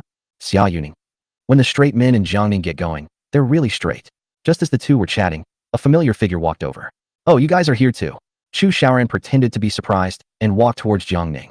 Xiaoran, what a coincidence. Xia Yuning greeted him with a fake smile. He cursed inwardly that it came at the worst possible time. Yes, what a coincidence. Chu Xiaoran smiled insincerely. Lin Feng and I were planning to grab a bite to eat, but we unexpectedly ran into an acquaintance. How about we join you? You don't mind, do you? How could I possibly find it unacceptable? Xia Yuning smiled and moved to the side, generously making room for Chu Xiaoran. However, Chu Xiaoran did not go over, but instead sat down in the seat next to Jiang Ning. This scene surprised the other three. What's going on? What is she doing? Lin Feng was so jealous, he almost exploded. He frowned and coughed lightly. Xiaoran, you're sitting in the wrong seat. Chu Xiaoran said calmly. We're all friends. Why can't we sit here? Chapter 71, Two Women Competing. In fact, Chu Xiaoran's action was meant to disrupt things. She just couldn't stand Xia Yuning's smug look. She and Xia Yuning competed for 4 years in university, in academics, love, and various honors. Neither side would give an inch. Both of them shared a consensus. If Zhou Yu exists, why does Zhuge Liang exist? If it weren't for the other person, I would definitely be the most dazzling flower. But this person always seems to have to jump out and argue with me. That's outrageous. This made their relationship extremely hostile, with them constantly at odds. After graduating from university, although they had less contact, they were still secretly competing because of their past mistakes. This years-long contest seems unlikely to end until a conclusion is reached. However, during this period, Chu Xiaoran maintained a slight advantage, simply because she has Jiang Ning. Now that she and Jiang Ning have broken up, Xia Yuning has quickly started clinging to Jiang Ning, which makes her very unhappy. Even though I'm no longer Jiang Ning's girlfriend, Xia Yuning, don't even think about it. Yuning, you look so radiant. Have you gotten a boyfriend recently? Chu Xiaoran smiled slightly and asked deliberately. No. Xia Yuning spread her hands, looking puzzled. I've always been single. Ha ha, I don't believe it. Chu Xiaoran laughed loudly. With your looks and qualities, how could you lack a boyfriend? You've been hiding him, haven't you? Xia Yuning naturally understood the other party's intention. I wouldn't do such a despicable thing. I'm the kind of person who would rather be single than settle for less when it comes to relationships. In this life, I only want to find someone I like and grow old together with them. As she spoke, she glanced at Jiang Ning with a hint of flirtation. Even a fool could see what she meant. Jiang Ning, why are you only eating vegetables? Xia Yuning picked up a medium-rare steak and put it on Jiang Ning's plate. Eat more beef, you've lost weight. Their actions were intimate, and their words were ambiguous. Xia Yuning started to take the initiative. Chu Xiaoran picked up the serving chopsticks and took out the steak, saying calmly, Jiang Ning always eats beef well done. He doesn't like it raw, except for seafood sashimi. Then he picked up a slice of tuna sashimi, dipped it in a little wasabi sauce, and placed it on Jiang Ning's plate. Chu Xiaoran wanted Xia Yuning to know that while Xia Yuning's relationship with Jiang Ning was merely superficial, Chu Xiaoran possessed an extremely deep understanding of him. Chu Xiaoran is using this method to assert his former sovereignty. Xia Yuning frowned slightly, then smiled gently. Oh my, as expected of a senior, you really know Jiang Ning well. This statement sounds like a compliment, but it's actually a veiled insult. The word senior not only directly defines Chu Xiaoran as a thing of the past, but also implies that she will become Jiang Ning's woman. Otherwise, why would she address Chu Xiaoran as senior? However, while the two women were openly and secretly vying for power, the other person felt extremely embarrassed and angry. That's Lin Feng. Chu Xiaoran actually served food to Jiang Ning right in front of him. He almost ground his back teeth to powder. What's even more infuriating is that he's still standing by the table, unsure of how to sit down. Chu Xiaoran was busy fighting with Xia Yuning and didn't pay attention to Lin Feng. To express his anger and dissatisfaction, Lin Feng plopped down next to Xia Yuning. However, when Xia Yuning saw him sit down, she couldn't help but move to the side, creating enough space for one person to stand between them. This made Lin Feng feel awkward again. I'm full. Jiang Ning wiped his mouth. He wasn't interested in this battle between women. Yuning, let's go. Okay. Xia Yuning gave Chu Xiaoran a defiant look. Wait a minute, Chu Xiaoran said hurriedly. I have something to say to you privately. Jiang Ning ignored him and walked straight out the door. Chu Xiaoran hurriedly chased after him. Both Raymond Lam and Xia Yuning were furious. Xia Yuning casually asked Lin Feng, your girlfriend, aren't you going to do anything about her? To appear magnanimous, Raymond Lam smiled slightly and said, we're all classmates. It's no big deal to chat for a bit if we have something to discuss. You were clearly grinding your teeth to powder. Xia Yuning sneered, squeezing out a few words through gritted teeth. What a pretentious act. The sound was neither too loud nor too soft, just loud enough for Lin Feng to hear, and his face immediately turned very ugly. Over here, Chu Xiaoran caught up with Jiang Ning and questioned him.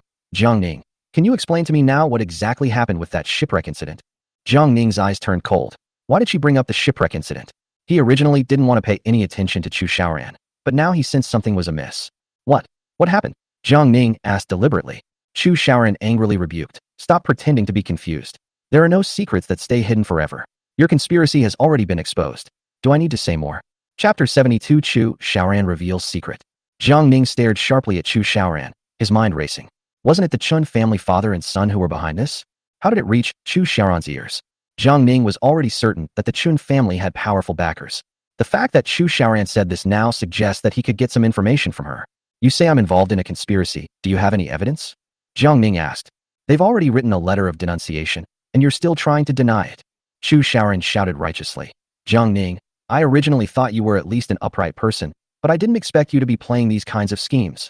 As your classmate and ex-girlfriend, I'm giving you some advice. It's best to apologize to the public beforehand, rather than waiting until the whistleblower's letter comes out and things get out of control.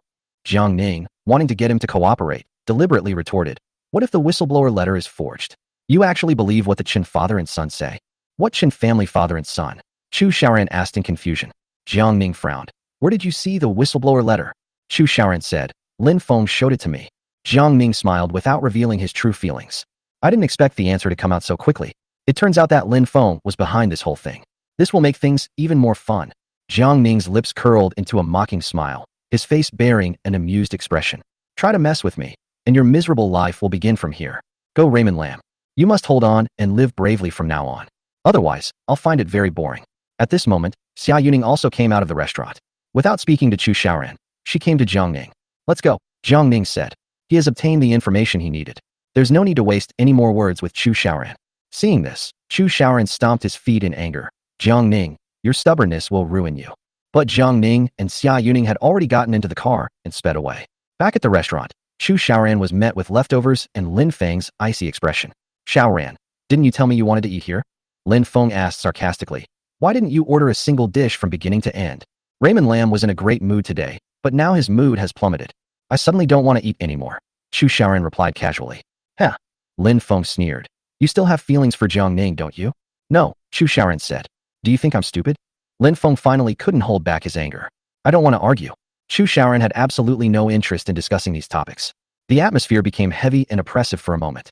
After a long pause, Lin Feng said, You made me feel very embarrassed today. What's so embarrassing about it? Chu Shaoran asked in return. You sat down in front of Jiang Ning right in front of me, and even served him food. Lin Feng said angrily. Did you even consider how I felt? Chu Shaoran shook his head and chuckled. I wonder if you remember, there was a time when I brought Jiang Ning to dinner with you, and I sat next to you, serving you food. Back then, Jiang Ning was still my boyfriend. He would also feel embarrassed, Lin Feng said. No, Chu Shaoran said. He only said afterwards that he felt sad and didn't want to lose me. He's lying. Chu Shaoran shook his head with a wry smile and fell silent. She suddenly realized that many things are completely different once the roles are reversed. Seeing that their argument was fruitless, Lin Feng didn't want to continue arguing. He simply asked seriously, You really have no feelings for Jiang Ning anymore? Of course, Chu Shaoran said calmly. Lin Feng let out a long breath. It's enough to know that Chu Shaoran didn't want to win back Jiang Ning today. Shaoran, I'm sorry, I was being petty because I love you too much. Lin Feng apologized. Chu Shaoran pursed his lips and remained silent. She has mixed feelings right now. Because, although she said she had no feelings for Jiang Ning anymore, she was becoming increasingly uncertain inside. The moment I sat down next to Jiang Ning and served her food, it felt like I was back in the past. At that moment, she felt an unparalleled sense of joy, both physically and mentally. Shaoran, what are you thinking about? Lin Feng asked hurriedly when he saw Chu Shaoran lost in thought. I wasn't thinking about anything, Chu Shaoran sighed. We should be happy today, Lin Feng said. By the way, Shaoran, what did you and Jiang Ning talk about when you went out earlier? We didn't talk about anything, just argued, Chu Shaoran said vaguely. Oh, Lin Feng nodded, then suddenly said, By the way, Shaoran, I forgot to tell you, whatever you do, don't tell Jiang Ning about the captain's whistleblower letter. Why can't I say? Chu Shaoran asked in surprise. It's not the right time yet, Lin Feng said. I'm going to expose him on the Everbright project and make him completely lose the chance to compete with me. Chu Shaoran's expression was solemn. Perhaps he already knew about the whistleblower letter? After all, Jiang Ning just mentioned the Chun family father and son, so it seems he already knew. Lin Feng said confidently, he couldn't possibly know. Just don't tell him. Chu Shaoran frowned and nodded. She didn't understand what was going on, but remembering how Jiang Ning hadn't cared about it at all today, she didn't say anything more. Chapter 73 Counter-Espionage Scheme. The next morning, Jiang Ning, accompanied by two newly hired bodyguards, met with Xia Yuning at the Linjiang Shipbuilding Company in Haicheng. Xia Yuning's uncle, Xia He, is a manager at a shipping company. Xia Yuning asked him to help retrieve the surveillance footage from the day of the shipwreck accident. Xia He has always doted on Xia Yuning since she was a child, but this kind of company surveillance footage is a company secret and cannot be shown to outsiders casually. Xia He was in a very difficult position, but this little matter was no problem for Jiang Ning. He whispered in Xia He's ear, Uncle Xia, how about this? Xia He's eyes lit up, and he gave Jiang Ning an appreciative look. The next second, he turned around and went back to his office, calling an emergency meeting with security guards. The security guards who were in charge of the monitoring room also went to participate. Jiang Ning instructed his bodyguard to cover the surveillance camera at the entrance of the monitoring room with a tissue. He and Xia Yuning then went into the monitoring room and began retrieving the surveillance footage. Typical civilian surveillance footage can only be stored for 3 to 7 days. But surveillance footage from police stations, shipping companies, and other organizations has a large capacity and can be stored for 3 months or even half a year. Jiang Ning quickly found the surveillance video he needed that day, extracted it, and saved it to a USB drive. With everything settled, the group walked out of the monitoring room. The meeting in Xiahe also concluded in a timely manner. Afterwards, Jiang Ning asked Xia He to call the captain and invite him to his office for a chat. Jiang Ning knew that the captain of the ship involved in the sinking accident had been coerced by the Qin family. If I go to him myself, he won't give me a chance to meet him. But Xia He is a company leader, so he can't not come. Soon, the captain appeared in Xia's office. The captain instinctively shuddered when he first saw Jiang Ning. Xia He naturally wanted to avoid the matter and said to the captain, "This Mr. Jiang says he is your friend. He has something to discuss with you. You two talk." After saying that, Xia He and Xia Yuning left the office to chat. "Li Youji," Jiang Ning said sharply, looking at the captain. "He has such an ambitious name, but he lacks any backbone in his actions." Captain Li Youji looked at the two tall bodyguards behind Jiang Ning and couldn't help but feel a little scared. "What do you want to do?" "What do I want to do?" Jiang Ning smiled. "That's what I should be asking you. What exactly are you trying to do by colluding with the Chun family to forge the accusation letter?" How could I have forged it? It was clearly your conspiracy," the captain said guiltily. He is under a lot of pressure right now. Because these past few days, wherever he went, there were always people watching him from a short distance away. The same applies during working hours. He knew that the people were sent by the Chun family father and son. Therefore, he dared not get too close to Jiang Ning. After all, his wife and children were under the control of that father and son. "Li Youji, we both know the real cause of the shipwreck." Jiang Ning stared sharply at Li Youji. "I didn't expose you for driving under the influence that day, which was already lenient with you, but you turn around and bite me. Don't you think that's going too far?" Li Youji felt even more guilty and stammered. "Ew. You're talking nonsense. I didn't drink that day." Jiang Ning shook his head and chuckled, waving to the bodyguard behind him. The bodyguard handed over a computer with a USB drive plugged in. "I knew you would deny it, so I specially obtained the surveillance footage from that day." As he spoke, Jiang Ning opened the surveillance footage on his computer. The record shows that Li Youji quietly slipped into the lounge carrying a bottle of baijiu and a few takeout side dishes. An hour later, he came out of the lounge, his face flushed. Later, a cleaner passed by, took the empty wine bottle from the break room, along with the leftover food, and dumped them into the trash can. "You know there are no security cameras in the lounge, so you specifically chose to drink there," Jiang Ning said. "But don't forget, there are still security cameras in the distance. Although the image is blurry, can you honestly say that the person in the picture isn't you?" Li Youji shuddered and pursed his lips, remaining silent. The shipping company retrieved the surveillance footage on the day the ship sank, but they only retrieved footage from key locations. The footage from peripheral areas was completely ignored. But it was this corner of the surveillance camera that recorded his image. Besides, Jiang Ning paused the frame and pointed to the cleaner in the picture.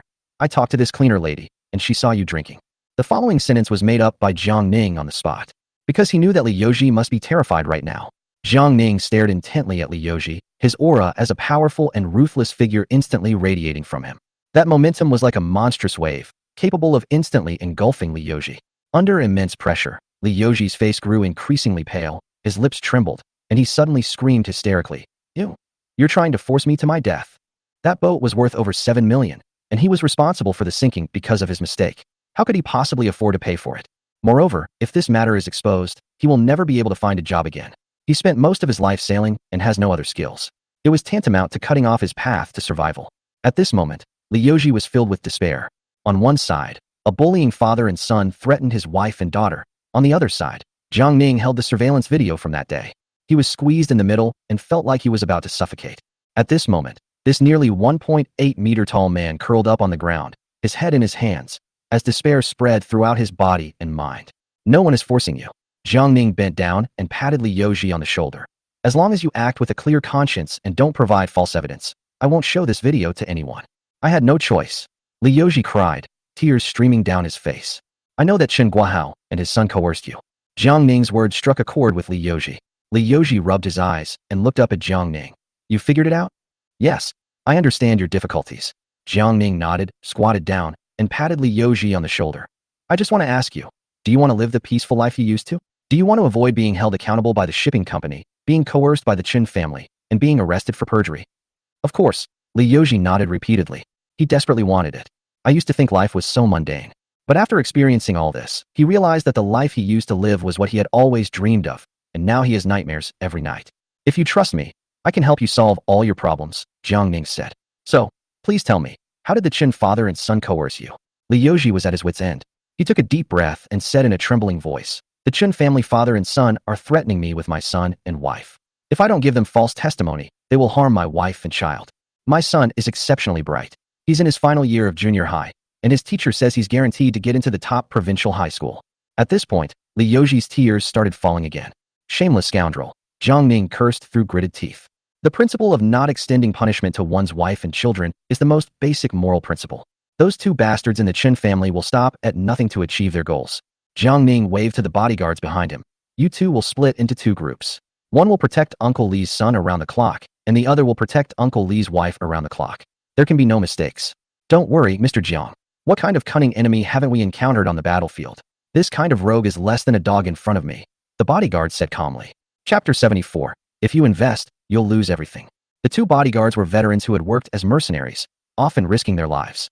Such people possess an aura and intimidating presence that ordinary people lack.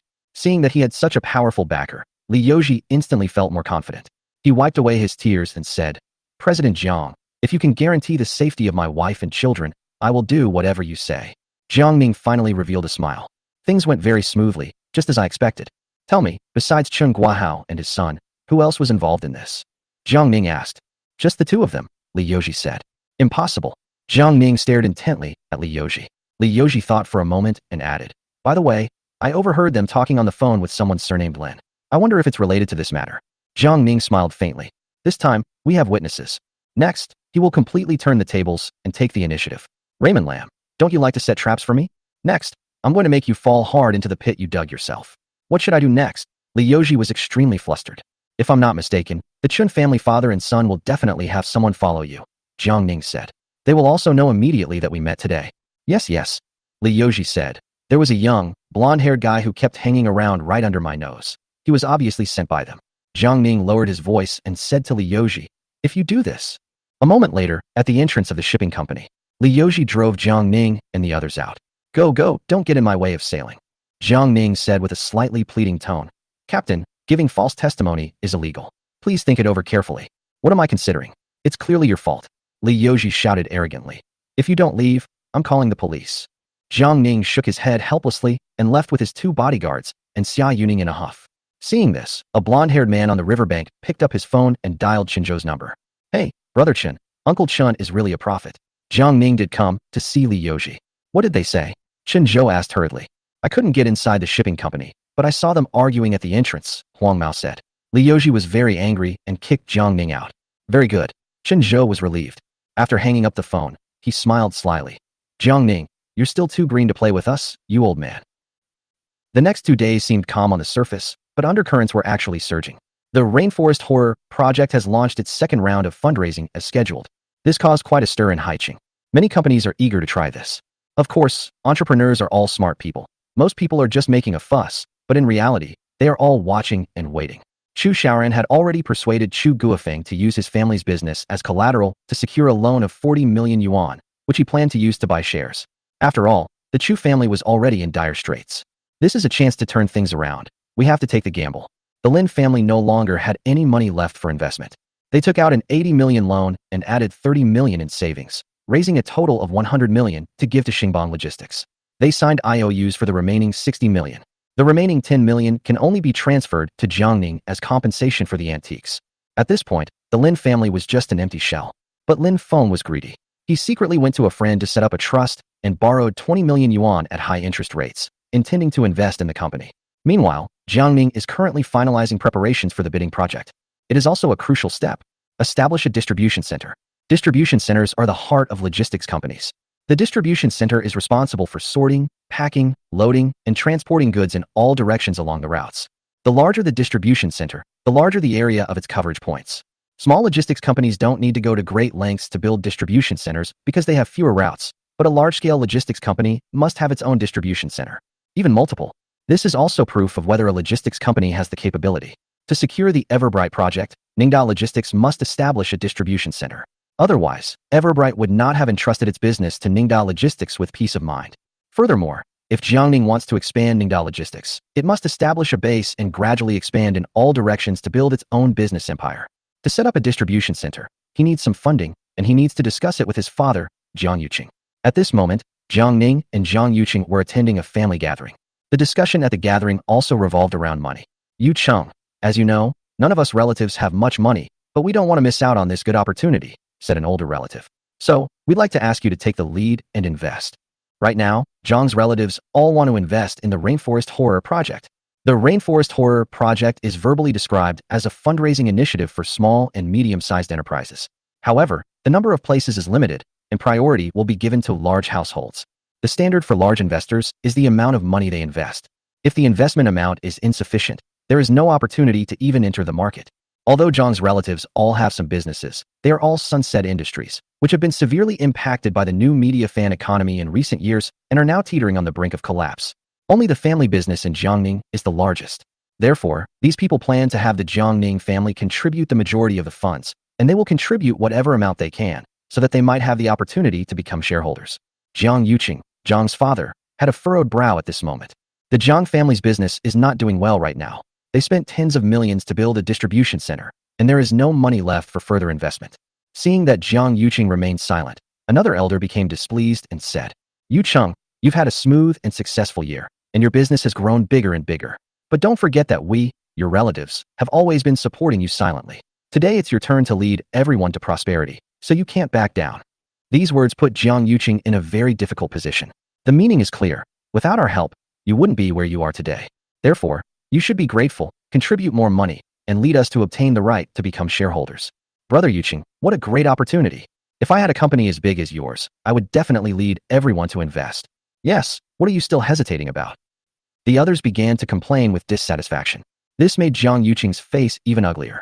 Seeing this, Jiang Ning stepped forward and said, Uncles and elders, I would like to express my opinion. Everyone looked at Jiang Ning. Jiang Ning said firmly, absolutely not. What? The crowd looked on with deep confusion and surprise. To everyone's surprise, he immediately rejected the idea. Ning, what do you mean by that? The elder frowned and said, we asked your family to pay more money, so you got angry and said those things in anger, right? How could I dare to say such hurtful things in front of all these elders? Jiang Ning smiled and said, I'm just stating the facts. This fundraising is actually a scam. Scam? Everyone looked at each other, puzzled. Jiang Ning continued. In recent years, the real estate market has been sluggish, and Mr. Su of Yuanda has already suffered internal losses. However, all his businesses are intricately connected with higher authorities and cannot be converted into real money. He himself is also unable to fill the huge debt hole. In order to survive, he had no choice but to take risks, raise a sum of money, and flee overseas. At that time, all the companies that invested will lose everything. Chapter 75, Everything Within My Sight, is under my control. How do you know all this? The elder asked in surprise. This question stumped Jiang Ning. Should I tell him that I was reborn and knew about this in advance? No wonder they think I'm mentally ill. Jiang Ning thought for a moment and said, it was information provided by a friend of mine. What friend provided you with this information? The elder asked. I can't disclose that, Jiang Ning said. The elder was stunned for a moment, then burst into laughter. The others burst into laughter.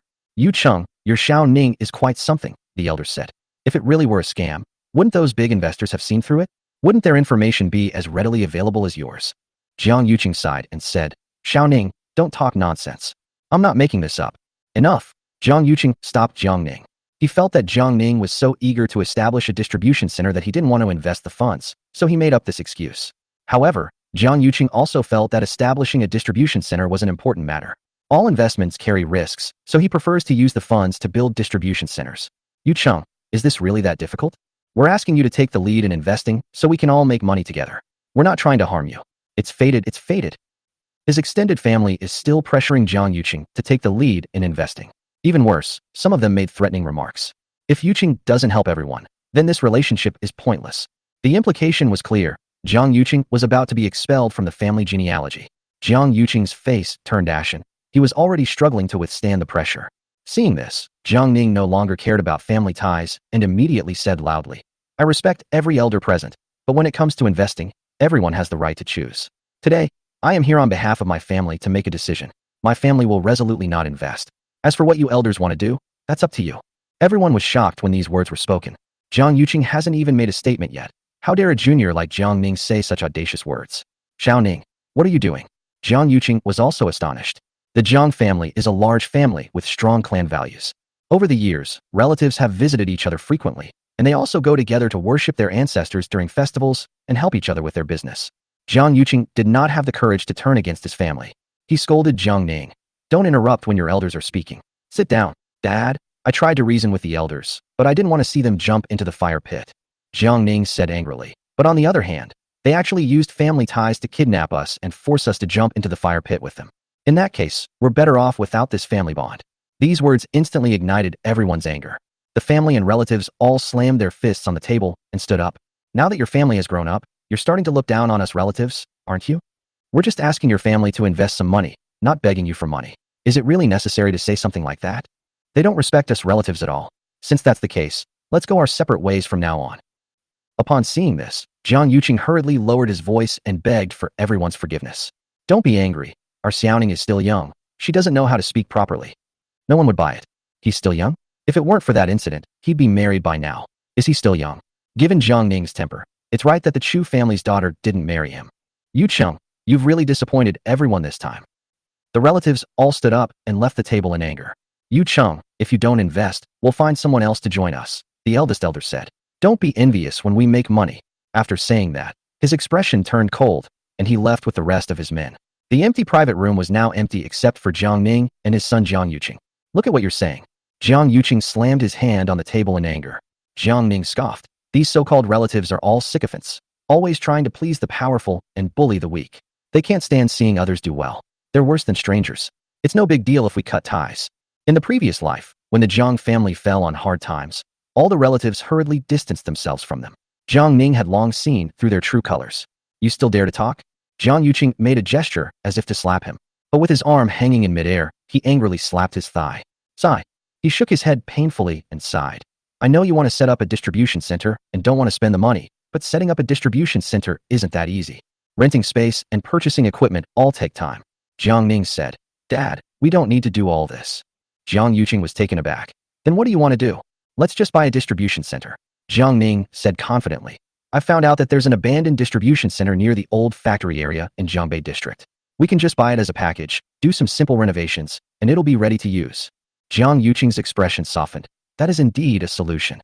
Buying it directly greatly reduced the preparation time. Jiang Ning said, "I've already found out that the owner of the distribution center is named Wu Dajiang. He used to be in the logistics business, but he found that loan sharks were a quick way to make money. So he switched to other businesses, and the distribution center was abandoned. He knew all this because Wu Dajiang had lent 40 million to Lin's Freight, making him Lin's Freight's largest creditor at present." Wu Dajiang. Jiang Yuqing frowned. "I've heard of this person. He's not an ordinary person. He has a deep-rooted underworld background." He looked at Jiang Ning with concern. "It's very dangerous to do business with this kind of person." "It's all right." Jiang Ning smiled slightly. "I have a way." Jiang Yuqing looked at Jiang Ning with a surprised expression. Ever since the wedding farce, her son seems to have become a completely different person. Not only did he become increasingly bold, but he also always exuded a maturity and composure beyond his years. Sometimes, he even gives off a sense of vicissitude and ruthlessness. This kind of aura is something only powerful and influential figures possess. Sometimes, he couldn't help but be influenced by Jiang Ning and develop a strange trust in him. "If we can take over the Jiangbei distribution center, Ningda Logistics will be considered to have reached a considerable scale," Jiang Yuqing said with a look of satisfaction. Jiang Ning smiled slightly, stood in front of the hotel's floor-to-ceiling window, and looked down at the bustling city of Haiqing. If Ningda Logistics is the starting point of Jiang Ning's commercial empire in this lifetime, therefore, taking over Jiangbei as the distribution center would establish a base of operations. He intends to use his base as a stronghold to infiltrate, plunder, and expand outwards with frenzied force. His business empire will officially begin here. "Dad, Ningda Logistics is just the first step." Jiang Ning stood by the window with his back to Jiang Yuqing, hands behind his back, overlooking the bustling city of Haiqing. "I want everything within my sight to be under my control." Chapter 76. Lin Feng causes a scene at the Chu family. On the other side, the Chu family. The atmosphere was very somber. Putting aside the recent stress, the old lady's illness alone has been tormenting me. Because Jiang Ning did not invite old Chui to treat the old woman, her health deteriorated day by day. Every few days, she would come to the Chu family's house on crutches, crying and making a scene, threatening to kill herself. Li Qin looked worried and didn't know what to do when the doorbell rang. The old lady arrived right on time, just like she was going to work. The old woman seemed to be suffering terribly from illness. Her face was sallow, and her expression was sinister and ferocious. "Mom, why are you here again? You should rest properly while you're sick." Li Qin hurriedly stepped forward to help her up. The old lady pushed Li Qin away, sat down on the ground, and immediately burst into tears. You are so unfilial. You want me to die? Mom, what are you saying? Li Qin stepped forward and pulled the old lady up. Please get up, the ground is cold. Let me go, the old woman wailed, slapping her thigh. If you don't bring Dr. Cui here, I'll kill myself right here. She simply couldn't bear this torment any longer. My heart has become increasingly sensitive. She heard Chu Xiaoran say that one dose of medicine costs over 10,000 yuan, and the whole thing would cost several million yuan. She felt that her daughter was treating her like a burden and hadn't put her heart into asking Jiang Ning to treat her illness. She made a scene for several days in a row, but Li Qin didn't respond. Now, her last line of defense has collapsed. Just let me die. I don't want to live anymore. The old lady sat on the ground, her eyes brimming with tears, and said, Mom, it's not that we don't want to invite old Cui over. It's just that we can't get him to come. Li Qin said with a worried look on her face. How could you have invited her last time? The old lady glared at Li Qin. Sigh. Li Qin sighed. Last time, Jiang Ning invited them for us, and they did it because of Jiang Ning's connections. But now we have nothing to do with Jiang Ning. Of course they won't help us anymore. Upon hearing this, the old lady looked at Chu Xiaoran excitedly. Xiaoran, why haven't you gotten back together with Jiang Ning yet? What are you waiting for? I sigh. Chu Xiaoran pursed his lips, unsure how to answer. Mom, how could your precious granddaughter ever think about getting back together? Li Qin took the opportunity to complain. He's already with Lin Feng. Well, the old lady's brows furrowed into a knot. She attended the wedding ceremony and witnessed the farce. After that, the old lady repeatedly instructed Li Qin to take Chu Xiaoran to apologize and try to save their marriage. But Li Qin couldn't go against Chu Xiaoran's wishes, and she was afraid that the old lady would worry, so she kept it a secret from the old lady, saying that she was trying to persuade Chu Xiaoran. But right now, there's been no progress at all. Instead, things are developing in the direction the old lady fears most. Nonsense, utter nonsense. Cough, cough, cough. Hearing Li Qin say that, the old lady became even more agitated. She was so angry that she kept coughing until her face turned almost purple. Mom, don't worry. Li Qin quickly reassured the old lady. Xiaoran, quickly pour Grandma a glass of water. I won't drink. The old lady angrily flung her hand away, then sighed and looked at Chu Xiaoran seriously. I'm asking you, is Lin Feng's family wealth better than Jiang Ning's? No. Chu Xiaoran lowered his head and answered. So what do you like about him? The old lady questioned. If this question had been asked in the past, Chu Xiaoran would have immediately come up with a whole host of reasons.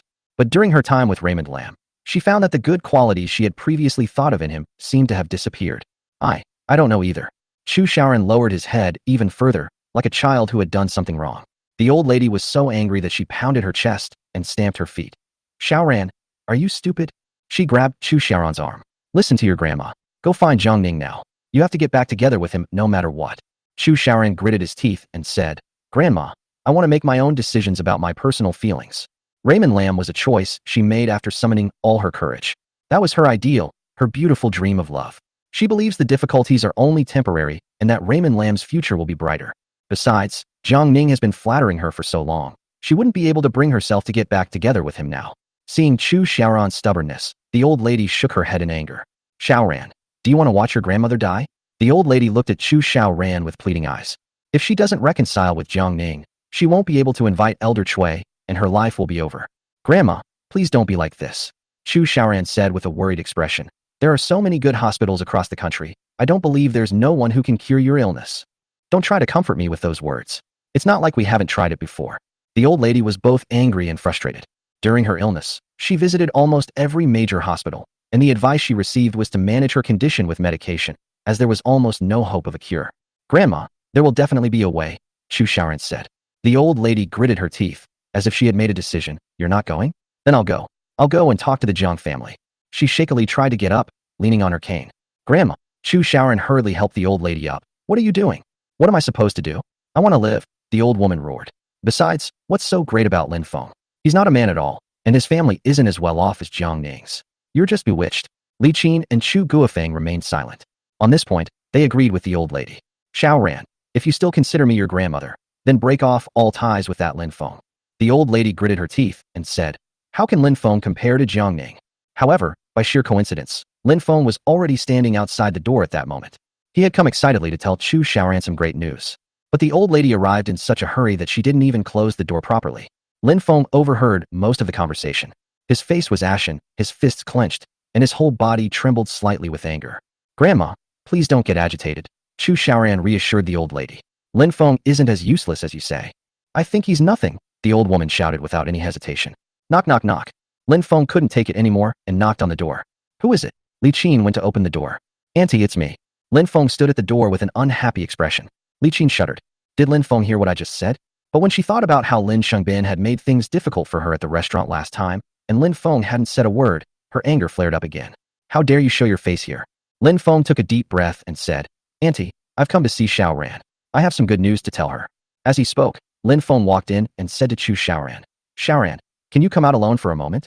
Chu Xiaoran was currently trying to comfort the old lady, but he was in an awkward situation, unsure whether to go out or not. You must be Lin Feng, right? The old lady was furious when she saw Lin Feng. Let me tell you, Xiao Ran is the daughter-in-law of the Jiang family. Don't come looking for her again.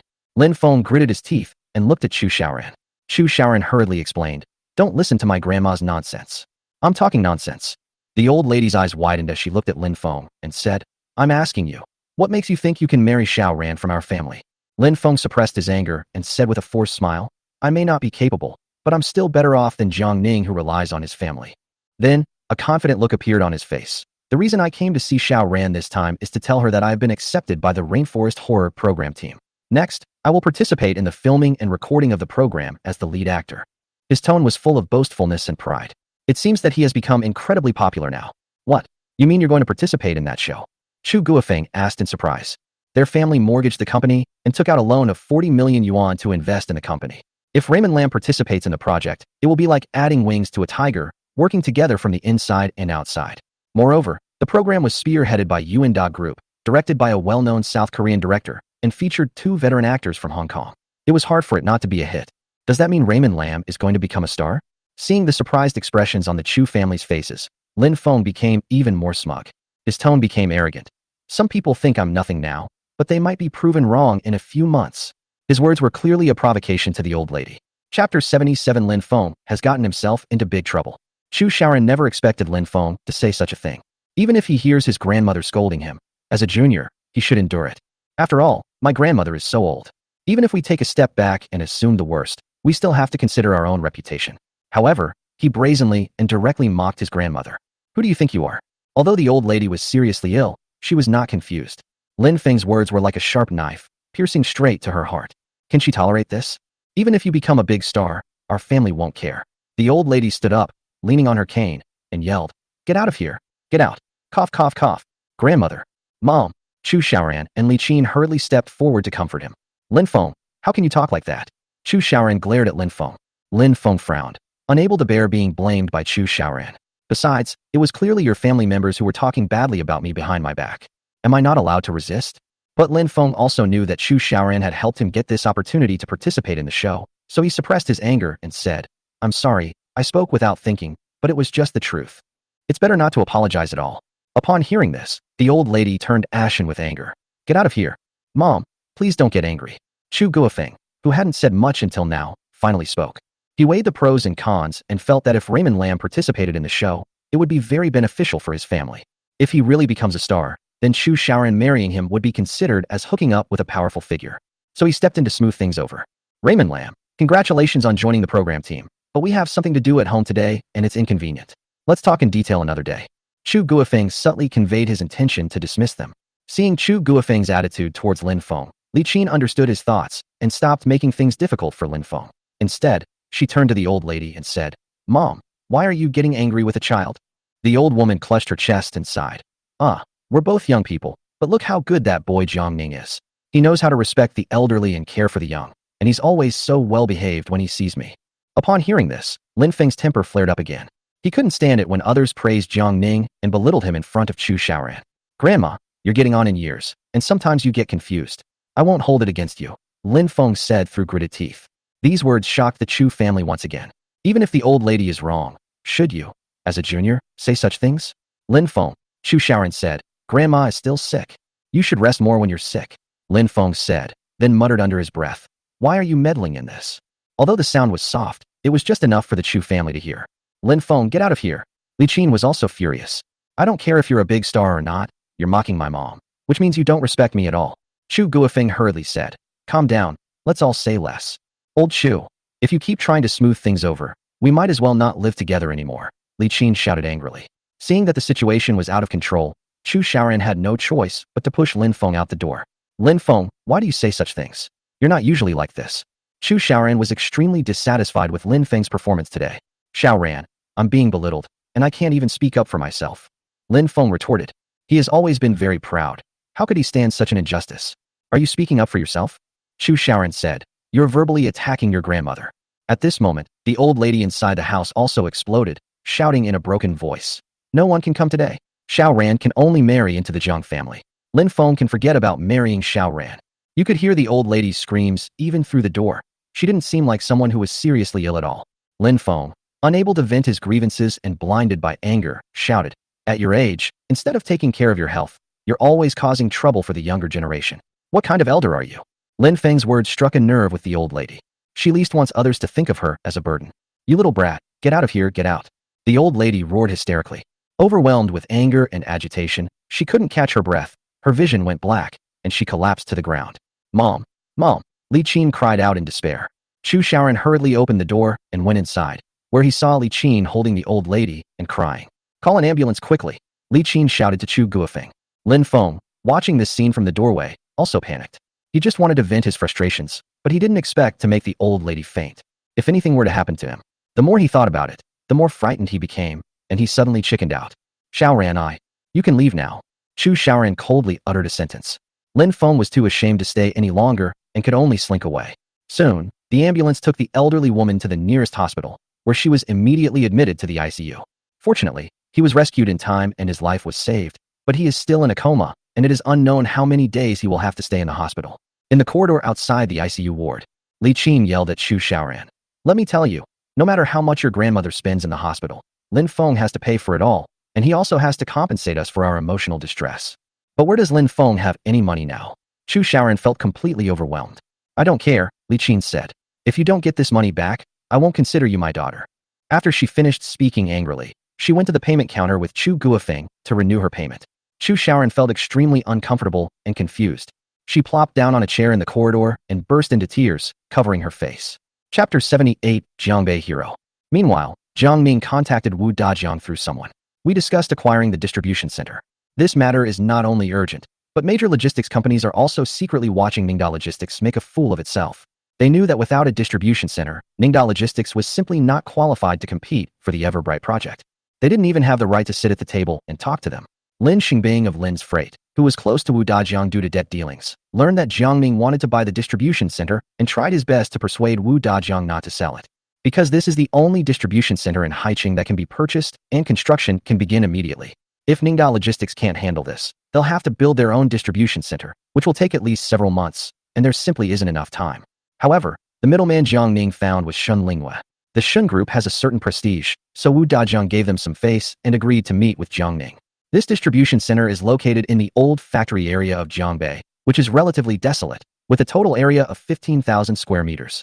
Based on market prices in Haiqing, the purchase price of this plot of land would be around 30 million yuan, including warehouse construction, as well as distribution equipment such as tracked vehicles and forklifts. The total market price is approximately 35 million. However, Wu Dajiang knew that Jiang Ning needed it urgently, so he made an exorbitant demand, doubling the price. Asking price, 70 million. At 3 p.m., Shun Lingwe drove her Mercedes-Benz G-Class to the Jiangbei Distribution Center with Jiang Ning and 2 bodyguards. Arrive. Shun Lingwe parked the car, and the 4 of them got out. The distribution center had a large courtyard, but it was desolate and barren. The area was heavily guarded by high walls and electric fences. The walls were mottled, and the ground was overgrown with weeds. Several abandoned forklifts were parked under the high walls, their tires stuck in the mud. Not far away, rows of elevated warehouses stood with their roller shutters tightly closed and covered in rust. Several luxury cars were parked in front of a warehouse, presumably the vehicles belonging to Wu Dajiang and his entourage. Shun Lingwe made a phone call and then led Jiang Ning and the others toward the warehouse. Tada! Upon arriving at the warehouse door, Shun Lingwe knocked on the roller shutter.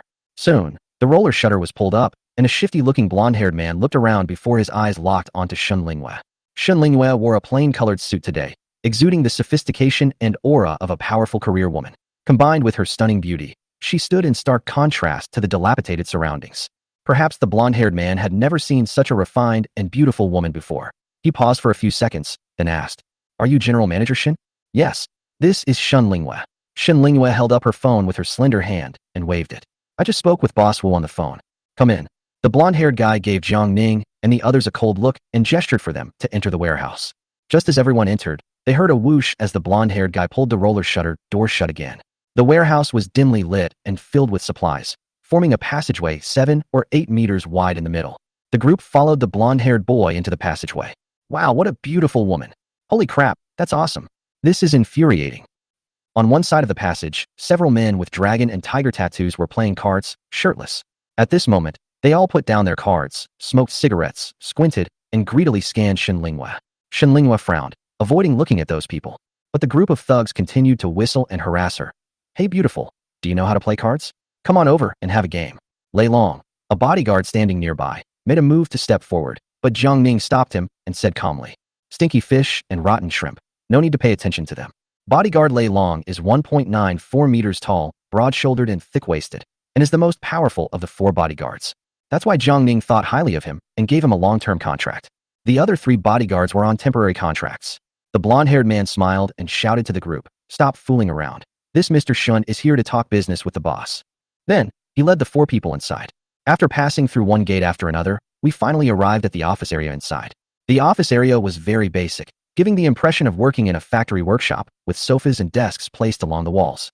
Several burly men sat sprawled on the sofa, their eyes cold and menacing, exuding an oppressive aura. On the cement floor, there were still patches of dark red, which were probably marks left by blood. The atmosphere was incredibly oppressive, almost suffocating. Most people would feel nervous in such a situation. Shen Linghua couldn't help but take a deep breath. Jiang Ning, Lei Long, and the others remained calm and composed, as if they were surrounded by nothing but air. Jiang Ning, in particular, never gave them a second glance. Behind the desk next to the sofa stands a shrine with a life-size statue of Guan Yu. With a red face and glaring eyes, he was imposing and awe-inspiring. At this moment, a bald man dressed in a Zhongshan suit is offering incense to Guan Yu with his back to the crowd. He moved slowly and with a devout attitude, bowing several times before turning around gently. This man was Wu Dajiang, who had been operating underground in Haiqing for a long time. Wu Dajiang had a round face, a bulbous nose, wide-open eyes, and a jeweled necklace around his thick neck, giving him a bandit-like appearance. "President Shun is here. Please have a seat." Wu Dajiang casually pointed to the sofa. Several burly men slowly got up and sat down at the tea table next to them. Shen Linghua didn't sit on the sofa because she thought it was dirty. She exchanged a few casual pleasantries before getting to the point. "Mr. Wu, this gentleman next to me is Mr. Jiang Ning, the general manager of Ningda Logistics," Shen Linghua introduced. "He's the one who wants to buy this prime piece of land of yours." Shen Linghua had met Wu Dajiang once before, through her father Shen Yunhai, some years ago, so you can recognize the other person at a glance. "Hello, Mr. Jiang." Wu Dajiang glanced at Jiang Ning and, seeing that Jiang Ning was young and wore glasses, looking like a refined scholar, couldn't help but look down on him a bit. He glanced more at the towering thunder dragon. "Hello, Mr. Wu." Jiang Ning handed over his business card. "Your time is precious, so I won't beat around the bush. I want to buy this place and turn it into a distribution center for Ningda Logistics. However, the 70 million you mentioned on the phone is a bit too expensive." Upon hearing this, Wu Dajiang's lips curled into a cold smile. "This is expensive? This is a prime piece of land. 70 million is just for the land itself. If you want the whole package, you'll need to pay 100 million. Chapter 79, you want to play big? I'll play with you." Jiang Ning frowned. That scoundrel dared to raise prices on the spot. Shen Linghua's expression changed, and she was somewhat surprised. She hurriedly said, "Mr. Wu, they said 70 million on the phone. President Shun, I originally didn't want to sell this land, but I'm doing this for the sake of such a beautiful woman like you." Wu Dajiang's eyes leered as he scanned Shen Linghua from head to toe. "Mr. Wu, you can't just raise the price like that." Shen Linghua was furious. "Buying this dump for 100 million? Are you crazy? This is clearly a lack of sincerity." Wu Dajiang sat down, lit a cigarette, and took a deep drag. "President Shun, don't you know how your father treated me back then? I'm already giving you a lot of face by allowing you to meet and talk. Don't push your luck." Wu Dajiang spoke through gritted teeth. Judging from what she said, it seems that she has some grudge against Shen Yunhai. This was something Shen Linghua hadn't expected. She contacted Wu Dajiang without telling her father, as she had always assumed that Wu Dajiang and her father had a good relationship. "Mr. Wu, I don't know what the problem is between you and my father, but let's keep things separate," Shen Linghua said. Wu Dajiang's face instantly darkened, and he interrupted Shen Linghua. "I said 100 million. Pay up and get things done. If you don't have the money, get out of here." Shen Linghua's face instantly turned extremely embarrassed. She hadn't expected it to turn out like this. Seeing this, Jiang Ning broke his silence. "Where is Mr. Wu's sincerity in asking for such an exorbitant price?" "I'm asking for an exorbitant price?" Wu Dajiang glared fiercely at Jiang Ning. "You're insulting my character. Is your tongue too tight? A burly man with a thick beard threatened. If you can't speak, then don't speak, or I'll cut your tongue off. Why don't you try it yourself? Lei Long stepped forward, his aura fierce. Jiang Ning patted Lei Long on the shoulder, signaling him to tone it down. Then, he calmly looked at Wu Dajiang and said, "This piece of land is very remote and has been abandoned for a long time. The market price is not even worth it, but you want 100 million. Isn't that asking for an exorbitant price? According to you, what price would be appropriate?" Wu Dajiang gritted his teeth and looked coldly at Jiang Ning. 20 million, that's the most I can offer. Jiang Ning stared intently at Wu Dajiang. And since you weren't very nice to President Shen today, I've decided to give you another 40% off, making it 12 million. Everyone present was stunned by these words. Shenling Yue's pretty face was full of surprise. She never expected Jiang Ning to speak to Wu Dajiang like that. That's incredibly bold. Grass. Wu Dajiang slammed his hand on the table and angrily pointed at Jiang Ning. Don't you think before you speak?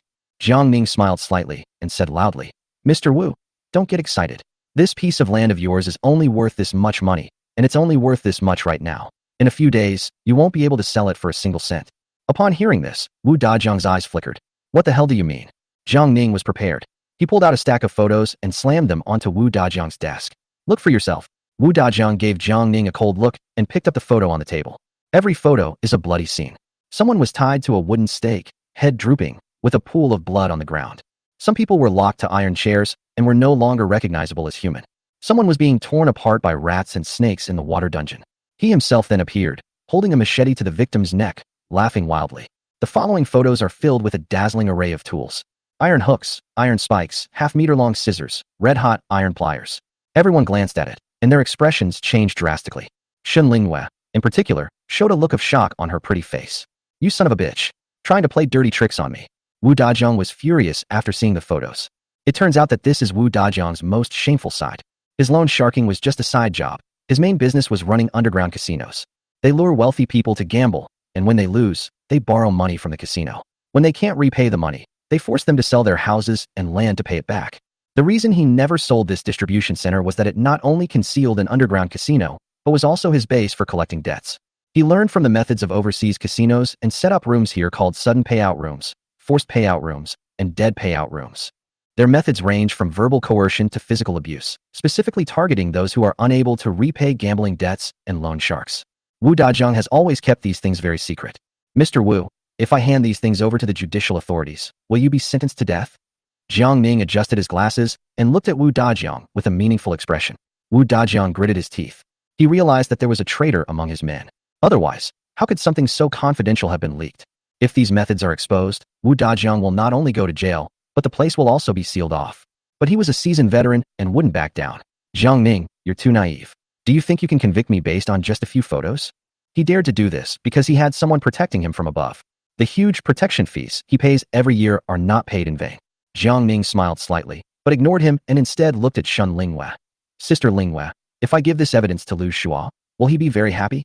Shen Lingyue reacted instantly. Lu Shua is the son of a high-ranking official in the Ministry of Justice and is her friend. The person sitting next to Qin Xiao, the vice mayor's son, at the last gathering at the Heavenly Court Clubhouse was Lu Shua. Lu Shua doesn't mind, but Uncle Lu will definitely be very happy. Shen Lingyue also exuded confidence, staring intently at Wu Dajiang. Uncle Lu is worried about not having any sales. Giving him these would be a great gift. Wu Dajiang swallowed hard. You mean Justice Minister Lu Fengrui? Who else could it be? Shen Lingyue smiled coolly, her red lips curving upwards. Shen Lingyue's words instantly sent a chill down Wu Dajiang's spine. The person protecting him was far less powerful than Lu Fengrui. Wu Dajiang has been living a life of danger for so many years, but this is the first time someone has threatened him by targeting his vital spot. Shen Lingyue Jiang Ning. He gritted his teeth and stared coldly at Shen Lingyue and Jiang Ning. Are you sure you want to go this far? Jiang Ning raised an eyebrow and smiled, then spread his hands. You need to get this straight. You're the one who wants to play big. I'm just playing along. Chapter 80 Inside and Outside Cooperation. What right do you have to play with me? Wu Dajiang waved his hand, and all his henchmen came forward and surrounded Jiang Ning and his men. Brother Wu, these people don't know what's good for them. I think we should just kill them, one of the henchmen threatened. Even the burly man with the beard stared at Shen Lingyue and said, This beauty has to stay. Her figure and looks are absolutely stunning. He bit his lip, a lewd look on his face. These legs are so beautiful. It would feel so good to carry them on my shoulders. Smack. Enraged, Shen Lingyue slapped Lian Mahuzi across the face. You son of a bitch. Even with his beard in pain, he reached out with both hands to grab Shen Lingyue.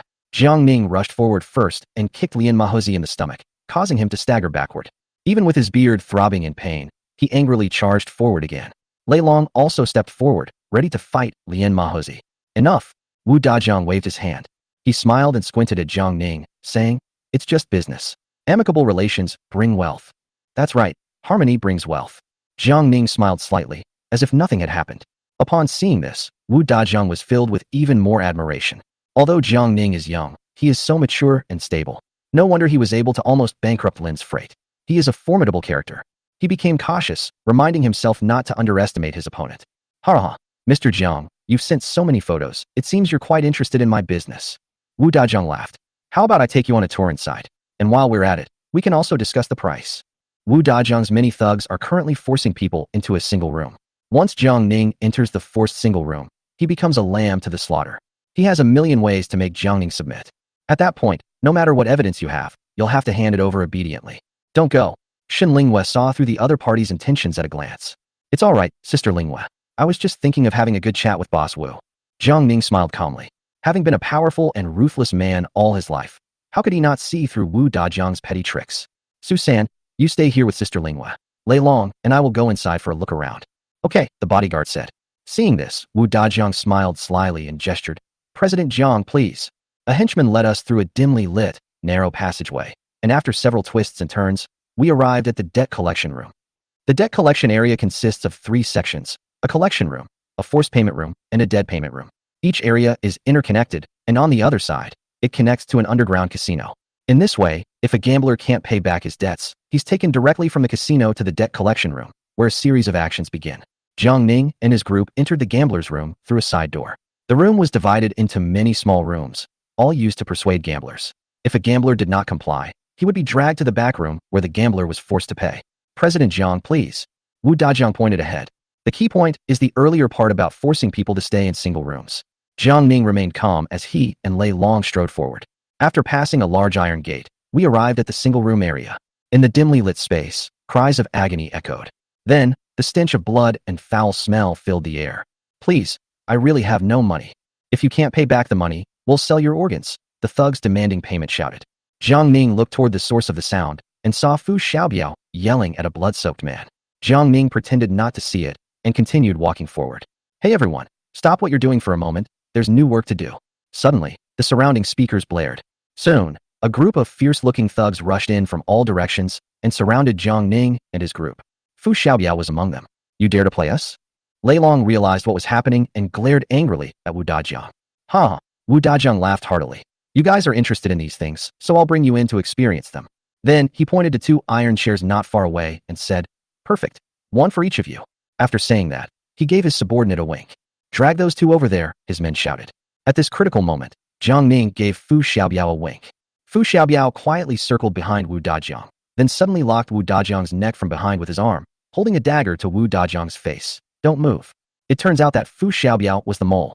The photos that Jiang Ning released were taken by Fu Xiaobiao. Fu Xiaobiao wasn't originally this brave. He was only forced into it. A month ago, he broke up with Hao Qian.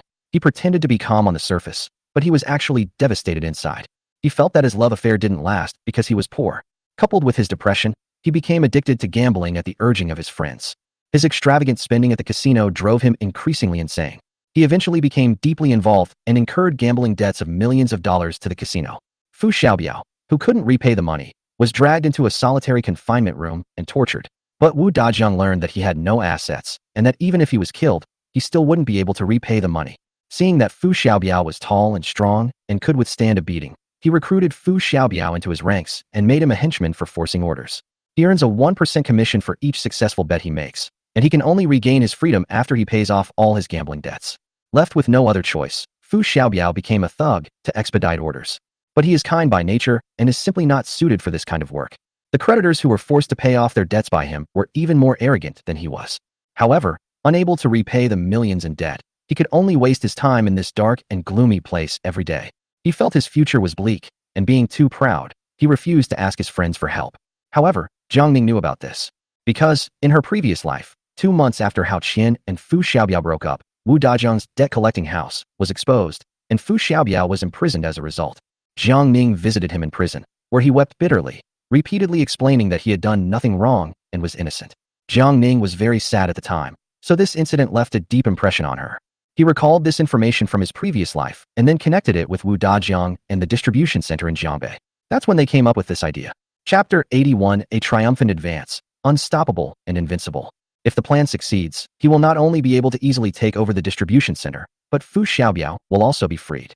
In order to regain his freedom, Fu Xiaobiao decided to cooperate with Jiang Ning and have a head-on confrontation with Wu Dajiang. He not only secretly brought a hidden camera into the solitary confinement room to take photos, but also provided Jiang Ning with detailed information about the room, including the number of people, a map, and so on. Therefore, Jiang Ning had already made plans before entering this place. At this moment, Wu Dajiang was being coerced by Fu Xiaobiao, and the others dared not make a move. They all threatened, "Release the boss, or none of you will escape. I'll let you go." Fu Xiaobiao roared, his eyes bloodshot. "All of you, get the hell back and don't move, or I'll kill him. Back off, back off." Wu Dajiang shouted hurriedly. No one dared to make a move and retreated. However, at this moment, a person suddenly appeared from the dim light to Fu Xiaobiao's side, wielding a steel pipe and smashing it hard into Fu Xiaobiao's hand. "Ah!" Fu Xiaobiao cried out in pain, and the dagger in his hand fell to the ground. Wu Dajiang struggled free and roared at the crowd, "Beat those three to death." Jiang Ning and Lei Long reacted quickly, overturning the tables and chairs around them and throwing them at the crowd. Crackling sounds. The tables and chairs shattered, and the several people who rushed at them were knocked unconscious and fell to the ground. President Jiang, catch.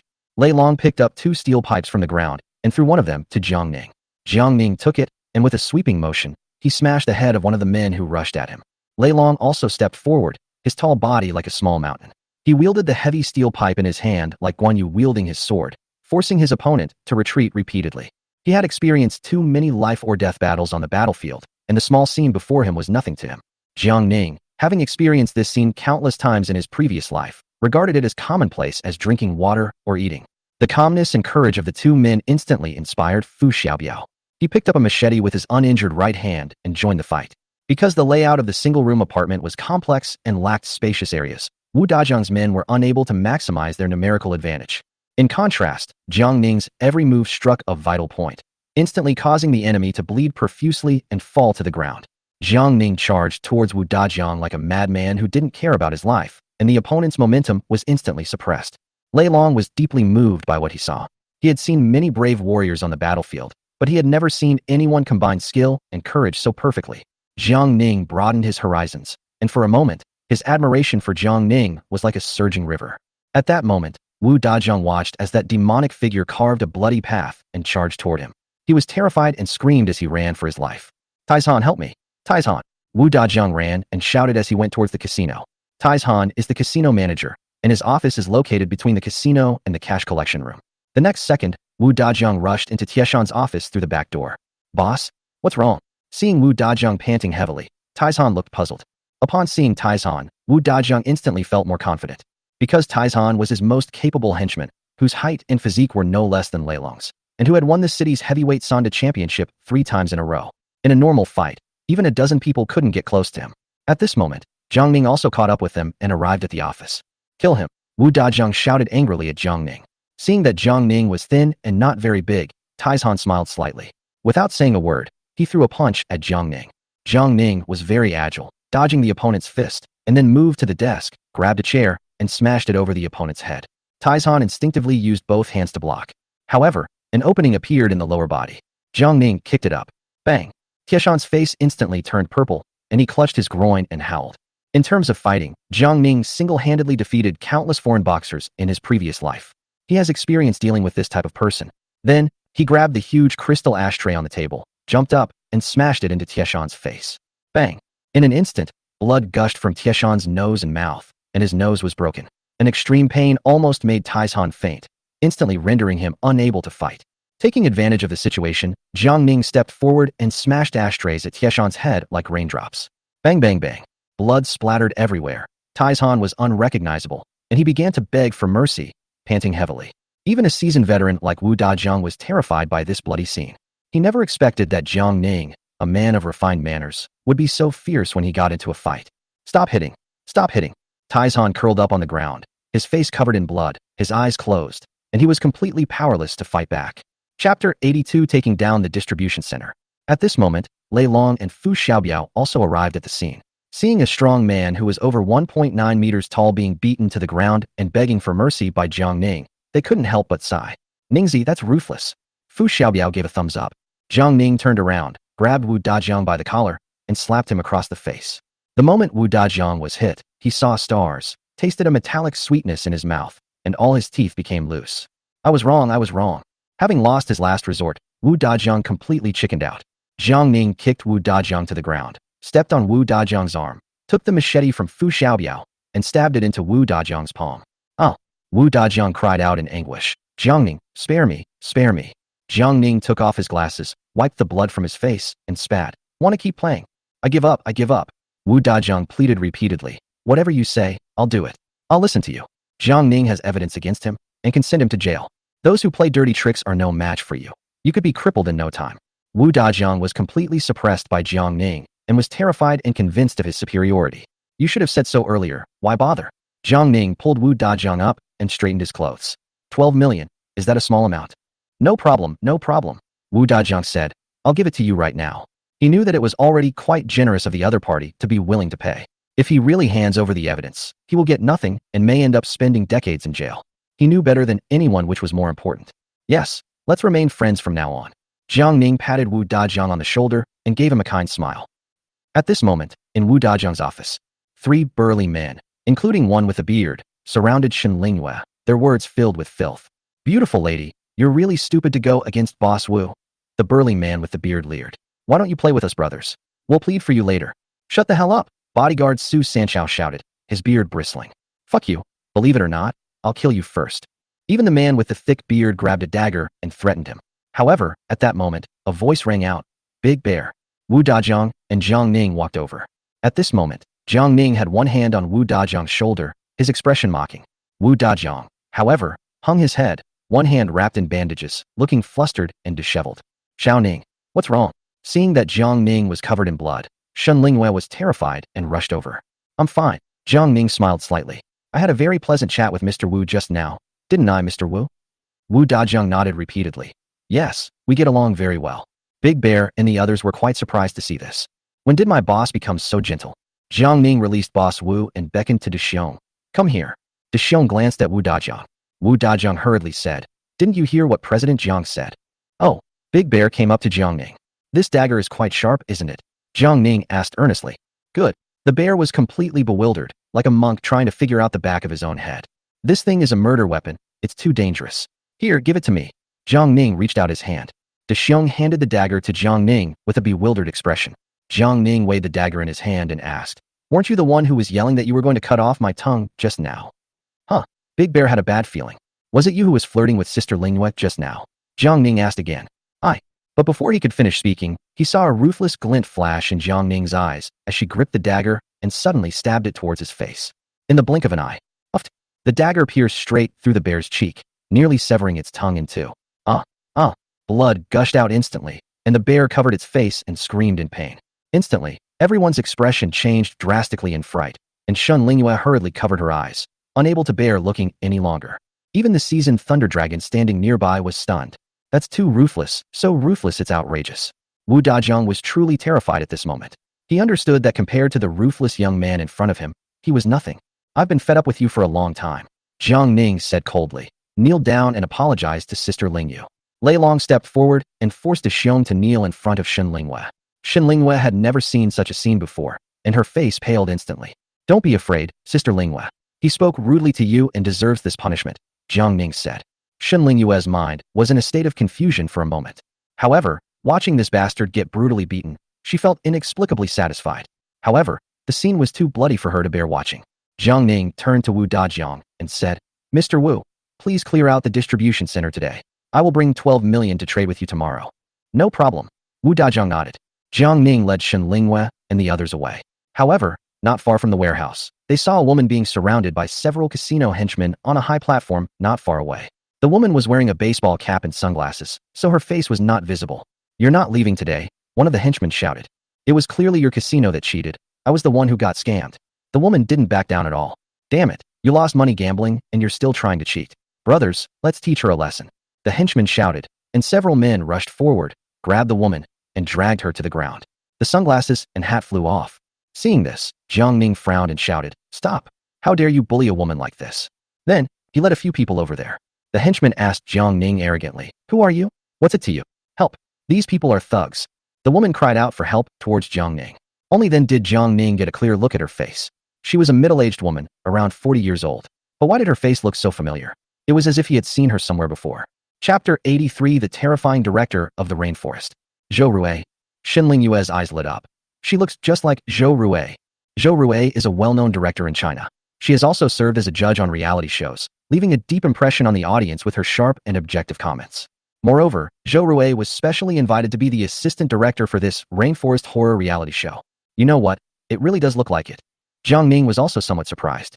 When he talked to Jin Meihuan about the rainforest horror program a few days ago, Jin Meihuan also showed him some internal promotional materials and photos, including Zhou Rui's. Jiang Ning gestured to Lei Long, who rushed forward and quickly pulled the henchman apart. Then, he helped the woman who had fallen to the ground up. "Thanks." The woman said something quickly, then hurriedly picked up her baseball cap and sunglasses and put them back on. "Are you Director Zhou?" Jiang Ning asked. When she realized that the other person had recognized her, Zhou Rui felt a little embarrassed, but she didn't say anything. Jiang Ning asked the leader of the henchmen, "Why are you hitting people?"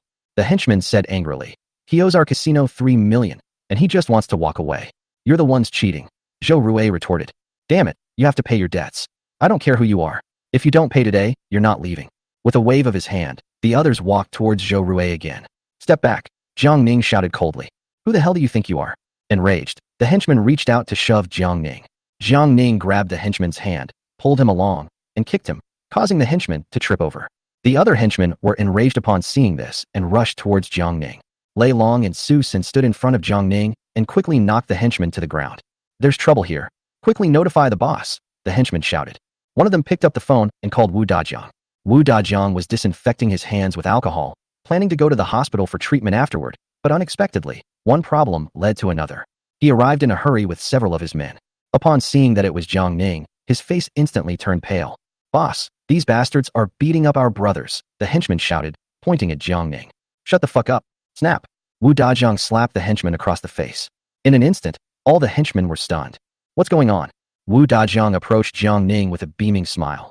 "I'm sorry, President Jiang. My subordinate was ignorant and caused you trouble." Upon hearing this, Zhou Rui was quite surprised. "I never expected that this refined-looking young man in front of me would actually be a big shot." Then, Wu Dajiang scolded his subordinates. "President Jiang is my honored guest. You lot are blind." Several henchmen looked flustered. One of them explained, "Boss, that woman owes us 3 million at the casino. She accused us of cheating and then tried to walk away." "She's my friend." Jiang Ning interrupted the henchman, looking at Wu Dajiang. "Boss Wu, give me some face. Let's just let this go." Wu Dajiang dared not refuse. "Since President Jiang has spoken, of course there's no problem," Wu Dajiang said. The henchmen around him looked shocked. 3 million? Are we just going to let it go like that? Who is this young man? Is one sentence worth 3 million? They've been at the casino and are unaware of what's happening at the gambling den. Jiang Ning smiled and said, "Thank you." Then, he said to Zhou Rui, "Get in the car." "Thanks." Zhou Rui got into the car first and sat in the passenger seat. Jiang Ning and the others boarded the car one after another and sped away. In the car, Zhou Rui took off her hat and sunglasses and expressed her gratitude to Jiang Ning. "Mr. Jiang, thank you so much for today." "Don't mention it," Jiang Ning said with a faint smile. "I just want to settle this quickly. After all, you are a person of status, and it wouldn't look good if things got out of hand." Upon hearing this, Zhou Rui was even more grateful. Then, she felt a little wronged and angry. "This casino itself is problematic. They lured me into betting." "Director Zhou, please don't be angry," Jiang Ning said. "I personally dislike this kind of casino, and it has angered you, Director Zhou. So I've decided to make this casino disappear completely starting tomorrow." "Oh." Zhou Rui was even more astonished. With a casual remark, he could wipe out an underground casino. That's too cruel. Moreover, judging from the tone of his words, he was also trying to vent his anger. "Mr. Jiang, the matter is settled. Is there any need to make a big fuss?" Jiang Ning smiled, but offered no explanation. He wanted Zhou Rui to be grateful to him. "The more grateful you are, the better." "Director Zhou," Jiang Ning suddenly changed the subject. "I heard you're the assistant director of the Rainforest Horror Project?" Mr. Jiang is really well informed. Zhou Rui's astonishment grew wave after wave. "The fact that I became the assistant director was only known to insiders and had not been made public. Yet, this unfathomable Mr. Jiang in front of me actually knew about it? It seems he has connections and influence in the entertainment industry. No wonder that casino owner was so afraid of him." For a moment, Zhou Rui's awe of Jiang Ning was like a surging river. I also heard that someone named Lin Feng is going to participate in a program. Is that right? Jiang Ning asked again. Yes. Zhou Rui said. Jiang Ning nodded, a sly smile playing on his lips, but he didn't continue the topic. He simply said, Director Zhou, if you don't mind, you're welcome to come to my house sometime. You'd be very happy to do so. Definitely. Zhou Rui nodded repeatedly. Chapter 84, A Brutal Beating of the Chun Father and Son.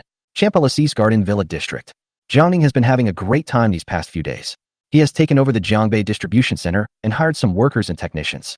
The center is currently undergoing renovations, and if all goes well, it will be ready for use in 20 days.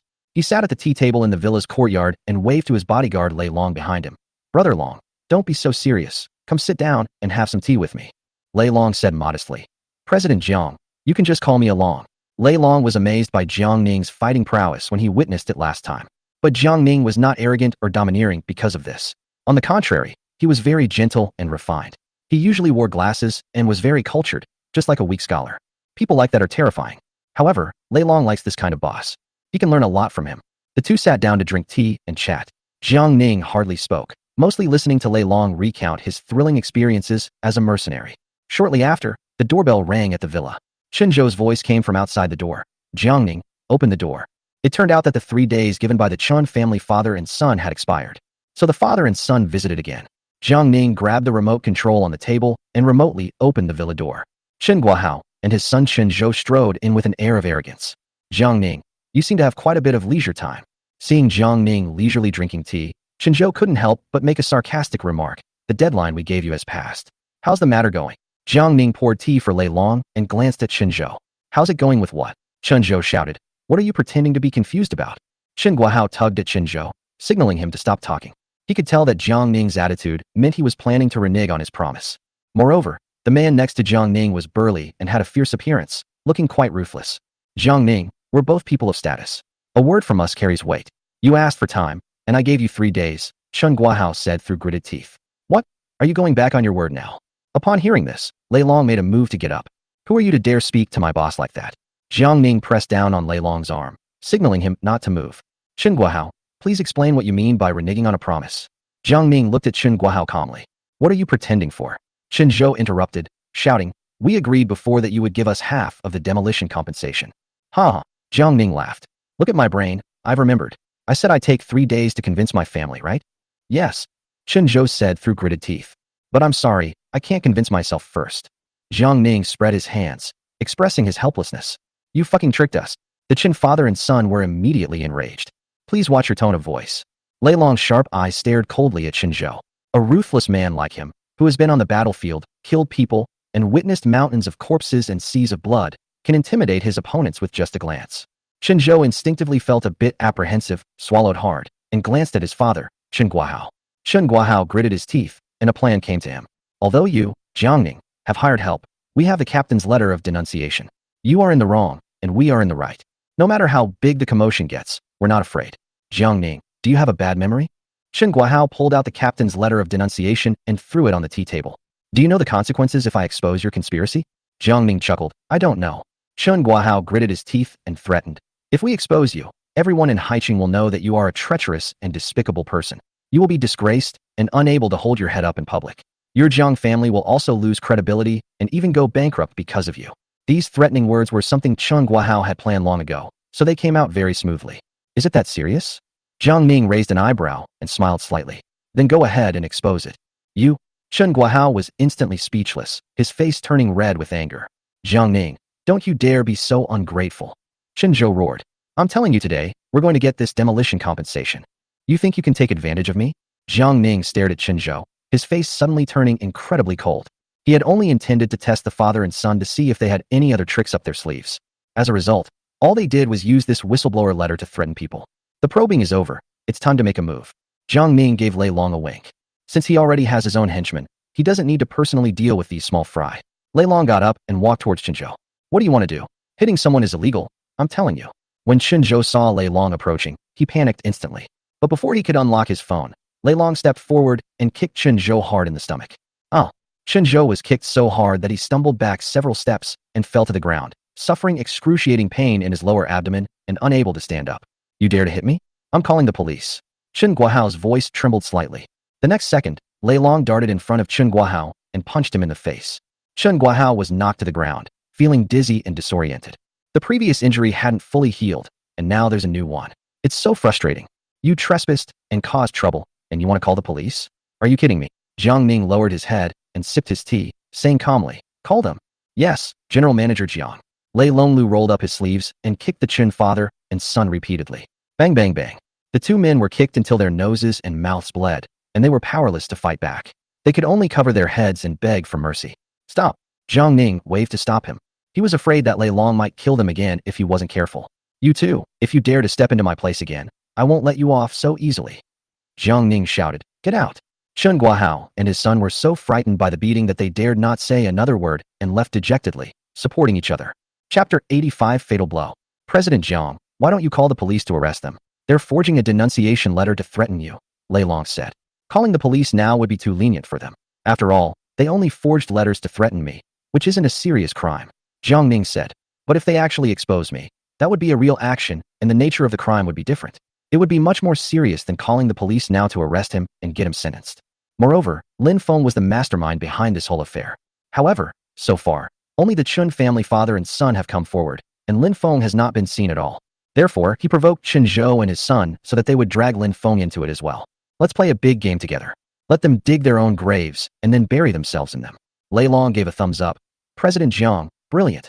So let them expose me all they want. The bigger the commotion, the better." Jiang Ning's gaze was deep, and a smile appeared on his lips. "It would be best if it caused a huge uproar. That would be more exciting." The Chun father and son were severely beaten, received treatment at the hospital, and then returned home. It has to be said that these two, father and son, are quite resilient to beatings. Back home, Chen Zhou was furious. "Tomorrow I'm going to expose Jiang Ning. I'll make him regret it." Chen Guohao frowned, looking at Chen Zhou with a disappointed expression. "Is your brain filled with mush?" He couldn't understand why he had given birth to such a stupid son. "Dad, did I say something wrong?" Chen Zhoudao said angrily. "Jiang Ning is going back on his word and even clamoring for me to expose him. Does he think I wouldn't dare?" "Jiang Ning must have something to say that," Chen Guohao said after a moment's thought. "Has anything happened with Captain Li Yoji?" "No," Chen Zhou said. "I sent my men to keep an eye on him, so he wouldn't dare to do anything funny." Chen Guohao took a deep breath. There absolutely cannot be any mistakes with Li Yoji here. "Dad, don't worry. If he dares to cause trouble, I'll kill his wife and children," Chen Zhou said through gritted teeth. Chen Guohao frowned, his tone softening slightly. "Don't always threaten him. Even a corner dog will jump over the wall. Give him a little something to sweeten the deal." "I understand."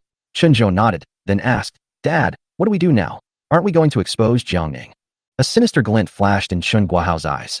"We definitely have to expose them, but we can't rush it." He lit a cigarette and slowly took a puff. "Before we expose it, we need to create momentum and get the public's attention on this matter. Only then can the exposure have a better effect." Chen Zhou's eyes lit up. "Dad, you're right. Only by lifting him up will he fall even harder." But he had some doubts. "How do we create momentum?" Chen Guohao smiled sinisterly. "That's not something you or I need to worry about. Isn't Lin Feng over there? Let Raymond Lam create momentum?" "Right," Chen Guohao said. "Hasn't Lin Feng always wanted to control the overall situation? Great.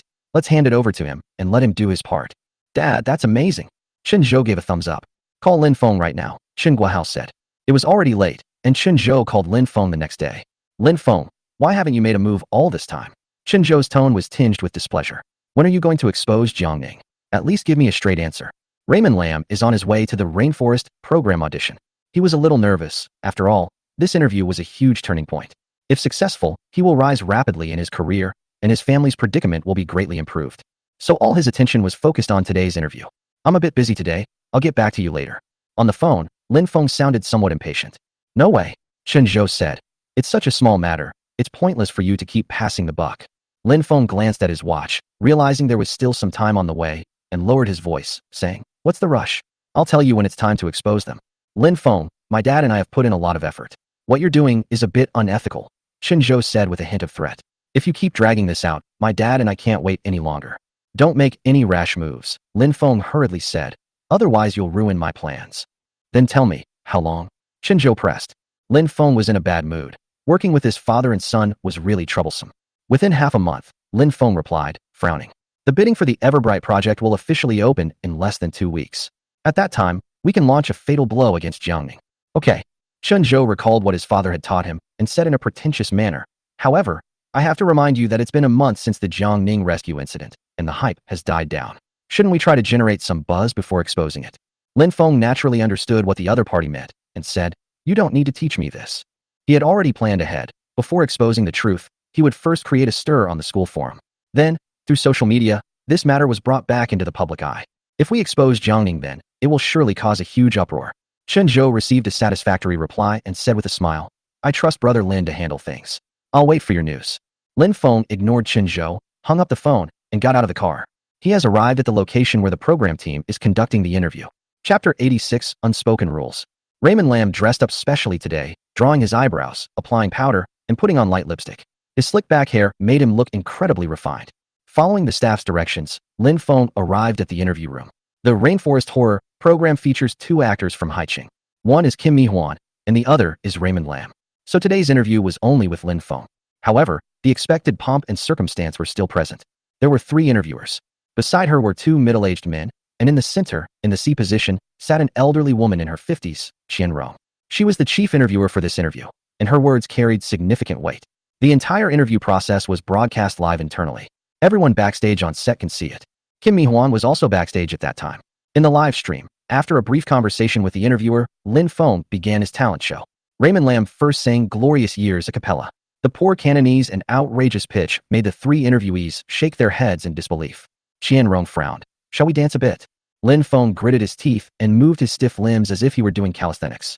Aside from Qian Rong, who looked at the interview very attentively, the other 2 male interviewers looked disgusted. One of the interviewers was even looking down at his phone. At this moment, a deafening burst of laughter erupted backstage. "Ha ha ha, is this kid trying to be funny? How did he get to the interview stage? Was it through connections? My God, who's so awful to recommend him to the show? This will ruin our entire program." Hearing the comments around her, Jean Meihuan's face flushed red and then turned pale. She is now extremely regretful. Isn't Raymond Lam just a complete clown? She even hoped that Raymond Lam would be eliminated from the show so she wouldn't have to watch it and feel annoyed. The interview ended quickly. When Lin Feng walked out of the interview room, his back was soaked with cold sweat. Although the results weren't out immediately, Lin Feng knew he had performed terribly and had a pretty good idea of what would happen. He plopped down on a bench in the corridor, extremely annoyed. However, at that moment, the chief interviewer, Qian Rong, waddled out of the interview room with her plump body. "Come here." Qian Rong beckoned to Lin Feng. Lin Feng was overjoyed and hurriedly followed. The 2 arrived at a tea room where no one else was around. "The interview results haven't come out yet, but it looks very unfavorable for you," Qian Rong said calmly. "Teacher, I will work very hard. Please give me a chance," Lin Feng pleaded. Qian Rong is a well-known agent who serves as the assistant director for this program and is subordinate to the assistant director Zhou Rue. Therefore, her coming to Lin Feng alone to discuss these matters is actually being orchestrated by Zhou Rue. Last time at Wu Dajiang's casino, Jiang Ning did Zhou Rue a great favor and destroyed that underground casino. Zhou Rue felt both grateful and in awe of Jiang Ning, so she wanted to repay him. Jiang Ning didn't hold back, and while talking about the program team, she said that it was within Zhou Rue's capabilities, and she would naturally do her best. Jiang Ning's idea is to let Lin Feng join the production team. Otherwise, it would be a real shame if Raymond Lam missed out on experiencing the thrilling rainforest horror scenes later on. Therefore, Zhou Rue arranged for Qian Rong to visit Lin Feng. However, letting him join the crew so easily would be too lenient on him. So, after discussing it with Jiang Ning, Zhou Rue added some more drama to Lin Feng's story. The lead actress in this drama is Qian Rong. Qian Rong is over 50 years old and overweight. Since her divorce a year ago, she has been overeating and unkempt, giving people a very slovenly impression. However, despite her outward appearance, she has actually used her position as a celebrity agent to sexually harass many young male celebrities over the years. However, her unspoken rules were not the normal kind. For words to describe it, absolutely perverted. Lin Feng, your attitude is good, and your talent is also quite good. At this moment, Qian Rong revealed a meaningful smile. If you are willing to sacrifice a little, you might have a chance. These words instantly gave Lin Feng hope. Teacher, what do you want me to sacrifice? Qian Rong's eyes turned cold. People who aren't smart have no future. Think about it yourself. Upon seeing this, Lin Feng was instantly enlightened. This old woman, could it be that she's thinking? Lin Feng shifted his position slightly closer to Qian Rong and said, Teacher, I'm a complete novice. There's so much I need to learn. If you have time, I'd like to ask you for some private advice. This statement is a test. Seeing that the other party was on the same page, Qian Rong smiled with satisfaction. Sure, but I don't have time all the time. Lin Feng quickly replied, It's all right, teacher. I'll be waiting for your call anytime. This statement represents a compromise without any bottom line. Qian Rong smiled slightly, said nothing more, and swayed her plump waist as she left. Lin Feng, however, was overjoyed. Looks like it's done. Even with his eyes closed, He couldn't bring himself to eat the old woman in front of him, but he must seize this opportunity. He excitedly put away the business card and left humming a little tune. That night, while Lin Feng was tossing and turning in bed, he received a message on his phone from an unknown number, containing only a few words. Harlan Hotel, 1103. Lin Feng was so happy, he almost jumped for joy. He realized that Qianrong had come to ask him out. He dressed himself carefully and hurriedly went out. Upon arriving at the hotel, she gently knocked on the door. However, there was no movement inside. At that moment, he received another message on his phone. Take the stairs and go downstairs. Lin Feng hurriedly followed the instructions and went downstairs. Upon reaching the 10th floor, he happened to see a room that was slightly ajar and quietly glanced inside. Come in. Qianrong's voice came from outside. Lin Feng was overjoyed and hurriedly went inside, closing the door behind him. Teacher, it's great to finally meet you, Lin Feng greeted politely. Qianrong was wearing pajamas and appeared to have just taken a shower. You said during the day that you wanted to ask me for advice, right? Qianrong looked at Lin Feng with a smile. Yes. Lin Feng nodded repeatedly. What do you want to ask? Qianrong asked, her eyes gleaming. I'll do whatever the teacher says. I'm very obedient, Lin Feng said without any restraint. Qianrong nodded in satisfaction and said in a commanding tone. Good. Take off your clothes and let me see your aptitude. Huh. Lin Feng was taken aback at first, but quickly forced a smile and said, Okay. In no time, he was down to just his boxer shorts. Raymond Lam is tall and slender, and after practicing Taekwondo for a period of time, some muscle outlines have appeared in various parts of his body. Qianrong sized up Lin Feng's physique and seemed somewhat satisfied. Then, she opened the drawer, took out a leather collar with steel studs embedded in it, and a rope tied to one end, and threw it at Lin Feng. Bring it with you. Raymond Lam was dumbfounded. Isn't this a dog leash? Chapter 87. The mantis stalks the cicada, unaware of the oriole behind. Lin Feng understood. This old woman was a complete pervert. Indeed, Qianrong's mind was very twisted. She is a woman with an extremely strong desire for control. Her husband divorced her because he couldn't stand her personality, which further provoked her. After that, her perverse methods became increasingly extreme, and her tricks became more and more varied. Lin Feng, this hothead, offered himself up, which was exactly what she wanted. Seeing that Lin Feng made no move, Qianrong seemed somewhat unhappy. What? Didn't you take the initiative to ask for advice? Is this the attitude you're showing? Oh, I'm sorry, teacher, I'll put it on right away. Lin Feng knew this opportunity was hard-won, so he quickly agreed. A true man can bend and stretch. Even Han Xian endured the humiliation of crawling between someone's legs. All I'm doing now is wearing a dog leash, right? It's not shameful. He grabbed the collar from the ground and put it around his neck. Qianrong smiled with satisfaction and pointed to the ground. Kneel down. Lin Feng, that's enough, you old woman. I am a dignified 7-foot-tall man. Kneel down, Qianrong said aggressively. Okay. Lin Feng obediently knelt on the ground. Despite a million voices of protest in his heart, Lin Feng still chose to compromise for this hard-won opportunity. Seeing that Lin Feng was so obedient, Qianrong grinned and laughed heartily. She enjoys the thrill of controlling men. Teacher, are you satisfied? Lin Feng asked ingratiatingly. Not bad. Qianrong raised an eyebrow at Lin Feng. Lin Feng seized the opportunity and said, Teacher, whatever makes you happy. So, how about I participate in this rainforest horror program? Qianrong naturally knew Lin Feng's purpose in coming here, and replied directly, Let's see how you perform tonight. Lin Feng nervously swallowed. Tonight's start has been disastrous enough. The night is long ahead. How many more tricks will this old woman pull? He suddenly regretted provoking this old woman. But now that things have come to this, we're already on the wrong path. So even if it means losing half our lives, we have to grit our teeth and persevere. Squeak. Just then, the sound of a drawer being pulled open could be heard. Qianrong turned around and pulled out a shiny leather whip from the drawer. The whip was 70 or 80 centimeters long, made of tough material, and gleamed with a chilling light under the lamp. One glance at it evokes images of the instruments of torture used in the 10 great tortures of the Qing dynasty. Qianrong was very excited. She raised her whip and skillfully lashed it across Lin Feng's back. Snap! A heart-wrenching pain spread from his back, making Lin Feng grimace in agony. A bright red bloodstain stretched from Lin Feng's shoulder blade to his waist. Shocking! Scream! Shout it out! Qianrong seemed very excited and kept giving Lin Feng orders. Oh! Lin Feng couldn't help but cry out in pain. Bark like a dog. Ha ha ha! At this moment, Qianrong was nowhere near the dignified demeanor she displayed when she was an interviewer. Her hair was disheveled, her face was contorted, and she looked exactly like a crazed demon. Woof woof! Lin Feng felt utterly humiliated, but he still endured the pain and barked twice. Hearing the shouts, Qianrong became even more excited and lashed out with her whip at various parts of Lin Feng's body. Clap clap clap! Bloodstains covered Lin Feng's entire body, causing him to grimace in pain. Several times, Raymond Lam thought of getting up to resist. However, the thought that he would become a big star in the future if he could get an admission ticket made him lower his head again. At that moment, looking at Lin Feng prostrate at her feet, Qianrong felt like a queen on high. She was extremely manic and excited. However, Qianrong wasn't the only one who was excited. In another room of the hotel, Su Wei, a veteran paparazzi wearing a baseball cap, was excitedly staring at the screen. Fantastic. Absolutely fantastic. Su Wei clenched his fist excitedly. I never expected Qianrong to have this kind of taste. President Jiang wasn't lying to me. Ha ha. Su Wei is a veteran paparazzi in Haicheng, with extremely high-level skills in digging up information. Therefore, Jiang Ning asked someone to find him and discuss a collaboration with him. This collaboration is very simple. Jiang Ning provided a bombshell, and Su Wei used his abilities to dig up more bombshells, sharing photographic evidence with Jiang Ning. At this moment, looking at the footage captured by the pinhole camera in front of him, Su Wei was so excited, he almost jumped up. This is no ordinary melon.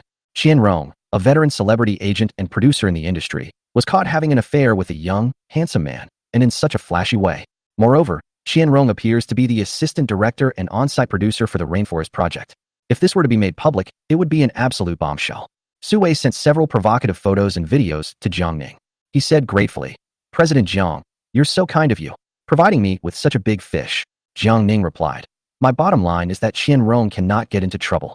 After all, Qianrong was instructed by Zhou Rui. Su Wei frowned. He wanted this big scoop just because of Qianrong's influence, right? Soon, Jiang Ning sent another message. The male lead is also a participant in Rainforest Horror, and he cares a lot about this opportunity. You can put your mind to it. Su Wei lit a cigarette, leaned back on the sofa, and gently exhaled a smoke ring. He seemed to understand what Jiang Ning meant. Chapter 88. You will make your move and kill yourself. Meanwhile, Qianrong and Lin Feng were still playing.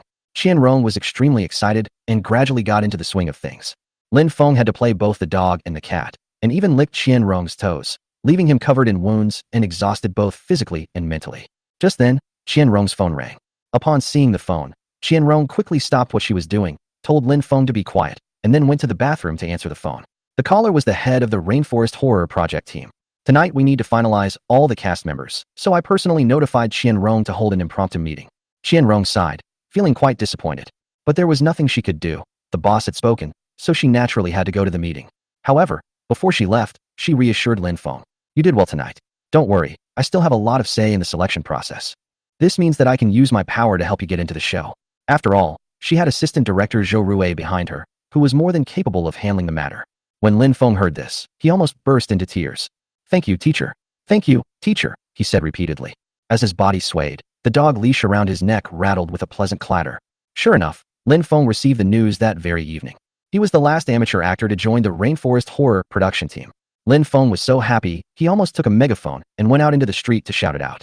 He wanted the whole world to know that he, Raymond Lam, had participated in the hit reality show, Rainforest Horror. He's going to be a big star. In the days that followed, Lin Feng's family paid for a large number of online trolls to post videos praising him on various social media platforms. He also posted on the school forum using anonymous accounts and hired online trolls to flood the comments and likes, which once pushed the topic of his participation in the program to the top of the hot post list. Furthermore, he even sent people to Haicheng University to incite the younger students to spontaneously form a fan support group. College students are the main audience for reality shows.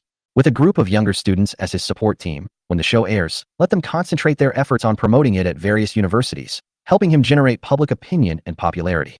This will definitely cause his fan base and traffic to skyrocket. These past few days, Raymond Lam has been incredibly busy and enjoying immense success. Meanwhile, Chu Xiaoran's maternal grandmother passed the critical period. The relationship between Lin Feng and Chu Xiaoran has also eased somewhat. This made Lin Feng more confident and more spirited. He even began to use his spare time to deal with Jiang Ning. While he was generating buzz for himself, he was also hyping up the sinking incident in Jiang Ning. Because the bidding process for Everbright Securities is about to begin. He must reignite the interest in the sinking incident, and then, at a crucial moment, deliver a fatal blow to Jiang Ning. Jiang Ning remained calm and composed in the face of this situation, and didn't even give it a second thought. Because he knew very well that Lin Feng and the Chun family had ulterior motives in this incident. When the shipwreck incident is hyped up again, Lin Feng and others will use whistleblower letters as weapons to attack him. What a clumsy trick. Jiang Ning's eyes were deep, and he smiled faintly. If you make a move, you will kill yourselves. So, the day you make your move will be your death day. The weather in Haicheng suddenly cleared up. For a whole week, the sun shone brightly, and the sky was cloudless. The day for the bidding for the Everbright project is getting closer and closer. The Jiangbei Distribution Center in Jiangning has undergone a simple renovation and has officially started operation. That day, Ningda Logistics appeared on the homepage of Haicheng Logistics magazine for the first time. Ningda Logistics, a rising star, is developing at an explosive pace, its momentum unstoppable. Although Jiang Ning had built up momentum in advance, the opening of the distribution center was far from a grand affair. However, none of the established logistics companies made an appearance. It's clear that they initially looked down on Ningda Logistics. Secondly, they viewed Ningda Logistics as an enemy. But it doesn't matter. Jiang Ning isn't doing all this for them to see. It was done for the benefit of China Everbright Group. He was telling Everbright that Ningda now has sufficient strength to undertake Everbright's projects. Jiang Ning's move touched a nerve with Lin's Freight and other established logistics companies. Soon, they joined forces with the Haicheng Logistics Association to organize a logistics industry exchange meeting in Haicheng. Dozens of logistics companies, large and small, received invitations. However, Ningda Logistics was not invited. This move is undoubtedly isolating Ningda Logistics, declaring that Haicheng Logistics is their domain, and Ningda Logistics has no right to be on the table. Upon learning of this, Jiang Ning found these people ridiculous and didn't take them seriously at all. Because in his mind, there can only be one logistics company in Haicheng in the future, and it must be Ningda Logistics. You can jump all you want now. However, Shen Linghua was not happy about it when she learned about it. Shen Linghua called, indignantly saying, "Xiao Ning, these bastards are bullying us too much. Sister Linghua, why bother with him?" Jiang Ning said nonchalantly, "If he didn't invite me, I won't go." "That won't do," Shen Linghua said. "The Haicheng Logistics Association is one of the organizers this time. The Logistics Association keeps records of every company that participates, and this is one of the criteria for ranking logistics companies." Jiang Ning frowned. This was the first time he had ever heard of this rule. "How does Sister Linghua know all this?" Jiang Ning asked. "I have a good friend who works at the Logistics Association, and I found out from chatting with her," Shen Linghua said. "Xiao Ning, I'll take care of this for you. I'll get you the invitation, so you just need to attend. After all, why not take the points that are free?" Jiang Ning took a deep breath. "If I don't go, it seems like I'd be letting down Sister Linghua's kindness. Moreover, Ningda Logistics still needs its ranking." "Then thank you, Sister Linghua." Chapter 89 The Mob. It rained heavily all night. The next day, the sun shone brightly. The Haicheng Logistics Exchange meeting was held as scheduled. This was also the last grand logistics conference before the opening of the bidding for the Everbright project. However, despite being called a high-level exchange meeting, it was actually more like a tea party. The CEOs of dozens of logistics companies gathered together, enjoying tea and snacks, engaging in lively discussions, and envisioning the future of the logistics industry. Of course, the most important theme still revolves around this Everbright project. Among those of you who participated in the Everbright bidding, I don't know who will win the top bid this year, but we are all part of Haicheng Logistics. We share the same fate, and we share the same fate. Chen Sihai, chairman of Sihai Logistics, who led this conference, spoke first. Therefore, I hope that whoever wins the top bid will take care of the brothers here. This is also the significance of this exchange meeting. He already had a premonition that his Sihai Logistics wouldn't be very stable in this year's bidding process. Therefore, by laying the groundwork in advance, even if he doesn't win the bid, he can still get a share of the profits from someone else. Brother Sihai is right. Lin Xingbing of Lin's Freight said. After all, it's a project worth more than 300 million yuan, involving transportation across the country and even overseas. It would be difficult for any single company to handle it all by itself. Sharing some with everyone, cooperating with each other, and seeking common development is the best strategy. Yes, I agree. I agree. Just as the atmosphere was getting lively, the conference room door was suddenly pushed open. Guided by staff, Jiang Ning entered the venue. The scene immediately fell silent, and everyone frowned as they looked at Jiang Ning. The meeting was going well. Why did this suddenly break out? Who is this? Some people didn't recognize Jiang Ning and asked in surprise. Jiang Ning? Lin Feng, standing behind Lin Xingbin, was incredibly surprised. He checked the list of participating companies in advance, and Ningda Logistics wasn't on it. Was it? Let me introduce myself. My name is Jiang Ning, and I am the general manager of Ningda Logistics Company. Jiang Ning said with neither humility nor arrogance. It is a great honor to be able to attend this grand event today. Ningda Logistics? Lin Xingbin, Chen Sihai, and the others looked at each other in bewilderment. It seems that Ningda Logistics was not invited to the meeting.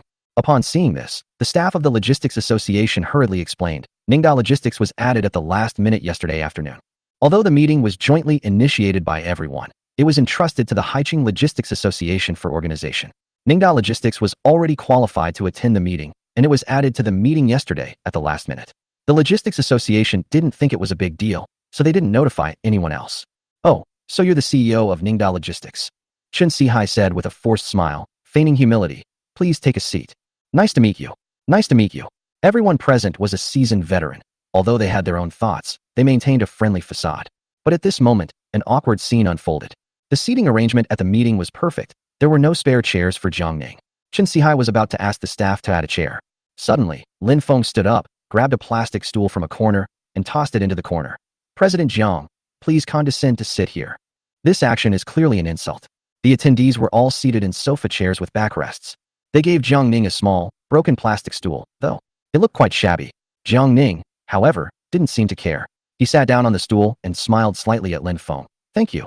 Although Ningda Logistics is a new company, we can't neglect them. Let's give them a round of applause, Chen Sihai said meaningfully. Scattered applause rang out from all around. Sihai Logistics is one of the top long-established logistics companies in Haicheng. Chen Sihai himself has a good relationship with Lin Xingbin. Sihai Logistics was one of the companies that joined forces to strangle Ningda Logistics.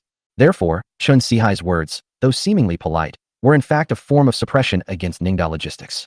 Jiang Ning didn't take it seriously and smiled in return, saying, "Thank you, everyone." At this moment, Lin Feng said in a sarcastic tone, "Uncles, speaking of President Jiang, he is a celebrity in our Jiangcheng." Oh, everyone looked at Lin Feng.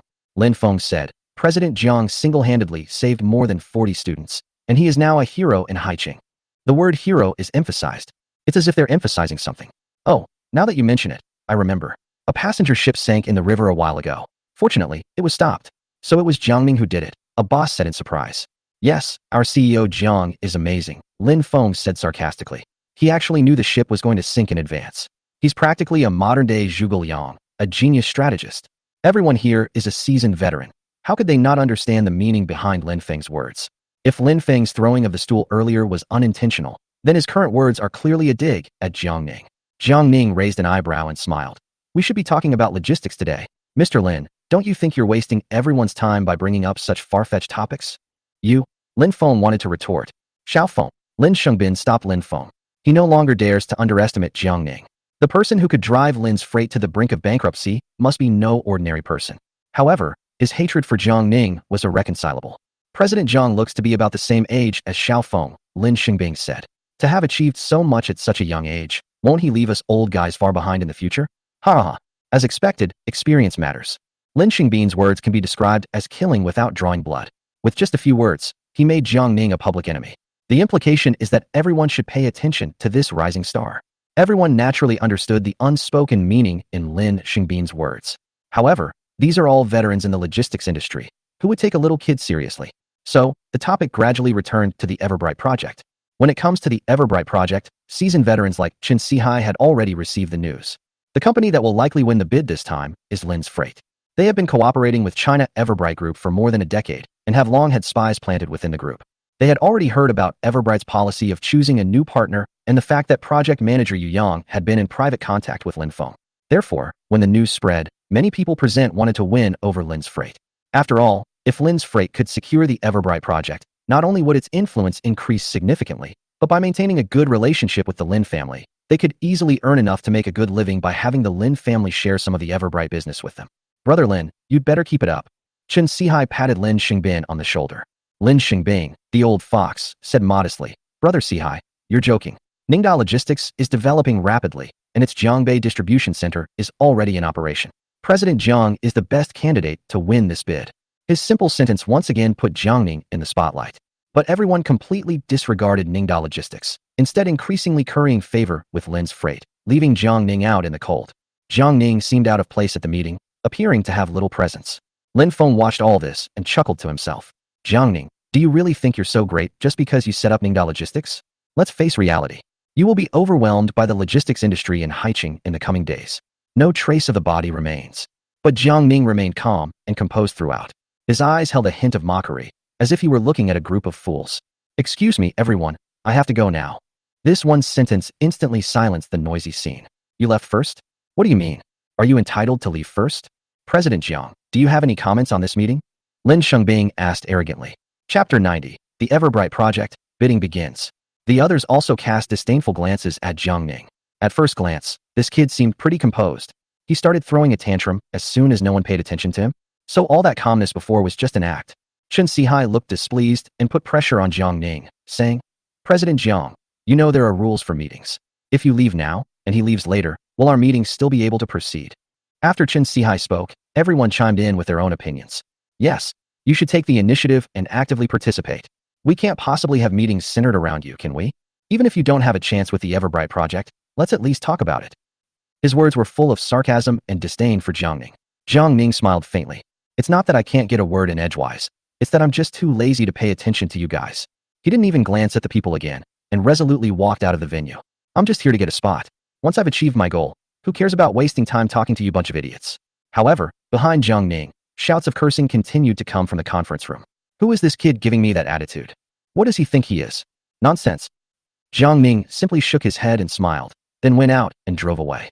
3 days passed quickly, and it was time for the bidding for the Everbright project. All the companies participating in the bidding have already submitted all the required documents and are going to the bidding site today to give a presentation. Furthermore, based on all the provided materials, the scores were checked and the winning company was selected on the spot. In order to uphold the principles of fairness and impartiality, China Everbright Group not only had senior executives serving as judges at the bidding site, but also invited 150 guests from the industry to observe, making it an unprecedented event. The 10 companies that entered the bidding process had already arrived and were all backstage, eagerly preparing for the final stages of the competition. Project leader Wei Qingmei took the stage and delivered the opening speech. "Distinguished leaders, honored guests, and friends from the industry, good afternoon." Backstage, just as Jiang Ning was checking the documents, he suddenly saw two familiar figures. It was Chu Xiaoran and Jin Meihuan. The two stopped when they passed through Jiang Ning. "Jiang Ning, you actually came?" Chu Xiaoran said. She didn't know anything about Ningda Logistics, so she naturally thought that Ningda Logistics was just there to make up the numbers. "Why take it so seriously? Is it really necessary?" Chu Xiaoran stepped forward and said in a slightly sarcastic tone. Jiang Ning, however, was focused on the computer screen, seemingly oblivious to Chu Xiaoran's words. Seeing that Jiang Ning ignored her, she frowned. "Jiang Ning, it's very rude not to look people in the eye." Jiang Ning took a deep breath, closed her laptop, and looked up at Chu Xiaoran. "Is it polite to disturb someone's work?" Chu Xiaoran's expression darkened after being rebuked by Jiang Ning. He retorted, "What's the use of cramming at the last minute if you can't handle things well normally? Corporate bidding isn't child's play. The company's qualifications and your past operations have already determined today's outcome. Don't pretend to work hard. The result won't play along." She started lecturing Jiang Ning in a nagging manner, just like when they were dating. "It's none of your business to teach me about bidding," Jiang Ning thought, finding it laughable. In his previous life, he was adept at strategizing and planning international bidding projects worth hundreds of billions of dollars. This 300 million yuan project is really not difficult. However, Jiang Ning's cold words left Chu Xiaoran feeling like he had a fishbone stuck in his throat. "I can't be bothered with you." Chu Xiaoran, feeling embarrassed, muttered angrily. Jin Meihuan, standing to the side, smiled meaningfully. "Xiaoran, didn't you come here to cheer on Lin Feng? Why are you unable to move now that you've reached Jiang Ning?" Chu Xiaoran hurriedly defended himself, saying, "I only said a few words to him out of consideration for our classmate relationship, but who knew he wouldn't appreciate it?" At this moment, Lin Feng walked over. "Xiaoran, you've come." Then he looked at Kim Mi-Huan and said with a delighted expression, "Oh, Miss Kim has come to cheer me on too." Today, Raymond Lam was dressed very formally, in a custom-made suit and black tie, looking quite pleased with himself. Because, in just a few hours, he was about to secure that 300 million yuan project. He was incredibly excited at that moment. "I'm just here to join in the fun." Jin Meihuan didn't look directly at Lin Feng, but instead looked around. Lin Feng stopped flattering and instead asked Chu Xiaoran, "Xiaoran, I heard that the post on the school forum about me and Jiang Ning competing for the Guangdao project has been very popular these past few days." The post was made by his alternate account, but he pretended not to know about it. Chu Xiaoran reluctantly agreed and said something. Lin Feng glanced at Jiang Ning and deliberately said loudly, "Sigh, the person who posted this is really something, putting me together with the hero who saved lives. How am I qualified to appear in the same post as him?" Jiang Ning ignored Lin Feng's sarcastic remarks. "It's pointless and childish to engage in empty talk." Jiang Ning got up and sat in another seat, then turned on his computer to continue looking at the documents. Seeing that Jiang Ning was avoiding him, Lin Feng assumed that the other party was chickening out and said with a smug look, "Jiang Ning, as an alumnus, I have to give you some advice. You can't handle this project. It's not too late to withdraw now. That way, you won't lose to me, and at least you'll save face." As he was speaking, the phone suddenly rang. "Xiaoran, I'm going to take this call. I'll be right back." Lin Feng found a quiet corner, answered the phone, covered his mouth, and asked in a low voice, "Hello? How is it? Ready to go? Just waiting for your command." "Good." Lin Feng nodded and hung up the phone with a satisfied look on his face. Then, he looked at Jiang Ning not far away, a cold smile curling at the corner of his mouth. "Jiang Ning, in a few hours, you will become a rat crossing the street, hated by everyone. Enjoy your peaceful time now." At this moment, a staff member from Everbright Group came backstage and announced loudly, "Everyone, please get ready. The bidding process is about to begin." Chapter 91 Finally, can it be proven?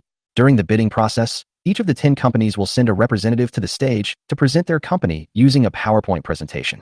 The PowerPoint presentation will list the company's history, hardware and software facilities, advantages and strengths, etc. At the same time, the PPT will also provide some supporting policies and guidelines for the Everbright project.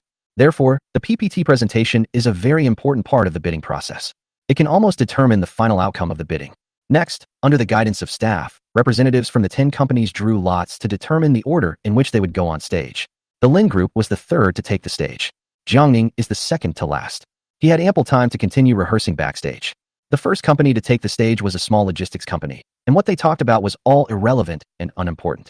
The second person to take the stage was Chun Sihai from Sihai Logistics. As expected of a longtime partner of Everbright, his vision for the cooperation with Everbright was well-reasoned and admirable. Of course, this has always been the case for Sihai Logistics, and it's nothing new for Everbright. Raymond Lam was the third to take the stage. He seemed a little nervous. However, Lam Singbun cheered from the audience, leading the applause, and the other sycophants also joined in the chorus. This relieved Lin Feng's emotions considerably. Immediately afterwards, Lin Feng turned on the PowerPoint presentation and began to showcase Lin's freight. Because he communicated frequently with project manager Yu Yang in private, the PPT presentation was highly targeted.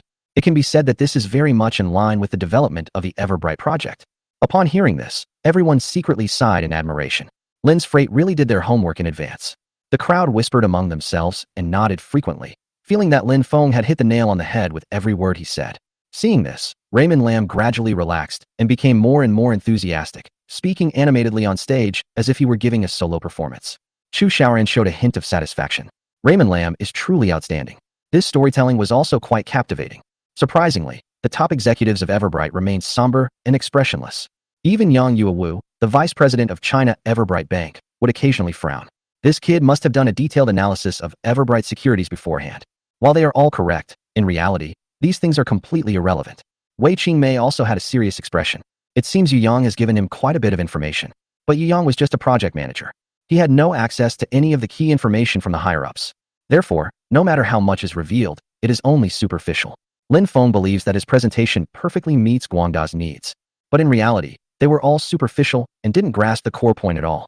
Lin Feng spent nearly an hour on the presentation. It was more than 20 minutes past the scheduled time. He was very satisfied with himself, stepped down proudly, and bowed deeply to the senior executives of Everbright. The senior executives of Everbright Group responded politely with smiles. But in Lin Feng's eyes, that smile was an affirmation of him. He returned backstage, overjoyed, and deliberately asked Chu Xiaoran. Xiaoran, how do you think I performed? Excellent. Chu Xiaoran gave a thumbs up and praised. I never expected your PPT to be so wonderful. You've known me for a long time. Don't you know my abilities?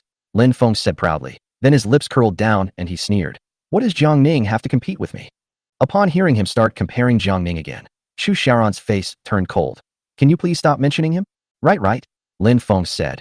He's a defeated opponent. There's nothing to mention. At this moment, Lin Xingbin also came backstage and patted Lin Feng on the shoulder. Xiao Feng, your presentation got the highest scores so far, 85 points. Sihai Logistics only got 80 points. As expected, Lin Feng said with a proud expression. Adding our previous scores for various hardware and software facilities, Lin's freight has a total of 167 points, which is currently the highest score.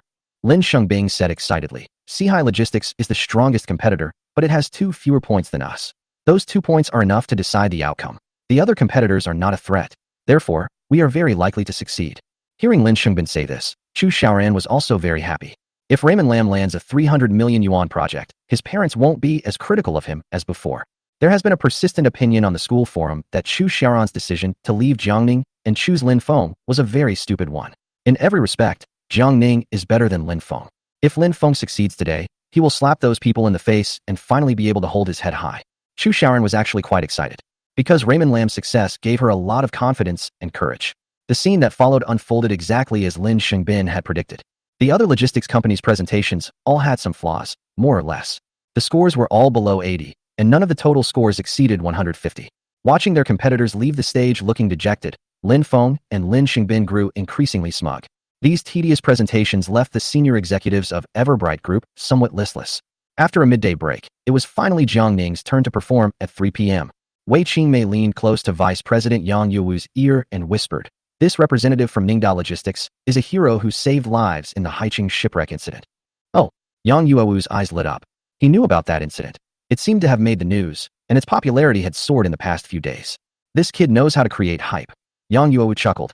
Instead of focusing on practical business, you hype up your own popularity before bidding. Do you think Guangdao will choose to cooperate with you just because of your popularity? Therefore, he did not think highly of Jiang Ning. Upon seeing this, Wei Qingmei frowned. She had originally intended to help Jiang Ning get some points, but now she regretted what she had just said. At this moment, Jiang Ning on the stage had already opened the PPT and started projecting it. Since the bidding was open to the public, Chu Xiaoran and the Lin family father and son also came to the audience and found a corner to sit down. Hello everyone. I am a representative from Ningda Logistics, from Jiang Ning. Jiang Ning began her speech politely on stage with a beaming smile. He was not at all as reserved as Raymond Lam was when he took the stage. In his previous life, when he gave speeches on stage, his audience consisted of big shots such as warlords, business tycoons, and political figures. This is a small situation that I could handle even with my eyes closed. Jiang Ning didn't look at the large screen behind him at all, but whenever he got to a key point, the PPT on the screen would flip to that point at just the right time. This level of skill and calm demeanor impressed everyone. Chu Xiaoran originally thought that Lin Feng's performance was already very good, but compared to Jiang Ning, she realized that Lin Feng was too inexperienced. Jiang Ning was like a strategist emperor, easily controlling the entire situation. Compared to him, Raymond Lam is not even in the same league. Unbeknownst to him, Chu Xiaoran's gaze was fixed on Jiang Ning, unwavering. Vice President Yang Yuewu, along with some senior executives at Everbright, gradually became more serious after initially being carefree, because every single point in Jiang Ning's PPT presentation resonated deeply with them.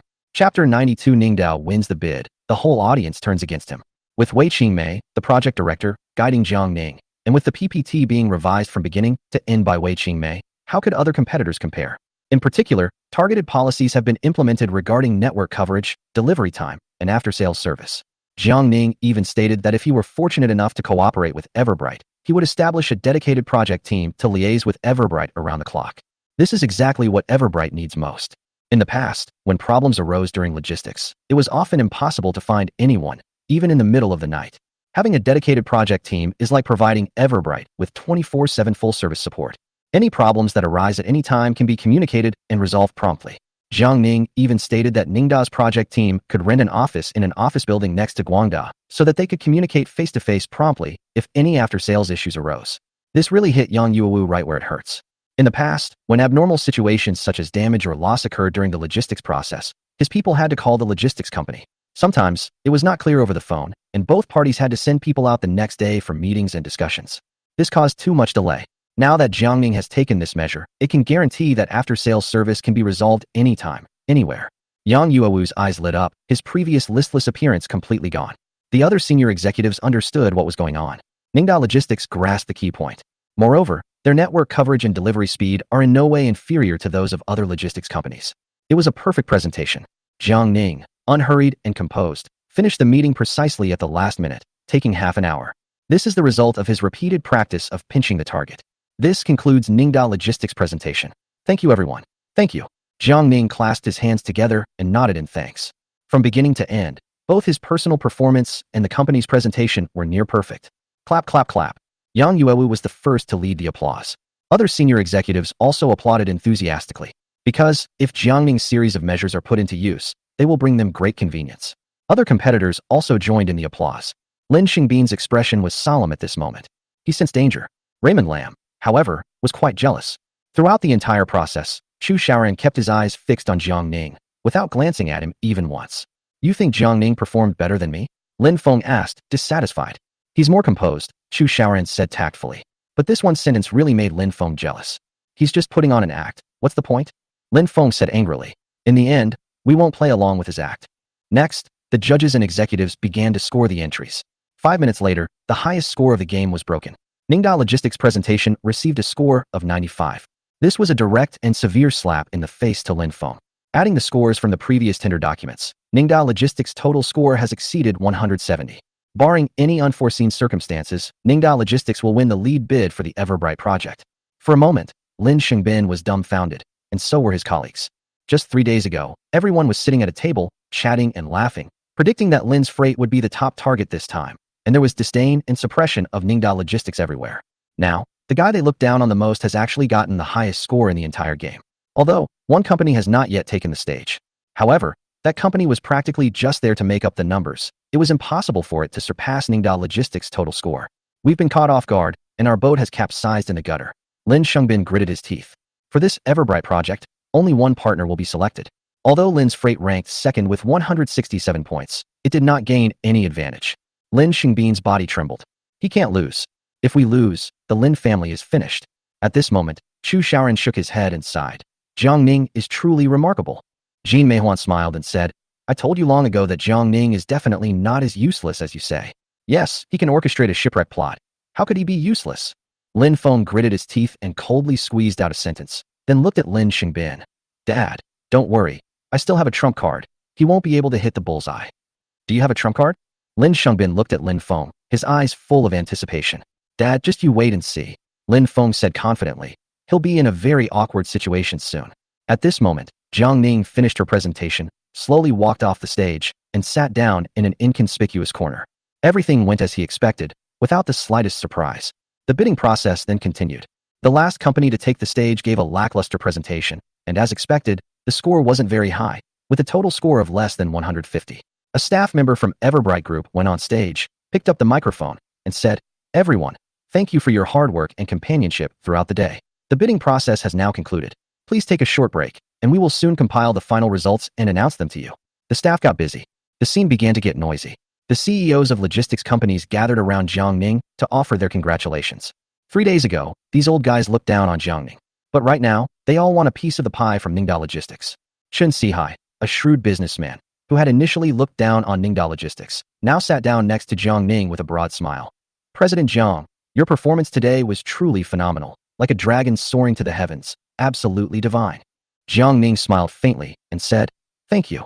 How could he not see that these seasoned veterans had smelled the aroma and wanted to come up and grab a bite? But Lin Feng was unimpressed, casually tossing out, Jiang Ning, don't think you've got it all figured out. It's not over yet. Is that so? A cold glint flashed in Jiang Ning's eyes. He knew that Lin Feng was about to make his move. This sinking incident has been gaining popularity recently, but the whistleblower letter has not yet appeared. Lin Feng got his chance at this moment. Great, this is the moment I've been waiting for. The statistical results came out quickly. Wei Qingmei conducted the bid opening process and went on stage to announce the bid opening results. All the companies performed exceptionally well, making it very difficult for us at Everbright to make a decision. Unfortunately, Everbright will only select one partner for this year's project. Wei Qingmei announced loudly. I hereby announce the results of this Everbright project bidding. Ningda Logistics, with a score of 172, has won the right to cooperate with Everbright for the next 3 years. Congratulations to Ningda Logistics. However, just as Wei Qingmei was about to lead the applause, but then Lin Feng shouted, if Guangda selects Jiang Ning as a partner, it will have a fatal impact on Guangda's brand. Everyone was startled and looked at Lin Feng. Lin Feng picked up his phone and waved it, saying, Just now, I saw some explosive news. It seems that our Mr. Jiang Ning has dropped a bombshell. Chapter 93, The Disclosure Letter Incident, begins. No one knew what Lin Feng meant by that, and they all looked at him with confusion. Raymond Lam, looking full of pride, strode onto the stage and asked the staff, would it be convenient to project my phone screen? The staff at Everbright were unsure whether they should agree. Help him operate it. Vice President Yang Yuwu said. Upon receiving the order, the staff connected via Bluetooth and quickly helped Lin Feng project his phone screen. Lin Feng opened various media platforms and searched for the news about Jiang Ning being exposed that he had just seen and saved. The hero who saved lives is a hoax. A man surnamed Jiang orchestrated the whole thing, staging a shipwreck himself. Lin Feng opened the video and read it out loud in an exaggerated voice. Wow, there's more. The captain of the passenger ship revealed the inside story of the rescue hero, and the whole shipwreck rescue incident was actually a conspiracy. And there's more. The shipwreck incident has revealed shocking inside stories, and Jiang Ning's positive public image may be about to undergo a dramatic reversal. He kept scrolling through the news on his phone, finding articles about Jiang Ning being exposed, and then loudly reciting the headlines with great enthusiasm. Then, he deliberately took a screenshot of the leaked letter from the captain and enlarged it. Look, everyone, the captain of the ship involved in the sinking accident has taken the initiative to come forward and expose Jiang Ning, which basically confirms that this was a conspiracy. In an instant, the scene erupted in uproar. My God, was that shipwreck really premeditated? This Jiang Ning, at such a young age, is far too cunning. He is deceiving the general public and should go to jail. It turns out that just 2 or 3 hours earlier, while everyone was still giving their bids, Lin Feng had already had someone publish the captain's letter of denunciation and the prepared script on various self-media platforms and forums. Then, they use online trolls to post crazy comments and hype it up. Platforms with explosive traffic, such as Douyin, Kuaizhui, Weibo, and Seasite, reacted immediately. At the same time, even comprehensive forum websites such as Zhihu and Tushio have received feedback. These kinds of explosive scandals naturally attract attention. Especially with the recent sinking incident in Jiang Ning generating a lot of buzz, a sudden reversal could cause an even greater surge in online traffic. Soon, some smaller self-media accounts that sensed the opportunity also began to repost the content. In just 2 or 3 hours, the news had spread like wildfire. Even the school forum of Haicheng University is almost drowned out by insults. In an instant, Jiang Ning went from being a hero who saved lives to becoming the target of public criticism and condemnation. On the school forum, Jiang Ning's fans were cursing wildly, venting their anger at being fooled. At this moment, Lin Feng stood on the stage, beaming with pride. Holding the microphone, he said loudly, "As someone of the same age, I once greatly admired Mr. Zhang's act of saving lives. But at the same time, knowing the truth, I also felt incredibly angry about Jiang Ning's actions. Jiang Ning's conspiracy fooled me, fooled all of us." Then, Lin Feng looked at the senior management of Everbright and said with certainty, "If China Everbright Group chooses Jiang Ning, a treacherous, untrustworthy person who manipulates the feelings of the people, as a partner, it will definitely bring irreparable negative impact to China Everbright Group. We urge all leaders of Everbright to consider this carefully." He had rehearsed these words many times beforehand. Therefore, he spoke fluently and vividly. Even the top management of China Everbright Group had to face this problem squarely. The internet is in an uproar right now, and it feels like a dark cloud is gathering. Choosing to cooperate with Jiang Ning now would be tantamount to creating trouble for Everbright. Although Ningda Logistics has won the bid, the bidding announcement clearly stated in advance that if the bidder encounters problems in terms of reputation, finance, or transportation capacity, China Everbright Group has the right to unilaterally disqualify the bidder. In other words, with just one word from Guangda, Ningda Logistics would have to slink away. If Ningda is abandoned by Everbright, then the top spot will naturally fall to Lin's Freight. Lin Feng's move was despicable, Jin Meihuan whispered to Chu Xiaoran. Chu Xiaoran also felt that this move was indeed very underhanded, but she would not sympathize with Jiang Ning. If Jiang Ning hadn't plotted, Lin Feng wouldn't have been able to find fault with him. In the end, he brought it on himself. Chu Xiaoran sighed. Kim Meihuan nodded in agreement. After all, Jiang Ning used scheming to gain the trust of all sectors of society, which was far more outrageous than Lin Feng's insidious methods. The current situation is unpredictable, and everyone has become an observer, watching to see how things unfold. Given the suddenness of the event, Everbright cannot make a hasty decision. The senior executives need some time to discuss it. At this moment, the one who felt the most resentful was Wei Qingmei. If the shipwreck rescue incident was a conspiracy, it's like she was played for a fool by Jiang Ning. She and her son were so grateful to Jiang Ning that she even personally helped him make a PowerPoint presentation. That very night, she almost had sex with Jiang Ning. Looking back now, I realized just how terrifying that young man was. Anger caused Wei Qingmei to lose control of her emotions. She stood up and went to Jiang Ning, scolding him. "Jiang Ning, I never thought you would use such despicable methods." Jiang Ning remained remarkably calm in the face of what was unfolding before him. He looked at Wei Qingmei and asked, "President Wei, is it possible that there's something wrong with that whistleblower letter? What's the problem?" Jiang Ning smiled lightly and said, "Just when Ningda Logistics was about to win the bid, the letter of denunciation suddenly arrived. Isn't there anything suspicious about such a coincidence?" After Jiang Ning's reminder, Wei Qingmei did indeed feel that something was wrong. Could it be that someone is deliberately manipulating public opinion? Was it a deliberate attempt to drag Jiang Ning into this at this time? "Jiang Ning, are you still trying to argue?" Lin Feng retorted. "I'm stating the facts," Jiang Ning said calmly. "Although the letter of denunciation was written by the captain himself, its contents are all false. Fake." Upon hearing this, the scene erupted in excitement once again. Whom should we believe? The whistleblower letter is well-founded and supported by evidence. How could it be fake? However, just when Jiang Ning was about to win the bid, this happened suddenly. I feel that things are not so simple. Seeing that some people in the audience were starting to question him, Lin Feng frowned and sneered. "Jiang Ning, I didn't originally intend to embarrass you like this, but you insisted on humiliating yourself. Since that's the case, don't blame me." Then, he dialed the phone and simply said, "Come in." The doors to the venue were pushed open, and Chen Guohao and his son Chen Zhou strode in with an air of indifference. Chapter 94 Reversal. Lin Feng is very well prepared today. He had the Chen family father and son arrive at the bidding site early, just waiting for Jiang Ning to object so he could stand up and point the finger at Jiang Ning. These two must be familiar to President Jiang, right? Lin Feng pointed at the Chen family father and son, a smug smile on his face. "Of course it's familiar." Jiang Ning smiled slightly. "Good," Lin Feng said to the crowd below the stage. "These two are the witnesses. They learned about Jiang Ning's entire conspiracy from the captain. Now, please let the two of you confirm whether Jiang Ning is indeed plotting something." Chen Zhou snatched the microphone, pointed at Jiang Ning, and roared with a snarl. "That's right, it was him who orchestrated the conspiracy." All eyes in the audience immediately turned to the Chen father and son. Chen Guohao took the microphone and said, "This is what happened. Once, my son and I were drinking with Captain Liuji. After drinking, Liuji let slip that the shipwreck was a conspiracy orchestrated by Jiang Ning. After my persistent persuasion, Liuji had a change of heart and, after sobering up, wrote a letter of denunciation, intending to expose Jiang Ning. So Jiang Ning is a fraud. Yes, he's a fraud. Chen Zhou shouted angrily from the side. In an instant, everyone was ignited by their emotions towards the father and son. Witnesses have arrived at the scene, and physical evidence includes the captain's online whistleblower letter. The crowd vehemently condemned Jiang Ning, their emotions running high. I told Jiang Ning long ago to be honest as soon as possible. In the audience, Chu Shaoran shook his head and sighed. If she had listened to me, things wouldn't have turned out like this. Sigh. At this moment, Jiang Ning has become the target of public criticism. Lin Feng kept adding fuel to the fire, and Chen Zhou shouted that he would call the police. The situation spiraled out of control, with all the foul language, anger, and hatred being unleashed at Jiang Ning. In the modern era of the internet, information transmission speeds are incredibly fast. At the same time, the internet was filled with criticism on major media platforms and the Haicheng University forum. The condemnation of Jiang Ning's conspiracy was widespread and powerful. For a time, Jiang Ning seemed to have become a rat crossing the street, hated by everyone.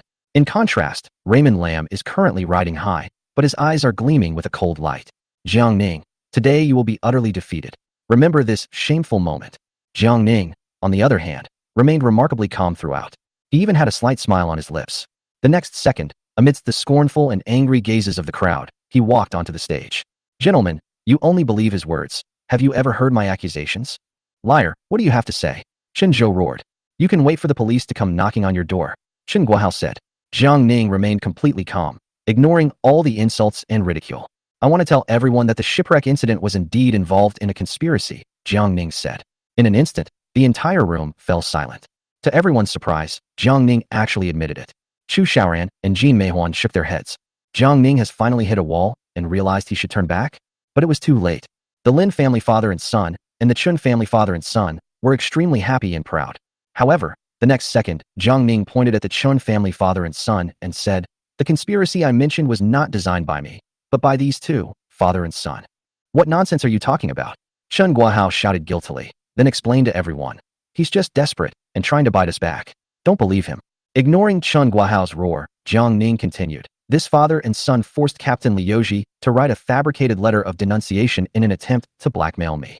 You're just making excuses, Lin Feng said. Why are the Chen father and son threatening you for no reason? Lin Feng was unaware that the Chun family father and son had already come to Jiang Ning's door to threaten him. Therefore, he shamelessly defended the Chun family father and son. Everyone was baffled. What grudge did this father and son have against Jiang Ning? Faced with everyone's doubts, Jiang Ning smiled faintly and said, 2 months ago, I spent 6 million to buy the old factory site from Chen Guohao. I'm very lucky. I bought the land not long ago, and then the government started demolishing it. I will receive a huge amount of compensation.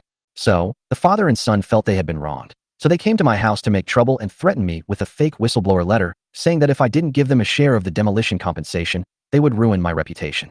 As he spoke, Jiang Ning took out the land deed that he had prepared beforehand. This thing doesn't lie. Everyone take a look. Oh, the crowd gathered around, and after examining the land deed, their expressions turned amused. Unexpectedly, there was another hidden story behind it all. Things seemed to be getting more and more complicated. At this point, Lin Feng also began to panic. He looked at the Chen father and son, who simply lowered their heads and remained silent. Bastard. Lin Feng cursed inwardly. These two guys actually came to my door to threaten me without even consulting me. But blaming others was useless now, so he calmed his panicked emotions and came up with a plan. Jiang Ning, everything needs evidence. You're just making things up based on a land deed and claiming someone is threatening you? That's a bit too frivolous. Lin Feng said. Yes, Jiang Ning. What does this land deed have to do with the authenticity of the whistleblower letter? Chen Guohao said. You're just trying to mislead people. This isn't evidence at all. Don't worry, this isn't the only piece of evidence. Jiang Ning smiled and dialed Lei Long's number. Brother Long, bring him over. The next second, the venue door was pushed open, and Lei Long led Li Yoji into the venue under the gaze of everyone. Seeing this scene, Lin Feng and the Chun family father and son were both shocked. An ominous premonition instantly filled the hearts of the three. Jiang Ning pulled Li Yoji onto the stage and solemnly said, let me introduce you to everyone. This is Li Yoji, the person involved in the sinking of the ship and the captain of the number 6 passenger ship. The letter of denunciation that everyone sees was written by Li Yoji. Therefore, whether the letter of denunciation is true or false is not up to any of us to decide. Only he can decide. In an instant, all eyes were on Li Yoji. Li Yoji, you'd better tell the truth. Chen Guohao glared at Li Youji with bloodshot eyes and threatened him fiercely. But with Lei Long and Jiang Ning protecting him, and his wife and children also protected by Jiang Ning's other bodyguards, Li Youji was no longer afraid of Chen Guohao. Hello everyone, I am Li Youji. Although Li Youji was a little nervous, his voice was still loud and clear. That letter of denunciation was indeed written by me, but I was forced to write it. These words caused an uproar in the audience. Chapter 95 Jiang Ning is innocent. What the hell did you say? Chen Guohao roared in fury. Li Youji didn't mince words either, pointing at Chen Guohao and shouting, "It was you and your son who threatened me with my wife and son, forcing me to write a letter of denunciation to slander Mr. Jiang." Li Youji, do you know what you're saying? Chen Guohao shouted angrily. Of course I know what I'm saying. He grabbed the microphone and shouted, Mr. Jiang is innocent. He saved a whole ship of people. He is a true hero. Then, pointing angrily at Chen Guohao, he said, you and your son are heartless. I, Li Youji, would rather die than work for you against my conscience again. At this moment, this nearly 50-year-old, emaciated man possessed an indomitable courage, because his wife and children were perfectly safe under Jiang Ning's protection. Therefore, having no weakness, he can act without restraint. Li Youji's impassioned speech was not a show. It was a genuine expression of his emotions. Li Youji, if you dare to talk nonsense again, I will. Chen Zhou was blinded by rage and was about to rush towards Li Youji. Lei Long stepped forward, blocking Chen Zhou's path. You just what? You just killed Li Youji's wife and son. Chen Zhou's eyes were bloodshot. He couldn't beat Lei Long in a fight, nor could he win an argument with Li Youji and Jiang Ning. He was so angry that he almost ground his teeth to powder. Chen Guohao pulled Chen Zhou back, his eyes darting around, and suddenly he put on a bitter face and said to Li Youji, Old Li, how can you lie? Have we wronged you in any way? You're talking nonsense.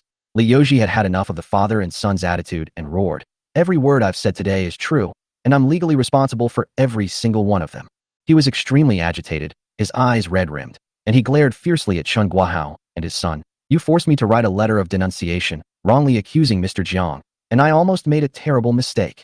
At this point, Li Youji took the microphone and said loudly, Today, I testify for Mr. Jiang that he had no conspiracy regarding the shipwreck. It was caused by the rising river level, which caused the ship to run aground.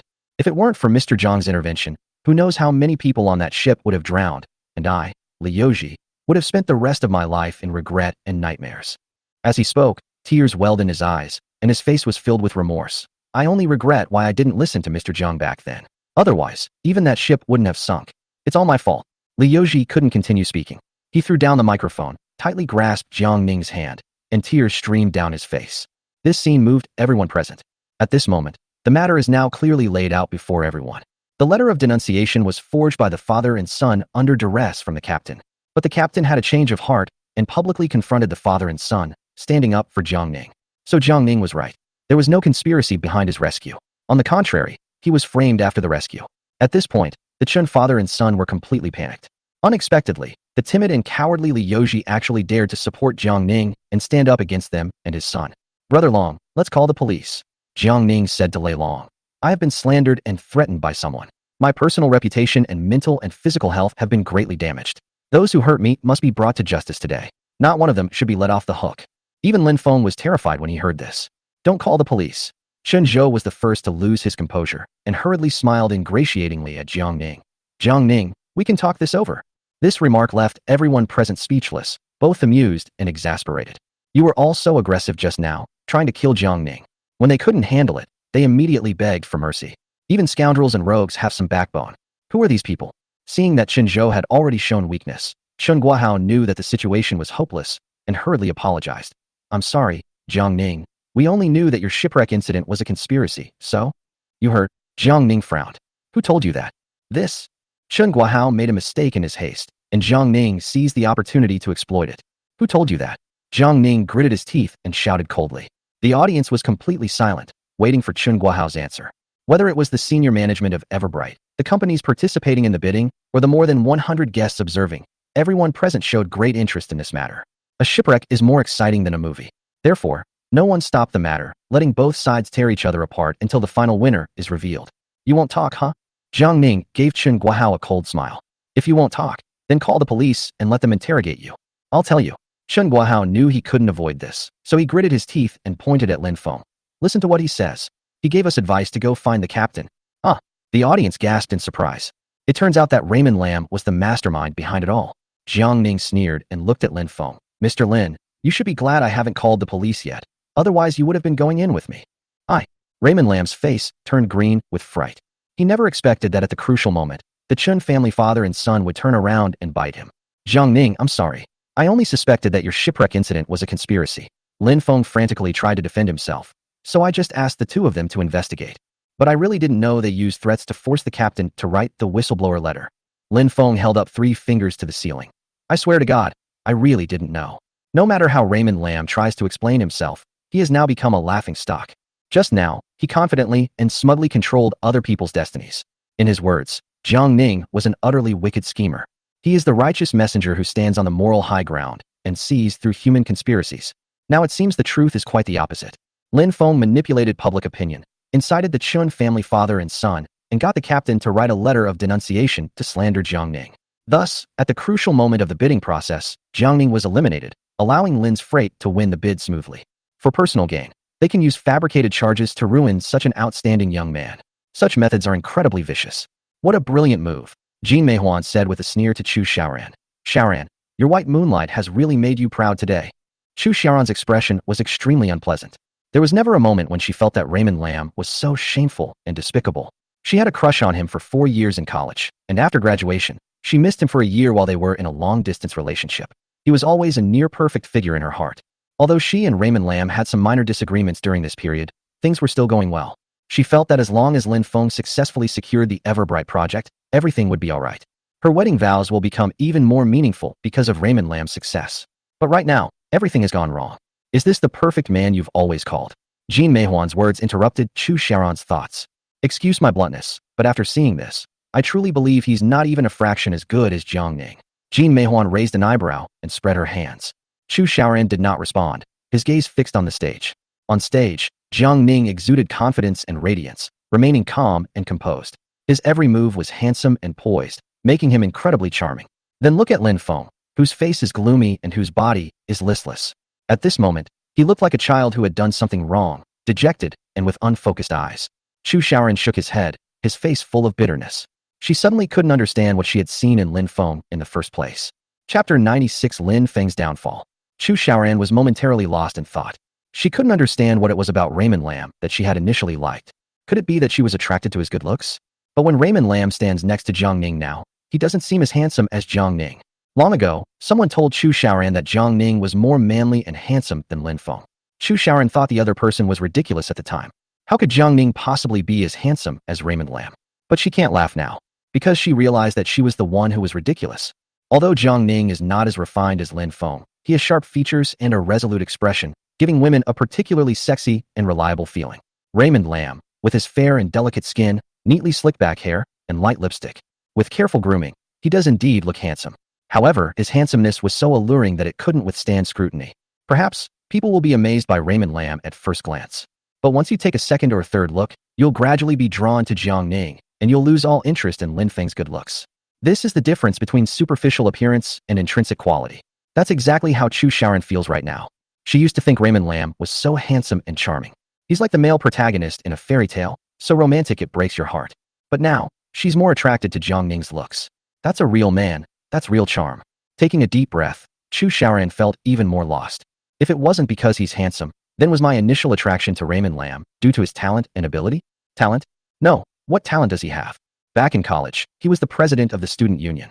He occasionally participated in a few school arts events, where he would jump around a few times and sing a few lines, and all the female fans in the audience would go crazy. In retrospect, it wasn't that he was particularly talented back then. He was just the student council president at the time, and that halo amplified his own importance. Now, looking back a year after graduation, what kind of talent is that? Without the halo of being the student council president, his talent was inferior to that of an ordinary person. So, if it's not because of talent, is it because of ability? Hee. Chu Xiaoran smiled bitterly to himself. So where does his ability lie?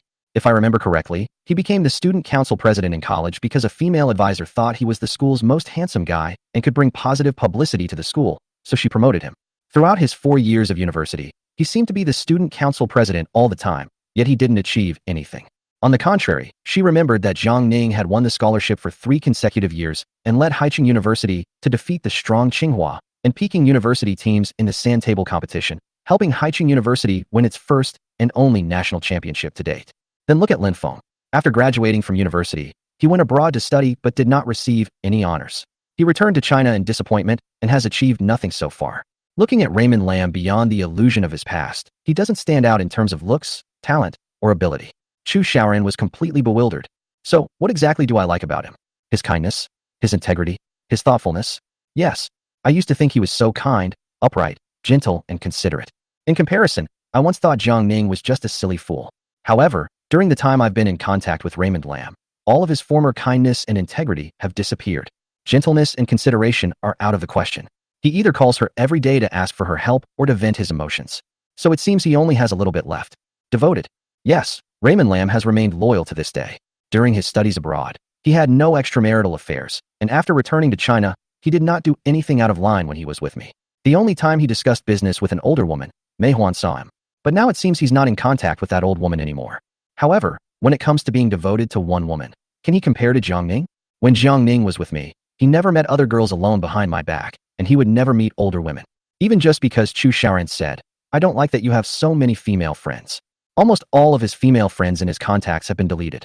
When it comes to being devoted to one woman, can he compare to Jiang Ning? So, that's obviously not the reason why I chose Raymond Lam, right? Chu Xiaoran let out a long breath. The things in this world are best examined closely. She originally thought her relationship with Raymond Lam was incredibly strong, but her experiences during this period have made her begin to waver. She needs to be completely sober. She needs to see her feelings clearly and understand everything before her. At that moment, Lin Feng was still on stage, trying his best to explain to Jiang Ning. "Jiang Ning, I swear to God, I really didn't know you were innocent," Lin Feng said. "I only asked the Chun family father and son to investigate your conspiracy, who knew they would interrogate the captain. Now that his scheme has been exposed, Raymond Lam may face criminal charges.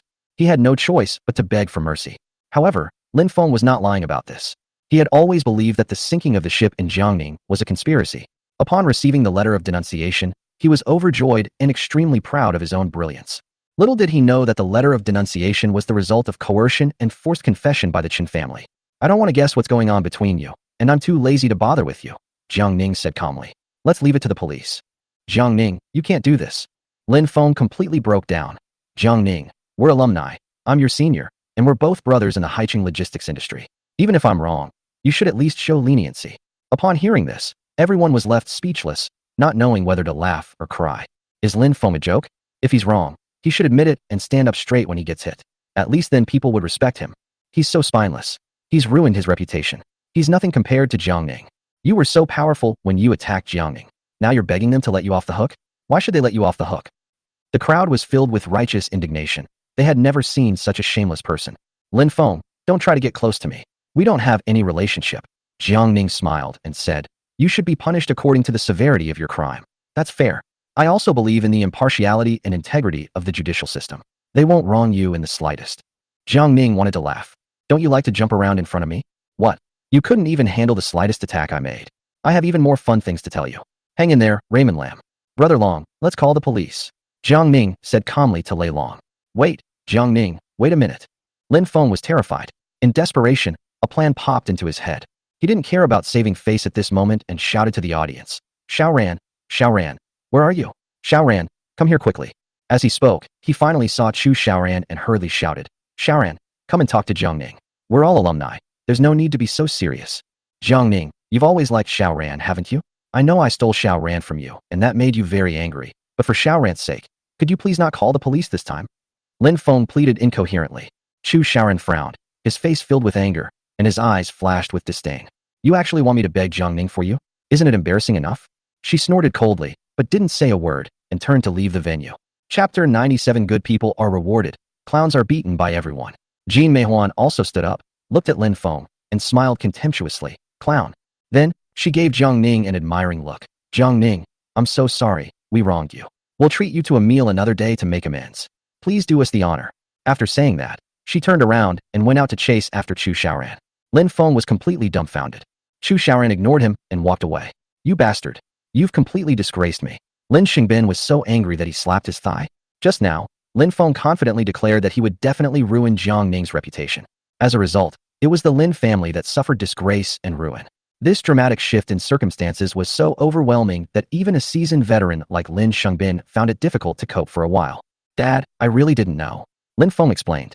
"Shut up," Lin Xingbin shouted angrily at Lin Feng. then went up on stage, picked up the microphone, and said, "First of all, as Lin Feng's father, I apologize to everyone for the mistakes Lin Feng has made. It is my fault for not disciplining my son properly." Then, he bowed deeply to the crowd. Now that things have come to this point, explanations are useless and would only make us seem irresponsible. Only by bearing everything can one retain some dignity. He bowed deeply to Jiang Ning with a face full of apology. "It's my fault for not keeping a good eye on Lin Feng and causing you trouble. This old fox is far more cunning than his son." Knowing that playing the victim would be most effective at this time, he portrayed himself as a pitiful old father who was disappointed in his son, in order to gain everyone's sympathy. If Jiang Ning were to make trouble for Lin Xingbin, people would definitely gossip about it. Therefore, Jiang Ning will not be fooled. "Uncle Lin, please don't do this. I can't accept it." Jiang Ning smiled and helped Lin Xingbin up. "Although I have suffered unwarranted accusations and insults, and almost became a rat that everyone wanted to beat, these have nothing to do with you. You are just a father who loves his child. You did nothing wrong." Now that the Lin family's power has waned, Jiang Ning has no need to kick them while they're down in front of everyone. If you're going to fight, fight behind the scenes and kill them with one blow. At this moment, Jiang Ning on the stage spoke with emotion and courtesy, earning the utmost admiration from everyone present. Jiang Ning has been slandered so much, yet he still manages to remain humble. This quality is truly rare. By the way, I heard that the Jiang family's daughter-in-law called off the wedding and confessed her feelings to Lin Feng. Is that true? Yes, that girl is Chu Xiaoran, the one who left the table earlier. Jiang Ning is such a pitiful child. That girl is too stupid. What does Lin Feng have to compare with Jiang Ning?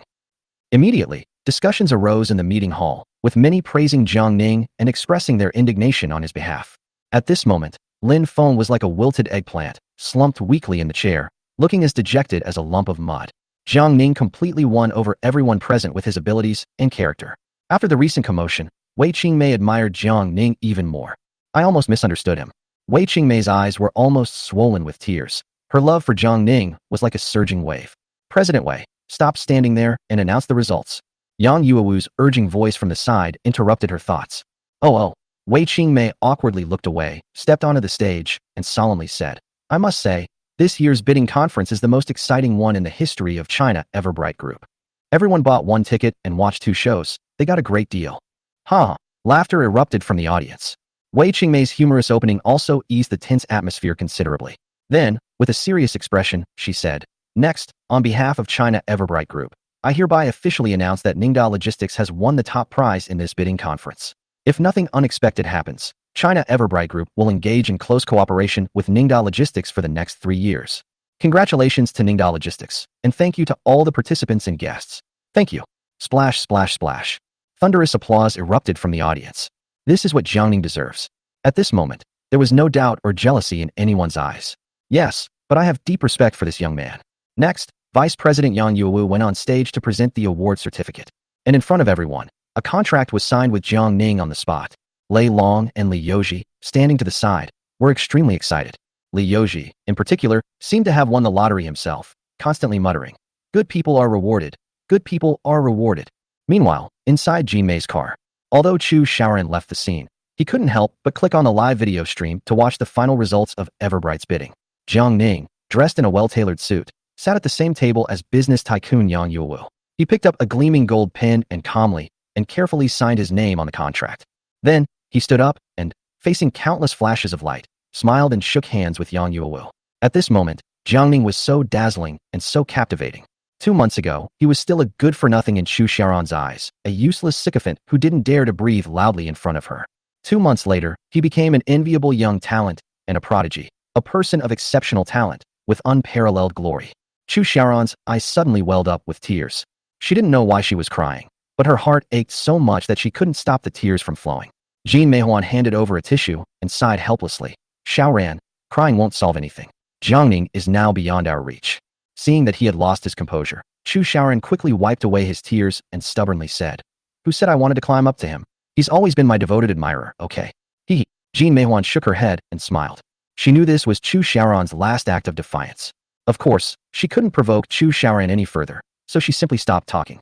What happened next was predictable. The police arrived at the venue and took the Chun father and son, as well as Lin Feng, away. Jiang Ning then went to the police station to assist in the investigation. When Chu Xiaoran returned home, he was immediately met with a barrage of insults. "Chu Xiaoran, how could I have given birth to such a stupid daughter?" Li Qin rolled her eyes in anger. "Look at that Lin Feng. What kind of person is he? How could you leave Jiang Ning for him? How much mush is in your brain? Li Qin and Chu Guofeng also watched the entire live broadcast of Everbright's bidding process. Although they disliked Lin Feng, if Lin Feng could really secure the 300 million yuan project, they would definitely benefit from it, given Chu Xiaoran's relationship with Lin Feng. As a result, Lin Feng completely messed things up. Mom, stop talking. Chu Xiaoran was more heartbroken than anyone else. Why can't we talk about it? Li Qin shouted. Lin Feng made so many promises to us, but which one of them came true? She sat angrily on the sofa and started counting on her fingers. He previously said he could secure a 50 million investment from the Shen Group. Did he succeed? He also said that the Everbright project is a done deal. And who is it going to be? It's going to be Jiang Ning. And another thing, Li Qin said, getting angrier as she spoke. He also said he's going to be on a TV show, right? I don't think he'd even be on a TV show. Chapter 98. The Lin family goes bankrupt. Mom, please stop talking. These nagging words were like a tight headband, making Chu Xiaoran's head feel like it was about to split open. Why can't I say it? Li Qin pointed at Chu Xiaoran and angrily rebuked. From today onwards, you must cut off all contact with him.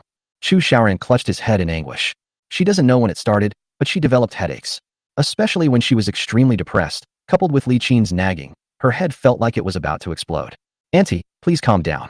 Jean Meihuan stepped forward and advised. Xiaoran is still young, and it's inevitable that she will make mistakes. She will definitely correct them. What do you mean young? If she hadn't acted recklessly back then, she would already be married and a wealthy lady in a Jiang family. At this point, Li Qin became even more disappointed. Chu Guofeng, who usually prefers to smooth things over, did not step forward to ease the tension this time. Instead, she echoed Li Qin and scolded Chu Xiaoran. Xiaoran, a person only has a few chances in their life. You have already missed the best opportunity. You can't mess around like this again. Dad, I didn't do anything reckless, Chu Xiaoran retorted. Look at this child, she still won't admit her mistake, Li Qin said angrily. Xiaoran, Chu Guofeng said with a serious expression, your mother is right, you can no longer associate with Lin Feng. When you were with Jiang Ning, he spoiled you like a little princess every day, and things went smoothly for our family during that time. Since you left Jiang Ning and got together with Lin Feng, look at the state you've become. Look at this house again, it's chaotic and never peaceful. Chu Xiaoran's eyes welled with tears, and he lowered his head heavily. Knowing his tone had been a bit harsh, Chu Guofeng sat down opposite Chu Xiaoran and said earnestly, Xiaoran, your mother and I are doing this for your own good. If you continue to get entangled with Lin Feng, our family will be dragged down with him sooner or later. Haven't you learned your lesson from what happened to your grandmother? Li Qin added. Chu Xiaoran took a deep breath and finally made a decision. Dad, Mom, I will seriously consider this matter. Please give me some time. After all, from college until now, she has poured all her feelings into Raymond Lam. At the wedding, she disregarded all pride and bravely confessed her love to Raymond Lam. This is the path she chose herself, and even if she wants to cut it off now, it's not something she can do immediately. Well, Chu Guofeng understood his daughter's distress and shook his head helplessly, saying, You'd better make a decision as soon as possible. For several days in a row, the story of Jiang Ning and Lin Feng became a hot topic on various self-media platforms. The previously misled public opinion has all reversed course, defending Jiang Ning and attacking Lin Feng. Lin Feng's publicity stunt failed to drag Jiang Ning down. Instead, it benefited Jiang Ning, making him a hot topic again on various social media platforms. The online forum at Haicheng University was abuzz with activity. Jiang Ning outmaneuvered established logistics companies and defeated his former classmate Lin Feng to secure a 300 million yuan project, which not only ignited the forums of Ocean University of China, but also sparked discussions on forums of other nearby universities. Many of the younger students at Ocean University of China have become fans of Jiang Ning.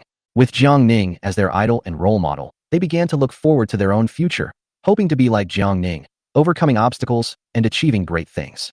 At the same time, the farce that happened at the Jiang Ning wedding was brought up again. Jiang Ning was deeply in love with Chu Xiaoran, but Chu Xiaoran treated him so badly at the wedding. It was outrageous. If you don't love someone, don't hurt them. Chu Xiaoran can't even do that, which shows how vicious this woman is. But I bet she's kicking herself now, isn't she? For several days in a row, Chu Xiaoran's private account was flooded with attacks and insults from his juniors. Even worse, they sent rotten fruit and blind dolls to Chu Xiaoran's home. Chu Xiaoran was tormented to the point of exhaustion. In desperation, he deleted his personal account on the school forum and moved to Jean Meihuan's house to stay temporarily. At this moment, the most anxious and worried people are the Lin family father and son. Raymond Lam has been detained. His reputation is ruined and he is infamous. Lin Xingbin was in dire straits.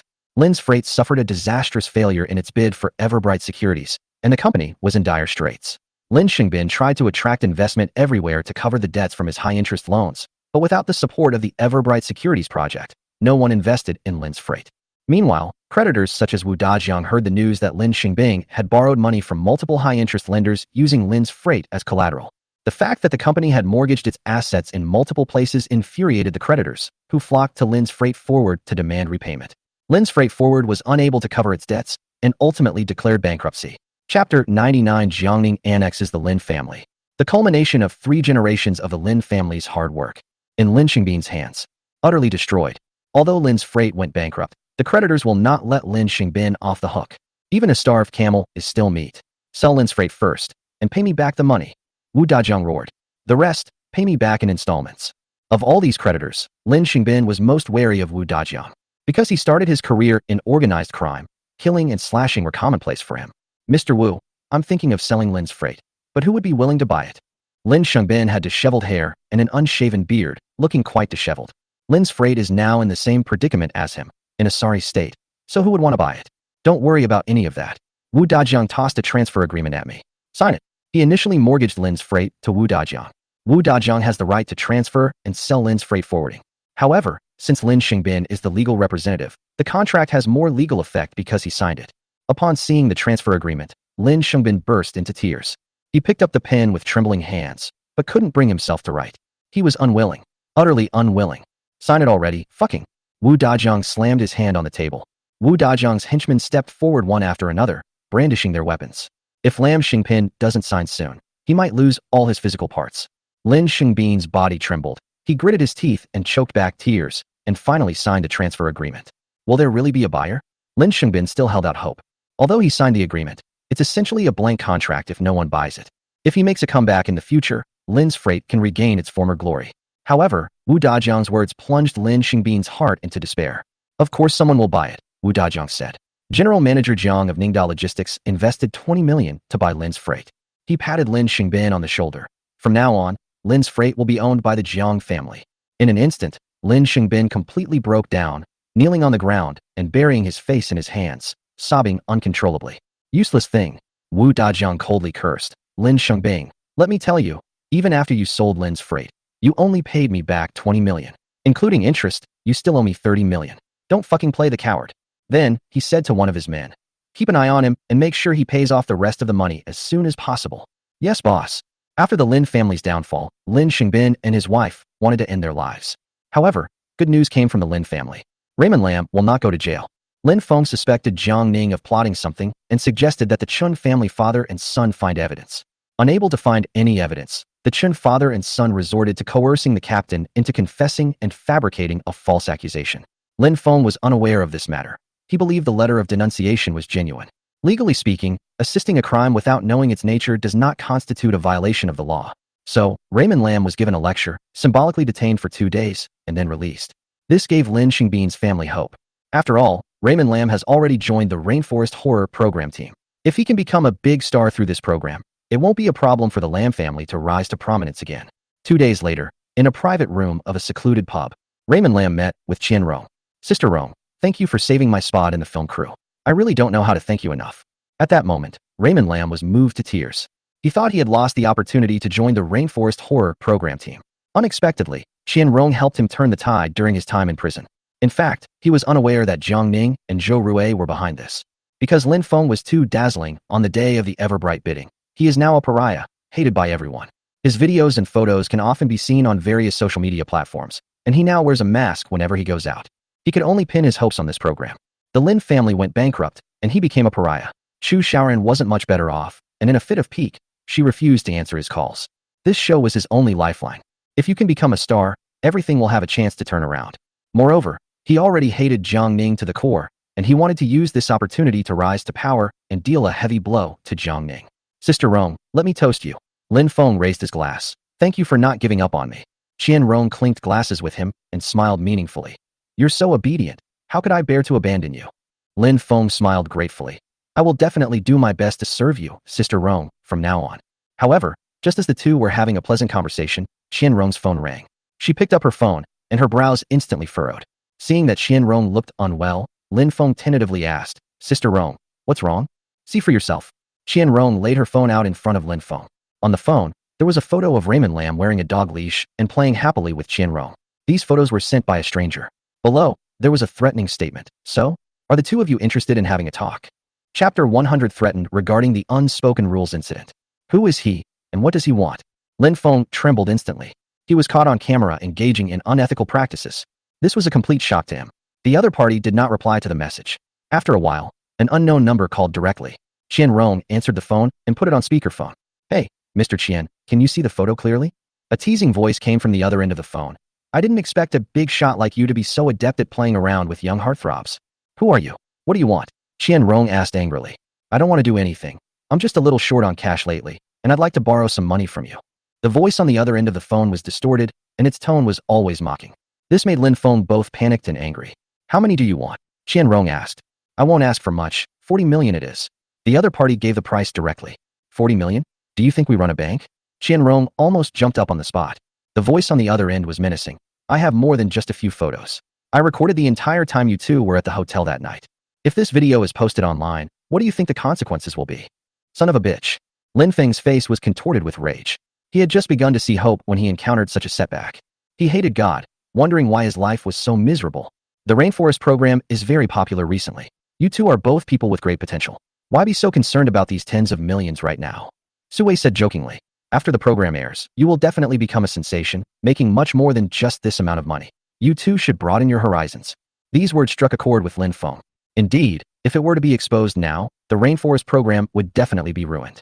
Moreover, he will never have such a good opportunity and resources again. But Qian Rong disagreed. I don't have any money, don't even think about it. Go ahead and expose me if you want. Are you sure? Sui sneered.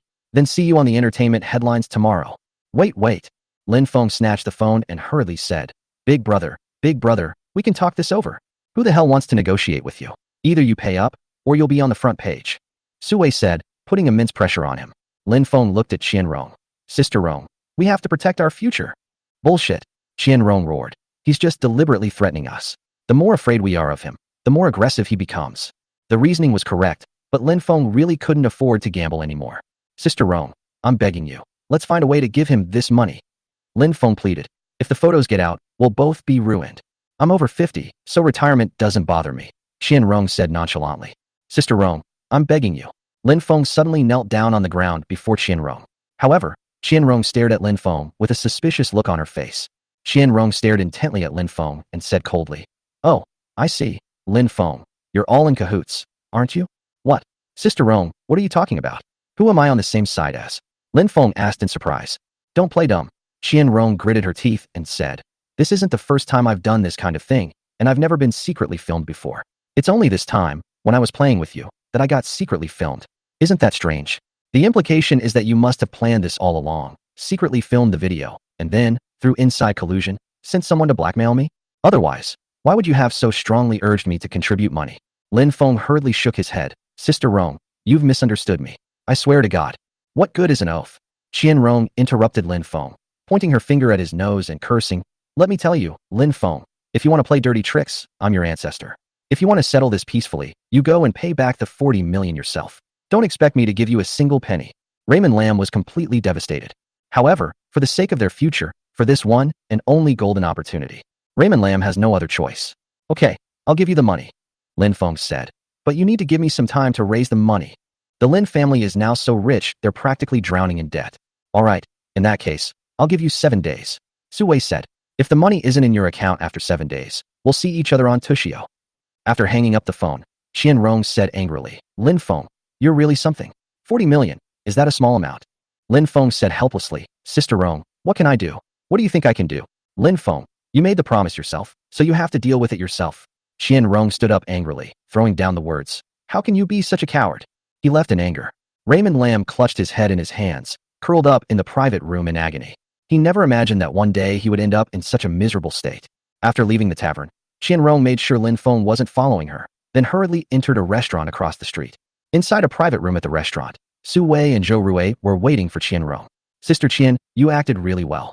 After closing the door to the private room, Su Wei gave a thumbs up. You could win an Oscar for Best Actor.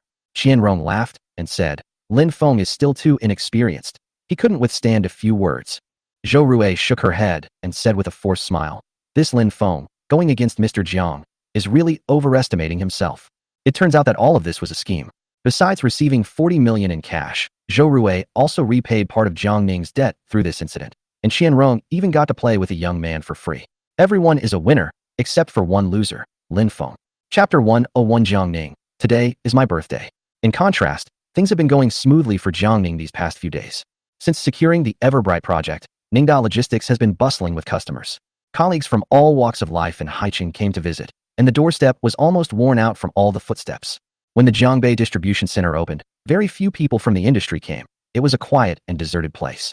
Right now, these people are starting to make up for lost time. They each brought various precious gifts to my door, exchanging polite greetings and appearing extremely flattering and enthusiastic. Because they witnessed Jiang Ning's terrifying strength. Ningda Logistics, established just over 2 months ago, not only secured a 300 million renminbi project from Everbright, but also acquired the long-established freight company, Lin's Freight. This is something that ordinary people cannot do. As a result, logistics industry peers no longer dare to underestimate Ningda Logistics, this rising star. In particular, Ningda Logistics has not only established a distribution center in Jiangbei District, but also covers the entire Jiangbei District. Moreover, after acquiring Lin's Freight, relying on Lin's Freight's distribution center in Xiqing District, Ningda Logistics' sphere of influence has covered Xiqing District and Jiangbei District, as well as the entire northwest area of Haicheng. Some small logistics companies and dedicated line companies will probably have to pay their respects to Ningda Logistics in the future. However, the current situation is not optimistic, because Lin's Freight has many unresolved issues that need to be addressed. Furthermore, leading logistics companies such as Sihai Logistics and Dingxing Logistics continue to exert strong momentum, possessing unshakable strength in the northwest region and even the entire Haicheng. As Ningda Logistics grows larger, it inevitably has to compete with these leading logistics companies for territory and customers. Therefore, the road ahead is still long and fraught with difficulties. Just then, there was a knock on the office door. "Come in." Secretary Xiaobai led Chen Chenggang and others into Jiang Ning's office. A month ago, Chen Chenggang and 3 other senior executives left Ningda Logistics with a flourish. However, at Lin's Freight, they were unable to receive employment contracts for a long time. Finally, after tireless efforts, they managed to get into Lin's Freight, but just as they were in the trial period, Lin's Freight declared bankruptcy. Fortunately, Jiang Ning acquired Lin's Freight, allowing the company to continue operating and, incidentally, saving the jobs of these 4 people. President Jiang. Chen Qinggang's face was flushed red. He stood in front of Jiang Ning with the other 3 senior executives, his head hanging low, looking extremely dejected. "The 4 of you, after all that going around in circles, haven't you all ended up back in my hands?" Jiang Ning said with a meaningful smile. "President Jiang, we know we were wrong." Chen Qinggang hurriedly begged for forgiveness. "Actually, we still have a lot of affection for Ningda Logistics." "Huh," Little White said angrily from the side. "I've seen shameless people, but I've never seen anyone this shameless." At this moment, Xiaobai felt extremely happy.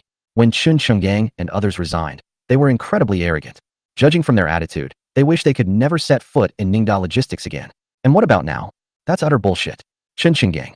Jiang Ning frowned and called out, "Hey, I'm here." Chen Chenggang stepped forward like a lapdog. "Do you guys want to leave on your own, or should I kick you out?" Jiang Ning asked. These words were like a bucket of cold water being poured over the 4 of them. Xiaobai, however, felt increasingly comfortable. "That's how you have to deal with these traitors." "President Jiang, please have mercy," Chen Chenggang said. "My wife just gave birth to our 3rd child." "It's not mine," Jiang Ning interrupted Chen Chenggang. "I suggest you be more dignified and go to the HR department to resign yourself." "President Jiang, please give us another chance." Chen Chenggang and the others pleaded desperately. "Get out," Jiang Ning coldly ordered. He couldn't be bothered to look at these people any longer. Xiaobai shooed the group out, then came back in a moment later and said, "President Jiang, another familiar face has come downstairs looking for you." As he spoke, Xiaobai's eyes flickered with a meaningful look. "An old acquaintance?" Jiang Ning, holding a coffee cup, went outside and stood by the window in the corridor. Looking down, he saw Chu Xiaoran sitting on the sofa in the lobby on the 1st floor. "Her?" Jiang Ning pointed. "Yes." Xiaobai knew that Chu Xiaoran was the boss's ex-girlfriend and said, "She's been waiting for you all morning. She knows you're busy, so she's been waiting there." Jiang Ning frowned. "I want to rest properly this afternoon. I don't have time to see her. Send her away." "Understood." Xiaobai nodded and went downstairs. "What? Jiang Ning won't see me." Chu Xiaoran was furious upon hearing this. "So what if he secured the Everbright project? Does he need to put on such an air in front of me?" "Miss Chu, please watch your words. President Jiang has been very busy lately and hasn't even seen many of our business partners. If there's nothing else, please wait until President Jiang has time to come over." Xiaobai was very dissatisfied with Chu Xiaoran's attitude. This woman immediately accused President Jiang. Did she think she was President Jiang's fiancée? No wonder President Jiang ignored her. I wouldn't have ignored her either. I'm going upstairs to find him. Chu Xiaoran made a move to walk towards the elevator. "Miss Chu, you cannot enter without Mr. Jiang's permission." Xiaobai hurriedly stopped Chu Xiaoran. Chu Xiaoran glared angrily at Xiaobai. You should know who I am, right? I know, Xiaobai answered without hesitation. Since you know that, what gives you the right to stop me? Chu Xiaoran questioned. Do you even have the right to stop me? Xiaobai was completely enraged, but still maintained a professional smile. You and President Jiang are both things of the past. Now you're just ordinary passersby. Why don't I have the right to stop you? You? Chu Xiaoran's face turned green with